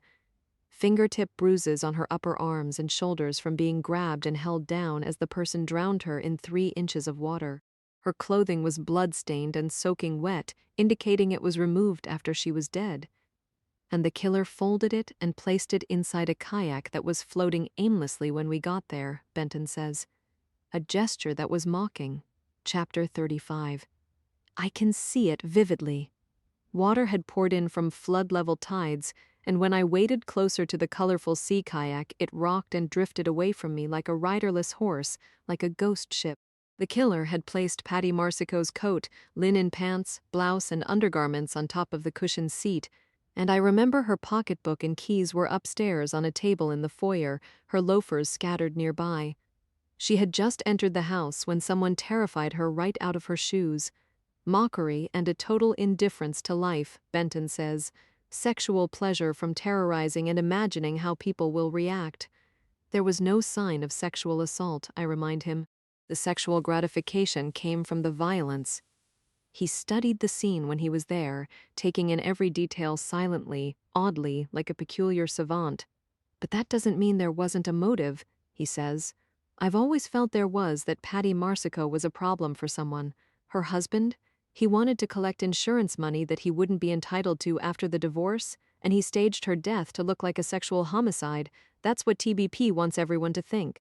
It's not what happened, and there's no evidence her husband was ever inside the house, which is one of many reasons why he's never been arrested, Benton says. He also has an alibi. He was at work. It was witnessed by at least half a dozen people. On North Shore Road, now we cross Pines River, and the water is dark and empty on both sides of the bridge. To our right, the broad sound is as black as outer space. The GPS says we have 10 miles to go. At the speed limit, it will take us almost 20 minutes. Gracie Smithers. I get to what is bothering me most. I'm considering the same thing. Relaxed and driving smoothly, he has his left hand on the wheel and I reach for his right one. I lace my fingers in his and feel his warm, smooth skin, the tension in the fine muscles, the tapered hardness of his bones. He glances over at me as we talk. She was incapacitated by having her head slammed against a flat surface, then held down in water, her cause of death drowning, I point out. A murder that was staged, and it feels like an ambush unless she was abducted, which I seriously doubt. Gracie's parents didn't know she was gone until they got up early this morning in their Salem home. Investigator Henderson told me some 3 hours ago after he was assigned to the case. The Smitherses called the police, and almost simultaneously their daughter's body was discovered some 5 miles southeast in Marblehead Neck. A realtor checking on the Rosado house noticed a vodka bottle near the pool, the cover partially pulled back. Henderson went on to tell me that at some point late last night, when Gracie's parents thought she was asleep, she snuck out her bedroom window. He believes she was meeting someone and that this person was Troy Rosado. He's known to party at Salem State College, where Gracie's father teaches economics, and several days ago he spotted Troy and Gracie at the college ATM. She was forbidden to see the troubled 19-year-old again.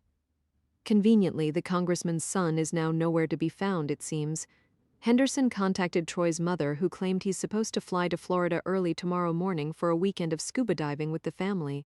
She's certain that if the investigator checked, he'd find Troy packing up his room on the boys' residential campus of Needham Academy, getting ready to come home for the summer. For privacy and security reasons, she refused to release information about the private jet he's scheduled to be on. The important question is whether Gracie Smithers' murder was premeditated or did something get out of hand. Benton says as we pass through Swampscott on 129 and the darkness around us is almost complete. Was there expediency in her being killed? And I continue to ask the same thing about Patty Marsico. I envision the murders as if they're happening before my eyes, and what doesn't fit is that Gracie was killed by an impulse-driven, teenaged boy. He might have gotten sexually aggressive with her, I explain. Things might have gotten out of hand, but I find it improbable that he murdered her and then had the organization and cool to pull the cover back from the pool and stage an accidental drowning. I tend to agree. Benton slowly strokes my hand with his thumb. And if someone else in fact killed her, then this person must have been on the property with them. If this isn't about money, then what? Whatever is of value. Money is obvious, but equally worth killing for is information, such as being an unwitting observer, being in the wrong place at the wrong time, I suggest. Exactly, Benton says. Patty Marsico and Gracie Smithers might have known something even if they had no idea they did. In the distance are the scattered lights of Marblehead Neck, and beyond are the harbor and the sea. I'm worried about how dark it is. The moon and stars obliterated by building clouds, but waiting until morning isn't an option. If word gets out that I believe Gracie Smithers is a homicide, then the actual scene of her death may be tampered with. I worry it already has been. I need to see the saltwater pool, and I need a sample of the sediment at the bottom of it, and I need to be ahead of heavy rain and winds that are closing in.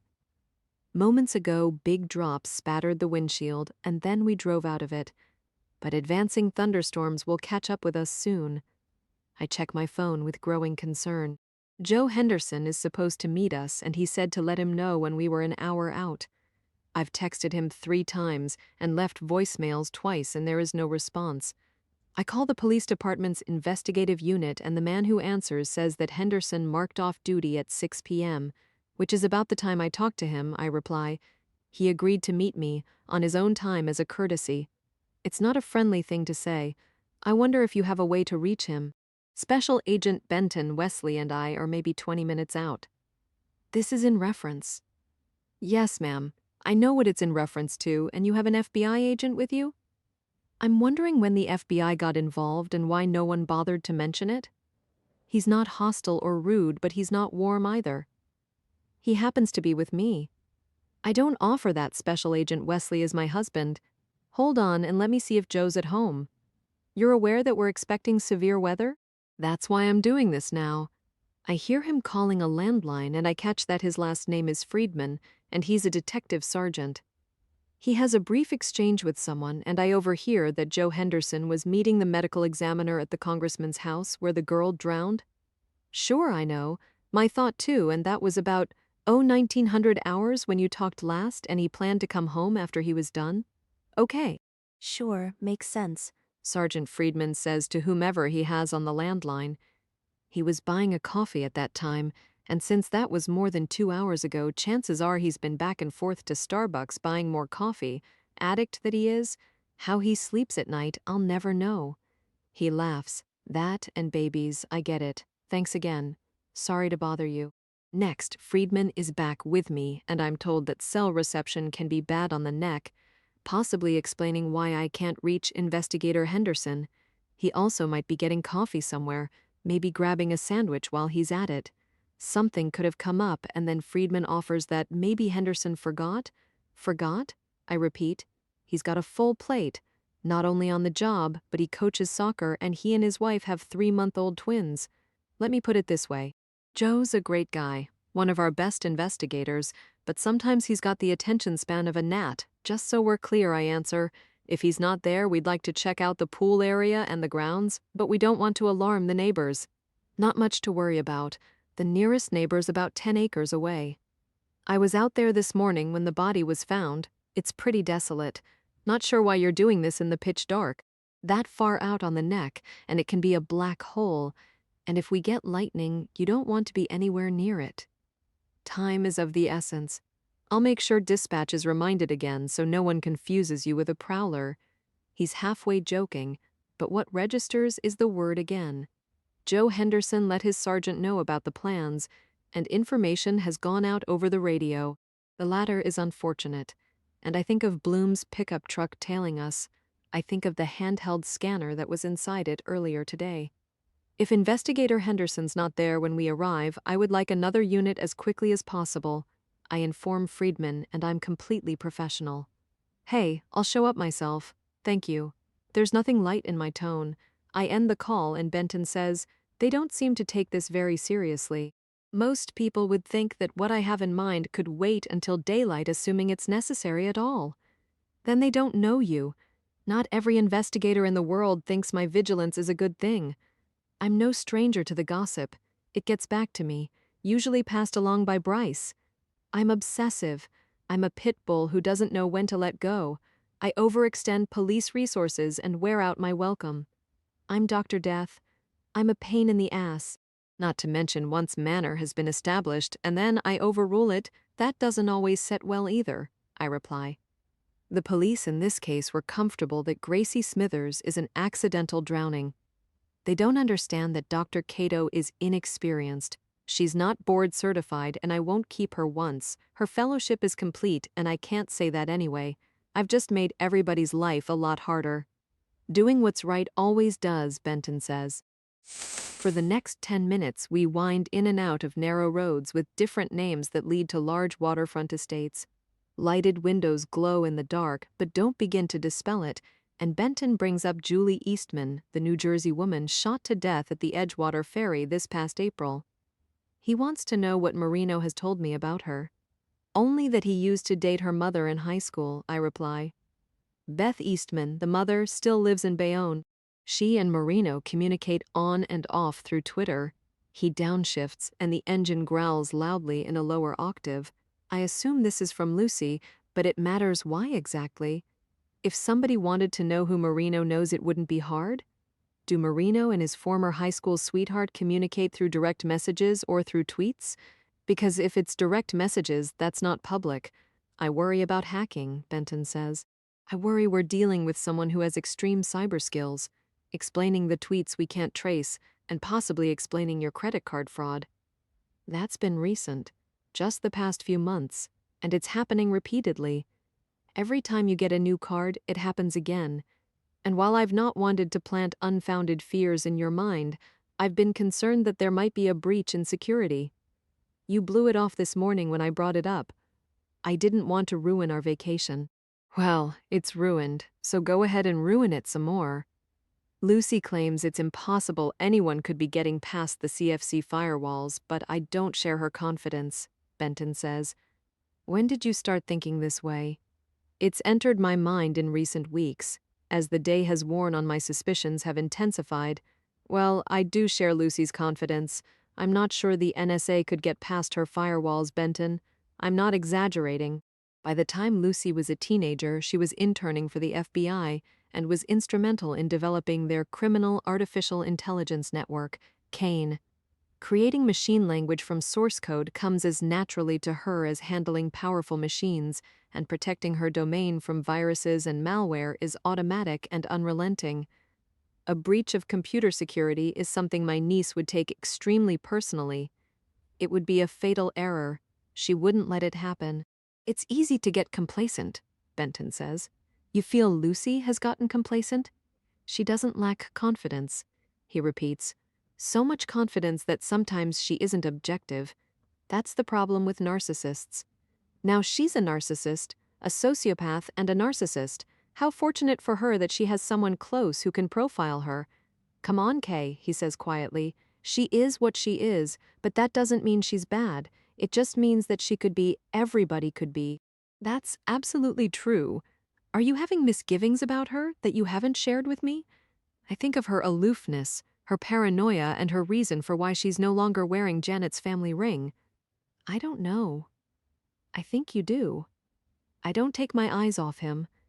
We've had conversations that concern me about her state of mind, he says, her thinking that people like Jen Garrett are out to get her, etc., etc. I won't let him breeze past the remark, as in more than one person who is out to get her. References and allusions that are disturbing. Suffice it to say, I worry that recent events in her personal life have had a destabilizing effect. What recent events? Whatever might be going on between Janet and her, in addition to evidence that her computer empire is being breached and her adamance that it isn't possible, he says. Well, it is, and the more she protests, the more I have my doubts. About what? About who's really doing it? Are you suggesting Lucy is contriving all of this?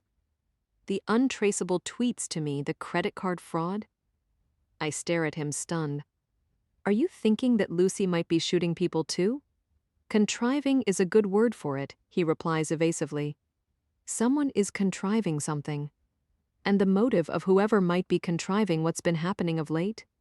The tweets like the pennies and possibly somebody using your credit card may be for attention? The bullet with a 3 etched on it, I add. The same thing? Yes, a calling card from someone invisible who's in our faces. Lucy is in our faces.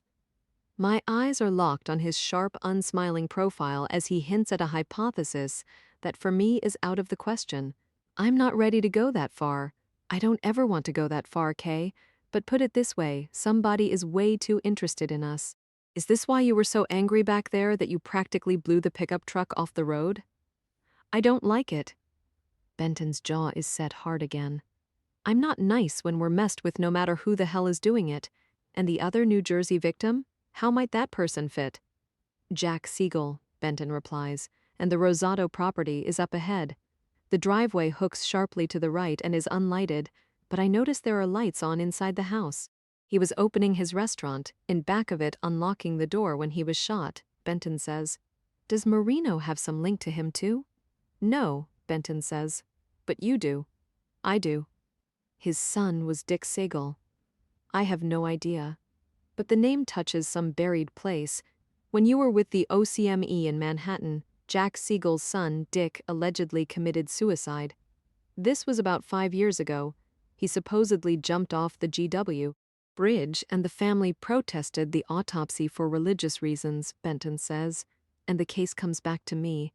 They had their rabbi pay you a visit, and there was a fair amount of anger in the Jewish community when you did an autopsy anyway. Without a CT scanner, there was no choice. It was the law, and it's a good thing we abided by it since it turned out Dick Siegel had help going off that bridge. I found evidence of ligature marks, and several boys from his school were suspects but were never indicted because there wasn't sufficient evidence. Again, something that could be known, Benton says. The case is public information if you know where to look. If we were to chart everything on a whiteboard, it starts looking like a web, and you have to be honest enough to consider who might be in the center of it. If you know something I don't, I start to say, and my heart is constricted by dread. I don't know anything for a fact, but whatever the truth, we will have to face it, no matter what it is. He turns into the paved driveway, and I note an unmarked black Tahoe. It's parked near the 3-story house that I recognize from photographs. Investigator Joe Henderson is here, and it appears he might be inside, which is an unanticipated bonus. I had no expectation that we would be allowed to wander at will through every part of Congressman Rosado's property. We get out, and I'm aware of the wind, the surf, the soft thuds of the car doors shutting, and the alarm going off inside my head as I notice several things at once. The back door of the house is slightly ajar, light seeping out onto the brick landing and the steps, and Benton is sliding the pistol out of the holster under his jacket. There is no sign of anyone, yet the lights are on in certain rooms of the house, and the unmarked Tahoe didn't just get here. Benton touches the hood and confirms it's cold. On the console between the front seats is a take-out cardboard carrier with 2 large coffees. The lid's on, napkins, wooden stirrers, and sugar packets tucked between them. The portable radio charger is empty, the driver's door locked. Benton has the Glock pointed down by his side as he walks away from the SUV, scanning, listening, tense, because I'm with him, but it isn't safe for me to sit alone in his car. He heads toward the back door of the house, his footsteps light like a cat's, completely silent on old pavers with recently trimmed borders, the grass spreading out on either side, lush and well cared for. He makes sure I stay behind him, but if there's a problem, there's no good place for me to be. He climbs the steps, and at the top nudges the door open a little with his toe. He calls inside for Joe Henderson, shouting several times, and no one answers. He pushes the door open wider. I have my phone ready to call the police, and Benton holds up a finger, pausing me. Dispatch already notified patrol, he says quietly, and I get his meaning. Anybody monitoring the Marblehead frequencies would know we were headed here, and I glance at the time on my phone. My call to the investigative unit was 24 minutes ago. Prior to that, at about 6 p.m., I called looking for Henderson to alert him that Gracie Smithers is a homicide, and dispatch raised him on the air and gave him my number. He got hold of me and we talked. FBI, Benton yells, standing to one side of the door, his body shielding me. Henderson, anybody in there identify yourself now? The wind rushes in from the sea, shaking trees and careening around the house in a low whistle. Silence, no people sounds, no sign of anybody around, and he holds his stance, the butt of the pistol gripped in both hands, pointing out and up, his index finger laid across the trigger guard. Call for backup, he says. Give them the Tahoe's plate number, make sure it's his. I make the call. Almost instantly, I'm startled by the broadcast, a dispatcher requesting a backup, and Benton kicks open the door all the way. 10 feet inside and off to the left, a portable radio is on the hardwood floor. Chapter 36. Acres of terraced rockery span the back of the property, and it's as black as ink, a thick darkness broken by a distant perimeter of throbbing red and blue. Beams of high-intensity LED flashlights crisscross the terrain as police search for Joe Henderson. Marked units and detectives' cars are parked behind the Tahoe, his take-home police SUV, and we have no idea where he is. He doesn't answer his phone, and there was no sign he got much farther than the front door when he entered the house, which is furnished but sterile. A thorough walkthrough took no more than 30 minutes, and there was nothing in the cupboards or closets, no personal effects, not linens or even soap, only furniture, window treatments, and bottles of water and beer in the bar refrigerator. The house felt unlived in with an air of neglect. Toilets hadn't been flushed in a while, and when I ran water in the sinks it was brown at first. Yet someone was inside earlier. Someone other than Henderson, we're sure. This person turned on lights in the mudroom, a hallway, the bar, and the kitchen, possibly leaving through the back door without closing it all the way. The detective accompanying us, the sergeant whose last name is Friedman, said Henderson had no plan to enter the house. He had no key or warrant. He must have done the same thing Benton did. He saw the door was ajar. Until a couple hours ago, this was an accidental drowning. Friedman continues to talk as we follow a stone path toward the water, flashlights in hand, and I detect fear, high-pitched like a dog whistle. We had no reason to search the house or secure it. The kids were never inside it. He's talking about Gracie Smithers and Troy Rosado, that we know of, Benton reminds him. I'm going to bet that Troy has a way to get in if he wants. When we got here this morning after the body was found, the back door was locked, Friedman says. And the alarm log? Benton asks. I sure as hell didn't wear the right shoes for this. Friedman is short, heavy with a barrel-shaped chest, and the dress shoes he's wearing with his suit aren't compatible with walking over slippery leaves and rocks. The realtor's not very helpful about remembering exactly what time she does her checks of the place, in and out almost every day. Nothing routine. Just when she's in the area because of worries about vandalism. I'm not aware that's much of a problem around here, I reply. Marblehead is considered safe with very little violence or property crime, but then I don't need to be telling you that. I'm passing on what she told me, and the problem with the alarm log is she can't say with certainty if she was in the house at a certain time. For example, the log shows the alarm was turned off at 10:15 last night and it was never reset. And she's saying she doesn't know if she did that? I don't believe the realtor, whoever she is, and Benton is in front of me saying little, but I know he's listening. She says she doesn't think so. Friedman steadies himself, going slowly one step at a time, and he sounds breathless, keyed up and winded, his eyes everywhere. But she might have forgotten. Suddenly she has amnesia. Her loyalty is to the owners. I have no doubt of that, especially considering who they are. I suspect the last thing she wants to do is cause them trouble and lose her commission. Maybe lose more than that is the thought that follows, and no matter the realtor's excuse, it strikes me as inconceivable she would check the property daily unless it was being shown that often, which it wasn't. Friedman says it's rare anybody looks at the Rosado estate. It's too expensive for the area and requires a full-time caretaker. Or at least that's what the realtor told him, but she meant it as a boast, not a disparagement, and a suspicion begins to take form. Troy, Benton says as we follow shallow stone steps, mossy and thick with dead leaves, leading steeply down through hardwood trees. Is she aware of his ever accessing the property? I know what I suspect, but did she say anything about it? He goes to school around here and has been in and out of trouble. I don't remember her saying anything about him. He apparently has a suspended driver's license. I pass on what Lucy dug up, and at one time was using a car service like Uber to get around. All you need is an app on your phone and a credit card on file. You rarely have the same driver twice. The realtor? I then ask. Who is it? A big company that represents a lot of waterfront property here. Gloucester, the Cape, Boston. Friedman tells me the name of the woman he spoke to and it means nothing. But the real estate company is the same one Mary Sapp works for.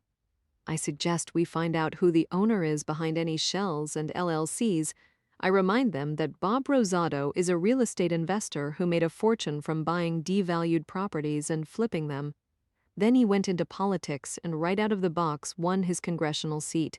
Yeah, I know all about Congressman Rosado and his worthless kid. Friedman shines his maglite down at his feet. A couple of summers ago, I picked up Troy for shoplifting at the liquor store near Seaside Park. What happened? Benton asks. His father showed up with the district attorney. That's what happened. Nothing, in other words, I reply. There's a history of that with them. But if Troy's got something to do with what happened to Gracie Smithers, if anything's happened to Henderson, now we're talking a different ending to the story. I'll put him away if it's the last thing I do. Where the hell is he anyway? I wonder if the Rosados have someone who looks after this place. I suggest what I'm beginning to think. Someone who's in the area now and perhaps has been since the property went on the market. The realtor said this property needs a caretaker. The question is, did she bring that up because the Rosados have one?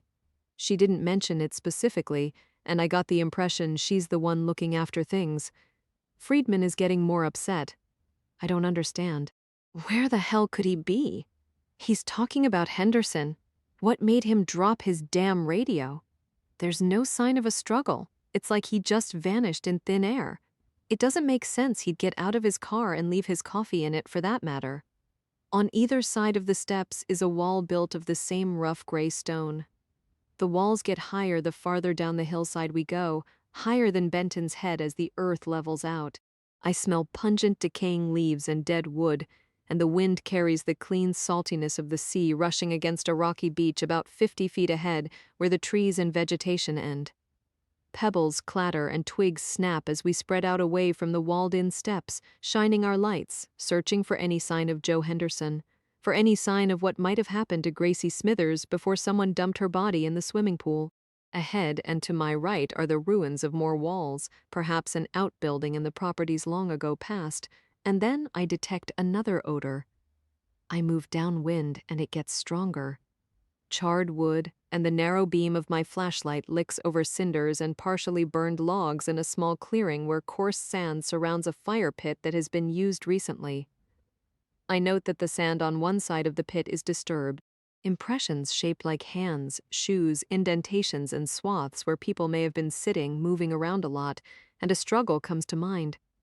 I step closer, and gold metal flickers in the sweep of my light. I sit on my heels and pull a pair of clean gloves out of a pocket of my cargo pants. Well, that answers at least one question. I brush sand away from a delicate gold chain, a necklace with the name Gracie, the curl of the E embellished with a tiny crystal. So she was definitely here in this spot. Friedman leans close, looking at the necklace in the gloved palm of my hand, shining his light on it. Possibly sitting around the fire, I reply, and the clasp is broken, which is consistent with what I saw in her autopsy photos. She has a very thin linear abrasion on the right side of her neck that could have been caused by someone forcibly removing a necklace. I open my metal case and tuck the necklace inside an evidence envelope, labeling it. "You mean doing that while she was alive?" Friedman says, and his eyes don't stop moving. To steal it from her? It could be a souvenir, Benton offers, but if so, why is it still here? It may have gotten caught on something such as clothing if she were undressing or being undressed, for example, I suggest. So she might have been by the fire making out with Troy Rosado, Friedman says angrily, and he's scared. With each minute that goes by, his tension is more palpable. He's trying to focus on Gracie Smithers' murder, but he's locked in on Henderson and what awful thing might have happened to him. Whatever may have gone on could have been consensual at first, I reply. What I do know is she didn't die here. He could have knocked her unconscious and dragged her down to the water to drown her. Friedman explores the sand and the cinders, his flashlight probing. He's sweating profusely, and I'm aware of Benton. His attention is on the dark horizon, on blooming black clouds volatile with electricity. He keeps looking up and out to sea. There's no evidence she was dragged, no abrasions consistent with that, for example. I collect a sample of sand by the fire pit, a coarse, granular granite that's a tannish gray. It will contain microscopic traces of charred wood that I don't expect to be present on the beach, and it's a reflex for me to anticipate the worst. I'm hardly conscious of it. Whatever might diffuse a jury's logical conclusions is certain to be asked, and I already expect the question, how can I state for a fact that the sand Gracie aspirated came from the beach? I'll make sure there can be no confusion, and I envision the delicate 14-year-old a child, and my indignation builds like the thunder cells overhead. There's substantial evidence she drowned, inhaling water, and what may be beach sand. I suggest we get this tested for DNA immediately. I hand the envelope to Friedman, but he's hardly listening to me. I wouldn't wait. Get it to CFC first thing in the morning if you can. Benton has stepped closer to the shore, his light moving along the water's edge, waves swelling, heaving onto the brownish rock-strewn sand, fanning out in lacy white foam. The sound of it is loud and pervasive as I creep my light over the beach, illuminating gravel, painting over small rocks that become bigger and then boulders and solid outcrops, up to a small dry tidal pool where only a storm surge could reach. And what shines this time is tinted glass.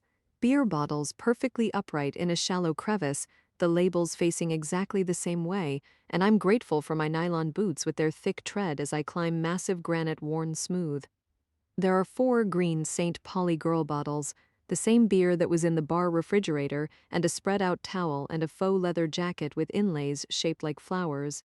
It's zipped up and precisely folded as if it's on display in a shop. I look at the label inside the collar without disturbing the jacket, a size extra small, and I take photographs. I can take care of this unless you want to. I call out to Friedman, who's getting more distracted. Go ahead. He hardly looks in my direction. The wind is gusting, shaking trees and smelling of rain. I pick up the jacket and check the pockets. Possibly a house key, a cell phone. I tell him, but he's hardly listening anymore, and Benton has moved closer to me. A lip gloss, breath mints, a $5 bill, a quarter, a dime, a nickel, I bag them too. And 4 bottle caps. The beer bottle caps are bent on one side from being pried off the bottles, and that's deliberate too. I doubt Gracie Smithers opened the beers and saved the bottle caps, and there's no bottle opener. It's not here. I refold the jacket and place it inside a bag. Her blood alcohol was negative. She wasn't drinking, but someone was. And I suspect this person neatly obsessively arranged the empty bottles, the towel, the jacket, and I think about the guitars on their stands in the apartment on Farrar Street. I think about the boxes of condoms and Imodium in the cabinet, how perfectly they were arranged. Then my thoughts return to the possibility of a caretaker whose job is to do far more than ensure the safety of Rosado's properties. Troy needs constant monitoring, I have no doubt. Someone needs to keep him out of trouble. Do you want to get a look? I raise my voice to Friedman over the heaving surf and wind that's beginning to howl. It's about to get bad. He stares in my direction as lightning illuminates dark mountains of clouds and thunder rumbles. We need to move fast. We don't want to get caught in this. I take more photographs and then I pick up a corner of the towel, blue and white with an anchor design. I wonder where it came from. There were no towels inside the house, and I see what's under it, and the feeling hollows me out, what I felt when I saw the kayak floating in the flooded basement, what I felt when I found 7 pennies on my wall, the same date, heads up, each oriented exactly the same way and as bright as brand new. The smear of blood is the size of my hand, dark brown with several long light hairs adhering to it. I take more photographs as Benton climbs up to me. I show him what I've found, and he doesn't need to tell me that it's staged. It's not that the blood and hair aren't real. It's not that this isn't the scene where someone slammed Gracie Smithers's head against a hard, flat surface, a rounded slab of granite rock. But the rest of it is for the benefit of whoever discovered it. And the message gets only worse, like smoking a cigarette after sex. Benton continues staring off at the sea, spreading out a towel over the victim's blood, sitting on it next to her neatly folded jacket, drinking beer, enjoying the afterglow. It doesn't sound like something an impulsive 19-year-old boy would do. No way, he says. Whatever happened between them likely occurred at the fire pit where her necklace was ripped off. I suspect Troy got sexually aggressive with Gracie, a minor, and it was going to cause a real problem this time. 2 people are involved in her death. Troy started it, and someone far more dangerous, someone in control, had to clean up his mess. Someone who possibly is paid to clean up Rosado messes and takes pleasure in it. Sexual pleasure, Benton says. Are you thinking about Rand Bloom? I'm not. I'm thinking that Congressman Rosado may have his own personal fixer, his own hired psychopath, Benton says as Friedman paces the beach, turning up the volume on his radio. I get swabs and a small bottle of sterile water out of my case. 27, Friedman transmits. Go to 9. A female voice sounds over the air, and Friedman moves closer to the rock stairs that lead back up to the tiered acres of the property. I swab blood. I collect the hairs with plastic tweezers. Switching now? Friedman sounds very tense. 27 with you. I begin bagging the towel, the beer bottles. Affirmative. Friedman says loudly into his radio, and Benton stands up, his attention fixed on the black horizon. The thunder is louder and closer, shaking the night, and lightning illuminates thunderheads like a face-off between angry gods. We climb down the rocks to the beach, and I collect a handful of sand as the rain begins. It is sudden and cold, falling hard with no warning, and Friedman is busy on his radio as he heads back up the mossy leaf-covered steps, which instantly are wet and as slick as glass. "We need to find out who that belongs to," Benton says as he stares out to sea. The sailboat is moored maybe half a mile offshore. Its sails furled, a large vessel at least 60 feet. In the blinking light of a navigation buoy, I can barely make out the crane-like davit, the block and tackle, the loops of rope hanging down from the stern, dipping up and down in the heavy surf. That's a strange place to be moored, the ocean, not the harbor. Benton shoves his wet hair off his face, rain drenching us fast. It looks like it hauls a dinghy, but where is it? Friedman is halfway up the steps as rain billows in sheets. "The pool?" He yells, and he almost falls as he starts to run. Chapter 37. It was the last place the police thought to look, and why would it be foremost on their minds? Benton and I didn't imagine it either, that the scene where Gracie Smithers's body was discovered this morning would be a crime scene a second time. When we reach the saltwater pool, the police have pulled the dark green cover, and it's piled on the deck. They stand around the deep end, 4 uniformed officers and 2 plainclothes, staring at the body suspended face down in murky water inches above the sediment-covered bottom. Their collective mood is electrically charged, glimmers of upset flashing, and their aggression rumbles from a deep place, threatening to explode like a bomb going off. The cover was all the way on, an officer explains to us above the din of the heavy rain, his voice as tense as a violin string about to snap. I figured the realtor did it after the girl was found, but I thought we should check. Friedman is struggling out of his jacket, his shoulder holster, and I grip his arm to stop him from jumping in. I shine my light down in the water, and the hands floating up are profoundly wrinkled and chalky white, a phenomenon known as washerwoman's skin, the advanced stages of it. The body has been submerged for a while. I bend down and dip my fingers in, and the salt water is unheated and chilled, the cover keeping the pool well below the ambient temperature, hours, I think. Possibly as many as 3 or 4, the dead man clothed in jeans and running shoes, a flash of pale flesh at his ankles, no socks. A loose denim shirt billows up, and I squat at the edge and move my light closer to the surface, and the beam catches an earring, a multifaceted small clear stone in the lobe of the left ear. On the left wrist is a rugged black watch on a black band. His hair is short, dark and curly. I get up and ask, "Does anybody see a pool skimmer? Anything with a long handle?" Everyone begins searching at once while Benton stays by my side, and I meet his eyes and don't say a word. I don't have to, because he knows me. He knows when something isn't what it seems. I call my investigative unit, and Jen Garite answers. I tell her we have another body from the same location in Marblehead Neck. I inform her tentatively who it might be, and Benton is listening. He steps away to use his phone. "We need Rusty, Harold, a removal service here right away." I talk over Jen's excitement. "Oh my God, how weird is that? What was he doing there? An insurance person?" "Oh, I know, the homeowners are afraid of being sued." Her words tumble out. "But who would kill an insurance person? This is creepy. I'm on my way. I thought you were off." I remember her leaving for the day. Becca had something come up. Jen explains that she took a colleague's midnight shift, and then I inform her I don't need her to come, just a truck to transport the body back to my office. "You don't need the scene worked?" Her disappointment is shamelessly obvious over the phone. "I'm working it," I reply, as I watch Benton walk off the deck into the sopping wet grass on his phone, splashing rain drowning him out as he talks to someone. Next, I let Bryce know what's happened. I tell him that whoever does the transport can't be alone at any time, not even for 2 minutes. There must be a police presence while the body is being removed, and he's to see to it because the officers at the scene right now are upset and distracted. Call dispatch? A lieutenant, if you can find one, to make sure that Rusty or Harold or whoever we get is accompanied by armed officers. It's not negotiable in light of the circumstances, I say, and I end the call. I tuck my phone back in a pocket, and Friedman hands me a leaf rake with a blue net and a long aluminum handle. "What are you doing?" he asks, and he really has no idea. None of them do. but I won't explain until I'm sure. I'm going to guide him to the shallow end and pull him out, I reply. Does anybody have anything we can put him on? I don't have sheets. I'm afraid I didn't come quite prepared for this. I've got a weather tarp, an officer volunteers. Would you mind? That, towels, anything. And if you could direct your lights in the water for me so I can see what I'm doing.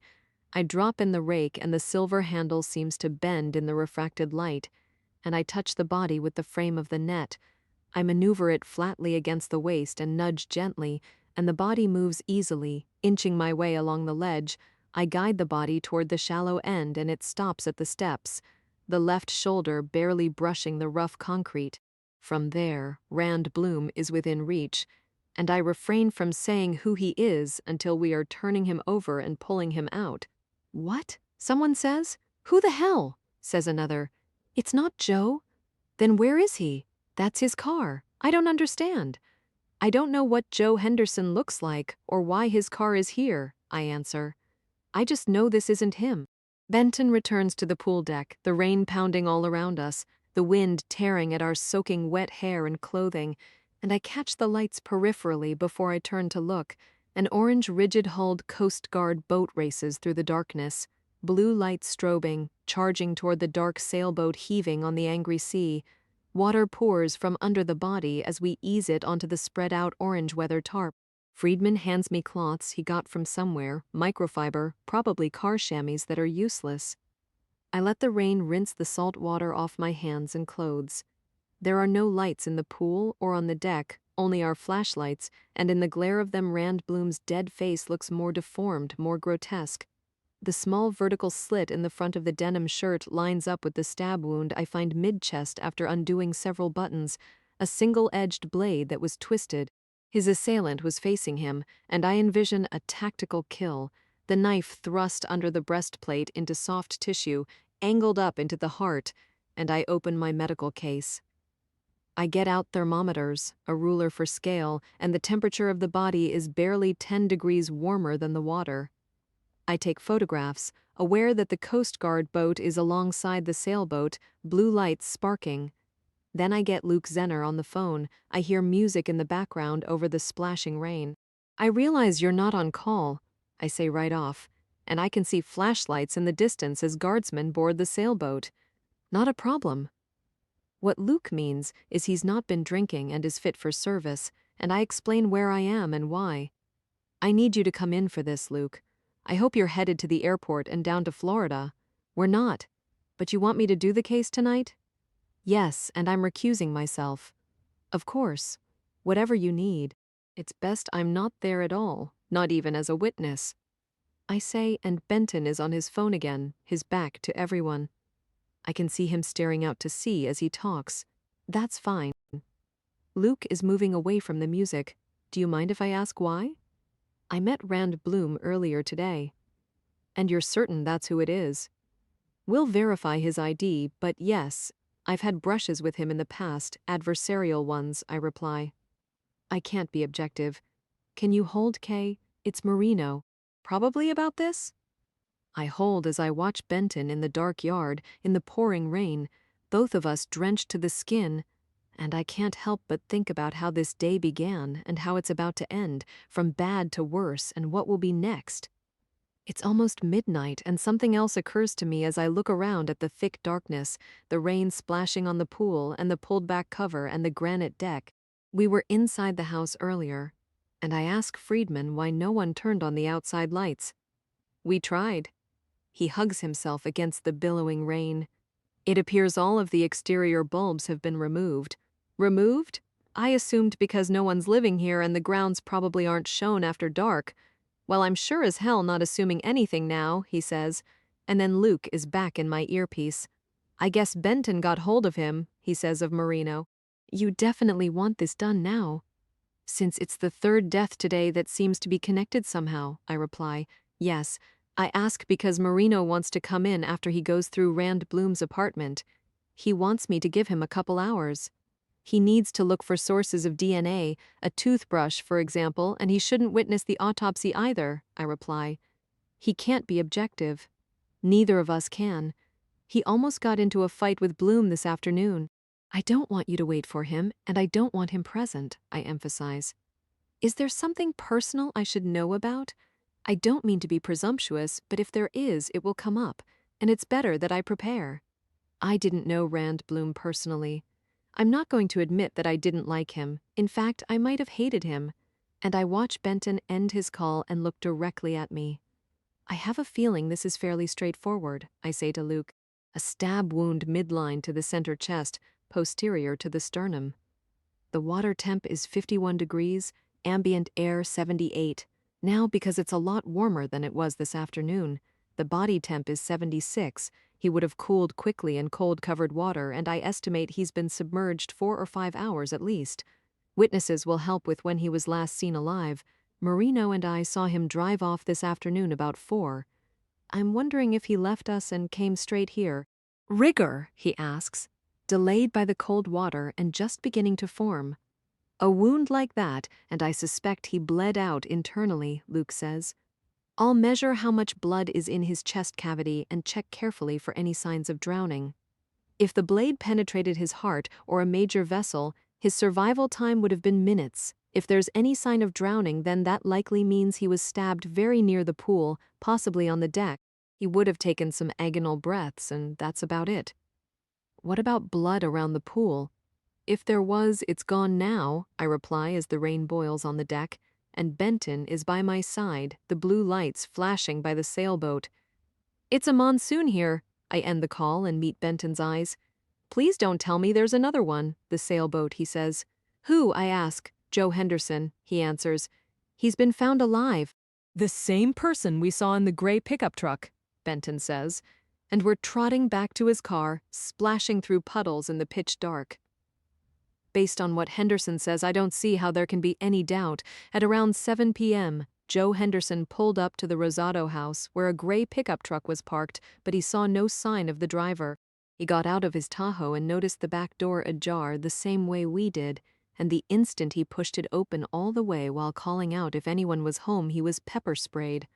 A pillowcase was yanked over his head, his wrists bound in flex cuffs behind his back, and he felt a gun barrel jabbed into the small of his neck. The only thing the person said was, "You don't have to die," Benton continues to relay what the Coast Guard told him.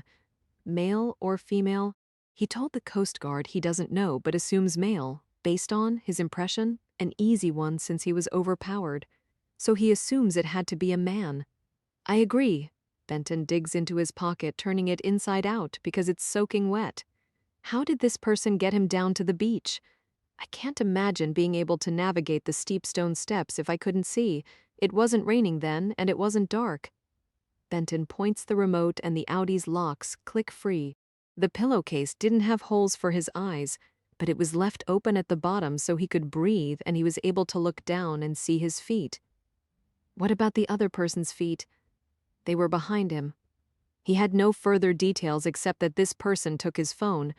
The bigger point is, whoever it is doesn't hesitate to kill an insurance investigator and a 14-year-old girl.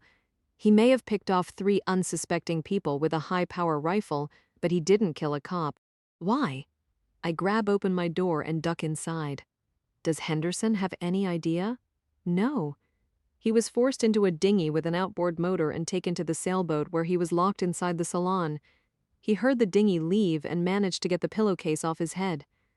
He estimates he was in the salon several hours when he heard the guardsman and started kicking the door and screaming. Why go to the risk and the trouble, I ask? Why not kill him and leave his body in the pool too, or dump it in the ocean? Whoever we're dealing with is sending a message. Benton turns on the heat, both of us chilled despite the dramatic rise in temperature. This person has his own code about who he kills. Do you really believe that? I believe he wants us to believe it. I have to seriously question it.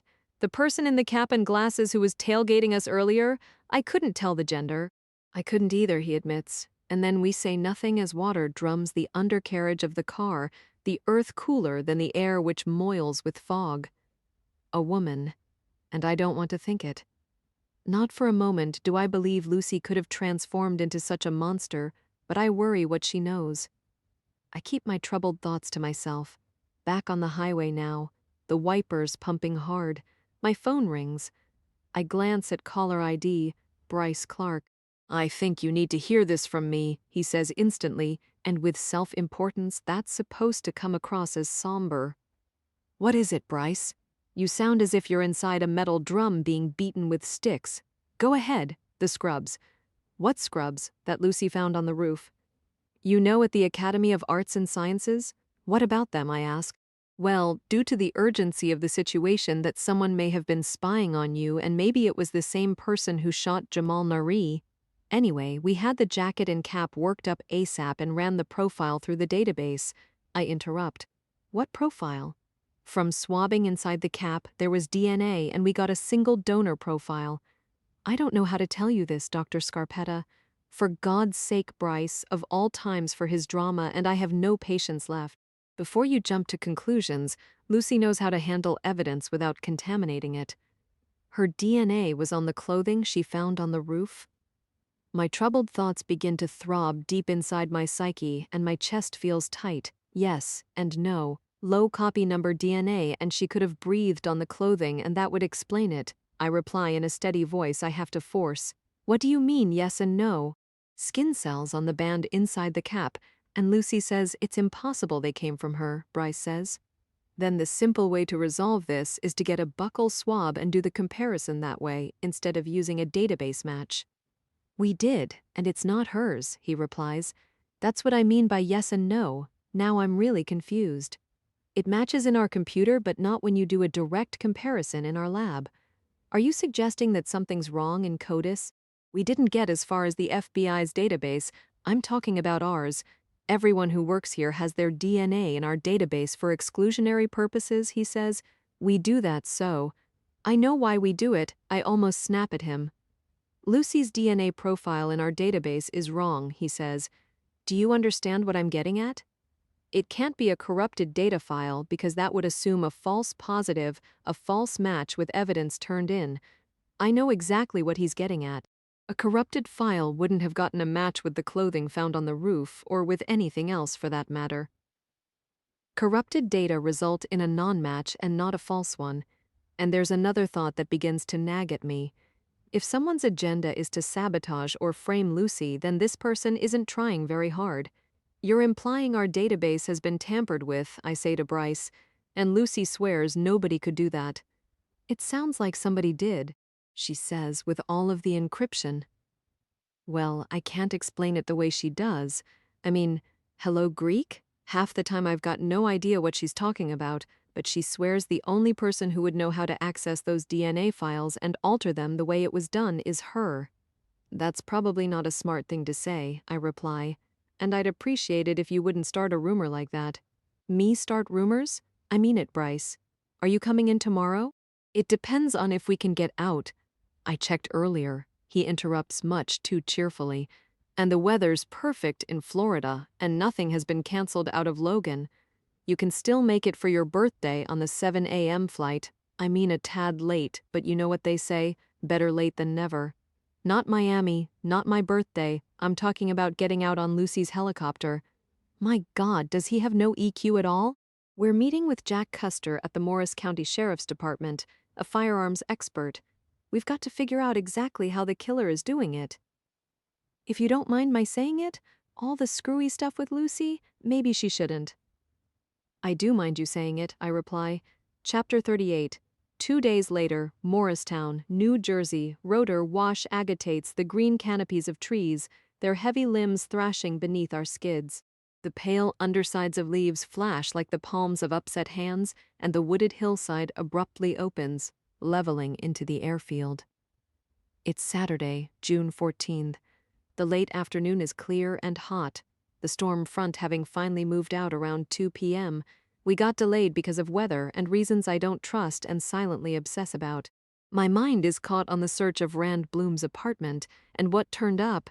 The sniper rifle with a powerful scope, the solid copper ammunition, and a jar full of old pennies, including ones dated 1981, the year Lucy was born.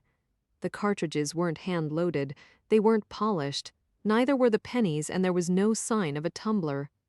Bloom's apartment door was open because the lock had been picked by someone skilled who left scarcely a tool mark. Marino believes what he found inside was planted. The scenario, a familiar one, like the teal-green scrubs on the roof, like Lucy's tampered with DNA profile in the CFC database. Someone didn't try very hard. Test fires and analysis will verify the rifle isn't the one we're looking for.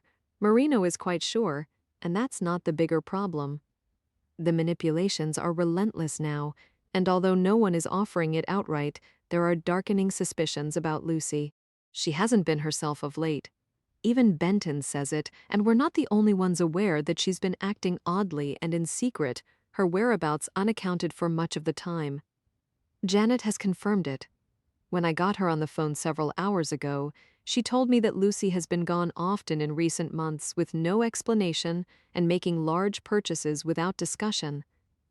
The Ferrari, and before that, she got rid of one helicopter and bought a different one. She said that what Lucy told me about not wearing the ring anymore wasn't quite true. Yes, Janet's father got it back because Lucy returned it to Janet. Added to that are other escalating events.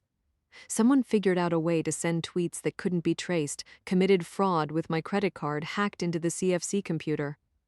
Now Rand Bloom is dead and items inside his apartment are supposed to make us leap to more conclusions or fill us with more doubt about a former federal agent, my niece.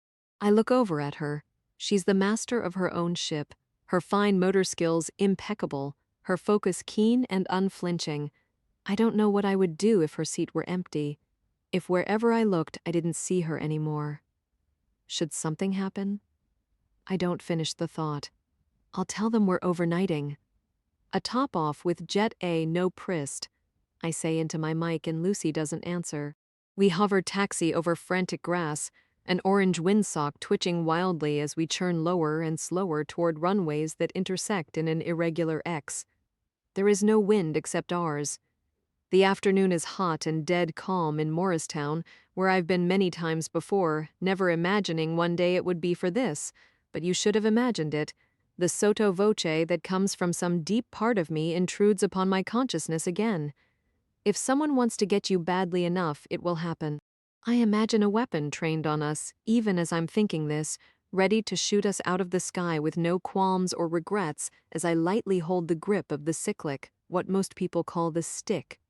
Black and gracefully curved between my knees, it controls the pitch and roll of the rotor blades, the slightest pressure moving the helicopter up, down, sideways, backward. If I didn't have a gentle touch, I wouldn't be sitting in the co-pilot's seat. Lucy would have relegated me to the back cabin of cognac leather and carbon fiber trim where our only passenger, Marino, is isolated. I can't see him. I've made sure I can't hear him, and he can't hear us.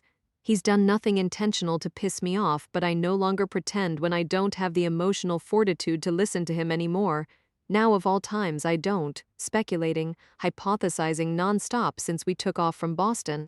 Marino and his bold statements and questions and utter lack of discretion. He didn't care what Lucy heard. In fact, he was picking on her as if it's funny, giving her shit is the way he thinks of it. The killer has got to be someone who knows us. And by the way, where was she yesterday? What were she and Janet up to? What kind of arsenal must she have at her indoor firing range? Have I been shooting there recently? His humor is about as tasteful and subtle as his favorite coffee mug, black with a white chalk body outline and the caption, "My day begins when yours ends." I listened to his boisterousness until we got close to New York airspace when I switched the intercom to crew only. He was aware of it when I did it. I doubt he took it personally. He figures it's a busy airspace and knows I'm industrious about monitoring multiple towers and self-announcing our presence to other pilots at every checkpoint along various routes such as the Hudson River. He knows I consider it my in-flight job to enter radio frequencies, to talk to air traffic control and tune in the most recent ATIS update about weather, wind, notices to airmen, potential restrictions and hazards like ground fog or birds. By aviation standards, I can't be trusted with much more than this, although I'm confident I could land in an emergency. The helicopter might not fare well, but I'd get us down safely. The entire flight, I've replayed engine failures, bird strikes, every worst-case scenario, and how I would respond. It's easier to think about. So damn much easier. I press the radio trigger switch without disturbing the cyclic as Lucy skims over grass, holding a speed of 60 knots on a heading that will bisect the mile of grooved asphalt just ahead. The shorter of the airport's 2 runways, it's oriented north-south some 200 feet above sea level, as straight and flat as a rolled-out black carpet, heat shimmering on it like a glaze of water. Niner, Lima Carly Crossing 13, I announced to the tower, a small white building with a control room on top that looks like the bridge of a ship. I can vaguely make out the shapes of people inside the glaring glass. The sky is the faded blue of old denim, reminding me of favorite jeans I wore until they literally fell apart, and the past continues sneaking through the back door of my thoughts. I sense the inevitable, a tragedy I can't stop as my life parades behind my eyes when I least expect it. There is something about to happen like an Old Testament judgment. We should have stayed in Massachusetts. There isn't time for this. It's too predictable that we'd come here and I'm seething inside. You're being manipulated like a goddamn pawn. Roger Niner Lima Charlie, the controller comes back. A woman whose voice I've heard before when I worked in Manhattan and would come to New Jersey on cases that had an ambiguous or shared jurisdiction, usually floaters carried by the current in the Hudson River. They already cleared us. Lucy's voice sounds inside my flight helmet. Correct, I answer. You didn't need to tell them again. Roger that? Don't want them thinking we forgot, she says from the right seat, her hands gentle on the controls, her tinted visor blacking out the upper half of her face. All I can see is the tip of her narrow nose, her strong jaw firmly set, and her attitude, which is all business and as hard as metal. The word rude comes to mind. It often does with her, especially when things are as dangerous as they are right now, but there's more.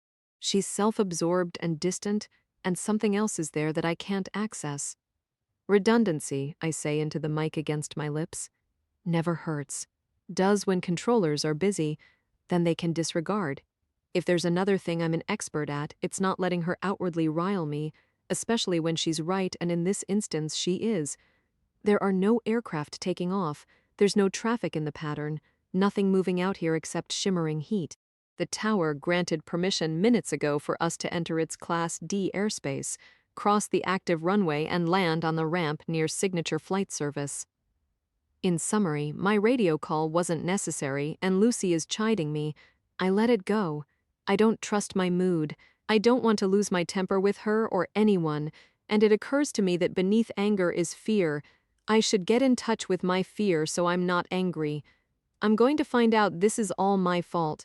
No, it isn't, damn it. And when I peel back anger, I find more of it. Under more of it is rage. Beneath rage is a black pit I've never climbed inside. It's the hole in my soul that would take me to the place where I might do something I shouldn't. Talking to controllers, the less said the better. Lucy is saying as if I haven't flown with her hundreds of times, as if I don't know a damn thing. Roger that, I repeat blandly as I stare straight ahead. I keep my scan going for other aircraft, and most of all for him. I think him, but I don't know who or what. And as of this morning, the press has dubbed the killer Copperhead. Marino volunteered the name to some reporter, and it will stick as names always do in big cases that seem destined never to be solved. Or, if they are, it's much too late. The Boston Strangler, the Monster of Florence, the Zodiac Killer, the Doodler, Bible John. I recheck the intercom switch, making sure Marino can't hear a word Lucy and I say to each other. He'd like nothing better than to eavesdrop on us having a personal moment. You're a bad mother. It's as if Copperhead occupies my subconscious now, hissing ugliness, its fangs filled with poison from buried wounds. You got to relax, Aunt Kay. Lucy's twin-engine helicopter is as steady as a rock, directly over the taxiway's yellow centerline that she follows with the precision of a gymnast on a balance beam. Take care of what's in front of you and don't think too much. We don't know what's in front of us, or behind us, or next to us. There you go again. I'm fine. But I'm not. My vigilance is about to over-torque, and while she understands the reason, she can't relate to it, not really. Lucy doesn't perceive danger the way other people do. It doesn't enter her brilliant mind that no matter how accomplished, brazen, and rich she is, one day she's going to die. Everyone does. That's my job security as a forensic expert and chief medical examiner, and it's the burden I bear. Long ago, I lost the gift of denial. I'm not sure I ever had it. I know all too well that what separates us from total annihilation is nothing more than a 3-pound trigger pull, struck down by a copper bullet fired from nowhere, thinking a thought 1 second, then gone. We're on the killer's radar. He watches us. He could be in a ghillie suit right now, disguised as heavy foliage or sagebrush, and I scan the dense woods beyond the runways and the grassy strips bordering them. For some reason he has chosen not to squeeze the trigger, at least not yet. I have no factual basis for thinking this, but the feeling is as palpable as the turbine engines overhead. I will, my mind to stop, but it won't. The hissing again, a cold-blooded whisper. What fun to torture you like this. And I have a sick feeling, an indescribably dreadful one, as we parallel the runway, following taxiway Delta at an altitude of 30 feet and the speed of a brisk walk. The same scenario plays vividly as if I'm watching a video recording of an event that's already occurred. I see myself in the crosshairs of a thermal imaging computerized rifloscope that emits no visible light or radio frequency energy. Snap, shattering the second cervical vertebra, dislocating the craniocervical junction, transecting the spinal cord. Lucy gently flares her powerful flying machine as if she's lightly pulling back on the reins of a horse. She couldn't look more composed and sane. She couldn't look more normal. Chapter 39. She settles into a hover over the ramp's white tarmac where parked private jets and prop planes shine in the sun. It occurs to me that shooting reconstructions are going to be miserable in this heat. Ballistic gelatin will get slimy and start stinking like rotting meat.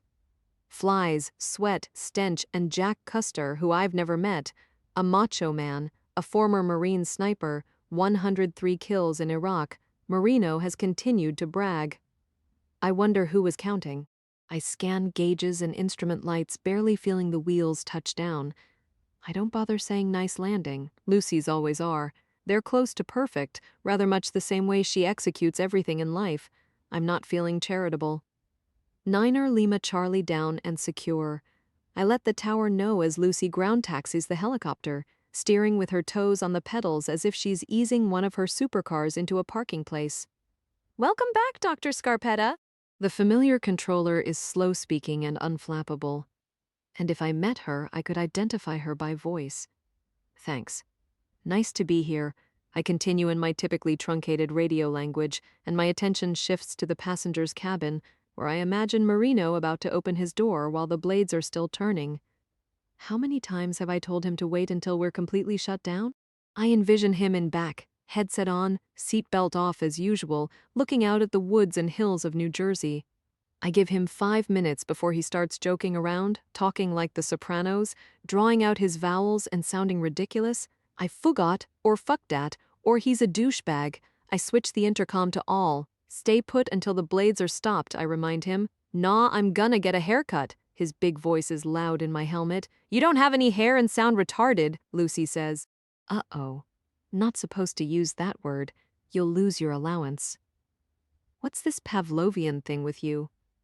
Her fingers move rapidly across overhead switches, flipping them off, and the colorful synthetic vision, terrain awareness, and navigation screens go black. The minute you're back in New Jersey, your IQ drops?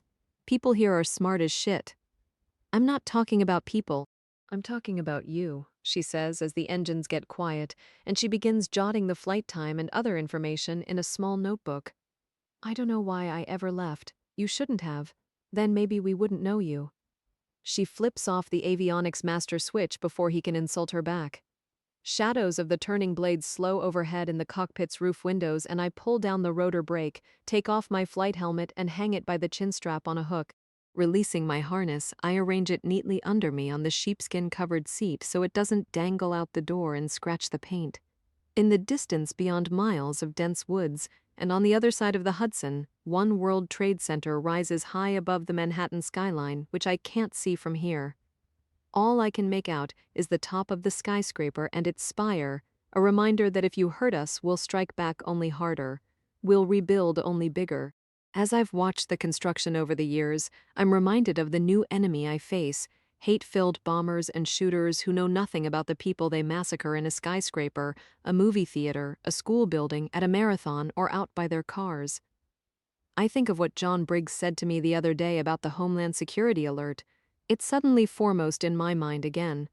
Think of it as orange, but as far as the public goes, it's yellow. He wasn't just talking about Obama's visit. He was alluding to intelligence gathered by the CIA about events in Crimea. He mentioned money, drugs, and thugs flowing into this country. And in light of what's happened since he said that to me, I wonder what he really meant. Hot air hits me like a wall as I step down on the tarmac, where Marino is busy opening the baggage compartment, grabbing out black cases, one of them tagged as evidence. He sets down overnight bags, scanning for our ride as a bright yellow Shell fuel truck pulls up and a kid hops out of the cab. "Where the hell is Custer?" Marino asks no one in particular. His broad face is red, and sweat is beaded on top of his shiny shaved head, his eyes masked by his Ray-Bans. "I emailed him when we were 30 minutes out, and I don't want this shit sitting in the sun." "Nothing will melt or explode." Lucy grabs rolled-up silver sunshields. "Except you, maybe." "I could fry an egg on the pavement," Marino complains. "You couldn't." Lucy starts unrolling shields that on a windy day fight her like kites but in this hot calm are completely limp. "We'll carry everything into the FBO if need be," I suggest. "Hell no," he says. He looks sour and irritable even if he's not, his wide brow deeply furrowed, the corners of his mouth pulled down.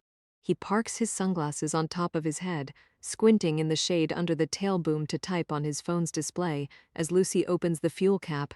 Her rose gold hair is polished by the sun, and she's nimble and strong in a summer-weight khaki flight suit as she walks around her aircraft, placing the sun shields in the windows. Then she locks the doors as the fuel truck driver who looks all of 16 clips the ground wire on a skid. "Afternoon," he says to Lucy. "This yours?" "I'm just crew." She secures the tires with bright yellow chocks. "Custer is pulling up," Marino announces. "Ready when I'm done." Lucy's not going anywhere until the helicopter has been refueled and she's satisfied it's safe from anyone who might be tempted to tamper with it. She's obsessive about locking the cabin, cockpit, baggage and battery compartments, the cowling, everything, and her precautions aren't unusual. But I detect her vigilance is in overdrive and I know she's armed, a Colt .45 in a concealment holster under her flight suit. I felt it when I hugged her in Boston. I asked her about it, and she shrugged me off. The security gate slides open on its tracks, and Jack Custer drives through in his dark blue SUV, parking a safe distance from the fuel truck. He rolls down his window. "Sorry I'm late," he calls out to us. "Been busy in the kitchen." I have no doubt he spent the day preoccupied with the onerous task of mixing up ballistic gelatin, creating blocks or molded shapes of a hydrolyzed collagen derived from animal skin, connective tissue, and bone. We have a lot of control test fires to do before it gets dark. We're almost out of time. The day has cheated us. It seems nothing is on our side, and I watch Jack Custer carefully, knowing him only by reputation, specifically the praises Marino sings. Custer climbs out and grins boldly at Lucy as if they know each other, and she doesn't smile back. She holds his stare for an instant, then grabs up several hard cases and bags, whichever are the heaviest. The biggest problem was how to mimic bone, specifically the skull, Custer says, as if he's in the middle of a conversation I know nothing about. I considered putting a motorcycle helmet on the jellyhead, but it would be too unwieldy. A problem for another day, and I gave up after making a mess. That leaves us one to play with. He means one molded gelatin block. It's not a situation I generally find myself in because usually we're targeting center mass and not taking headshots. "There's nothing usual about this killer," I reply. "Well, he's definitely aiming for the head, the upper spine, unless he's just damn lucky." "It's not luck," I answer, "not 3 times. Possibly more if there are other shooting deaths we don't know about." "There aren't," Lucy says, as if she has information we don't. 3 with more on the way. That's the message we're supposed to get. Number 3 out of 7. Because of the 7 polished pennies on my wall, but I don't bring it up. My point is, if he's military or former, it's not what he was taught. Custer rearranges gear in the back of the SUV, making room for what we brought. We go for center mass. Russian special forces don't, Lucy counters. They're trained for neck and head shots. So now we're looking for Russians? Custer stares at her. There's an exodus of Russian-trained special ops because of what's going on over there, she says, as if she's been talking to Briggs. That and hundreds of billions of dollars out the door, draining the economy, not to mention drugs. Benton would know this too. The FBI gets briefed by the CIA. Lucy's information probably came from him. It all depends on the weapon. Marino shoves ammo boxes around. There's a shitload out there now that you didn't have in Iraq. He directs this at Custer. And yeah, a shitload of stuff they've probably got overseas that's not in circulation here, not public circulation anyway. Smart guns, sniper rifles with computerized scopes, and we do have them here, Custer says. One ballistic gelatin head is what we got, and I again apologize for that. I thought about getting a pig carcass. I still could if you've got time tomorrow. If you want to hang around another day, I also know some pretty good bars. No carcasses of pigs or anything else. The gelatin's going to be bad enough in this weather. I open a back door and tuck Lucy's and my overnight bags on the floor because we're running out of room. Who? You squeamish? Custer says to me. I don't do tests on animals alive or dead, but you'll do them on people. Deceased ones, yes, with signed consent. You get signed consent from dead people? His banter is a blend of flirting and needling that I have no patience for right now. That sounds like quite a trick. Is that why they call you Dr. Death? Whoever they is, you'll have to ask them why they call me that. You always this unfriendly? Not always, I reply. They've got this synthetic stuff that you don't have to mix and it doesn't stink. Lucy comments as if Custer was born yesterday. That would be too easy. He wants it to be disgusting. Marino's face is slick with sweat. We don't have it in our budget to buy pre-made stuff that's not disgusting. Custer's attention is fixed on Lucy. I'm going inside to pay. She trots across the ramp, her boots light on the blacktop, and somehow she manages to look cool in the sweltering heat. You can't afford me, Custer calls after her. Not in the market. She fires back at him. Here we go. Marino glowers at both of them. How much by the pound? Custer yells. Out of season. She pushes through the glass door leading inside the FBO. No kidding, she's out of season all right, Marino says in a loaded way, but Custer isn't listening. The more he flirts with Lucy, the more she'll flirt back in the way she flirts. I'd be the first to admit that he's a compelling man in his 40s, tall and muscular like a clean-cut Ken doll in cotton twill desert-colored BDU pants and a beige t-shirt, a Smith & Wesson 40 cal in a pancake holster. I have no doubt he's already been told he doesn't have what it takes to wind Lucy's clock. Marino would have repeated his favorite cliché and offered all the details. He might have gone so far as to suggest there are things going on that are suspicious, weird coincidences that are too close to home. Marino and his big mouth. He opens the SUV's front passenger's door as if he and Custer are partners and I'm a civilian ride-along. I fasten my shoulder harness. I sit quietly. I can't get out of my mood or begin to fully understand it. I'm angry with Marino. I'm angry with everyone. What's new? Custer props an arm on the back of the seat, turning to talk to me, his handsome face tan with a blush of a burn on his nose, his eyes grayed out by sunglasses. The FBI's been turning the Rosado estate and the sailboat inside out. Marino answers for me. I send Benton an email telling him we're safely on the ground, and at the same time a text message lands from Bryce. My email password's not working as yours. Mine is fine, I reply. Can you ask Lucy? Rand Bloom's gray pickup truck was recovered from long-term parking at Logan. Marino is saying, and remember the white truck you told me about? The one that hit a car at the Edgewater Ferry the day before Julie Eastman was shot? You said it looked like a U-Haul bobtail? You think you found it? Custer says rather than asks, and I'm reminded again of the boxy white construction truck we saw when we were driving to Nari's crime scene. It also looked like a U-Haul bobtail. Marino blared his horn at it, and the driver pulled over to let us pass. The killer may have been right in front of us, and we had no idea. It's just like everything else. We're being played, made fools of, following the monster's master plan. How amusing we must be. Left at a marina not far from the Rosado house in Marblehead Neck, Marino continues passing along the latest developments, details that I feel certain won't help us. Plates removed, nothing inside except bleach. You could smell it a block away. So the person driving it, probably the killer, ditched it. Then, after he killed Rand Bloom, he left in his pickup truck and skipped town. Custer replies as if it's a fact, and tailed Benton's car, played cat and mouse with us on the highway. That sucks, but I already knew about it, Custer says. If he already knew, then the FBI has contacted him, and my anger spikes. They're asking questions, poking around, and I stare at the back of Marino's head. What has he been saying deliberately and thoughtlessly? What CFC business has he divulged without having the common sense to anticipate the harm it might do? The FBI shunned Lucy back in the day, and it would shun her now, but in a far different way. It would be a different type of judgment, one that could rob her of her freedom and her life. A day late, $1 short, that's the Bureau for you. Another waste of taxpayer dollars at work, Marino says as Lucy emerges from the FBO, jogging to the SUV. Who's she again? Custer asks me, and I don't believe he doesn't know, and I don't know how anyone can be playful right now. Your daughter? Your little sister? She really fly that big bird all by herself? Lucy slides in back with me. Bryce's email, I say to her. A problem? A security situation. I'll explain later, she says. I glance at my watch. It's 5:15. We have at most 3 hours of usable daylight left. Chapter 40.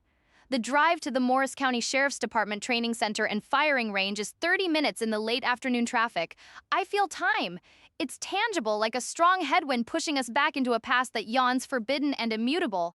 Lucy holds something close to her that she won't share, and I sense that eventually I will recognize whatever it is. She's absorbed in her iPad while I stress over tests and reconstructions that I have no faith will catch a killer who has gone viral on the internet. Since we left Boston Copperhead is trending, Lucy has informed us. I can't abide the attention evil people get. I don't like the reminder that much of my energy is spent building a case instead of stopping the person responsible. It's my job to prepare for future juries, for future attorneys, to make sure I've explored every molecule of an investigation and documented all of it. But that's not enough, and I'm beyond being conservative. I'm not sure I'm capable of it anymore. Alone in my frustrated, defiant thoughts, I watch the scenery of handsome old homes, of horse farms behind neat fences, and meadows and parks with outcrops of purplish pudding stone.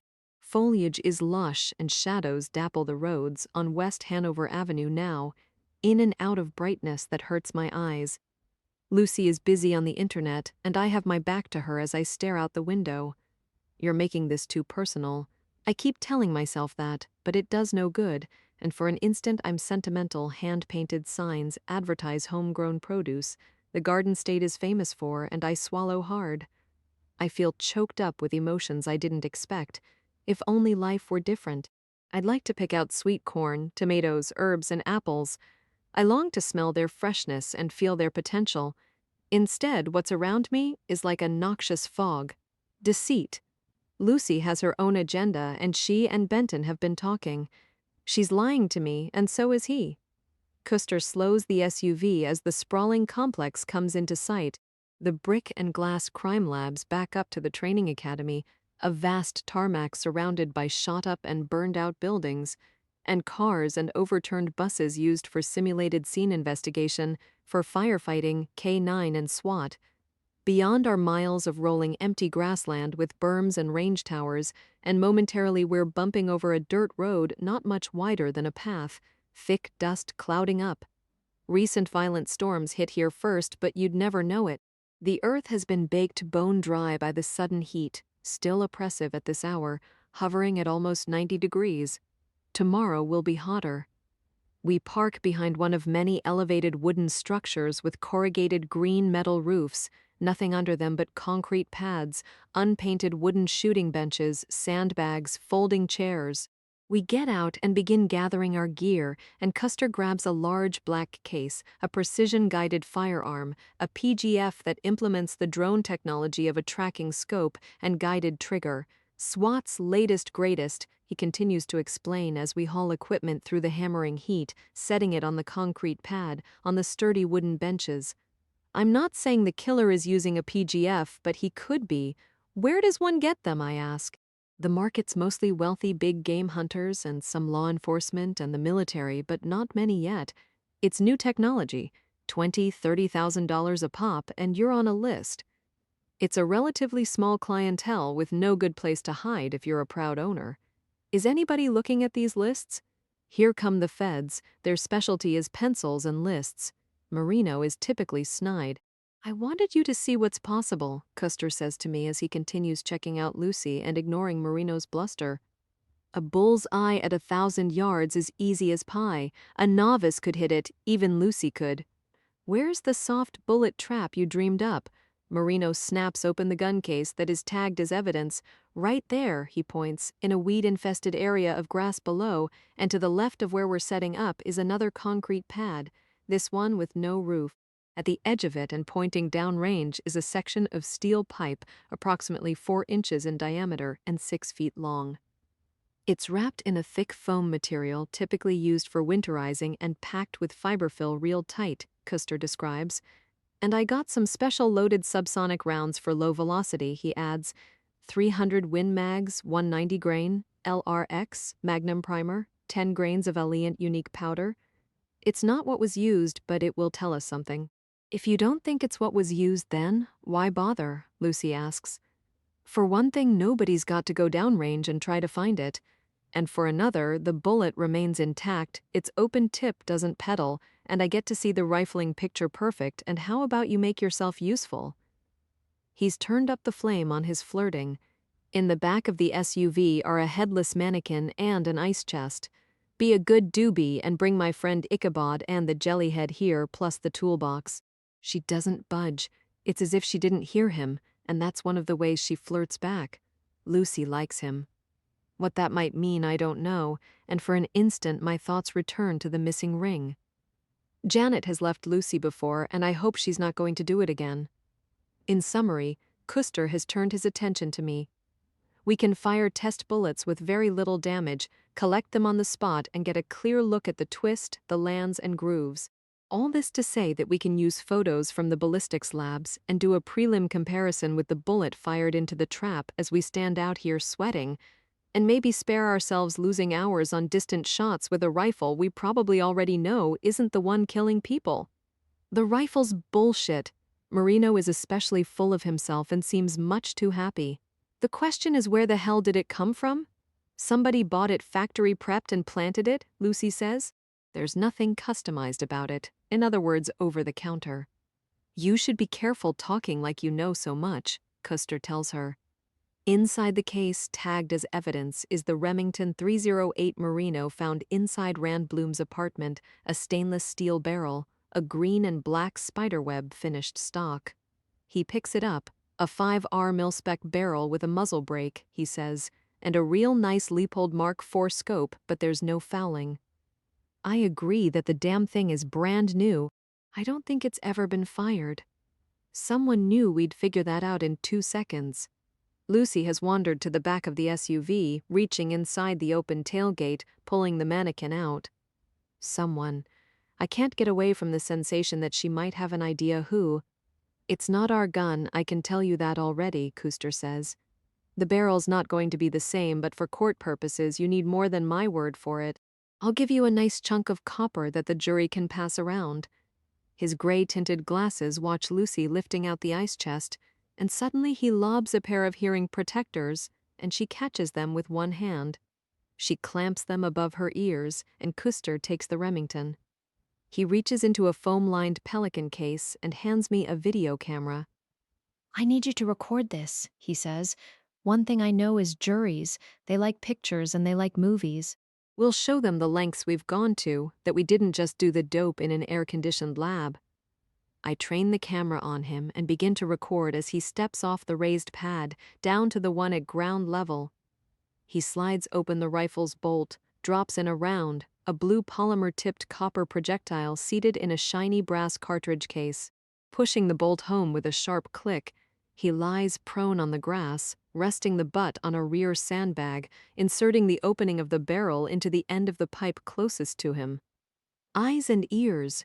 He's flat on his belly, the stock snuggled up against his shoulder and cheek, a sharp crack and silence. The low-velocity bullet is stopped by the tightly packed fiber fill. It doesn't even make it 6 feet to the end cap. Hold, he means to stop recording. He sits up and takes off his noise-blocking earmuffs. He announces we're going cold and raises a red flag on a pole just in case any new shooters show up. No one is to fire any weapons right now. Lucy, he says, I'll let you and Marino set up Ichabod downrange and we'll think big, 1,000 yards to start with, and we can always walk it back if we need to. But I'm thinking this sucker is popping off his prey from a distance. Get the hell on down there while we got God's acres all to ourselves, because we usually get a few knuckleheads at dusk getting ready for the next 0 dark 30. Then it's bye-bye to going downrange unless you want your head blown off.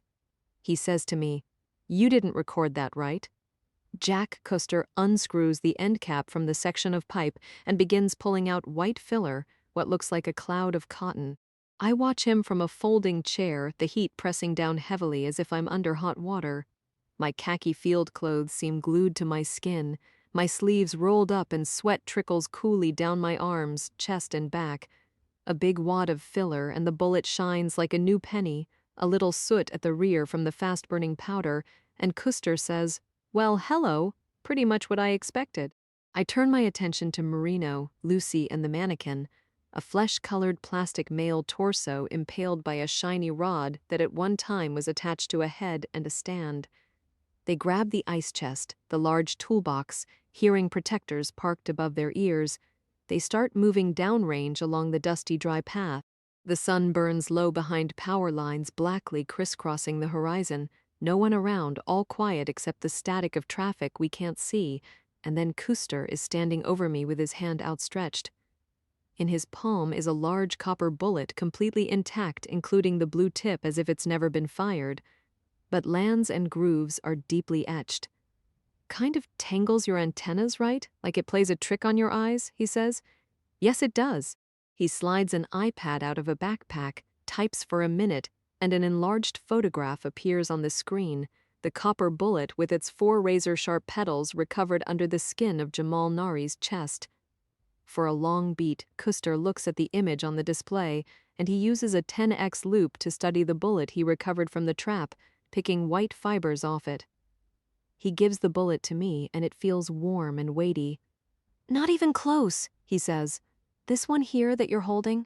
It's definitely not a 110 twist, and I already know from the type of barrel, what's known as a Remtough, that it's an 11.25.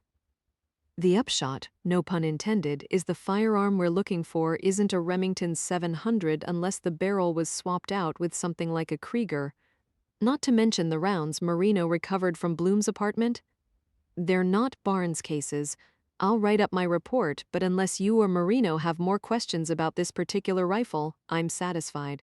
I sit quietly in my folding chair, staring off at the distant figures of Lucy and Marino in the shimmering heat. I feel Custer contemplating me like a ballistics calculation. Try not to show so much enthusiasm, he says. I'll try harder not to. No discouragement allowed. It's against shooting range rules. What I'm trying not to feel is it wasn't a good time to come here and do this. I'm trying not to feel it's a waste to go through the motions of what will be needed in a trial that may never happen, I reply without looking at him. We'll get whoever it is. We're being toyed with, we're being completely manipulated. I had no idea you were such a fatalist. I'll also try to stop thinking about who else is going to die while we're out here playing with guns. I had no idea you were negative and cynical. I don't know what ideas you might have had. Is it something I did? Not to me. We're not playing. He repacks the Remington in the foam cushioning of the black plastic case tagged as evidence. But I understand your sentiments. I don't think you do. I look at him, at his gray glasses looking at me. You already knew this rifle isn't the one that shot people. You already knew the answers to your questions before you even asked them. And how often do you know what killed somebody before you do the autopsy? How about Rand Bloom? You fished his body out of the pool and saw his stab wound. Did you need to cut him open to figure out that it was an upward thrust and a twist that severed his aorta and took out his heart? Maybe he inhaled a little bit of water with his dying breaths, but he wouldn't have survived an arm-pumping upward stroke like that, military style. I can see Marino shares a lot with you, and I didn't do Bloom's autopsy. It wouldn't have been considered fair and impartial. You were right about what killed him. Yes, I was. But that's not good enough. We have to prove it, and we just did. I'm helping us build a solid case. I suppose what you're going to prove next is these victims weren't shot from a ground elevation, not even close. You're exactly right. They weren't. Opening another Pelican case, this one large and sturdy, he lifts out the PGF. It's an intimidating black rifle with a wide-bodied computerized tracking scope, and he sets it up on its bipod. And by the time we're done, you may rethink your pet theory, he says, which is that the powder charge was so light he may as well have thrown it. Not quite, but I agree the asshole wanted you to find the bullet with the 3 engraved on it. You've kept that out of the media, right? As far as I know. My worry is 3 out of what? How many is he planning? I envision the 7 pennies and I think 4 to go. Marino, Lucy, Benton and me, and then I don't think it. I watch Custer as he begins pushing cartridges into a magazine. Wireless enabled, he says. Sensors collect all the environmental data, even the Coriolis effect, everything except windage which we have to enter ourselves. It all streams to an iPad, which is helpful if you've got someone spotting, and I assume our killer doesn't. Our? Let's not use the language of relationships. The take-home is assholes like this work alone, unless it's something that's not important or particularly challenging. Another open case, and he gets out a Swarovski spotting scope. He sets it up on a sturdy Bogan tripod.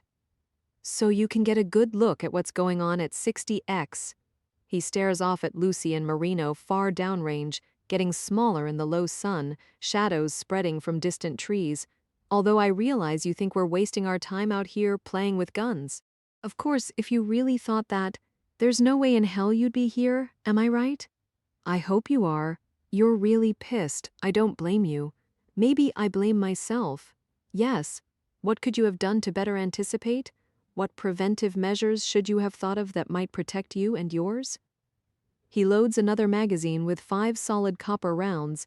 That's why I insisted you come here. I wasn't aware you did the insisting. Well, I did. 2 people dead on my turf in Morristown first, now 1 in your neighborhood, and who might be next? I know what I know, and you know what you know. Together we know a lot more than anybody else. So tell me why you're pissed, and I'll tell you why you really are. Because he's getting away with it. Nope, Custer says. It's because he's getting the best of you and your usual tools are failing. Lab science is only as good as the evidence turned in, and if evidence is tampered with and planted, then what have you got? You've got shit, like the Remington rifle. No prints on it and DNA will be worthless, you'll find out. Same with the ammo Marino found, same with the jar of pennies, a big fat nothing that takes up everybody's time and gives the perp the leisure to plan and get in position. I'm afraid you're right. I know I am, and there will be more of the same with whatever happens next. Okay, you've got my attention. The idea that this killer wanted you to find a bullet? Where's that from? Not you, I have a feeling. Lucy has suggested it as a possibility. She's subjective. So you think she's wrong? No, I think she's right. What I also think is she's wound so tight she's about to pop, he says. Tactical engagement principle number 1 is if you don't have a clear and decisive objective, the operation becomes disconnected and unfocused. I don't reply. I'm not going to share my misgivings about her, that she's emotionally involved and not being truthful. She might be disconnected and unfocused, and if not yet, that will be next. I can help you, Custer says. I'll take any help I can get. I hold his stare, and then I say, thanks. Everybody can stand to learn a few new things in life, even the big chief. He opens another box of ammo. I'm going to teach you to think like a sniper, and you know what a sniper is? A hunter, and I'm going to let you look through this hunter's eyes, through his scope, and feel what it's like to pull the trigger and watch someone die before he hits the ground. Why am I going to do that? I get up from my chair and look through the spotting scope, lightweight with a large field of view. I adjust the close-range focus on the eyepiece, and at a magnification of 60, Lucy seems right in front of me. She pushes her hair out of her face, and she's squinting in slanted light. It's that time of day when there's too much glare to be without sunglasses, and it's too shadowy to wear them. I take mine off, and it's as if Custer is reading me like a sniper reads his target. He takes his sunglasses off too, and I'm surprised by how green his eyes are, almost as green as Lucy's. I'm doing it because I know your type. That's why, he's saying. If you see and intuit what this killer does, then you'll figure him out. You'll be a lot more clear-headed than Lucy is. I got no doubt about it.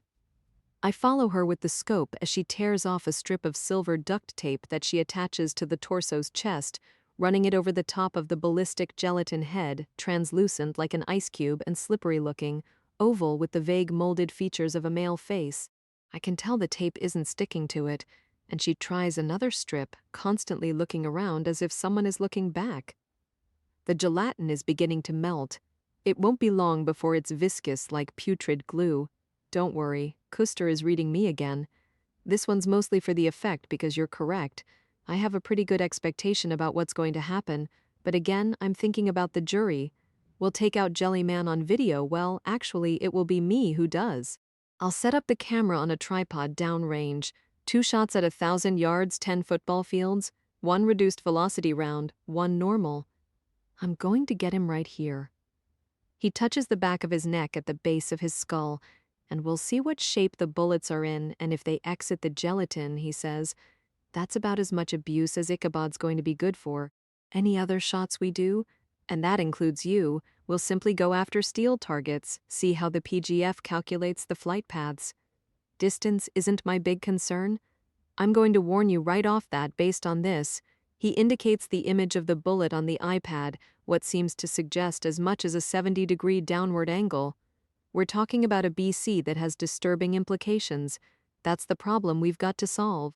BC, or ballistic coefficient, is a mathematical measure of drag, of how well a bullet cuts through the air.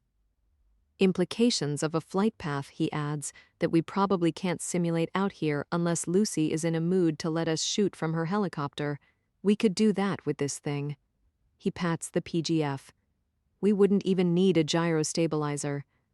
I wish you wouldn't suggest an idea like that, I reply flatly. Why not? Someone's going to... What else has Marino said to you? I look away from the scope, directly at him as he hunches his shoulder, wiping sweat from his neck and jaw. That someone might be trying to set her up? That someone might be trying to send her to prison? Might be. I'm blinded by sudden anger.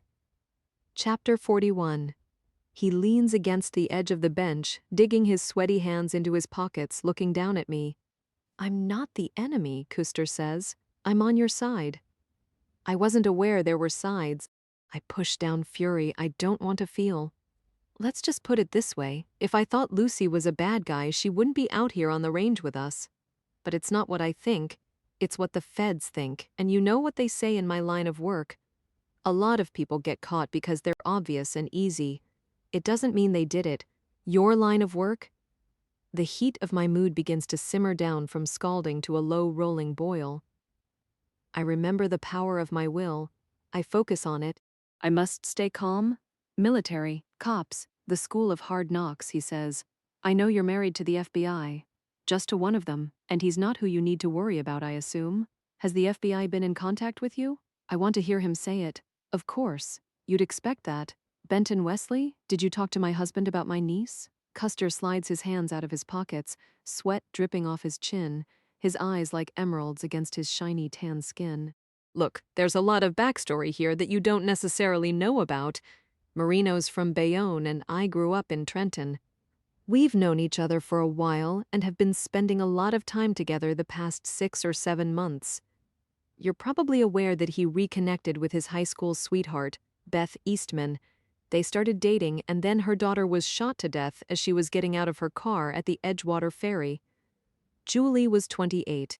She'd just gotten a promotion at Barclays and was engaged. It's terrible, I reply. All of these homicides are senseless and cold-blooded. I've thought for a while that this killer has personal information about all of you, and then things quickly began to escalate about a month ago, Kuster continues. Marino said we need to nip matters in the bud, build a case before someone else does. He trusted me because we're friends and he's known your niece since she was a kid. He knows her history and could see the writing on the wall. The problem is telling whether a former federal agent, a crack investigator like Lucy Farinelli, discovers details because she can, or if it's because she's the one who created those details, like dead-end tweets, like hacking into your database, like shooting from an elevation that might suggest a helicopter. Why would she? You've heard the story, it's a predictable one. She's confronted stressors in her life that have sent her over the edge. I've seen it before, and so have you. There's no story. Another wave of anger rolls over me. Someone may be implicating Lucy, but not enough for it to stick. None of what you've described stands up to scrutiny. And people have been sent away for a lot less. They've been destroyed. We had a case last year you probably heard about. A farmer's plowing a field and digs up skeletal remains that turned out to be those of a 20-year-old girl who disappeared from Brooklyn in 2010. The more he tried to be helpful, to gather information and assist the feds, the more suspicious they got. Now all he does is talk to his lawyers. He's bankrupt, he's a pariah, his wife's left him. He could end up indicted for something he didn't do all because he was trying to be a good person. See how it works? I know how it works. I realize how upset I am. I'm so incensed, it's scary. So let me help you catch the bad guy, but you need to sit over here in this chair. Kuster taps the folding chair in front of the bench he leans against, where the PGF is set up but not loaded. Easy as pie? I want you to find out for yourself. I stay where I am, standing behind the spotting scope on its tripod. Muzzle velocity, wind speed, temperature, barometric pressure, and the type of bullet. And the nice thing about this baby, he indicates the PGF, is it does the math for you as long as you correctly enter your type of ammo and the wind, which right now is variable and minimal, but on its way to stronger. Thursday morning in Cambridge, around the time Jamal Nari was shot, the wind was 10 knots gusting at around 15 out of the north. Now it's flipped around, which is why it's so damn hot. I moved the spotting scope, finding the round red metal targets attached by chains to what are called gong stands at distances ranging from 100 yards to a mile. The last berm I can see is mirage waves in the heat, and the target is nothing more than a red pinpoint. I try to settle down inside. The FBI has come close to ruining Benton more than once, and now they'll be happy to ruin Lucy. The anger is huge. It's not going to move. It's my family. You don't touch my family. This shooter clearly knows what he's doing and picked ammunition accordingly. Kuster keeps talking. Some rounds are slippery in the wind, but 190 LRX is hateful. It will plow on through the volatile air, through flesh, bone, whatever it hits. Massive expansion, and the wound channel looks like jelly. What about a subsonic load? I don't think so. That would be a bullet traveling at less than 1,200 feet per second, but a lighter load, yes, he says. Add that to a big distance, and the velocity drops precipitously. The bullet loses kinetic energy. If you plan it just right, it stays intact and gets recovered. I train the scope back on Marino and Lucy as they secure the ballistic head with more tape, and I can see they've used a rubber mallet to drive the steel rod into the dirt, then placed large rocks around it. Play out what you think, I say to Jack Kuster. Say one of these leaves the muzzle at 2,400 feet per second instead of 2,800. He plucks a cartridge out of a box and holds it up. In other words, a slightly lighter powder charge. Well, that's going to drop to less than 150 feet per second at 1,000 yards, or an energy of less than 558 foot-pounds. And depending on what it hits, there could be very little expansion or collateral damage. If it hits something soft like a carcass, he agrees. Or ballistic gelatin as opposed to a hard target like metal or in real-life bone. In the round you recovered from Jamal Nari's chest, exactly how much bone did it hit? It separated the vertebra and after that tunneled through soft tissue, lodging under the skin. That's part of the explanation. The other part is where the hell is the bad guy shooting from? Do you know? I don't. He pulls a small white towel out of his knapsack and hands it to me. But what I do know is when we're done, you're not going to think the same way. And what way is that? Like a scientist, like a doctor, like a mother or an aunt. I'm going to teach you how to think like a hunter of human beings, and that feels like what in your experience? It feels like nothing if they had it coming, he says. I watch Lucy and Marino swivel the mannequin around, turning its back to us. They're talking to each other, now walking in our direction along the narrow dirt road that's barely wide enough for a mule utility cart. Lucy's eyes don't stop moving as she talks and continues her scan. I know her better than anyone. She's worried we're being stalked and she's basing her worry on real information. You going to try this thing or what? Custer taps the folding chair again. I walk over to the bench. I sit in the chair. Sweat streams down my face and into my eyes. I can't get comfortable for someone who has the strong, steady hands of a surgeon. I'm shaky as I attempt to center the blue X in the heads-up display. The rifle is heavy, at least 20 pounds. I don't think I'm even on the right target, I admit. You're not. The 1,000-yard berm is the big one to the left. Custer is standing nearby, acting as my spotter, the rifle's scope live streaming video to the iPad. The Jellyman was destroyed in 2 shots. Custer nailed the area that would have been the back of the neck at the level of C2 at the base of the skull. At 1,000 yards, the slightly lighter load didn't exit. There was very little damage, and the bullet drop was almost 478 inches, meaning the PGF had to aim more than 39 feet above the target. The heavy load round passed through the jelly head, and we didn't find the bullet. Likely it dug deep into the earth. The intact bullet that killed Jamal Nari must have been loaded with less powder than usual. If so, Lucy is right. It was deliberate. I'm not impressed that she would think of it because I'm too concerned about why she did. She's with us, and she's not. She's focusing keenly while her attention is all over the place, her eyes moving constantly, and I recognize the almost imperceptible turns and tilts of her head. Her peripheral vision, her hearing are on high alert. The thought moves through a dark part of my mind, a deep, off-limits place. Lucy might know who Copperhead is. Maybe Benton has his own suspicions too, and for some reason they won't tell me. Now we've switched to metal, and Custer, Marino, and Lucy are seeing exactly what I am. They let me know I'm off target by about 1/4 of a mile. I look up, wiping my face and hands on the towel. Then I gaze at the spread of parched grazing land, empty except for berms and their backstops, and far off clumps of trees. I peer through the scope again. I move the barrel to the left, making very minor adjustments, finding the tiny red targets on the 750-yard berm, and then finally the pale tan berm 1,000 yards away, a vague and wavy mirage. It's as if the targets are dancing. I push away sinister thoughts and a growing sense of hopelessness. What we can't account for is the some 70-degree downward flight path of the bullet that struck Nari in the back of his neck and lodged under the skin of his chest. Shadows are deepening, creeping in from all angles like nocturnal animals, the sun burning on the horizon and sinking below it in a smoldering rosy orange. I can barely see the red metal targets lined up like lollipops, and I set the white dot on the one farthest to the left and tag it. Then I change my mind. Wind call. I realized we've been at this for more than an hour, and it won't be long before it's too dark to see. Maybe the wind has shifted again. It's picked up and the temperature hasn't dipped below the high 80s. I think you should do this. I decide with no one in particular in mind as I reach for my bottle of water, taking a big warm swallow, no one else on the firing line except 3 men, military I'm sure. They showed up about 15 minutes ago, picking a distant steel-roofed concrete pad reserved for close range.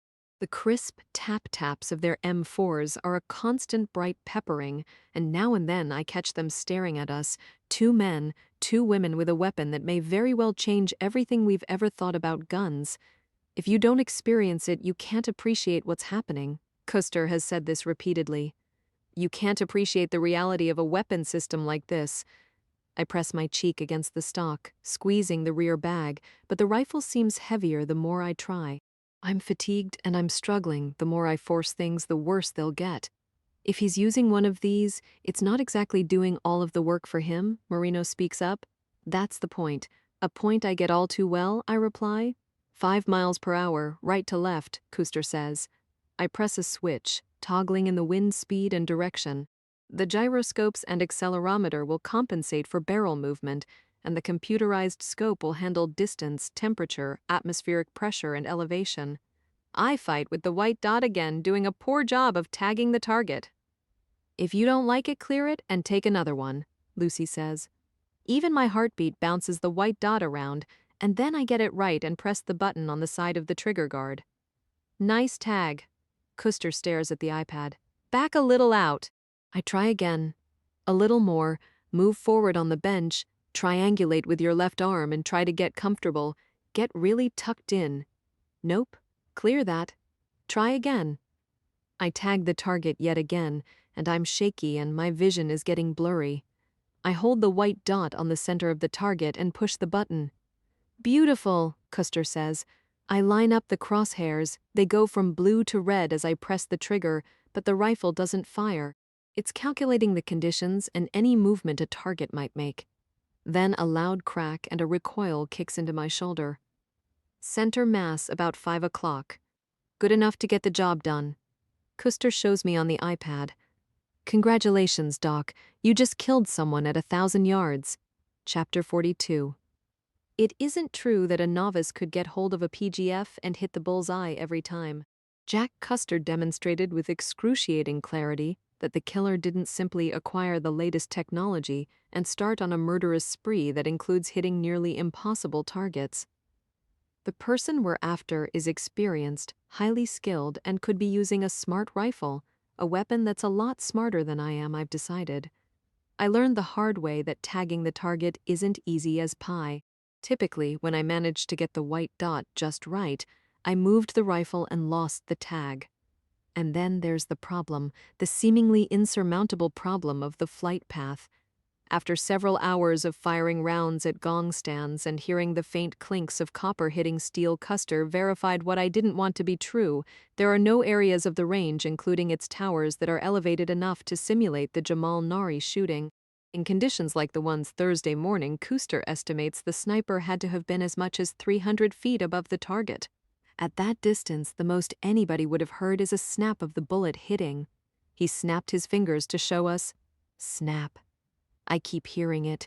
He said we'd be foolish to rule out a helicopter, and it's just one more thing that the FBI will use against Lucy.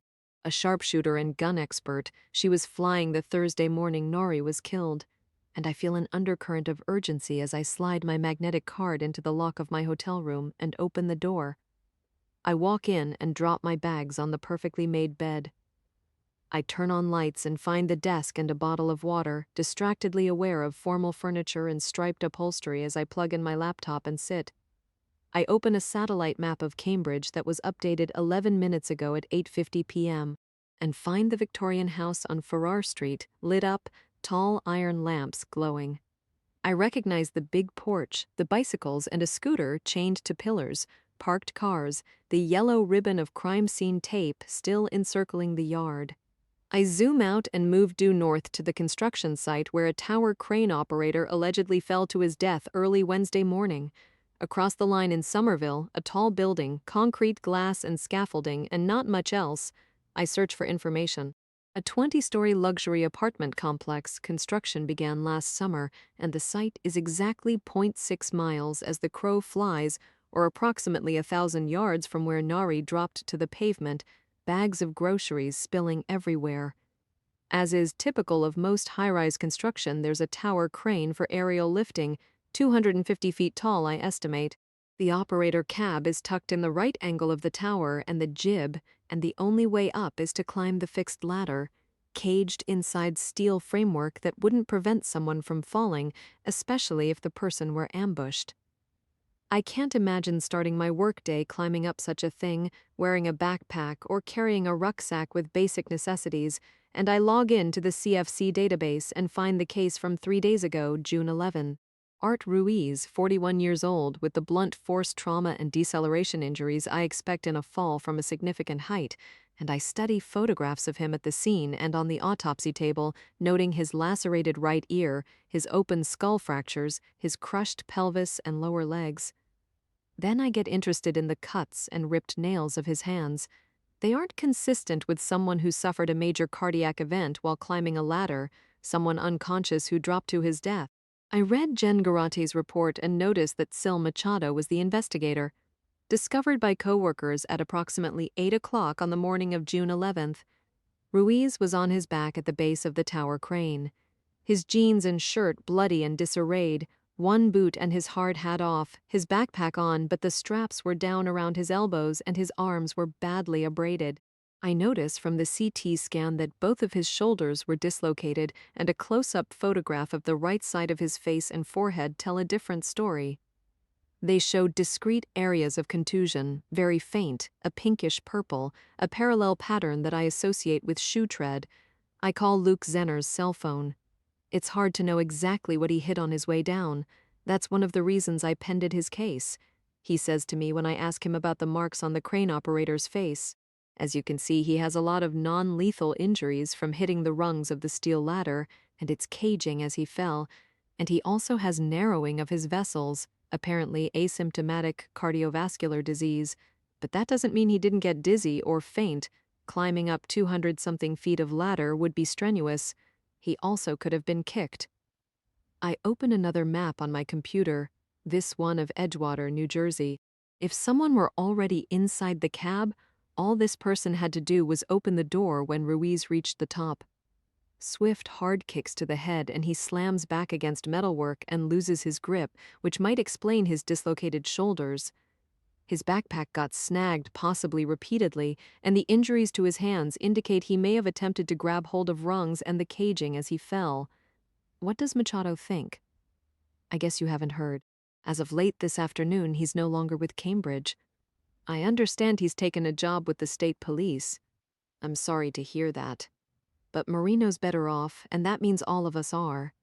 Another high-rise under construction, another tower crane just blocks from where Julie Eastman was murdered, and I search for government reports for anything that might have been made public. I ask Luke if there's been any discussion about Ruiz being a homicide. Not yet, he says. And the construction site? I'm assuming it was immediately shut down. Yes. You know what happens when OSHA gets involved? Well, there was something similar in a New Jersey shooting that's connected to the Neri shooting. Hold on, and these shootings are related to the construction death. I'm thinking that, I reply. A construction site close to the Edgewater ferry landing was shut down 2 days before Julie Eastman was murdered. Apparently, there were complaints to OSHA about safety violations, and the job was temporarily halted pending an investigation. And 6 months ago, the shooting homicide in Morristown. Jack Segal was murdered as he was getting out of his car behind his restaurant, which is a third of a mile from another major construction site with a tower crane. Was that site also shut down? It would have been, I reply. Segal was murdered December 29th, and I don't know of any construction site that is active during the holidays. They obviously don't disassemble tower cranes when work is halted, and there's nothing to stop someone from climbing up and breaking into the cab. To shoot people. The ultimate deer stand, hundreds of feet in the air, I reply.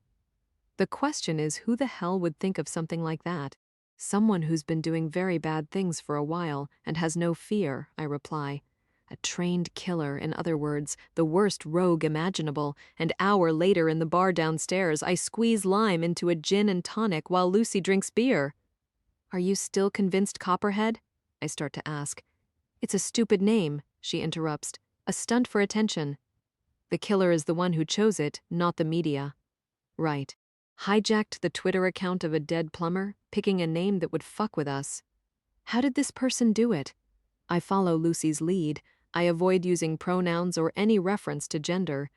Easy if you know how to data mine, how to access death records, and we're supposed to start thinking that too. It's all planned and deliberate. We are, us specifically, I ask, and she says nothing. Why would it enter your mind that this person wanted to ensure we'd find an intact bullet? I get back to my question as I continue to think about what else Jack Custer said. Lucy is subjective. She's wound so tight she's about to pop. She's that way for a reason. Lucy always has one, and I'm going to find out what it is. An engraved 3 on a bullet, and we're supposed to think about how many other people are going to die, and if the next victims are us, she says. I think 4 to go as I sip my drink and listen to the clatter of the Midtown Express train. The grand white brick Madison Hotel is close to railroad tracks in a historic area of Morristown that's only a 30 or 40-minute drive from where Julie Eastman was murdered. The restaurant where Jack Segal was shot is even closer, and a month ago the killer was inside this hotel's business center sending me a tweet, a poem from Copperhead that referenced a silent hangman and gold-like fragments, a poem that said tick-tock. A disturbed, unsettled flutter starts in my gut as if I'm about to be sick. An elevation of several hundred feet. I bring that up to see what Lucy will say. How is that possible in the area of Cambridge where Nari was shot? You say that as if you already know the answer? She looks at me. I might. Maybe I got the idea from you. Not from me. From my wanting an explanation other than a helicopter, specifically your helicopter, I reply. The tallest building anywhere near the house on Farrar Street is maybe 4 or 5 stories, she says. And then she brings up construction, the high-rise being built on Somerville Avenue where the tower crane operator died. So you thought of it too, I reply, and I tell her he might have been murdered. That would make sense, she says. Why would it, I ask. It was smart of you to figure it out, and I agree, it makes sense, she repeats. The bar is pleasantly dark with wainscoted walls and bare wooden floors, and there's a piano at the far end, nobody playing right now. It's almost 11 and we've showered and changed, both of us in jeans and polo shirts, finishing salads, going easy with our drinks after hours in the heat. I feel the unpleasant flutter again as I confront her about helicopters because someone else will and may have already. You were flying Thursday morning around the time Nari was murdered. I sip my drink and focus on my stomach to see if the tonic water might settle it. After he was murdered, she corrects me. I took off from Norwood at 11:08, and that's on an ATC recording. It's an indisputable fact. I'm not interrogating you, Lucy, but it has to be cleared up. I think the shootings are being done from tower cranes, but we have to talk about helicopters. Go right ahead, interrogate. You won't be the only one, in fact you aren't. What time did you begin monitoring the Boston area frequencies Thursday morning? The tonic water isn't helping and I don't know what's wrong. You routinely do that prior to a flight. You check weather. You check area traffic and notices. The waitress is heading our way, a young woman with short spiky hair in tight black pants and a white cotton dress shirt. Could there have been another helicopter up that might have what? Lucy interrupts. The killer put it on autopilot and fired a heavy weapons system out the window. Or maybe had an accomplice who was doing the flying with a door off? No way. You were smart to think of the cranes. I guarantee you're right. It makes sense. Need another? The waitress smiles at me and glances warily at Lucy as my feeling gets worse. A shot of gin on the side and extra tonic water, please. It's a bad idea and I probably should go upstairs to bed, but I can't possibly. Do you have St. Pauli, girl? Lucy asks boldly, and I'm stunned. Yes. The waitress sounds nervous. Now we're talking. Lucy is intimidating her and she hurries off. What just happened? I take a deep, slow breath, waiting for the nausea to pass. How did you know about the beer? You mean the empty bottles lined up on the rocks where Gracie Smithers had her head smashed? You took photographs at the scene and uploaded them into the database. You also took plenty of photographs at the Patty Marsico scene in Nantucket. Do you remember what was on the windowsill inside the flooded basement? 4 empty St. Pauli girl bottles, wiped clean of prints, the DNA destroyed by bleach, the labels facing out. You know who owns the real estate company, the one that Patty Marsico's estranged husband tried to sue? Gordian Knot Estates, the corporation formed 3 years ago by Bob Rosato? You just scared the hell out of our server. I finish my drink and don't feel any worse or better. I don't want her hanging around. I don't think she has any interest in hanging around. Are you ready to start telling me the truth? Do you think I don't know when you're not? I touch my forehead and it's hot. You know everything, she says. We'll sit here until I do. Why's your face so flushed? No more lies, I reply. It's not lying. It's about timing, about my feeling it's safe to share information. So far, it hasn't been safe, and I wasn't sure of it. Why? Maybe you won't approve. Maybe you won't believe me the same way certain other people don't. What other people, Marino? I know what he thinks. What did you tell him that you haven't told me? I hold her stare, trying to read what's going through her mind, secrets she doesn't want to trust me with, and she's not afraid. She's not angry. She's something else I can't quite define, and then I catch the scent of it. I feel its motionless presence, its stare like a majestic animal perfectly camouflaged, and I know what it is. Lust, the signet ring that's been in Janet's family. Sexual lust, bloodlust, I sense both raging inside her. You stopped wearing it, and then Janet's father got it back, not the other way around. She shouldn't be talking to you. A glint of hurt darkens Lucy's eyes to the color of moss. Some months ago, you suddenly got a different helicopter. I like the Augusta better. It's 20 knots faster. And recently, you bought a new Ferrari? We need a back seat, and I'll bet Janet didn't bother telling you why. She didn't. She should tell you. Well, it's not important anymore. At least a back seat is helpful when I pick up Sock. What isn't important anymore? You need to ask Janet. I'm asking you.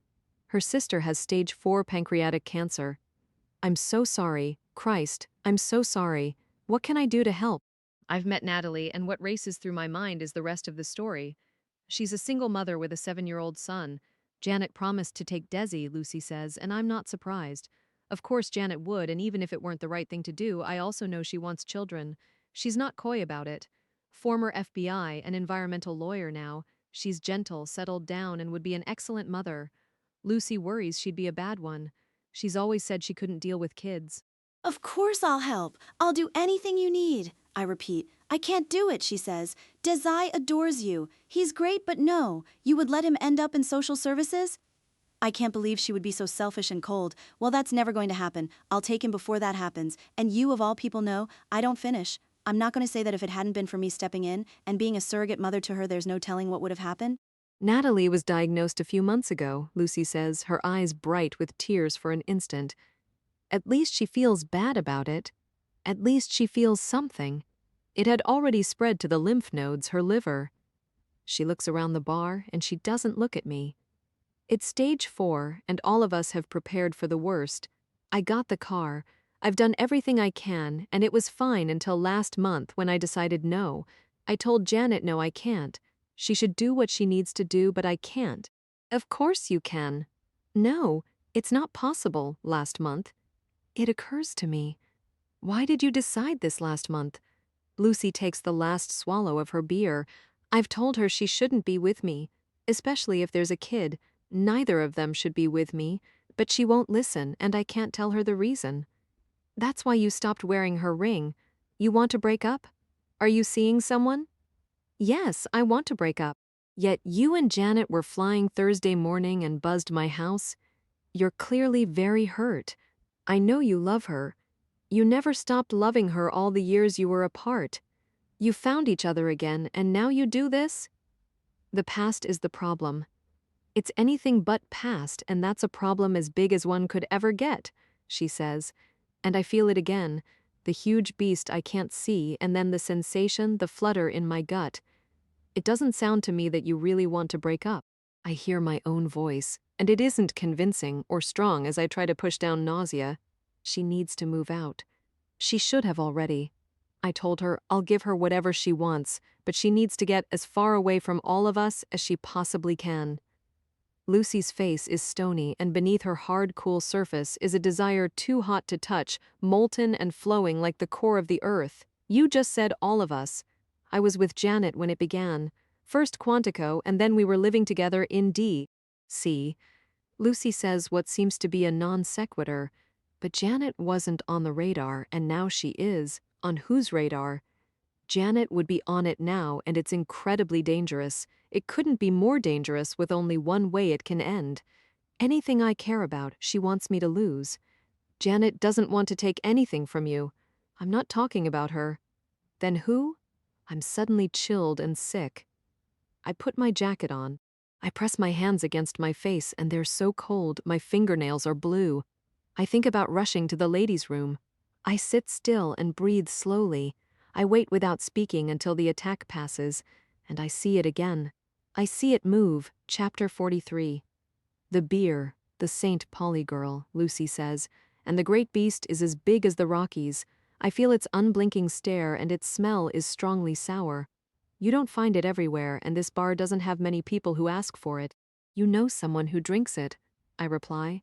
And she nods, and the air shifts and the smell changes. A gamey, wet odor that I know is an olfactory hallucination, as a primitive part of my brain somehow knows what's coming. It's threatening enough that I can't give it form. I can't capture it as a conscious thought.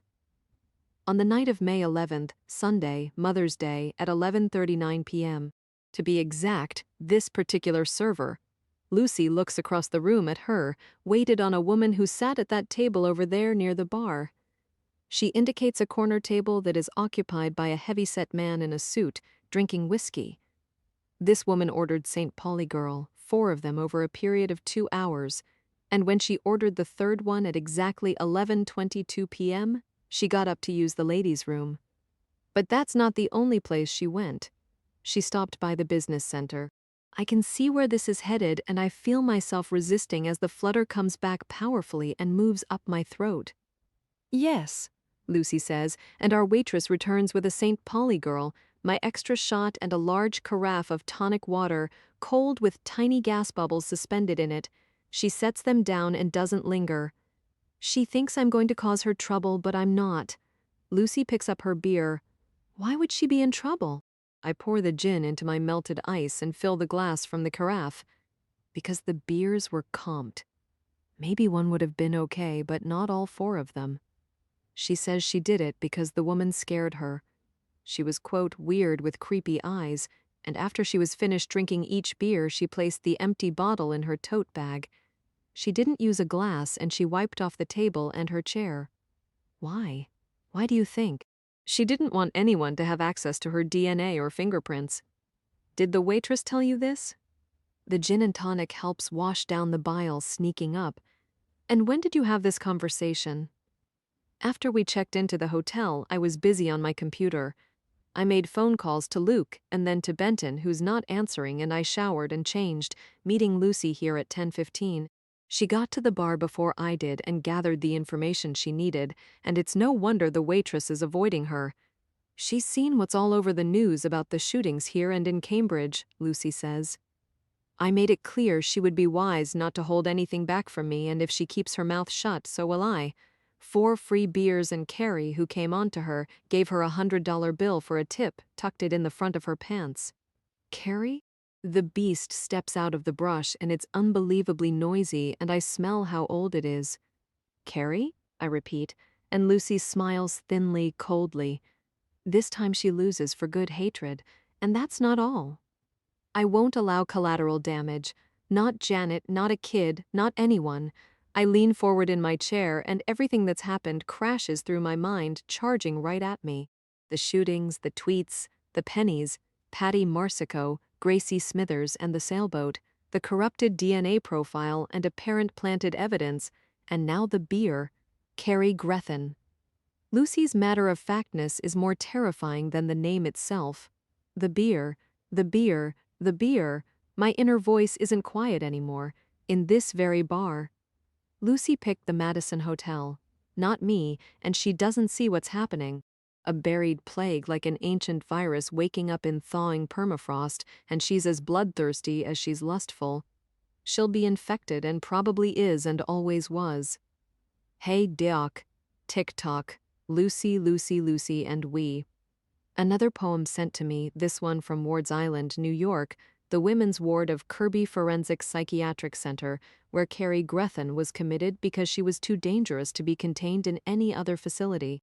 Criminally insane, too mentally unfit to stand trial. But it wasn't true. It couldn't have been more false. She was never crazy, was anything but crazy. And I remember what Benton said after she escaped from maximum security. Carrie Grethen hasn't finished ruining people's lives. She's dead, I say it quietly, carefully, my hands cradling my drink as I hold Lucy's stare.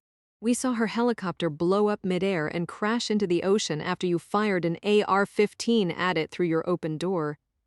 It was a white Schweizer that was no match for Lucy's Jet Ranger or her skills. But we were low on fuel when its pilot, Carrie's killing partner Newton Joyce, opened fire with a submachine gun hitting our skids, our fuselage. Lucy didn't want to crash over a crowded beach over occupied buildings and busy streets, so she banked and headed out over the Atlantic Ocean where we could die without taking innocent people with us. That was 13 years ago. She isn't, Lucy says. Carrie's not dead. You won't prove it through fingerprints or DNA. Those files are never purged from IAFIS or CODIS, and she knows all about it, is too smart to be caught that way, and not with trace evidence or ballistics either. Someone who helped me engineer and program the FBI computer system, and you think for 1 minute any traditional means will stop her. Nothing was too violent, too monstrous for her. She picked a killing partner, a sexual sadist who had been disfigured, horribly scarred. He abducted objects of his obsession, people who were beautiful to him. He cut off their faces. He had a freezer full of them. To carry forensics is nothing more than tinker toys. Rudimentary and childish, Lucy goes on, and she could be describing herself. I envision the tiny piston helicopter exploding into a ball of fire, breaking apart and raining down into the sea. There would have been no survivors, but I never actually saw Cary Grethen. I saw the pilot, a glimpse of his scarred face. I assumed Cary was in the other seat. Everyone assumed it. Her remains were never found, only part of Newton Joyce's charred left leg, Quantico, she says. The boardroom, the Globe and Laurel, our hangouts when we were developing Kane. That's what we drank together, our favorite German beer. She knows I'd think of it. Tick-tock, watch the clock, big DOC, Copperhead is Cary Grethen. And the poem sent to you on Mother's Day has the same language, Lucy says. Watch the clock, Doc, tick-tock. It was always you she hated. She was jealous of our relationship and couldn't stand that you weren't afraid of her. During one of our earliest encounters, we almost came to blows. I disliked her instantly, and that much. I remember lying in wait at a spy shop in a Northern Virginia shopping mall. Had there not been other customers present when Cary walked in with coffee, I'm sure she would have thrown it in my face. I see it, I hear it, as if it just happened, the way I led her to an empty bench by a fountain and spoke to her in a way she wouldn't forget. There's no point in wasting your charm on me because I have you figured out. Lucy was a teenager when she began her internship with the FBI, working out of Quantico's Classified Engineering Research Facility, the ERF. Cary was her mentor, and I can see her clearly from back then. Her eyes a dark blue that would turn violet on their way to steely hard, and she had a rare beauty, fine-featured, a brunette, and I envisioned the person driving Rand Bloom's gray pickup truck. Short hair possibly dyed light blonde, big glasses and a cap pulled low, and it could have been Cary, and then I'm sure it was. When I first met her at the ERF, I couldn't tell her age, but she's older than Lucy, well into her 40s now. Cary is vain. She would have taken impeccable care of herself. She'd look younger than her years and be extremely fit. The two of them, Lucy and Cary, they're each other's good and evil other half. Okay, I'm listening. I'm open-minded and reasonable. I'm listening carefully. My voice doesn't begin to convey what I feel. She didn't die. I've always wondered about it. Lucy's attention is all around us as if Cary Grethen might be here. I must have known at some level that she wasn't inside the helicopter. Then who was, I ask, and the nausea has completely passed. The glare on the windscreen and Newton Joyce started shooting at us, Lucy says. It could be that no one else was in it, I don't know.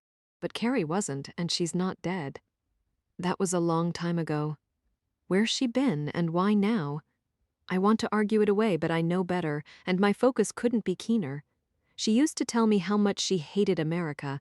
God knows she hated the FBI and only went to work for them so she could steal technology.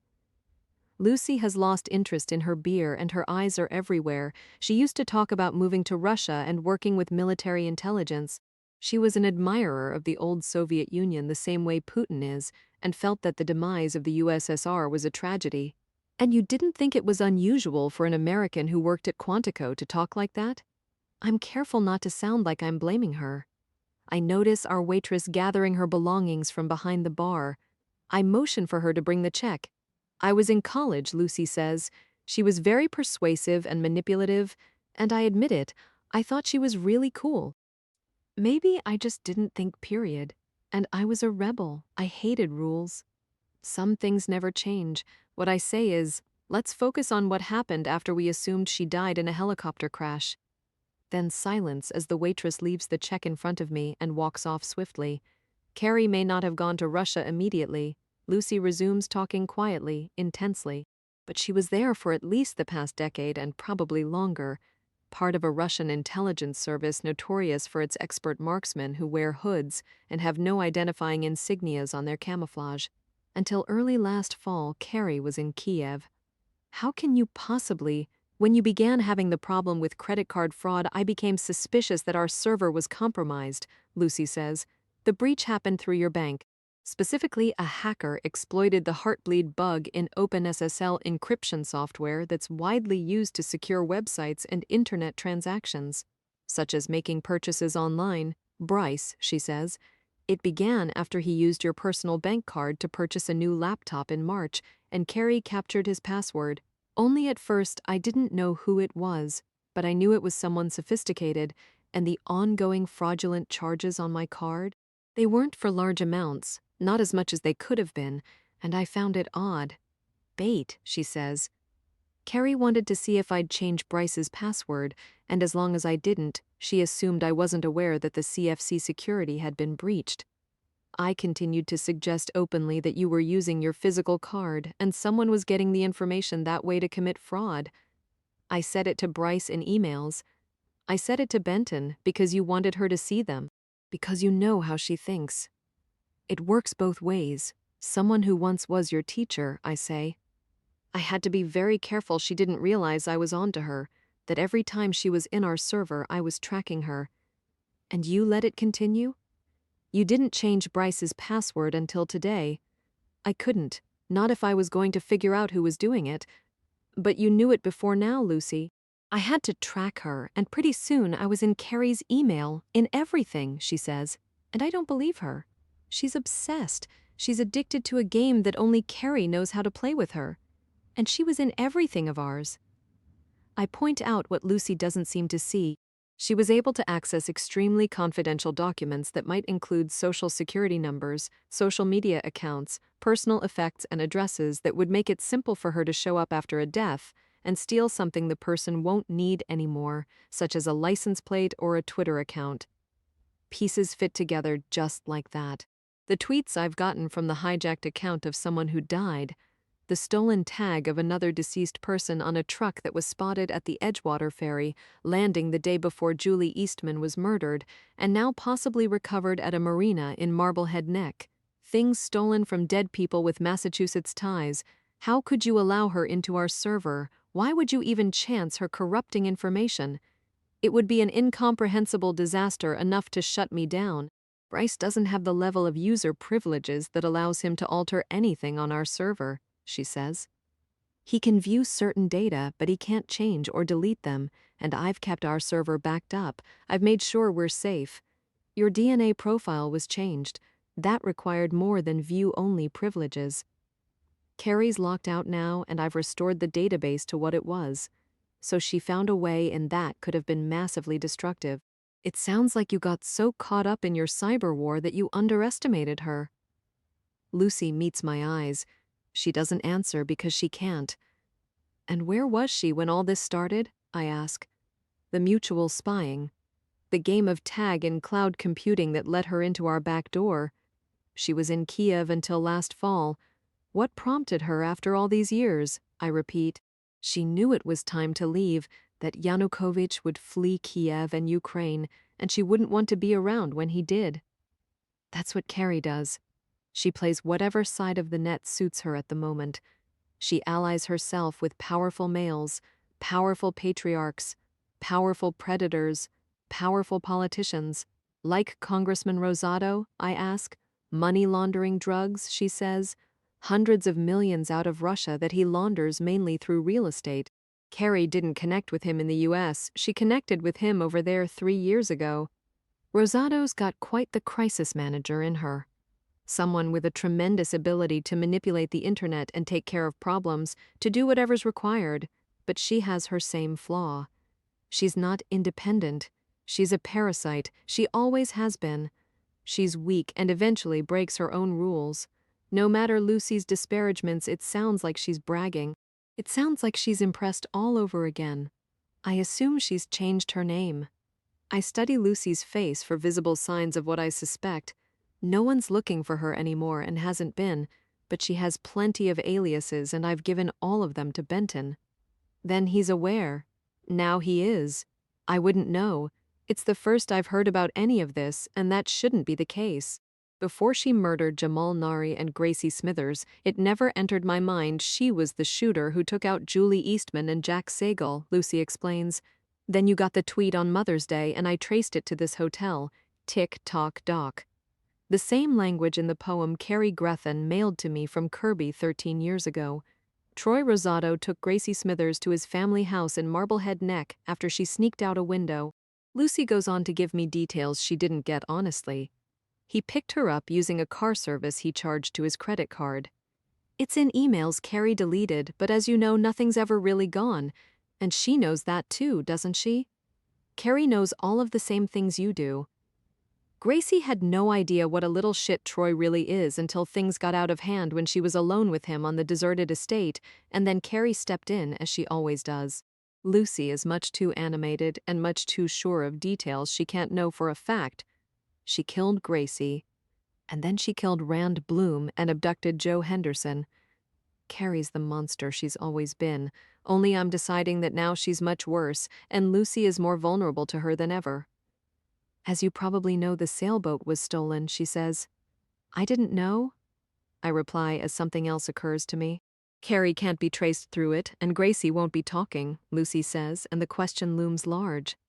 Why are we here? Why really? I ask. Were you hoping you would find her here? Why would she be here? Because we are. Because you are. You want to see her.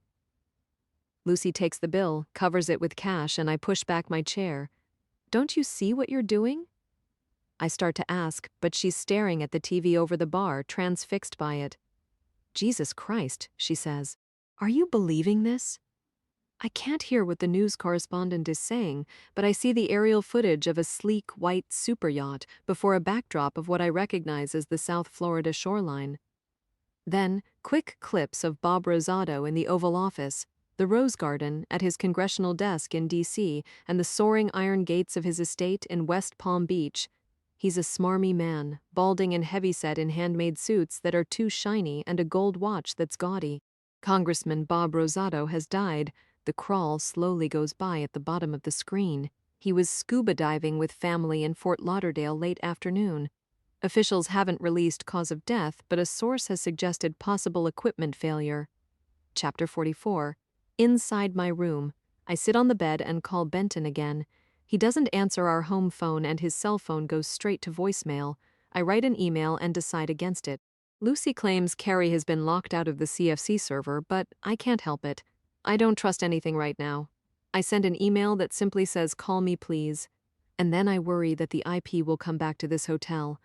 But Carrie could already know we're here. Emails were exchanged about it. Next, I text Benton, and there's no reply. Marino obviously is in a loud bar when I finally try him, and I suspect he's with Jack Custer. Have you seen the news? I ask. I was going to call you. It happened at around 6, and we're just now hearing about it at midnight? Weird, right? Considering who it is, no, it's not weird, but his death is too coincidental. He might have had a heart attack. Marino isn't in great shape. It's the leading cause of scuba deaths.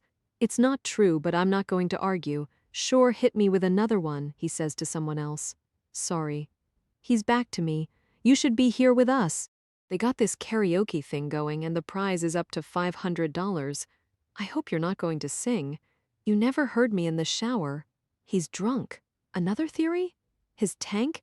It may have been accidentally filled with too high a blend of oxygen, which is combustible. Baseless theories are worthless. I'm tired of theories. I'm damn tired of them, Marino. I'm just saying, I can't get hold of Benton. I haven't talked to him. I start to say, why would you? Marino can't stand Benton and I feel alone. You sound upset. You want me to come back to the hotel now? He says above the din. You don't think this is too coincidental? I repeat, what? He's very loud and I turn down the volume on my phone. Rosado dying now, in light of everything else? He was probably well on his way to getting arrested, as is his son. I don't know. Well, I do. Someone like him? Politicians like him are bulletproof and freaky timing happens. Maybe it's poetic justice, he says, and I can tell he's walking outside where it's quieter. You don't sound so good. I'm fine. Like you're pissed. What a fucking long day sweating our brains out. I ask if Lucy has told him about Carrie. Shit. A pause, and he says brusquely, impatiently, yeah, I talked to her earlier before you two went down to the bar. She said she was going to talk to a waitress or something, and it went on from there. And I hate to say it, but it's not 100% new. I've heard rumblings before that's made me think Carrie was back inside her head. You know what I mean by that? I'm afraid I do. I remember like it was yesterday. I don't have the right word for it, some hypnotic thing like Svengali, but I don't correct him. Yeah, this addictive thing. These people who get so deep under your skin, you can't pull them out. Like Doris. I'm sorry about Beth Eastman. I haven't really said that to him yet. The first girl I went steady with. It's kind of unbelievable to look at each other now. I kind of wish I hadn't. And the truth is there's no going back. I remember when she was on the homecoming court, you know, the prom and all that shit. Marino slurs. Lucy's stuff about Carrie is just ridiculous any way you look at it, Doc, and I think she should see a shrink, and she'd better get a damn good lawyer. When I don't reply, he's silent for a moment. Then he says, You're not telling me you believe her, that you think we should be chasing a fucking ghost? There's no physical evidence that Carrie Grethen is dead, I reply. Only circumstances and a long silence that could very well be explained if she was living in another country for the last decade or longer. What Lucy needs is a shrink and a lawyer, Doc, the best she can find.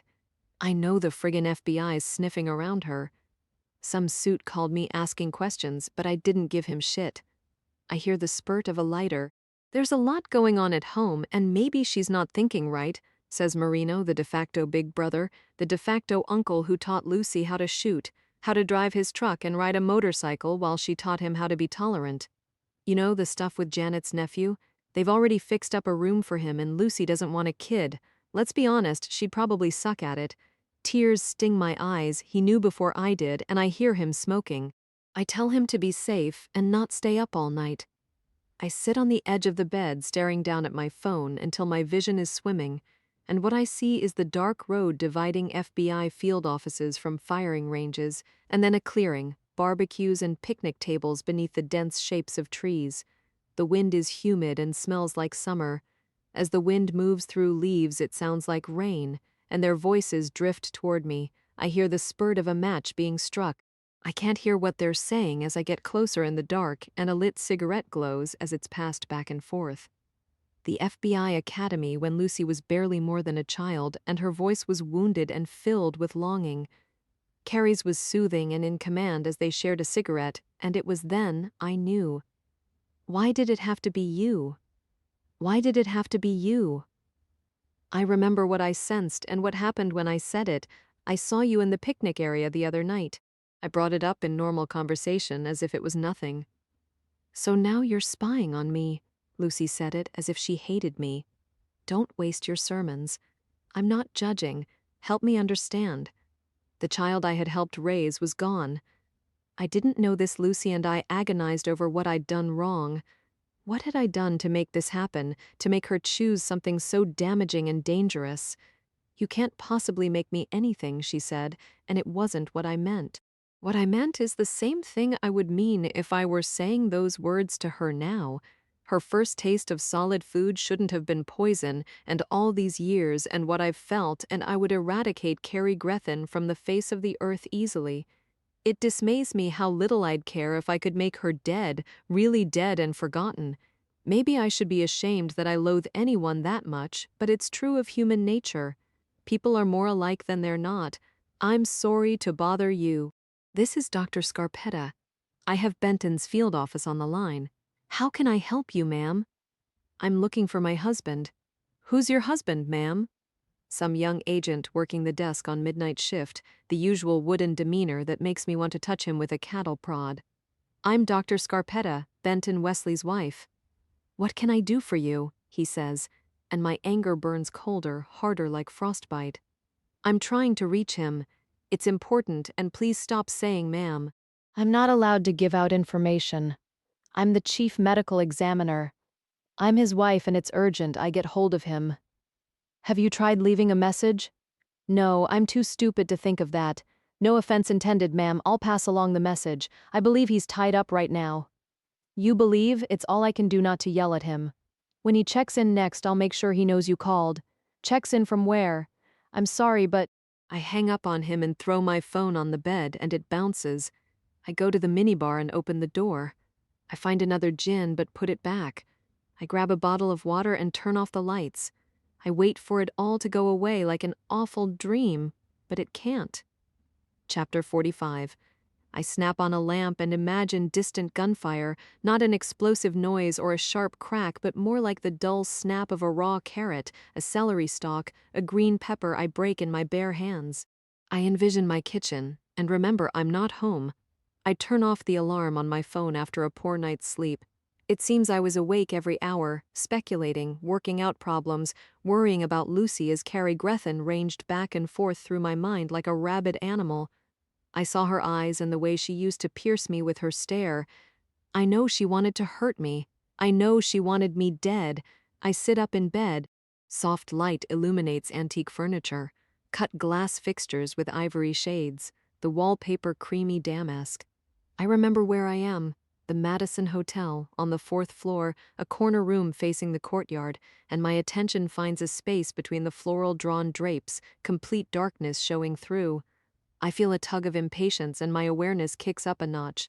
Despite my efforts, the drapes didn't stay completely closed even after I propped a chair in front of them, shoving the heavy fabric panels together, pinning them against the glass.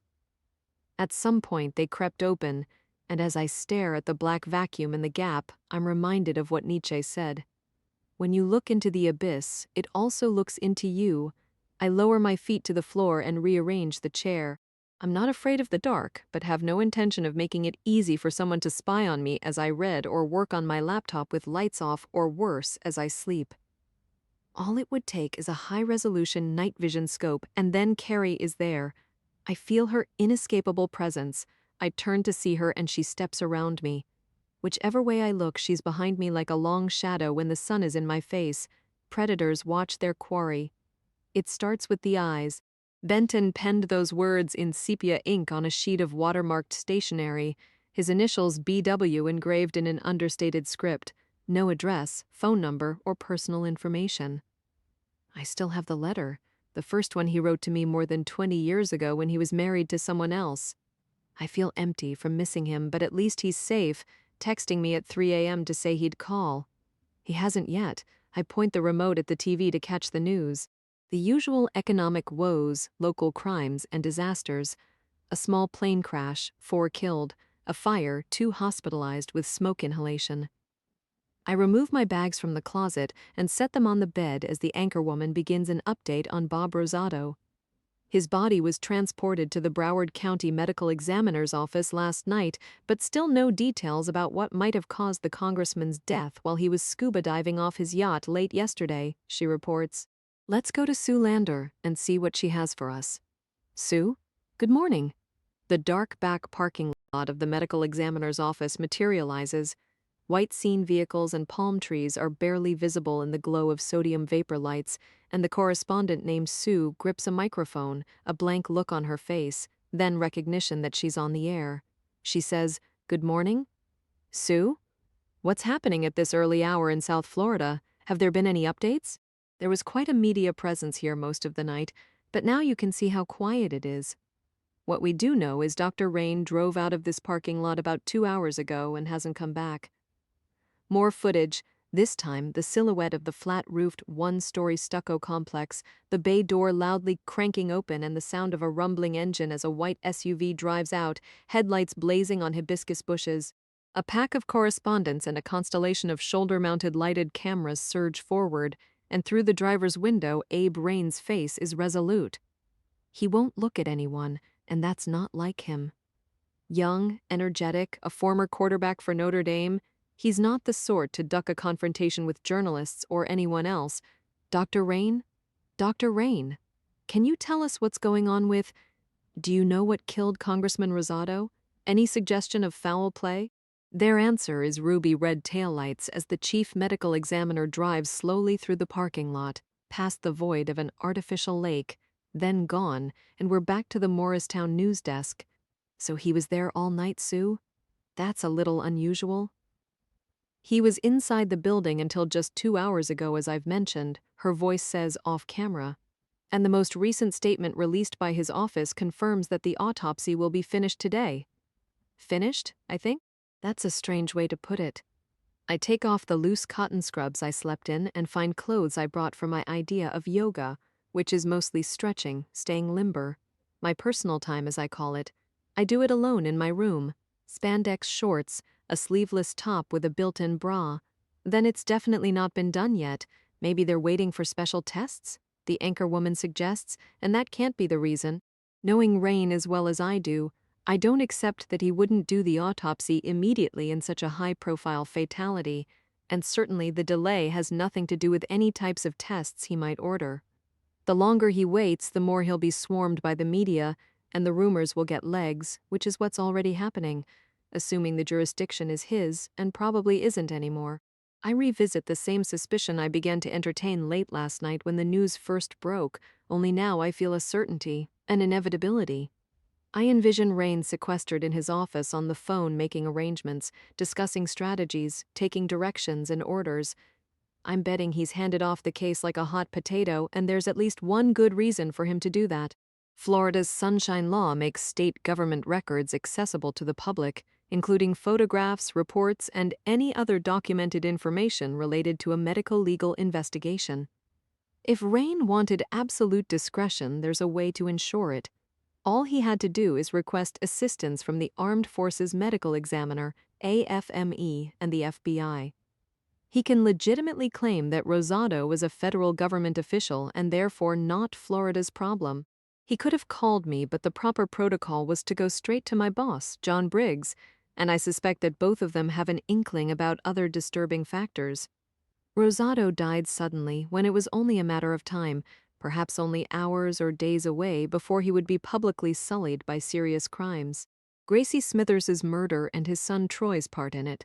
A murdered insurance investigator linked to Rosado's real estate, and of course the possibility of money laundering and a crisis manager, a psychopath named Carrie Grethen who isn't dead, Gordian knot, a knot impossible to unravel, and Alexander the Great solved the problem by cutting through it with his sword, in other words by cheating, a provocative name for a corporation, and I wonder who came up with it, and then she's in my mind again. It's the sort of cryptic name she would conceive, one that hints of using violence whenever it suits or in her case whenever she pleases. She doesn't work alone. Her Clydes, as Lucy used to call them. Carrie has always had a killing partner. Temple Galt, Newton Joyce. There probably have been others, and her newest might be Troy Rosado, and that bends my thoughts back around to my niece. She was a teenager, about the same age as Troy, when she and Carrie worked together at Quantico and began a relationship that hasn't ended. I don't care what Lucy claims. Sitting on the edge of the bed with my laptop, I log on to the internet to see what else I can find about Rosado's death, and the most complete coverage is in the New York Times. There's little that's not already on the news, a few additional details from police and first responders who wouldn't allow their names to be used. The 52-year-old congressman died at approximately 6 p.m. while diving the Mercedes, a German freighter sunk in the 1980s, now an artificial reef in 90 feet of water barely a mile offshore. He chose to dive the shipwreck late in the day because he didn't want other divers or their boats around, not only for privacy reasons but also for his safety. As chairman of the Homeland Security Subcommittee on Border and Maritime Security, he was a potential target for drug cartels and organized crime. And if what Lucy says is true, he was a bigger thief than anyone who might be out to get him. For his first dive of the day, I continue to read, He was witnessed stepping off the dive platform, taking his giant stride into the ocean. He was floating on the surface with his buoyancy control device, his BCD vest inflated, when it appeared his tank malfunctioned. A sudden release of pressurized gas made several loud popping sounds and spun him into the air. Why several? I ponder this as the anchorwoman starts in on the local weather, warning that the high today in New Jersey will be record-setting. Popping sounds, as in more than one? I flick off the TV and skim for an explanation, finding nothing further, only theories and wild speculations. His neck was broken. An O-ring was loose or failed. Someone tampered with the first stage of his regulator. A bomb was attached to the anchor line. A shark got him. His gear was sabotaged by the mafia. Maybe his wife wanted him gone. I decide against my floor exercises. I sit on the bed and think. I wait for my phone to ring because I'm sure it will. General Briggs is an early riser. He's usually up by 4, unless he's somewhere else, Florida, for example. He should be in his office at Dover Air Force Base Port Mortuary, where several years ago I spent long months of radiologic training. I wait a few more minutes, pacing the room, and there's no answer at his office. I try his cell with no better luck. Maybe he's still at home, and I enter that number. The phone rings 3 times, then, "Hello, Ruthie?" "Yes." His wife sounds barely awake and startled. "Oh my God, Kay. Is he all right? Is there a reason he might not be?" "Then you're not with him." She sounds congested and upset from crying. "No, I'm sorry to call so early. I woke you up. I was hoping to speak to him about the Rosado case in Florida. I assumed you might be with him." Her voice is shaky and depressed. "No, I'm in New Jersey," I reply. "I see. John's down there and whatever's happened exactly?" "I don't know, but I can tell you he was very stressed. He flew out the door last night like a bat out of hell right after he got the phone call. About the congressman? A few minutes before 7 last night. I was on the range then, and Benton wasn't answering his phone. As much as he hates the CIA, as you well know, since it seems to be their favorite pastime to harass him, spying, showing up with their latest accusation about him leaking information, she says, and I didn't know she was so paranoid. In fact, she sounds almost hysterical. And you know what I say? I say, "John, how are you any different? A life of secrets, lies, and threats of being locked up in Leavenworth there. If anybody's tapping our phone, I don't care. I turn 50 next week and life is short and I don't need to tell you that. Will you talk to him? About what exactly? His blood pressure and cholesterol are through the roof. He has Raynaud's syndrome and had to have his beta blocker changed because his heartbeat is so slow he was almost blacking out. He's not supposed to dive. He was specifically told not to. He's planning on diving. He took his gear, so what do you think? And it's strictly against his doctor's orders, but you know how he is. Everything he sees, everything that kills people, and he believes it will never happen to him." She starts to sob. "We got in a big fight about it before he left." "Please don't let him. I don't want to lose my husband." Chapter 46.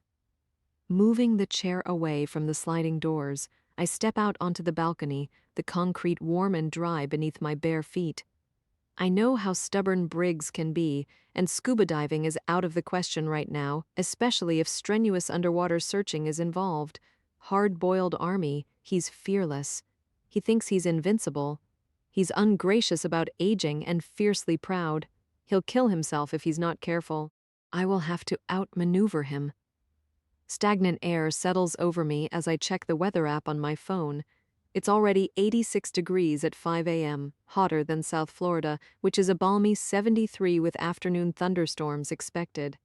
The sound of traffic is a constant rush, like a heavy surf or the wind. A power line hums. If diving is required, then something needs to be recovered, and I wonder what it is. I look down at the illuminated swimming pool as blue as turquoise in the hot darkness 4 floors below. I can barely make out red umbrellas furled like rock candy swizzle sticks and white lounge chairs lined up like piano keys. I return to the coolness of the living room and check flights into Fort Lauderdale. There's a nonstop Virgin America flight out of Newark in 2.5 hours. I'll be on it, but I'm not going to tell Lucy yet. She'll try to come with me and she can't. She'll insist she send for a private plane, and I'm not going to let her. Whatever is happening can't involve her because it already does. Carrie Grethen. Lucy still has feelings, old powerful ones. Love, hate, lust, a murderous loathing, whatever it is, it's deadly not just to herself but also to everyone. I place a pod in the espresso machine. I listen to the pumping of hot water forced through injector holes as I replay our conversation from last night, recalling the look in her eyes and what I perceived. I smell the bold Brazilian blend flowing through the nozzle into a glass cup as I make the plane reservation. I'll let Lucy know what I'm doing after I've already taken off. She and Marino need to go home. They need to stay out of it. I leave my spandex shorts and top on and pull cargo pants and a polo shirt over them. I skip a shower. I don't bother with makeup. I know what I'm going to do, and I pick up the espresso, black with a tan froth on top. I'm about to try Benton again when he calls me first. I'm right about where he is and why. Rosado was murdered. He was shot. Briggs got in around midnight and did the autopsy. The reason it isn't finished yet is biological evidence has yet to be recovered from the dive site, from the bottom of the sea. We have the rifle, Benton continues to explain. It was on the yacht. A PGF 300 Win Mag with a muzzle brake and rounds with solid copper bullets, Barnes 190 grain polished like jewelry. Are any of them engraved? No. Did you find the tumbler? Did you find where the gunsmithing and hand-loading were done? Not yet, but the rifle belongs to Elaine Rosado. There were no prints on it. After it was swabbed for DNA, it was sprayed with a chemical reagent and a residue lit up like St. Elmo's fire. Bleach. Someone wiped it down and made sure any DNA was destroyed. Apparently, Mrs. Rosado bought it for her husband, Benton says. Several times a year, he did big game hunting in places like Tanzania, Montenegro, Cambodia, and apparently no one noticed the rifle was missing from a locked gun closet in their West Palm home. What has Lucy said to you about Carrie? I sit on the arm of the couch. After she left you last night, we were on the phone. It sounds like Carrie is in league with Troy, and that's classic. It's what she does so well. The male thinks he's dominant, and he couldn't be more mistaken, Benton says. Marino doesn't believe it. He doesn't want to believe it, Benton says. Let me back up. I suspect the rifle was transported to West Palm Beach yesterday morning when Troy flew home on his father's G5. At some point prior to the shooting, it ended up on the yacht, which is where the police found it when they searched it last night. What about spent cartridge cases? Did the police find those? No. The magazine is missing, and I'm guessing it went overboard that Carrie tossed it. The Rosados know her as Sasha Sarin, the name on a passport and other documents stolen in Ukraine last year. When Troy flew down here yesterday, there was a second passenger on the plane by that name. Did Congressman Rosado know the real identity of the crisis manager he hired? I'm sure not, Benton says. No one in his right mind would hire Carrie Grethen. Sarin, I repeat, and she must have found it enormously amusing when the opportunity presented itself, a person with the same name as a deadly nerve gas. The pilots described her as attractive in her 40s, thin with light blonde hair and large framed glasses, Benton says. When she got on the jet with Troy yesterday morning, she was carrying a guitar case. The same type of guitar Jamal Nari had, and as you recall, there was a case missing from his condo. 3 guitars, but only 2 cases. A guitar case? I'm baffled. I strongly suspect that's what Carrie had the rifle in. If it was broken down, it would fit just fine, a Rainsong guitar case that she carried on board herself. One of the pilots noticed it because he's a musician, and he said she buckled it into an empty seat and carried it off after they landed. She wouldn't let them touch it. She was in Nari's house, unpacked his guitars and placed them back on their stands, then stole one of the cases? Yes. When, not after he was shot, there wouldn't have been time, I decide. If he packed his guitars before he went out to run errands, then Carrie must have gone inside their apartment while he and his wife were out. Locks and alarm codes have never been a problem for her. She would have reveled in walking around the apartment, thrilled by the fantasy of what she was about to do. She stole something her next victim cared about, taking a souvenir, a symbol of him in advance. When he returned home and was carrying groceries inside, he would have noticed his guitars were back on their stands and wondered how the hell that happened. It probably was one of the last things he ever thought. Benton recites all this as if it's indisputable. He sounds dispassionate and sure of his facts, as if he's talking about a chronic illness that went into remission for years and now is back. He can predict its progression and every symptom, and I'm desperate to get to Florida. My anxieties are in overdrive as I envision what he describes, and I wonder if Carrie intended to kill Rand Bloom. What was he doing at the Rosado house? Was he meeting her and did they know each other? In his former career with the Department of Justice, Bloom made sure charges against the congressman were dropped. Rosado had a faithful ally and protector in Bloom, but he may have become a liability, a problem. He must have known about the drugs, the money laundering, assuming all of that is true. Maybe Bloom knew too much. Maybe Carrie didn't want anything to do with him anymore. Or more likely she was just in the mood when she thrust a knife into his heart, and that's what Benton thinks too. She felt like killing him whether she planned it or not, he says. And then she didn't feel like killing Detective Henderson when he showed up. It was more fun to abduct and terrorize him, and she's reminding us she can be decent because in her mind she is. What motivates someone like this has little to do with expediency. Some of it is scripted, some of it isn't, but she has an endgame, a goal. It's Lucy. Carrie's come back for Lucy. To do what? The thought of it is so enraging, it's all I can do to talk. What exactly does the damn bitch want? In her blighted fantasies, she may think they'll get together again. Lucy's in extreme danger. All of us are, maybe more than she is, frankly. Carrie wants to get to her and we're in the way. In fact, we're weapons she can use to hurt her. Was Carrie on the yacht when Rosado was killed? She must have been.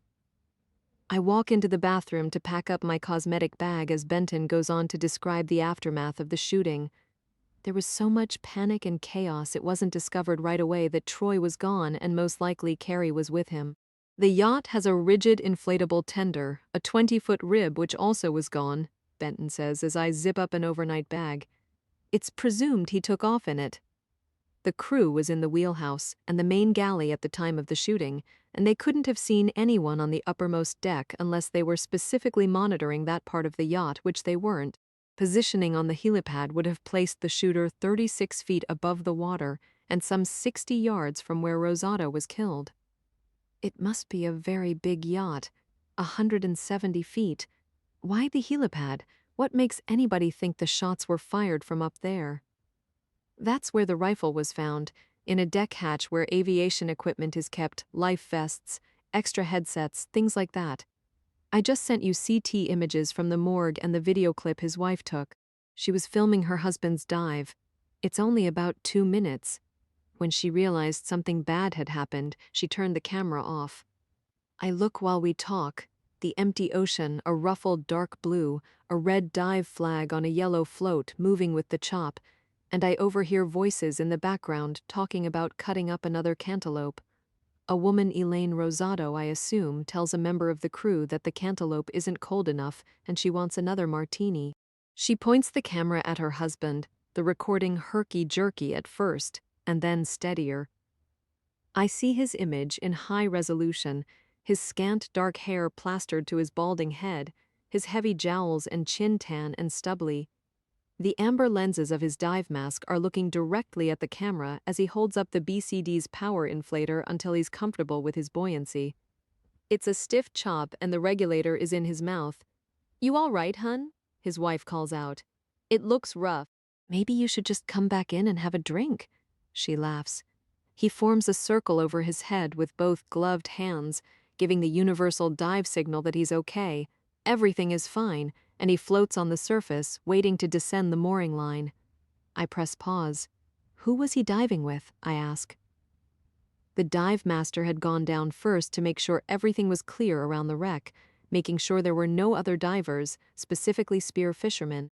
As you know, it's legal to use scuba gear while spearfishing in Florida, and there have been some accidents, both serious injuries and fatalities. There was someone shot in that area just the other day.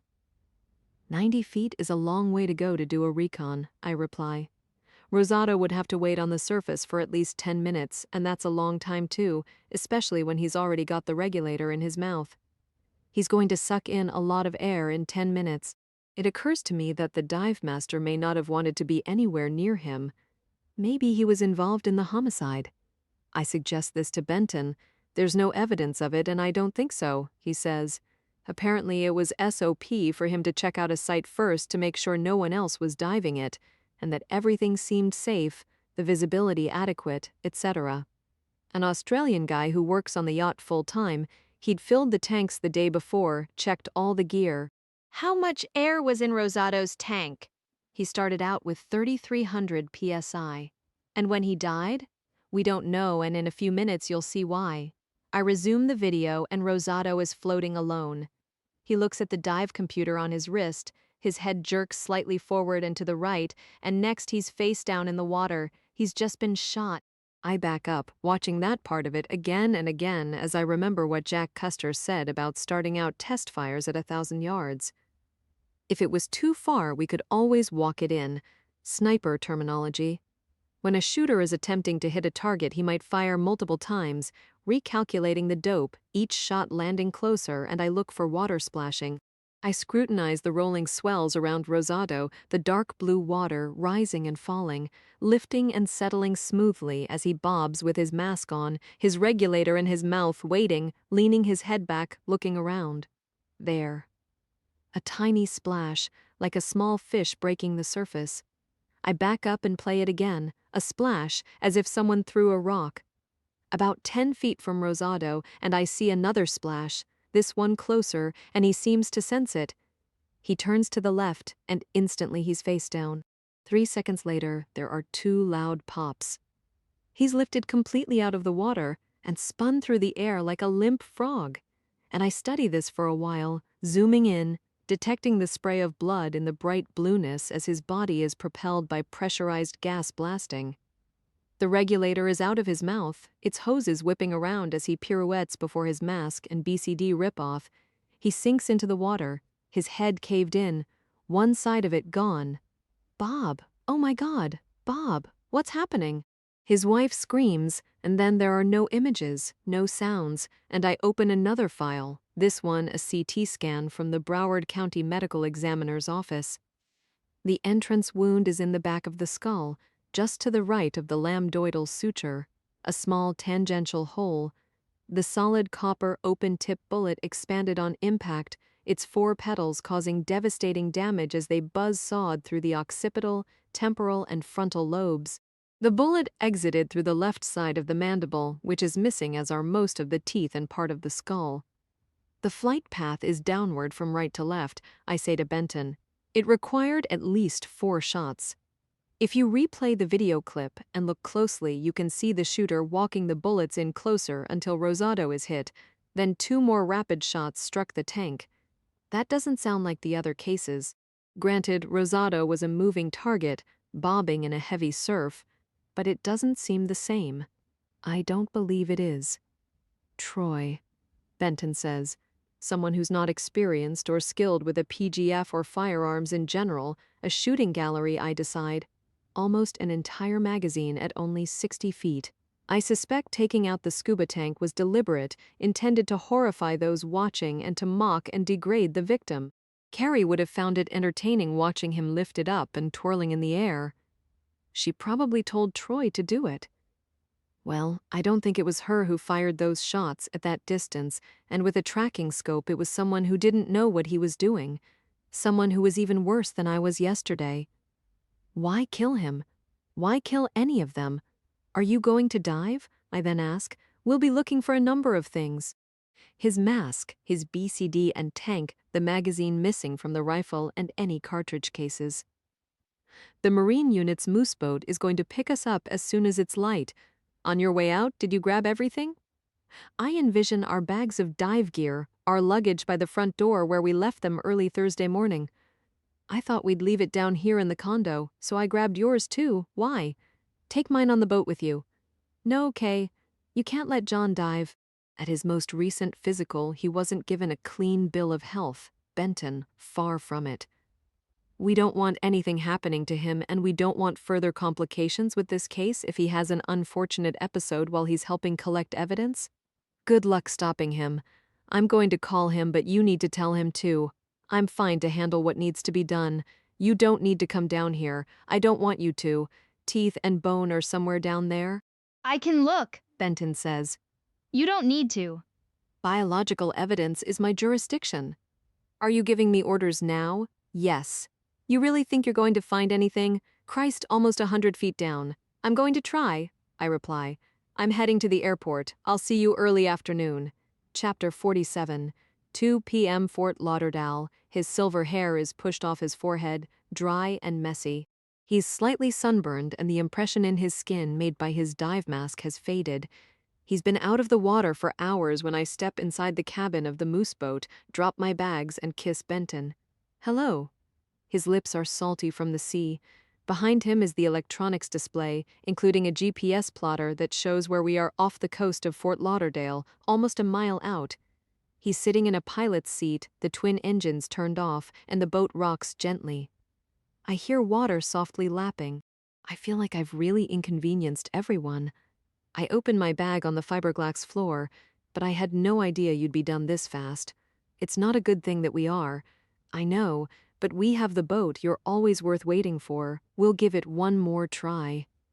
Benton stares off, and I can tell he's bothered. His black dive skin is pulled down to his waist.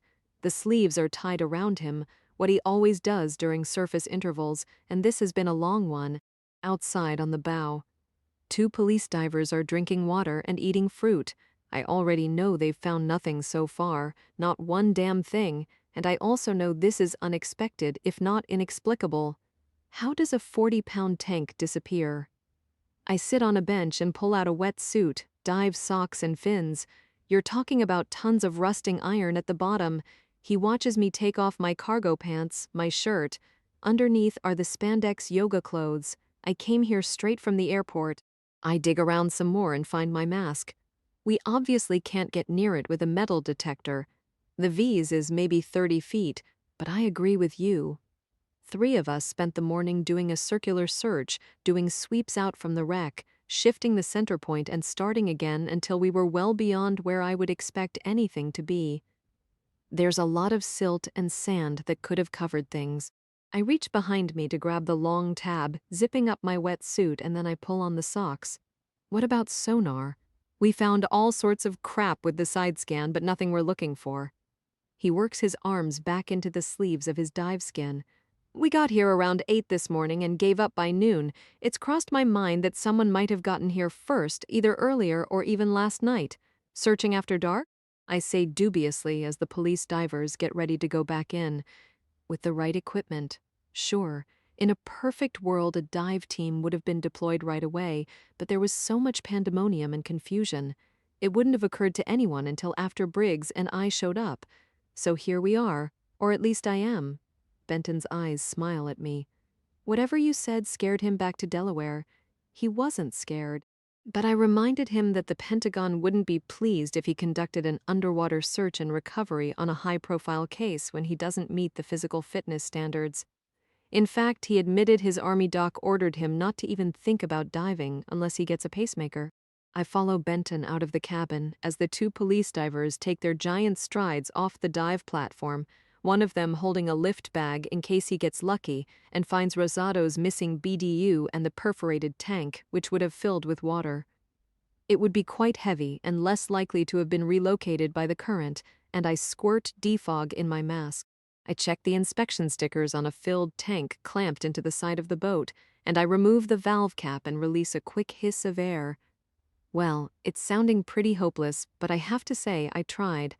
I loop my BCD strap around the tank and clamp it tight.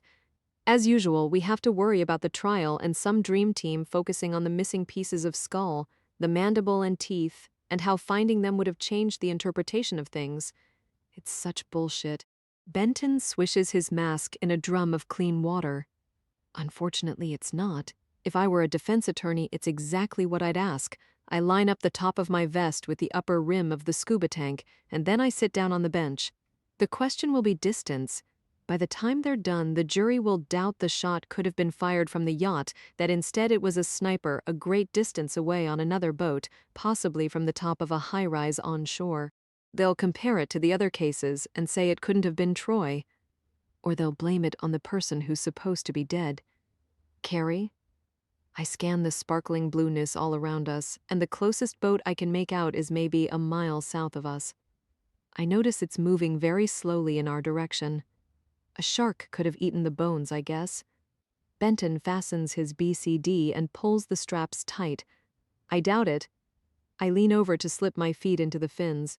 There's nothing down there anymore, and I think for good reason, he says. A lot of old tires, I saw plenty of those this morning. Why bother? Assuming you're thinking what I suspect you are. We know for a fact she was on Rosado's jet yesterday morning, Benton says. Well, Sasha Serene was. If she's still protecting Troy and the family, then it would have been a shrewd move to make sure any evidence on the ocean floor was gone by the time we started looking. Like wiping down beer bottles and the gun and using bleach to destroy DNA. I pick up my regulator, the mouthpiece in my right hand, the computer in my left, and I mate the valves, tightening the connectors on top of the tank. That's right, Christ, when you know who it is. That's probably exactly what she did, he says. It fits the pattern, and there's nothing left down there to find, so why the hell are we still bothering? And we have your birthday condo all ready? If ever I was tempted to scrap a mission, it would be this one. That would be ungracious. I attach the low-pressure hose to the nozzle of the inflator. Our police friends are down there waiting for us. I place my regulator in my mouth and inhale, and the membrane resists moving forward, exactly what it's supposed to do, and I turn on my air. My attention continues to be drawn out into the blueness everywhere to the small boat I noticed earlier. It isn't moving now, but I can hear the outboard motor running and see someone sitting in the back. The dive flag is moving through the water, someone drift diving the artificial reef. Benton follows where I'm looking and says, "Don't worry, if any other divers get close, Rick and Sam will shoo them off. They'll flash their badges underwater," something like that. "I'll make one sweep around the wreck, in and out of the immediate area, and then we'll quit. All so you can say you did. That's 90% of it these days." I dig into my bag for my dive computer watch, for my knife, blunt-tipped and short-bladed. Come on, we haven't been dive buddies in a while. Rinsing my mask with its mounted mini recorder, I work my arms into my vest. I try my regulator and octopus again, making sure I'm getting air, then I purge them. I put my mask on and recheck my computers, and I lean forward to dislodge the tank from its holder, and I stand up. I pull on my gloves and walk carefully in my fins to the platform. My regulator is in my mouth and I place one hand over it, the other over my mask. I take my big step in. The water is warm, and I add air to my BCD and float, waiting for Benton, giving him plenty of room as I ease my way to a mooring line attached to the dive buoy. He's in with a splash and we meet each other's eyes and nod. I bleed all of the air out of my vest and we begin our descent, the water full of light near the surface. It gets darker and cooler as we go down. My breathing blasts loudly in my head and I pinch my nose, clearing my ears as we go deeper, and I feel the water weighing heavily and cooler as the pressure increases and the light dims. I look for the two police divers, Rick and Sam, for their bubbles or their movements and don't see them. I check my computers repeatedly, and then I see the sunken freighter, a broken hulk of a silhouette on the murky bottom. I can make out the bow facing north, the angles of twisted metal. I don't see anyone around. At 90 feet, a large shape is a sea turtle on the rusty hull and a toadfish deflates its bladder, flattening on the brown silt bottom. An orange-striped triggerfish makes kissing movements with its mouth as it glides past, and I see a conch that looks exactly like a rock until it moves along like an old Winnebago. A sea fan waves, and I see a large gray grouper with spots, a sea bass, a broad-snouted shark that aren't the least bit interested in the two of us. A crowd of yellow angelfish swim close to my mask as if I'm part of the artificial reef, their round eyes cartoonish. A seahorse hovers, a venomous lionfish has fins that look like feathers, and I adjust my buoyancy with my breathing. I sink down to dark holes in the ship's side, and I drop lower into an opening that had a hatch cover in an earlier life. I shine my light, and it's a reflex when I flutter my fins to back off from the other diver, and what I notice doesn't register at first. A barracuda zigzagging out from under him, and there are no bubbles as he's floating inside the hull. I paint my light over his arms and hands. and his masked face is down. I move closer. I touch his neoprene-covered back, and he moves a little, and I see the hoses hanging down and the straight line of a spear embedded in his chest. There's someone else below him inside the bulkhead. The second one, both police divers dead inside the hull, and I bolt up with powerful kicks. I find Benton inches from the bottom, moving along, searching with his light, and I tap my knife against my tank to get his attention. A faint, sharp clank, and he looks up at me. I urgently point toward the barge and its gaping holes in the dark greenish-blue water where particles are suspended in my light. Then I hear the sound. A faint, rapid vibration like a distant power saw. I turn in its direction as I catch something move darkly around the hull. What I think at first is a large fish, but it can't be, and the vibration gets louder. The shape moves rapidly toward me, and I shine my light into a face with eyes wide and wild, framed in a sinister black mask, and she has a black torpedo shape on her tank like a turbine engine, whining on and off as she stops and starts, moving unnaturally fast. I don't see the spear gun until she swivels and points. I hear a spit and feel the hit like a jolting punch. Epilogue. 1 week later, Ball Harbor. The double lounger is made of a tropical wood I can't identify, possibly teak, but the driftwood finish confuses me, sort of pickled, sort of plastic. The cushion is ivory, and the bright throw pillows are in an abstract cubism design that reminds me of Picasso, also sort of. Day in, day out, I sit on the wraparound terrace of my birthday condo, looking at the ocean change color, at the shapes of clouds that shadow the rolling surface, waves rising and crashing softly, sometimes louder and violently when they hurl themselves on the beach as if they're angry. I gaze at them with sunglasses on, and I listen. I don't miss anything. Not a helicopter that goes by, not a low-flying banner plane, not people on the boardwalk 10 floors below. I don't say much as I watch what goes on. Everyone around me has the best of intentions. First Lucy and Benton, then Marino got here, and day before yesterday, Janet and Desi showed up. Their efforts are relentless, and they don't listen when I say it's enough. It's as if I died and am in a different dimension. I see them rearranging towels as if they're shrouds. They place pillows behind my lower back and under my knees. They worry about my neck, my hair. Do I need a different hat? And what about a manicure, as if I'm about to be put on display at a wake? My only non-invasive friend, all 7 years and 4 feet tall of him, is Desi, who sadly and soon enough will be adopted. At least it will be by Janet, his mother Natalie's only sister. He has huge blue eyes and pale brown hair that grows in different directions, cowlicks everywhere. Very small for his age, he was born 3 months prematurely, carried by a surrogate, but it was Natalie's egg.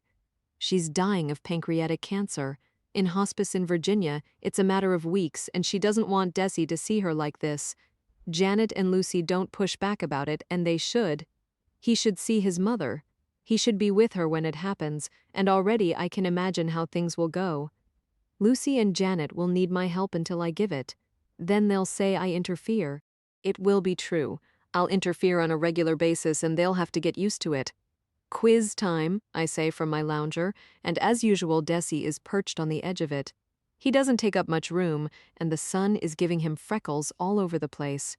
Where's your Avenger Special Cream? Remember we talked about it?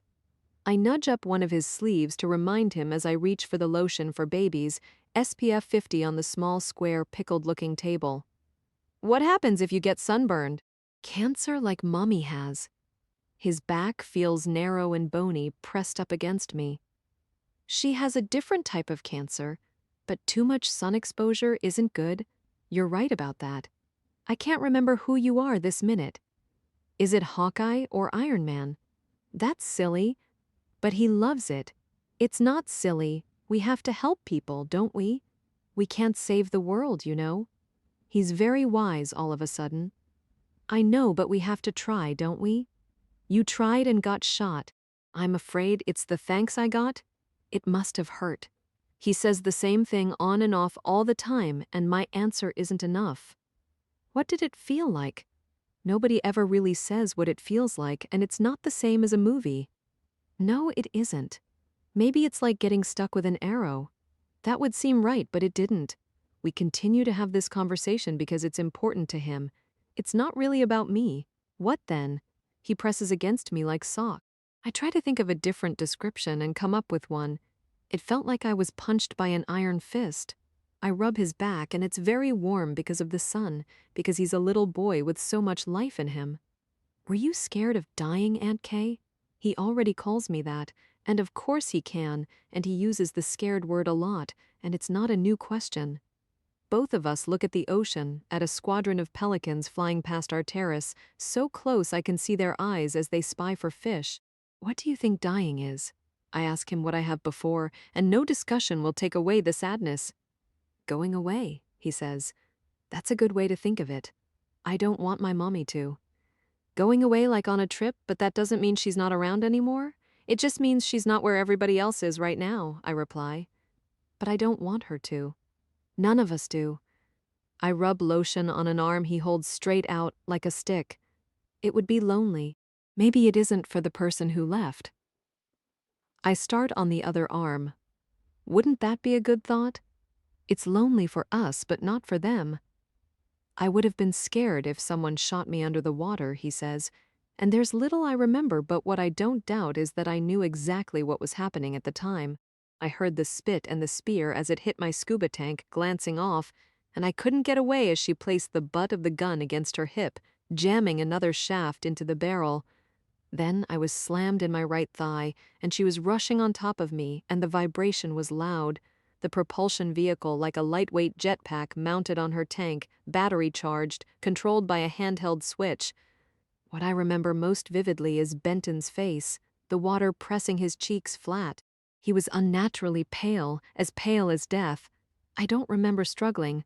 I have no recall of stirring up the bottom, deliberately creating a brownout. I don't remember slashing at her with my knife, cutting open her face from her temple to her chin, through her left cheek. Then she was gone as if she'd never been there, and I don't remember the blood clouding out in her wake. I don't remember anything. I wasn't aware of Benton getting me to the surface, holding my regulator in my mouth. My mask-mounted camera ran the entire time. It captured at least some of what happened. I don't know how much. The FBI has my mask, my tank, my knife, everything. I've not been shown the list of what they've seized. I've not been allowed to review the recording yet for reasons not even Benton will tell me. What I'm left with for now is a black hole, as if Carrie Grethen is dead again. But I'm told she's not. It's like a weather report I get on the hour. The latest prediction of the heat and humidity, the latest storm moving in or out, and what to expect next, and should we go somewhere else?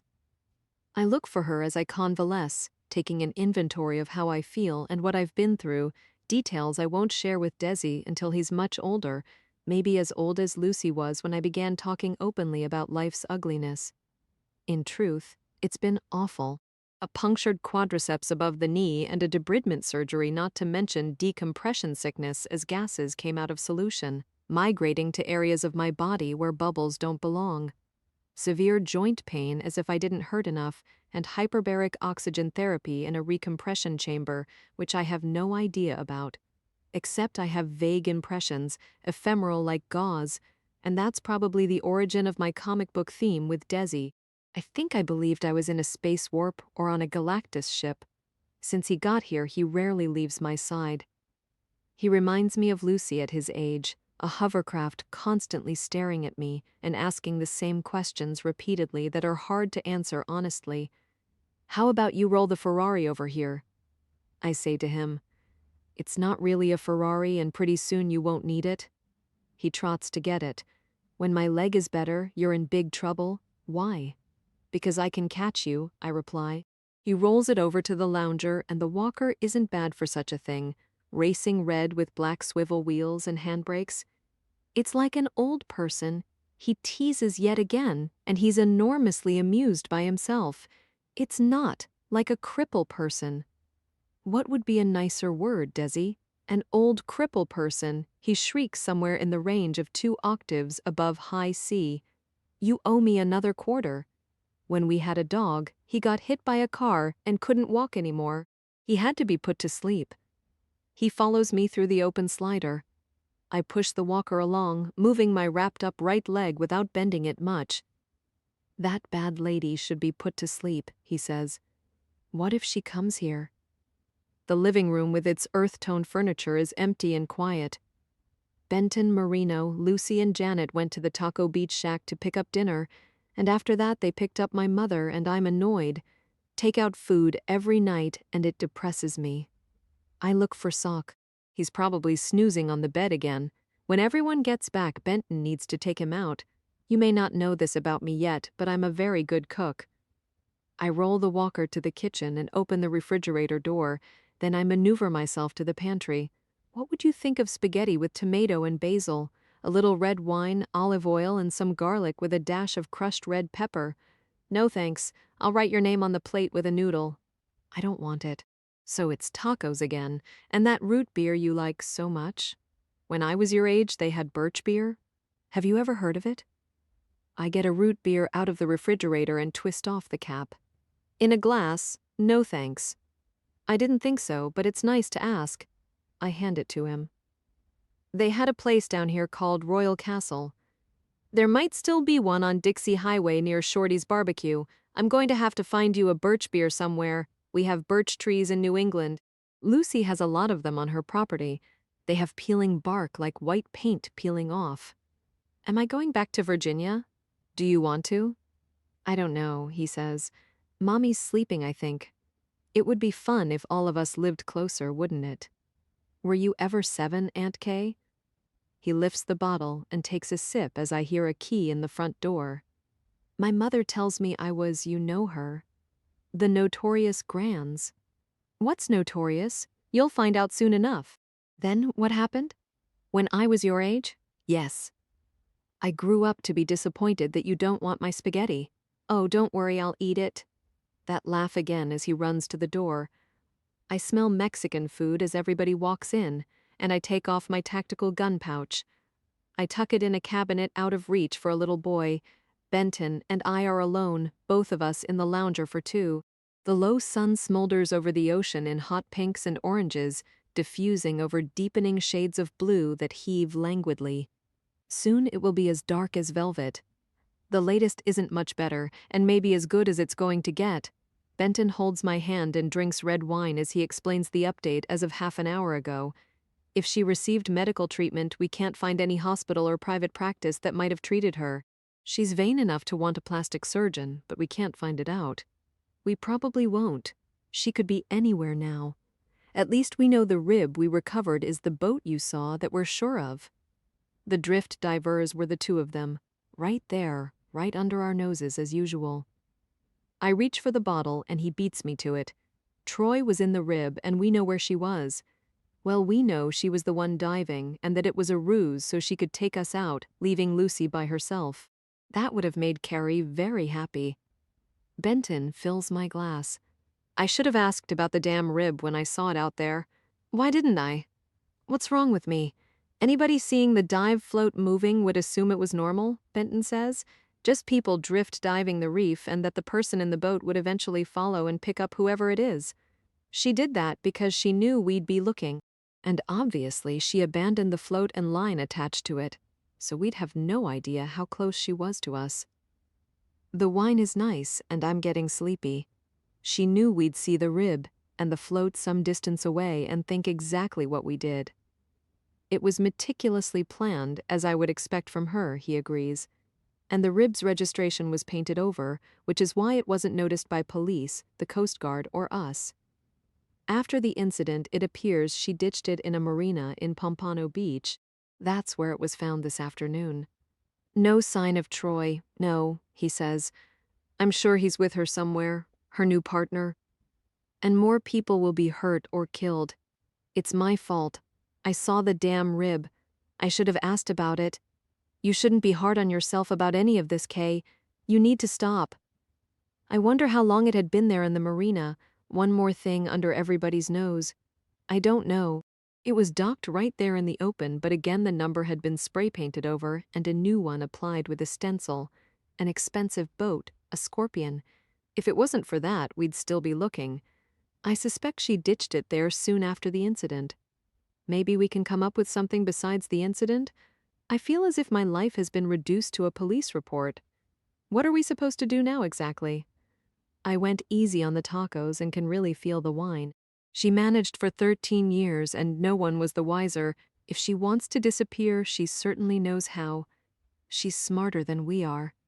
She's not. It feels like it. She'll need money again. Whatever she's got won't tide her over forever. Not the way she lives and moves around. Benton leans back in his side of the lounger, and when the warm, moist air moves, I smell his cologne. The fact is, we'll always have to be vigilant. If it's not her, it's someone. Always the optimist. He turns his head and kisses me, and I taste wine on his tongue. Marino needs to take my mother home. We should say goodnight. I lower my bandaged leg to the tile, but I don't put any weight on it. Benton wraps an arm around me, and I limp a little as he helps me inside.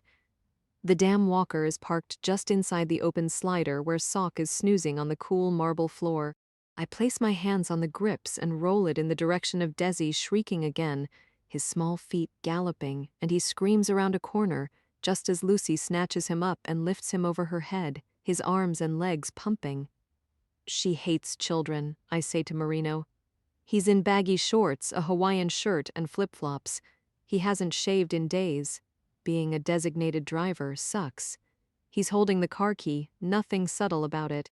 Then another noise, a toilet flushing down the hall, a long pause, and the door slowly opens. My mother's white hair is a halo in the light spilling out, but there's nothing angelic about her as she rolls her walker toward me. This is what you get for being disrespectful. She starts in again as she rolls closer. When you were Desi's age and you laughed at the older people who came into your father's market with their canes, and this is what you get. I never did such a thing, I reply, and it does no good. Desi, don't listen to her. He isn't, and now Lucy is a helicopter flying him around the room while Janet looks on from the sofa, in a cotton shirt and loose pants, pretty and at ease as usual. She meets my eyes and smiles because we both know what we're dealing with, and then my mother has to pointedly look me up and down and make another comment, her eyes faded and magnified behind her glasses. She spilled salsa on her dress, another floral pattern with a hem that looks uneven because of the way she stoops and seems to cock herself like a gun about to shoot. Katie? When she calls me that I know it's coming. Dorothy is happy to keep Desi, and I think it's a better idea than him being around all these women. It's nice to have a man. A boy needs the influence of a man. Dorothy, Lucy's mother, my only sister, isn't here, of course. I'm not sure she even understands exactly what has happened. She knows I was hurt. She did ask if I'd be able to wear shorts again. Great idea, Grands, Lucy says as she lowers Desi to the floor, and his cheeks are an excited rosy red. She did such an amazing job with me, and there were so many men I can't remember them.